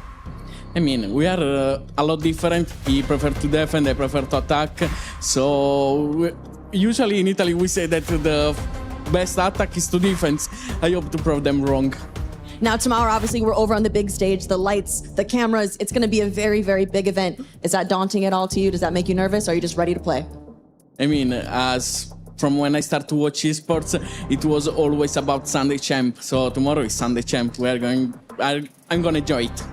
All right, well, either way, that matchup, Matti versus Hezer, is going to be a very, very good one tomorrow. You do not want to miss it. But guys, over at the desk, it's going to be Italy versus Italy. What are we thinking? I think Italy's guaranteed top 4 in this tournament. Congratulations to Hezers. The smile remains on his face 4 days into the competition. He's into our top 8. Were there any doubts coming into the week? Nah, and I think from his last few goals, you can just see the composure and the way how he's playing. He's playing at a controlled level, and that's the type of level you want to see Hezers playing at. And if he is playing with the right possession, the right play style, he can put his hands on the trophy, but it shows how much he's increased over the years. I think Grav said it perfectly on commentary. He said, this is parts of Hezer's game when he was keeping possession, which led to a goal that in previous FC titles you might necessarily not have seen from him. He just let it rip in the past. His game management's improved so much. He's really good at keeping leads. He's good at building on leads. He seems to be really confident, and it's great to see him up there. He just loves to. He's just great for the esport. He loves the game, and he loves just being here. It's amazing. He wasn't the only one to walk away with a win. Shells, we also saw the Doctor and crew walking away with another W. We interviewed him earlier, talked about all of the competitors in the event. Thoughts on their performances, because we have an appearance again in the top 8 now. Yeah, of course, Levi Finn was taking on Dasari. I thought that was a tough game, but Levi Finn, he's so composed on the ball. If you saw around the box, it's just like he's walking, waiting for Dasari to make the wrong mistake. And he is still representing RBL Leipzig, but listen, Levi Finn has only lost 1 game in this tournament. He is playing at an incredible level. And that was such a narrow game. Just 1 goal separated the 2 players. Emas Dasari, the king of the jungle, eliminated as Levi Finn moves forward. Of course, you saw Nicholas making a lot of noise on the stage. And FG, I know you weren't a big fan of all the words that were used. Yeah, I'm just a massive fan of what Milkalove's done. Yeah. I spoke to him a little bit off camera. He wasn't really sure the reason for it. He didn't know what was going on. But, I do like to see that from Nicholas, that competitive side. We see it a lot from Anders as well. And this is how much it means to our players. The prize pool here is massive. It's a chance to become the best in the world, undisputed best in the world, which somebody is going to be doing on Championship Sunday. Nicholas right now is going to be crushing Milkalove's key. So, yeah, I wasn't a massive advocate of it, of course, but it happens. It's a high emotion game. The most important thing was there was a handshake. We know he's in the next round. Congratulations to Milkalove as well on a fantastic tournament. And of course, the key crushing continued as Uma's key was removed from the competition. The legend back in action is RVP. Yeah, RVP, he's always been known for scoring goals. And FC, we see how much goals are going in. So for Uma, it was a tough defeat. I expected it to be a lot more closer than it was, but RVP showing his dominance and is still keeping himself in the competition. Yeah, we've got some absolutely massive games coming up as well as we see some more keys being This is Luke's. This is Luke's, yep, like you said it, Paolo Neto about to crush that. But, I mean, our immediate attention after the key crushing, which is an amazing format as well, is that huge game that Anders Vergang promised would be a good game and promised that he would beat his opponent, Manu Bashore, who's won this competition twice. Every time we've gone through a round, though, you can see the emotions get increasing, and the players reacting more. You're going to see tears. Like I said, Nicholas, he is the Iceman, but I ain't seen him react like that in a long time. But it shows what these players have been playing for all season. Everyone wants to get their hands on the trophy, but only one of them can win it. Big performances lead to some huge moments at the Key Crusher, and we are going to crush 4 more keys before this night is over. Shells, before we get into this next round, we have to give some more hints of what could be our Mystery Nation. I'm really bad at giving hints, but I just zoomed in on this iPad for you. I'm trying to make the job as easy as possible for you, Shells. I'm focused on the guys trying to stay in the competition, but of course they got home clubs of Galatasaray, Fenerbahce, and Besiktas. Yeah. And I'll be honest, the only reason I hinted it to you is I was terrified to try and pronounce this. You would have done a great job. You'd have done an amazing job. We'll tell you how an American would do it. No, excellent stuff to everyone who's already guessed it. Chat, you guys nailed this about 4 hours ago. I don't think I'm allowed to tell you that. That word is the right answer. Yep. You're crushing it. But also, so are our competitors. Expectations moving forward. Who do you got moving on? Manu or Anders? I mean, Anders is the best player in the game, but I think Manu Bashore might upset him. He's the 2-time champion for a reason. Anders got to beat him if he wants to win it. Something special here at EWC for Manu and Team Liquid. Let's find out if they can earn some more points here in FC. What a last round of games we have for day 4 of the FC Pro World Championship. If you told me that we would be looking at Anders Vergang against Manu Bashore in a round of 16 game, with one of those two being eliminated, even bigger than that, Emre Yilmaz against Anders Vergang in the round of 24, I would not have believed you. Brandon Smith and Ryan Pessoa with the last call of our final game today. Ryan, what a game this is ahead of us, and what a set of games we have. Ridiculous. Even touch on some of the other ones. You can see the man on your screen there. Paolo Neto up against Alehan, who has been ridiculous this tournament so far. You've got Guga Perez up against RVP legend. Nasada up against Di Fernandez. But this one, 2 world champions up against each other in the round of 16. The 2025 FC Pro World Champion against the 2024 FC Pro World Champion. Anders Vergang, Manu Bashore. It is so hard to call this one, of course. These two have never played before as well. Alian against Paolo Neto. That's the first time of that fixture. And Nasada Di Fernandez is also one of our other matches this round. They've never played before, but there is a rematch in this round. Guga Faraz against RVP Legend. They played in the group stages, Ryan. Yep, day 1 of action.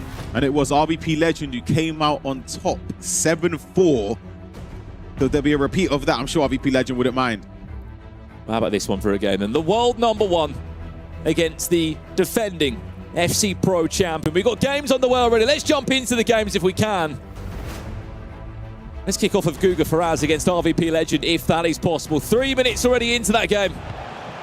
And these are all the games in front of our eyes. Alian Paolo Neto, as Paolo Neto looks to have his first shot of the game. That one tips the tip around the post. I mean, there is a world. If Alian Line wins his game and Dembele can't find a way through that. So if Alian can win his side of the bracket, Ryan, and Anders can go through there, they can match up again in the semi-finals. I would absolutely love that to happen. Just to see Anders again. But of course, I can't pick a winner between who I think will come out on top between Manu and Anders Vergang. It's very difficult to call. There's a bit of grit in that game as well. Past matchups, refusals of handshakes. There's a lot of grit in that game. We haven't kicked off yet, but I believe we are loading into it as we speak right now. Alian Line on the overlap there with Sam of the idea. Mark Pubil there, just in the way at the right time. Of course, 0-0 so far between Guga Faraz also, but we are loading into it now. Let's jump into it. After this attack comes in from Paolo Neto. Jude Bellingham to get him off the mark. Lovely ball rolls, even better finish. 7.5 minutes in, Paolo Neto leads for Team Liquid. They've been losing players here, there and everywhere in the last round. They need to go for a run now with those all-important club championship points. But let's jump to the game now. The feature game of this round. This is a big one. One of these two will be eliminated from the competition and one will book a spot in Championship Sunday. And the winner will play Nasada or Di Fernandez. If I even had to ask you for a prediction, Ryan, where on earth do you see this game going? Oh, my goodness. Where do you start? No, I actually don't know. I'm going to say Manu, you know. Say Manu. It could go either. Might even change that. No, I'm going to stick with what I said, Manu. It's an opportunity for these two. I mean, you could argue on paper they've been playing potentially their toughest games of the competition before the final days even got there. Here's Sama Caragiuelo there, just dispossessed off Araujo. Even the discussion about who the GOAT is in the scene. You've got Anders Bergang, who's pretty much won everything there is to win. We've got Manu, who's a two-time champion. So that there's discussion this side, who's better. Yeah, this will decide quite a lot. Here's Manu now, first blood! Falls the way of the world champion. 5.5 minutes in, and it's Granit Xhaka leading by example. As something tells me that won't be the last goal we'll see. There's a lot more to come in this one. That's a man that's locked in. Manu will barely flinch. He saw what Anders Bergang done to his teammate and good friend in Emre Yilmaz. But back to the point, Ryan, I had a chance on Media Day to ask all the players, all the big names in the scene, who is the best FC Pro player in the world? Of course, most people said Anders. Manu Bashore didn't say, and he said, we'll find out this weekend. Didn't say himself, though. I like that, though. I like it. He's too humble with it. He's a two-time world champion. Speaking of which, here he comes again looking for a double. Here's Kike Nazarev now, looking just to pull apart this defensive and midfield line of Anders Bergang. Brings out a couple of skill moves or two as well. This is nice from Manu, and then eventually runs into Araujo at the back. Chance to break forward now, and it will be Nico O'Reilly who's in the way of the ongoing runner. Well, let's be honest, he's not been perfect in the league phase, has he, Anders? But he said that as well, and he said that's not his aim. He gave a lot of talk, and understandably so. He's Anders Bergang, he's got the credibility to back it up, but he's shown it with the performances today. When he needed to win and put on a performance and show levels, it was clear to see. Chance. Kike Nazarev, there's your equaliser. And he's already on his feet. It's got the fans for Team Falcons and the crowd there. And you bet any time something goes in his favour, he's going to be gesturing over to them at each opportunity. Look at him. We have to speak about it, though. Opposite here, we have got a ridiculous game with Paulo Neto in line. If we could just quickly jump in to some of the other matches that are taking place here, because there are 4 games taking place at the same time. Paulo Neto is leading, Ryan, by not 1, not 2, but 3 goals to nil in only 19 minutes in that game. There is a pause in it. There's also been another goal in Guga Ferraz, RVP legend, if we can jump over there for a second. Paulo Neto is absolutely flying. No surprise that Alejandro's put the pause in there just to relax and calm down a bit. Manu's got an opportunity to shoot as the Quad manages to recover. Corner to play short. We will jump over to those other games as soon as we can.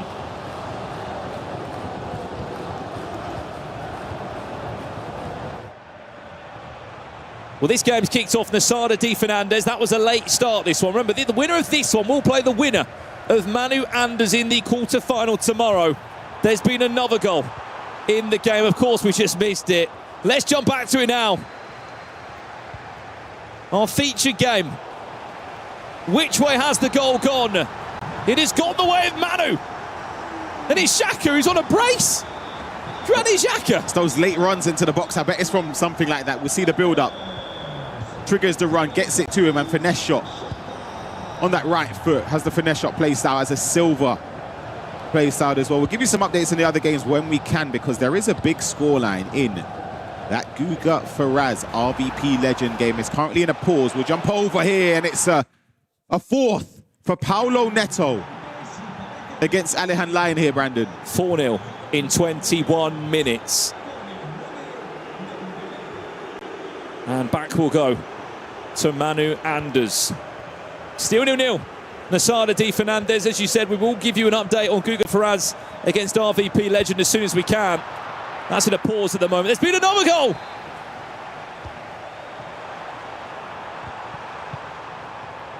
Manu against Anders.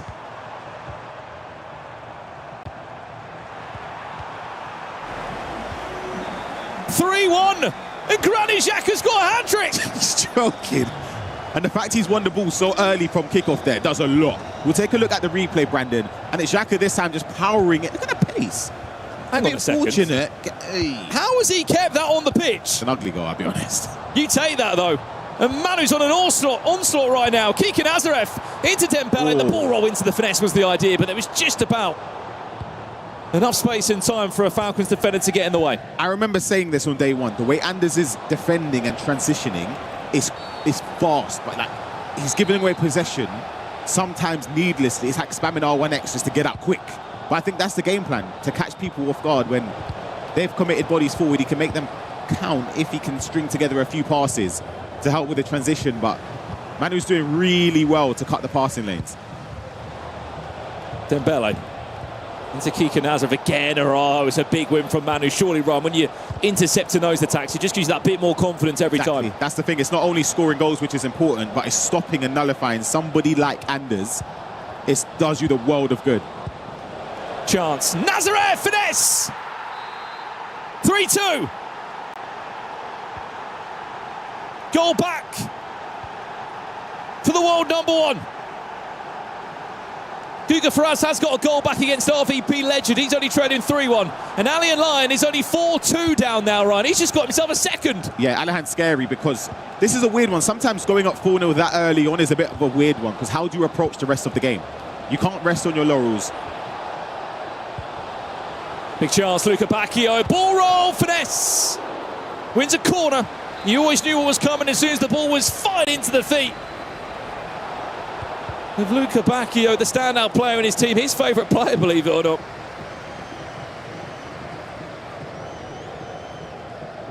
You're not familiar with the go-to formation throughout this season. There was chats of 4-4-2 at an early stage of the year. It's all been 4-5-1, but as of late, when these two have won tournaments, it was in a 4-4-1-1. When Manu won the World Championship last year, he rocked a 4-4-1-1. There's no surprise that all the tournaments that Anders won this year has been the exact same formation. That's been the meta this year, Ryan. And they've refined it down to a T. They found a way that they enjoy playing the game. They've got the lengthy players in situations and areas that they need to have them in.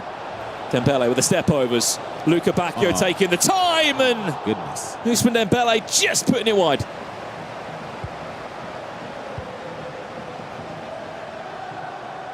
I'm going to pause, by the way, in the Sada Di Fernandez. 21 minutes in that game. We're still goalless. Here's a big chance, though. Salma bundled off the ball by William Saliba. It's an interesting selection there for Anders. I was thinking that. I mean, the most popular partnership we've seen from the draft requirements, Ryan, is Maldini +1. Yep. And that +1's only been Araujo. Araujo, exactly. But then Anders is using Maldini at left back. If you see the way he's been defending, it's so aggressive. This was goal number 6 for Paulo Neto. Alejan thought he was going to get away back in, but Paulo Neto has had other ideas. He's starting to pull away. 4-1 RVP legend. Keep an eye on that right-hand side of your screen for live updates. This is the feature game that I'm sure you want us to keep a close eye on.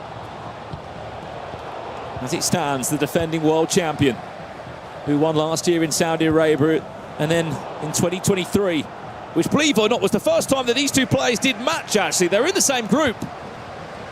It was the group of death. Nicholas was in there, Emre Yilmaz was in there all the way back in 2023. It was a penalty shootout win against Mark 11 that gave Manu his first tie, so that's brilliant feed from Bukayo Saka into the idea on the edge of the box for Granit Xhaka, who's been the only person that scored a goal, believe it or not, for Manu in this game so far. Dembele, there's the overlap.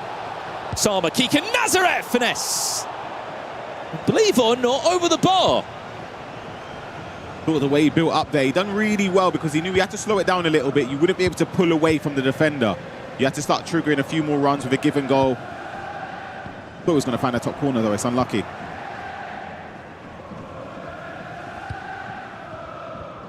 Great press. You see what I mean, though? The way Anders is pressing in every game, it's insane. De Jong there.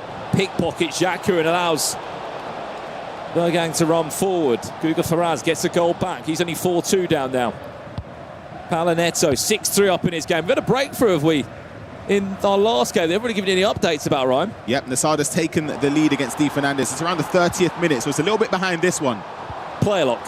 Feeds into the feet of Ousmane Dembele. He's been the most popular choice. Is that number 10 in this 4-4-1 formation across all the teams in this FC Pro World Championship. Again, it's a clever little pinch of the ball there as that bruiser comes in.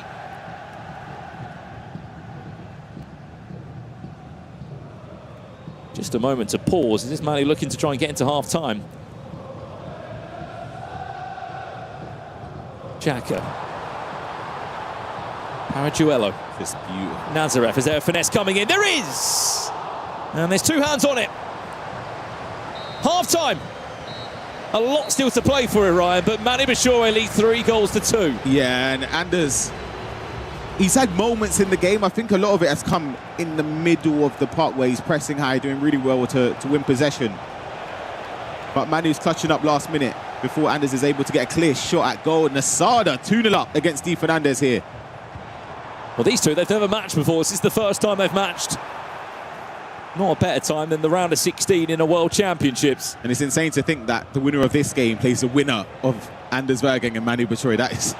The side of the bracket is horrible. Di Fernandez is Florian Wirtz on side. I believe he is. Technical plus play style there, looking to find some gaps and space. It's Alphonso Davies that eventually gets the ball clear. Let's leave this game if we can. Let's go over to Allianz. Before that, update 4-2. Guga Faraz may have been trailing in this game against RVP Legend, but he's building back into it. Second half just started here, Ryan. 4-0. Palinetto is leading. Is this the start of a comeback? There's the finesse. You knew it was coming, but it was off target. Alejan loves a finesse shot. If you're someone defending him, it's like you can get caught in a position where you're trying to solely defend that finesse shot. Then he opens you up back going down the line, and here's Manu Bashore straight over to the other game. He's getting a pass across goal. Huge block to prevent goal number 4. It's not done yet, though, is it, Ryan?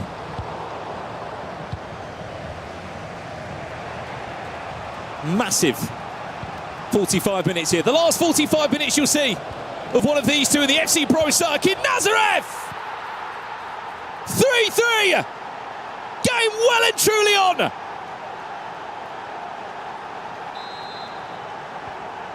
It's crazy to think in years gone by, Anders has been on the other end of the Team Falcons celebrations and stuff. So now hearing the celebrations, I keep forgetting, of course, it's for him this time. And if they want to get some crucial points for the club championship, he is their only lifeline left in this tournament. The question is that everyone will be asking home, Ryan, how on earth is the world number 1 and number 2 matching up outside of Championship Sunday? And how's the world champion matching up against the world number 1? That's a brilliant pass, Bellingham! Another great reply from a man trying to defend his trophy. But to answer the question, Ryan, the reason why we're seeing these games is because neither of these two put up a fight that they would have wanted to in the league phase. More so for Anders and Emre. They didn't finish in the top 8. That would have been one of the only ways they could have avoided each other at this stage, is both of them finishing in the top 8.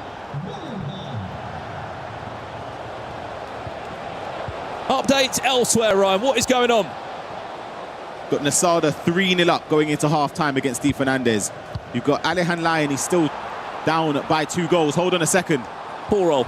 Potentially into a finesse. Went back to Xhaka, who's on for his 4th goal of the game, believe it or not. There was another goal. RBP Legend now leads 5-4 against Guga Faraz. Back to Anders Vergang now, hunting for a 4th and all-important equaliser. Was that the right pass? Oh my gosh. Look at the counter-attack available. It's going to slow down. Dembele's got the legs, but has he got enough to get around William Saliba? Not on that occasion. That's where he's got a lot of good game sense, because he knows you're not going to get enough pace, and he's recycled it so well. Kika Nazareth. Oh, it's unlucky. Has not been able to find the feet of Ousmane Dembele, and allows a counter-attack to come back the world champion's way. That's a brilliant ball. Luca Bacchio, ball roll. Was that the right idea? Could he have dinked the goalkeeper? The pace of the line there. And look at the counter-attack. Expect maybe a ball roll into a finesse. That was the idea, into the back of Lacroix. That's the Team Liquid special. Anders predicted it that time. This is going to be end-to-end FC. Do not take your eyes off this one. A matchup worth $40,000. A top 8 guaranteed and one step away from those all-important FC Pro Open tickets. Chance, Salma! Was that the right animation he wanted there? I think it was. It's just a good save. Corner played short and goes all the way back, in fact. Even though that was the idea there from Manu. We're into the final 30 minutes here. Updates elsewhere. Nasada still 3-0 up. Goal back for Guga Faraz. 5-3 now down. Here's Manu. There's Nazareth. 2-goal gap. Woo. You can't quite see it on the floor, but you've got a group of Team Liquid fans and a group of Team Falcons fans. Exactly. You just hear them celebrating. You kind of know who scored based on the reactions from the crowd. What's happening here, Ryan? The valiant effort from Ali Halani. He was 4-0 down. So to bring it back to 7-5, and he's got an opportunity to make it 7-6 here. Salma's got the angle. Low driven, doesn't get enough power. I thought potentially it could have been a penalty. He was a little bit too late with the challenge. Someone we haven't really spoken about at all as well is Nasada, if we can quickly check in there after this attack. Alian looking for a sixth in this. It's not going to happen just yet, but Saka is the right side of Alphonso Davies. Right, let's quickly check in to this game. Nasada 4, Di Fernandez 0. I mean, from what we've seen in the few moments we've seen it, Ryan, we haven't really been able to see much from the Portuguese player. Yeah, I'm a big fan of both of these two players. I've watched them pretty much in the entirety of their season this year. And it's a shame that to match sort of early on. It's a bit of fortune with the animation, and it allows Di Fernandez a route back into this game, which he needed to jump back over to this one. He's just scored. Straight from the kickoff. Anders Vergang has just scored directly from kickoff. We'll give you a replay when we can. There we have it. Thank you to production. That is it's just aggressive. The goal that we missed. Wow. It just looks so easy, though. You know what I mean? It's just one pass, open up the body, finesse shot, top corner, done. If you want to know how to take a kick-off, look no further than these guys. There's Dembele, stopped by Casillas. What a save. That could have and should have been 6-4.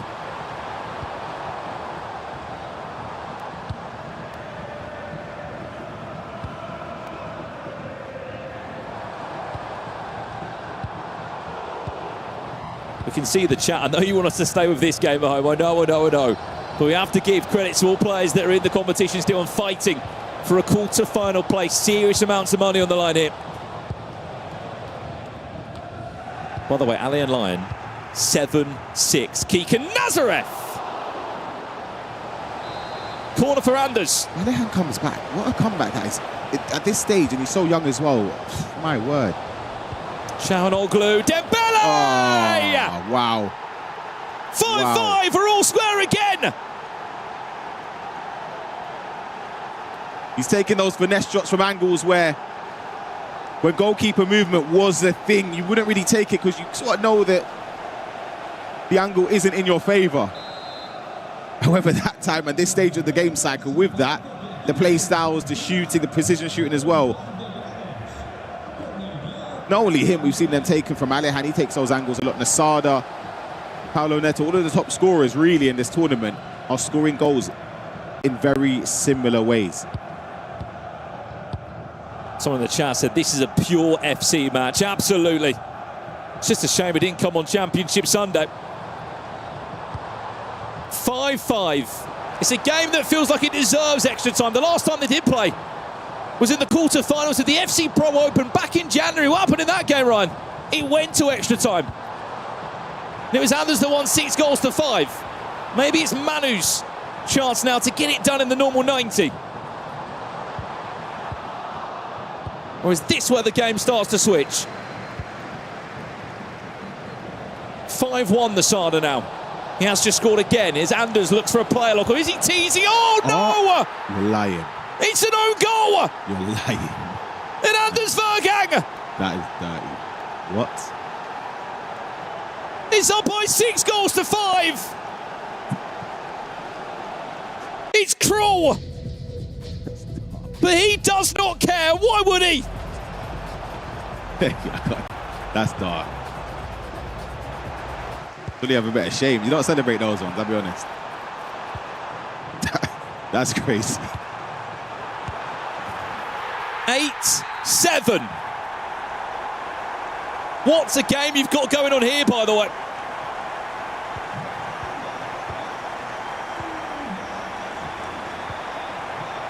Is that the turning point for Anders Vergang, Ryan Pessoa? It could be. It could be all he needed, really, to get that bit of confidence now. You know the ones when you're playing, if it's on champs, you just think, yeah, come on, man, it's my day. If that's going in, what more? What do you need? Just in context here, the situation that he's in, he's about to send out the world number 2, which he's already done in Emre Yilmaz, and he's about to send out the world champion if the result stays like this. Let's get back there now if we can. As Ali Line looks to equalise, potentially at 8-8.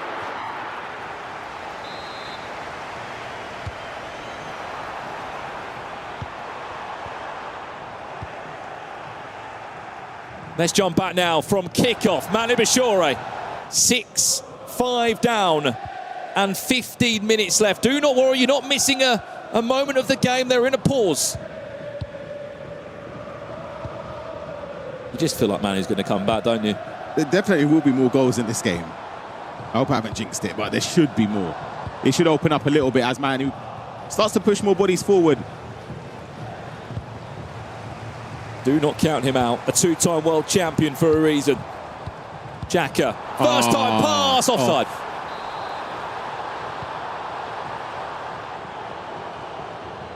Just offside.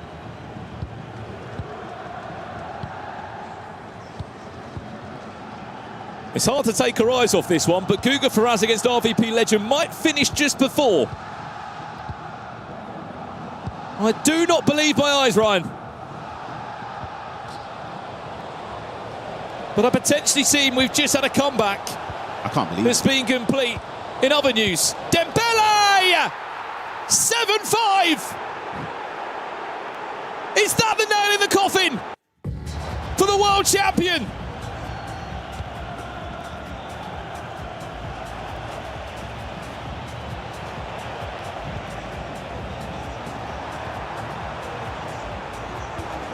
Now, I know, Brandon, you're going to say, Ryan, you always seem to find an issue with something with everything. Just tell, I feel like Araujo's just got to do a bit He's got better. very fortunate there, hasn't he?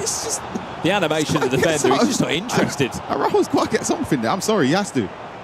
8-8. Allian Lion has come back from 4-0 down in this game.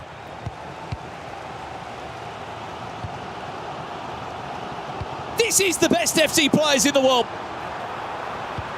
And this is the best FC on display. Maybe minus the own goal that Manu scored. Other than that, you've been watching the best.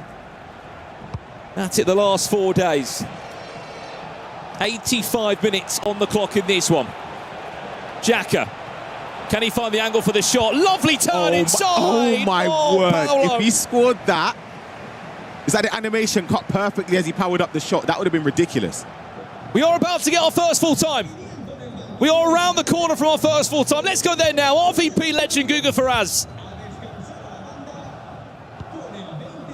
Are we about to find our first player from this side of the bracket into the quarterfinals? I believe we are.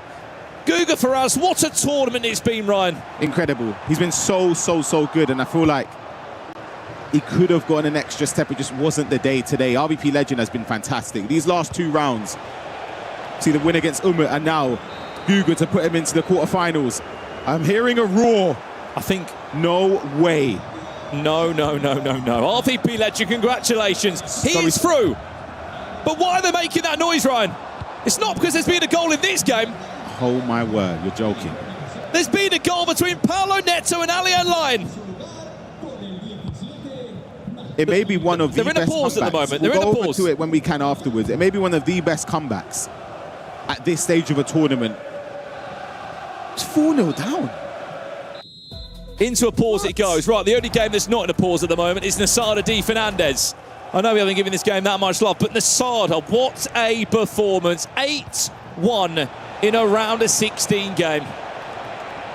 First ever time at a World Championships, by the way. Finished second in the league, in the group standings as well. So he's going about his business, not really quietly, but he's still somebody we expect to go very, very far. His next game will be against Anders if Anders wins that. What a game that will be tomorrow as well. Anders Manu is currently in a pause. You are not missing a kick of the action in that game.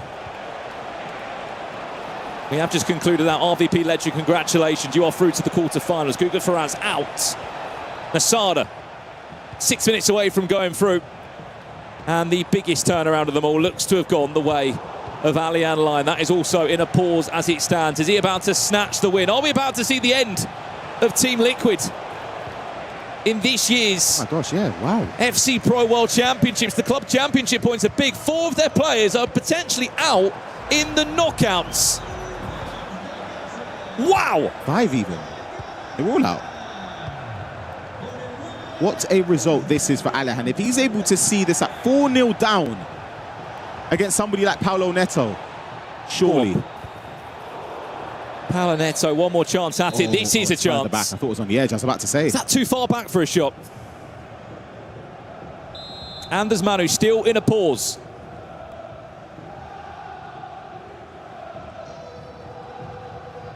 We have to see this game conclude, but we can also see that Anders Manu's in the 84th minute. I think he can go for goal, you know. Is that crazy of me? Granit Xhaka for Paulo Neto. Whoa.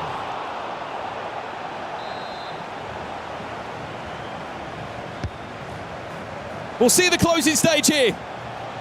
Paulo! Oh! 9-9, let's leave this one back to Anders Manu for the closing stages, because this is off to extra time. Wow. You cannot count Paulo Neto and Team Liquid out. Are we witnessing, Ryan Pessoa, the world champion about to be eliminated from the competition? I think he's gone, especially with that gift of possession straight to Anders Vergang. And he's giving it straight back. I still don't think there's enough time. He needs 2 goals in just as much time. You can see he's going to have to rush. And Anders is already shouting and yelling at his monitor. He knows he's through.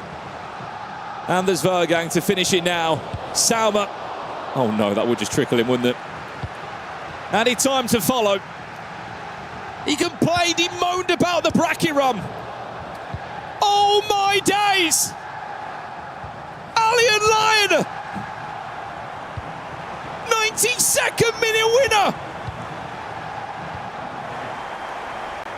The new wonder kid on the block has just sent out Team Liquids.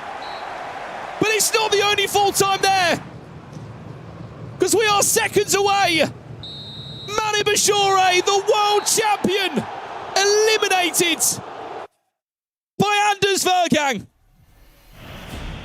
I think I'm hearing the Team Falcons fans shouting bye-bye Liquid, if I'm not mistaken. Anders Vergang has just eliminated the defending FC Pro World champion. And you have to argue, his last 2 games, he's probably taken out the 2 biggest names that are in the competition. Ridiculous. I'm sure he would have complained about not even misfortune, but the fact he's fallen on this side of the bracket where he's had to take on juggernauts already. And he's in the top 8. It doesn't get any easier though, Brandon, I'll be honest. Playing Nasada is just as hard, but what a victory. Shout out Alejandro. He's probably given us one of the games of the season we didn't get to really watch. I don't know if we can with production to go back and see that last goal from Alian Lyon and the reaction in it, because we were following 2 games at the same time in the same minute. It was really hard to get that last moment. We thought we were going to extra time. I thought we were going to extra time at 9-9. Yelling, I saw Alejandro on his feet. I've never seen that young man smile or celebrate. That was from the heart. But just to recap again, in terms of you're a Team Liquid fan, in that last 2 rounds, Paulo Neto out, Levi David out, Emre Yilmaz out, the world champion Manu Bashore out. That was the goal. Look at him, both on their feet. That's a roar from the heart, man. Wow. What a round of knockouts that is. And then there were just 8 left in the competition. All back tomorrow to battle out for $250,000. That final 8 have all guaranteed themselves $40,000 without a ball even being kicked. Bernardo Hezers, Levi Thin Nicholas, Alian Lyon, RVP Legend, Nasada, and the number one in the world, Anders Vergang. What a day. What a wrap from the commentary box from Brandon Smith, Ryan Pessoa, Gravison and Richard Buckley. He's back to the desk for one last time today. Excellent commentary there from our excellent duos all day long. We've got another duo to break this one down. FG Shells, some huge surprises, epic comebacks, and at the end, you heard it from the Falcons fans. Bye-bye Liquid. This club championship is about to get easier for Falcons. Oh, I was still speechless, yeah. It had everything, didn't it? And on the other side, we had last-minute winners for Allian. They could meet as well, Anders and Allian as well. Team Liquid out the tournament now. I think Anders and this is performance. The guy is inevitable. Even the goals against Manu Bachar. I thought Manu Bachar played fantastic. Yeah. Bit unfortunate with 2 goals that Anders scored, but the guy, there's a reason why he's number 1 in the world. There's a reason why he talks all that rubbish, because he backs it up. I felt like the own goal was kind of the final nail in the coffin. You saw it start to unravel, and then, of course, Anders getting even more fired up on that stage, getting louder as the game progresses. But while we were missing some of that action on the other side of the stage, another huge game that you see a 92nd minute as the ender. Yeah, pretty much like the last kick of the game. Yep. Paulo Neto scores a fantastic equaliser, and you think, right, we are heading to extra time. Brandon Smith said exactly that. We're probably going to go to extra time. Next thing you know, Allian Lyon goes on the other end. You heard the noise in the background. It was a fantastic game, and it's Allian Lyon who's booked his place in the next round. But like you just said, Shells, it's massive for the club championships. Yeah. Falcons now will be a lot happier. They don't have to worry about Liquid. There's no more Liquid left in this tournament, which is incredible because they've got some of the best FC players in the world, but they are not in this tournament anymore. I think they got some of the best fans as well. Of course, you see them supporting Anders. You see the Team Liquid. And listen, they had about one guy going like Anders. I respect him for it. But the fans of Falcon, they had Anders. And when Anders is flying and got the crowd behind him, listen, he might be Thanos. I don't know what's going on. Manu started off so strong in this one. He was able to take the ball away from Anders twice, but then Anders was able to answer back. Once it was 1-1, what happened, FG? I mean, it's almost like this man is inevitable. I mean, Manu Bachore played a fantastic game like he always does. He'll probably look back at that maybe when the dust settles and think, I played quite well in this. Yeah. But unfortunately, he was just up against a man who was on a mission. Speaking of being on a mission, RVP legend. Yes. We haven't mentioned him yet. He is through, and deservedly so. He's knocked out one of the most informed players in this tournament in Guga Faraz. That's a great statement. Championship Sunday awaits. Yeah, great performance from Guga, of course, but his tournament will be coming to an end. RVP, I think, probably the guy that's gone under the radar most with the guys that's left in the competition, but he's found himself into the final 8, and I think he's still got to run for his money. But I'm just so happy to see the emotion from the players and the fans, because you see as the rounds increase, it's getting more and more pressure. Speaking of emotion, this guy had it on his face the entirety of this match. Sorry, but we didn't mention he was 6-2 down at one point. Does that not say everything you need to know about this young man? I mean, RB Leipzig have got an absolute superstar in the making with Ali Anler, and he was 6-2 down. When you're 6-2 down and you're at his age, you would think, okay, maybe the wheels are going to come off a little bit. Not a bit. Not for this man. He scores a last-minute winner, and he is through as well. What a performance. And another one, Shells, is Nasada. Listen, I've been speaking about Nasada all year. To be honest, as I see Anders progressing in the tournament, I'm thinking, who do I put my money on and thinking who maybe could take down Anders? And to be honest, I think it's either going to be Nasada or Nicholas. I don't see anyone slowing down Anders, and even then, they're going to have to bring their A game if they want to beat Anders. RVP legend, of course, dropping 12 goals, I believe is the highest we've seen for a single game. That didn't even go to overtime. Now we take a look here at Nasada. He continues to have maybe the biggest goal differential. How is he able to score so high, yet allow so few goals on his own? I mean, it's just what he does. I think defensively he's got better. He's always been a good attacking player, Shells. But as we look at the bracket on the screen right now, it is taking shape. We have got our quarter-finalists. Championship Sunday awaits. Some really, really good matchups coming your way. I mean, Nasada, we just touched on him. Next up for him, Anders Vergang, Shells. How do you see that one going? Yeah, I think they practice with each other quite, because they obviously played in the same region. Anders was at RBL's Leipzig a few years ago. So I think Nasada has played against Anders before. I think, in my opinion, the way how Nasada plays, he plays as the new gen of FC.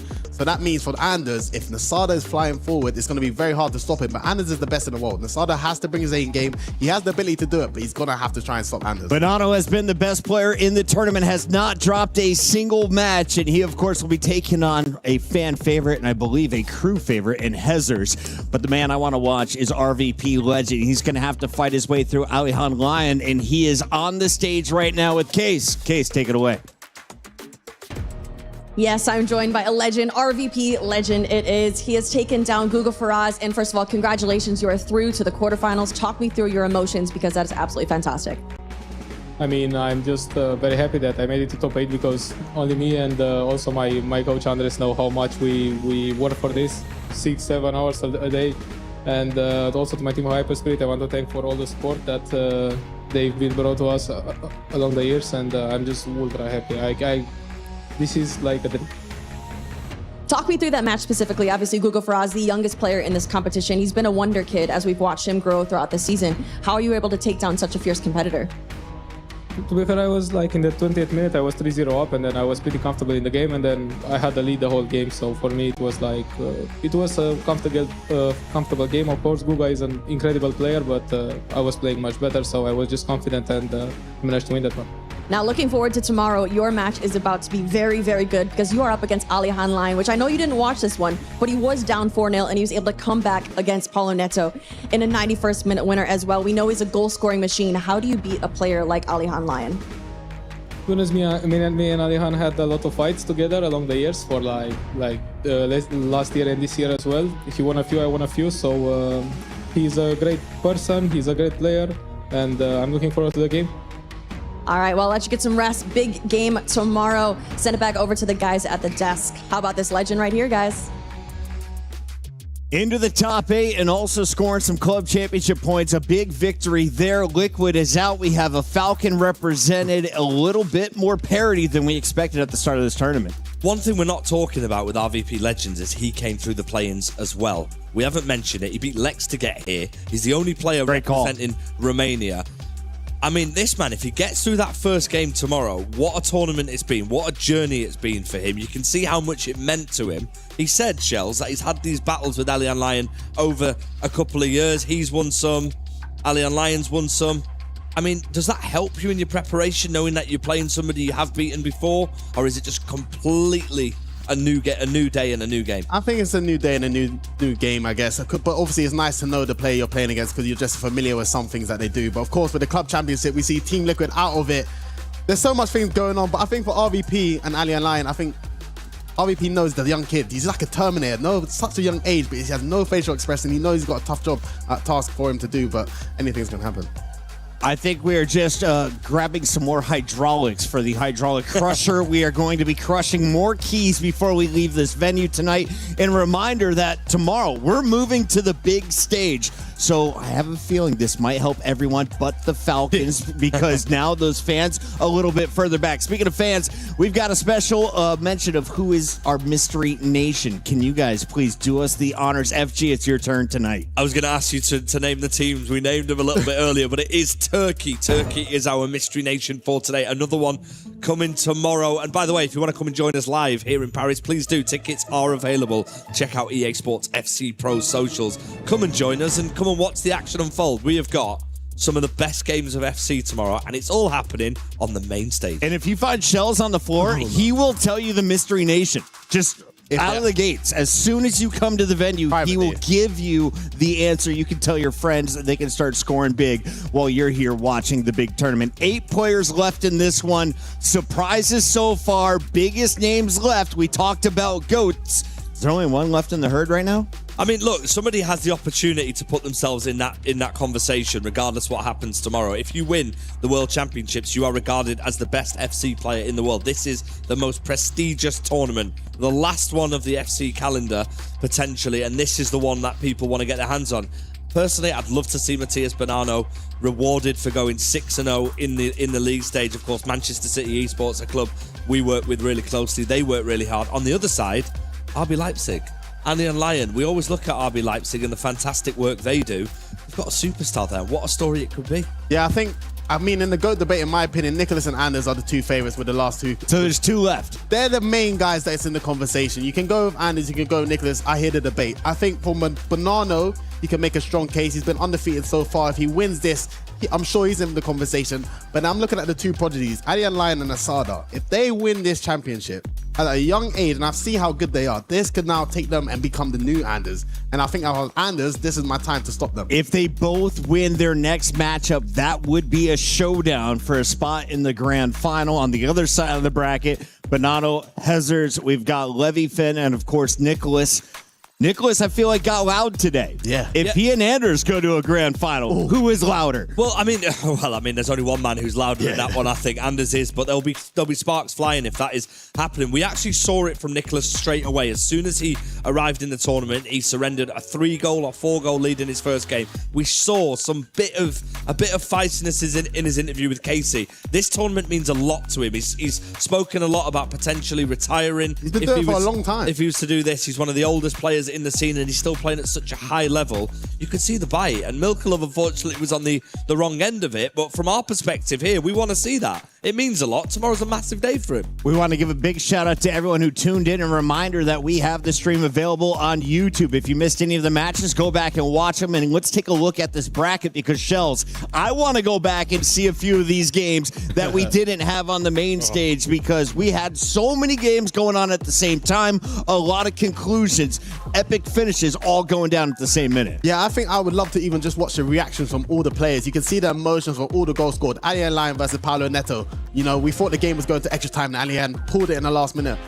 Birds Gang versus Manu Bachor, the facial expression, Anders is talking crap to the crowd the whole game. It was just so exciting to see, but this bracket is just dangerous, and I can't wait to see who comes on top.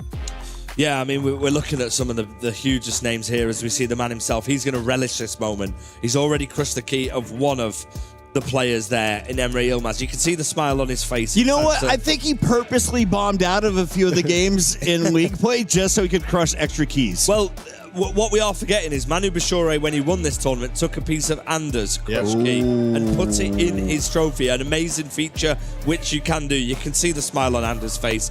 He's ready for tomorrow, and you wouldn't really want to be in his way when he's in this mood. Like I said, if Anders comes through on top in this bracket and even wins this trophy, I think the rest of the scene is done, because look at the stuff he's talking. Like, he can do it. He does win everything.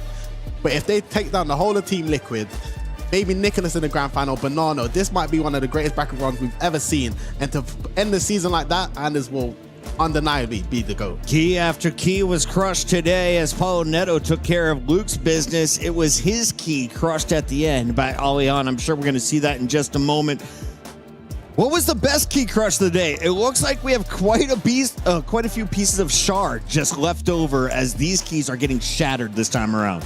The best key crush of the day. What a question that is. I might try to get some of that little gold dust though. But, yeah, I mean, look, every single player will enjoy the moment, especially when you get to the knockouts, because as long as your key's not crushed, you're still in with the chance of winning. Remember, there's a crazy prize pool here as well at EAFC here in Paris. It's life-changing money for these players and an opportunity to really write yourself in history. That man will be delighted, but of course, it's one of those things. It's a different day tomorrow, Shells. He's been on top form. He's not lost a game, 100% record. But it's a completely different scenario going on to that main stage. It's always been like 2 goals, 3 goals, never a blowout for any of Bonanno's games. But he got the job done. I mean, at the end of the day, he's still undefeated in this tournament, and you can only give him credit. Of course, he might not have the highlights of Nasada winning 7-1, but Matheus Bonanno, I know him. He will not be complaining, because all he cares about is getting a W. And if he fights his way, winning by 1 to the final, he will not be complaining about anything. All right, now watch Hezer's face. I think he may have the best crush of the day. This is MS Dasari's key getting crushed as the Falcon is eliminated. King of the Jungle will be watching from the sideline, cheering on his team's best player. He's in good hands, isn't he, with Anders Vergang? I mean, it looks at times like he's inevitable, and he relishes opportunities. From MS Dasari's perspective, what an amazing run it was for him. It's lovely to see the King of the Jungle has still got it. It was fine margins in the game that he played in. You could argue, he's done so well, probably surpassed expectations whilst being here. But from his perspective, he's focusing on something a little bit bigger than the individual prize. It's the small matter of the club. There is the Hezer shatter I was talking about. Look at the leftovers. That thing destroyed everyone trying to find whose key will go into the end trophy. Reminder, you get to pick 3. And Anders, well, I have a feeling he's already got his collected in front of him. 2 big names and a third one in store for him tomorrow as he gets into the top 8. I mean, you never know with Anders, do you, who he's going to pick to put in? I think he would definitely take the 2 liquid boys, and depending who he plays in the final, right. Nico, I already know that's Would the he 3 not he's gonna take be. Alian from RB Depending Leipzig? who makes it, but I think the 2 liquid guys are definitely going to be 2 of the 3, and we'll wait to find out the third. Yeah, exciting times ahead tomorrow. Tomorrow is going to be one of the best days in the FC calendar. I'm super excited, and like we just mentioned, that man, he scored a last-minute winner. He's never faced 6-2 down. He was at one point. It's unheard of to come back in games, but not if you're that man. He is a future star for sure. Yeah, I think in the new era of FC players, you've got to be kind of ruthless in attack. We see like Nasada how he's defending so well, but the reason why he's defending so well is because his attack is that good. I think when you have the ball and you're making chances, you're just taking that pressure off yourself defending. And for Nasada, Ali and Line, these guys are ruthless going forward. You can see it with Anders, and I mean, defense wins championships, they say, but I think you got to score a lot of goals. Guga's key destroyed by Legend as well as RVP powers into your top 8. You mentioned it, the only Romanian in the mix. Do you expect more players to come out of this region? Oh, well, I hope so. I hope they're looking at what he's done. He came through the play-ins as well, remember. He's the only player representing Romania. We want to see players from all across the world. We've seen it throughout in amazing tournaments, especially FC Pro. I think of the amount of people from different regions. If you're thinking about competing, maybe next year's going to be your year, because we're seeing breakthroughs from people all the time. The likes of Guga coming through. Even Milka Love, the lowest ranked player in the tournament, making it this far. Why not? I mean, if you're good enough, you deserve to be here, and you can earn some really, really good money and play some really, really important parts in making history. Chat, let us know, what was your favorite part of the day? For me, it's got to be the key crushing. I think it was MS Desari clutching up earlier in the day, getting the fans super fired up. That is just a preview of what's to come on Sunday. What about you, Shells? Well, I mean, I was watching that Anders versus Manny Bachor and Emre Yilmaz. The crowd reaction between all the goals, that was definitely my highlight. That poured energy. Mine was being proven wrong by Matthias Bonanno. I said on the first day, nobody is going to win 6 in a row. Well, Matthias Bonanno and Manchester City Esports, well done to you, because you've won every single game, and tomorrow could be something special. I also want to give a big shout out to production. We went through the ringer yesterday, and today we got it all done. We finished the league. We finished everything but our top 8 in the bracket. Tomorrow, we're dishing out club championship points as well as $250,000 to a winner. We hope you'll join us then on Championship Sunday. Thanks for watching. We'll see you tomorrow.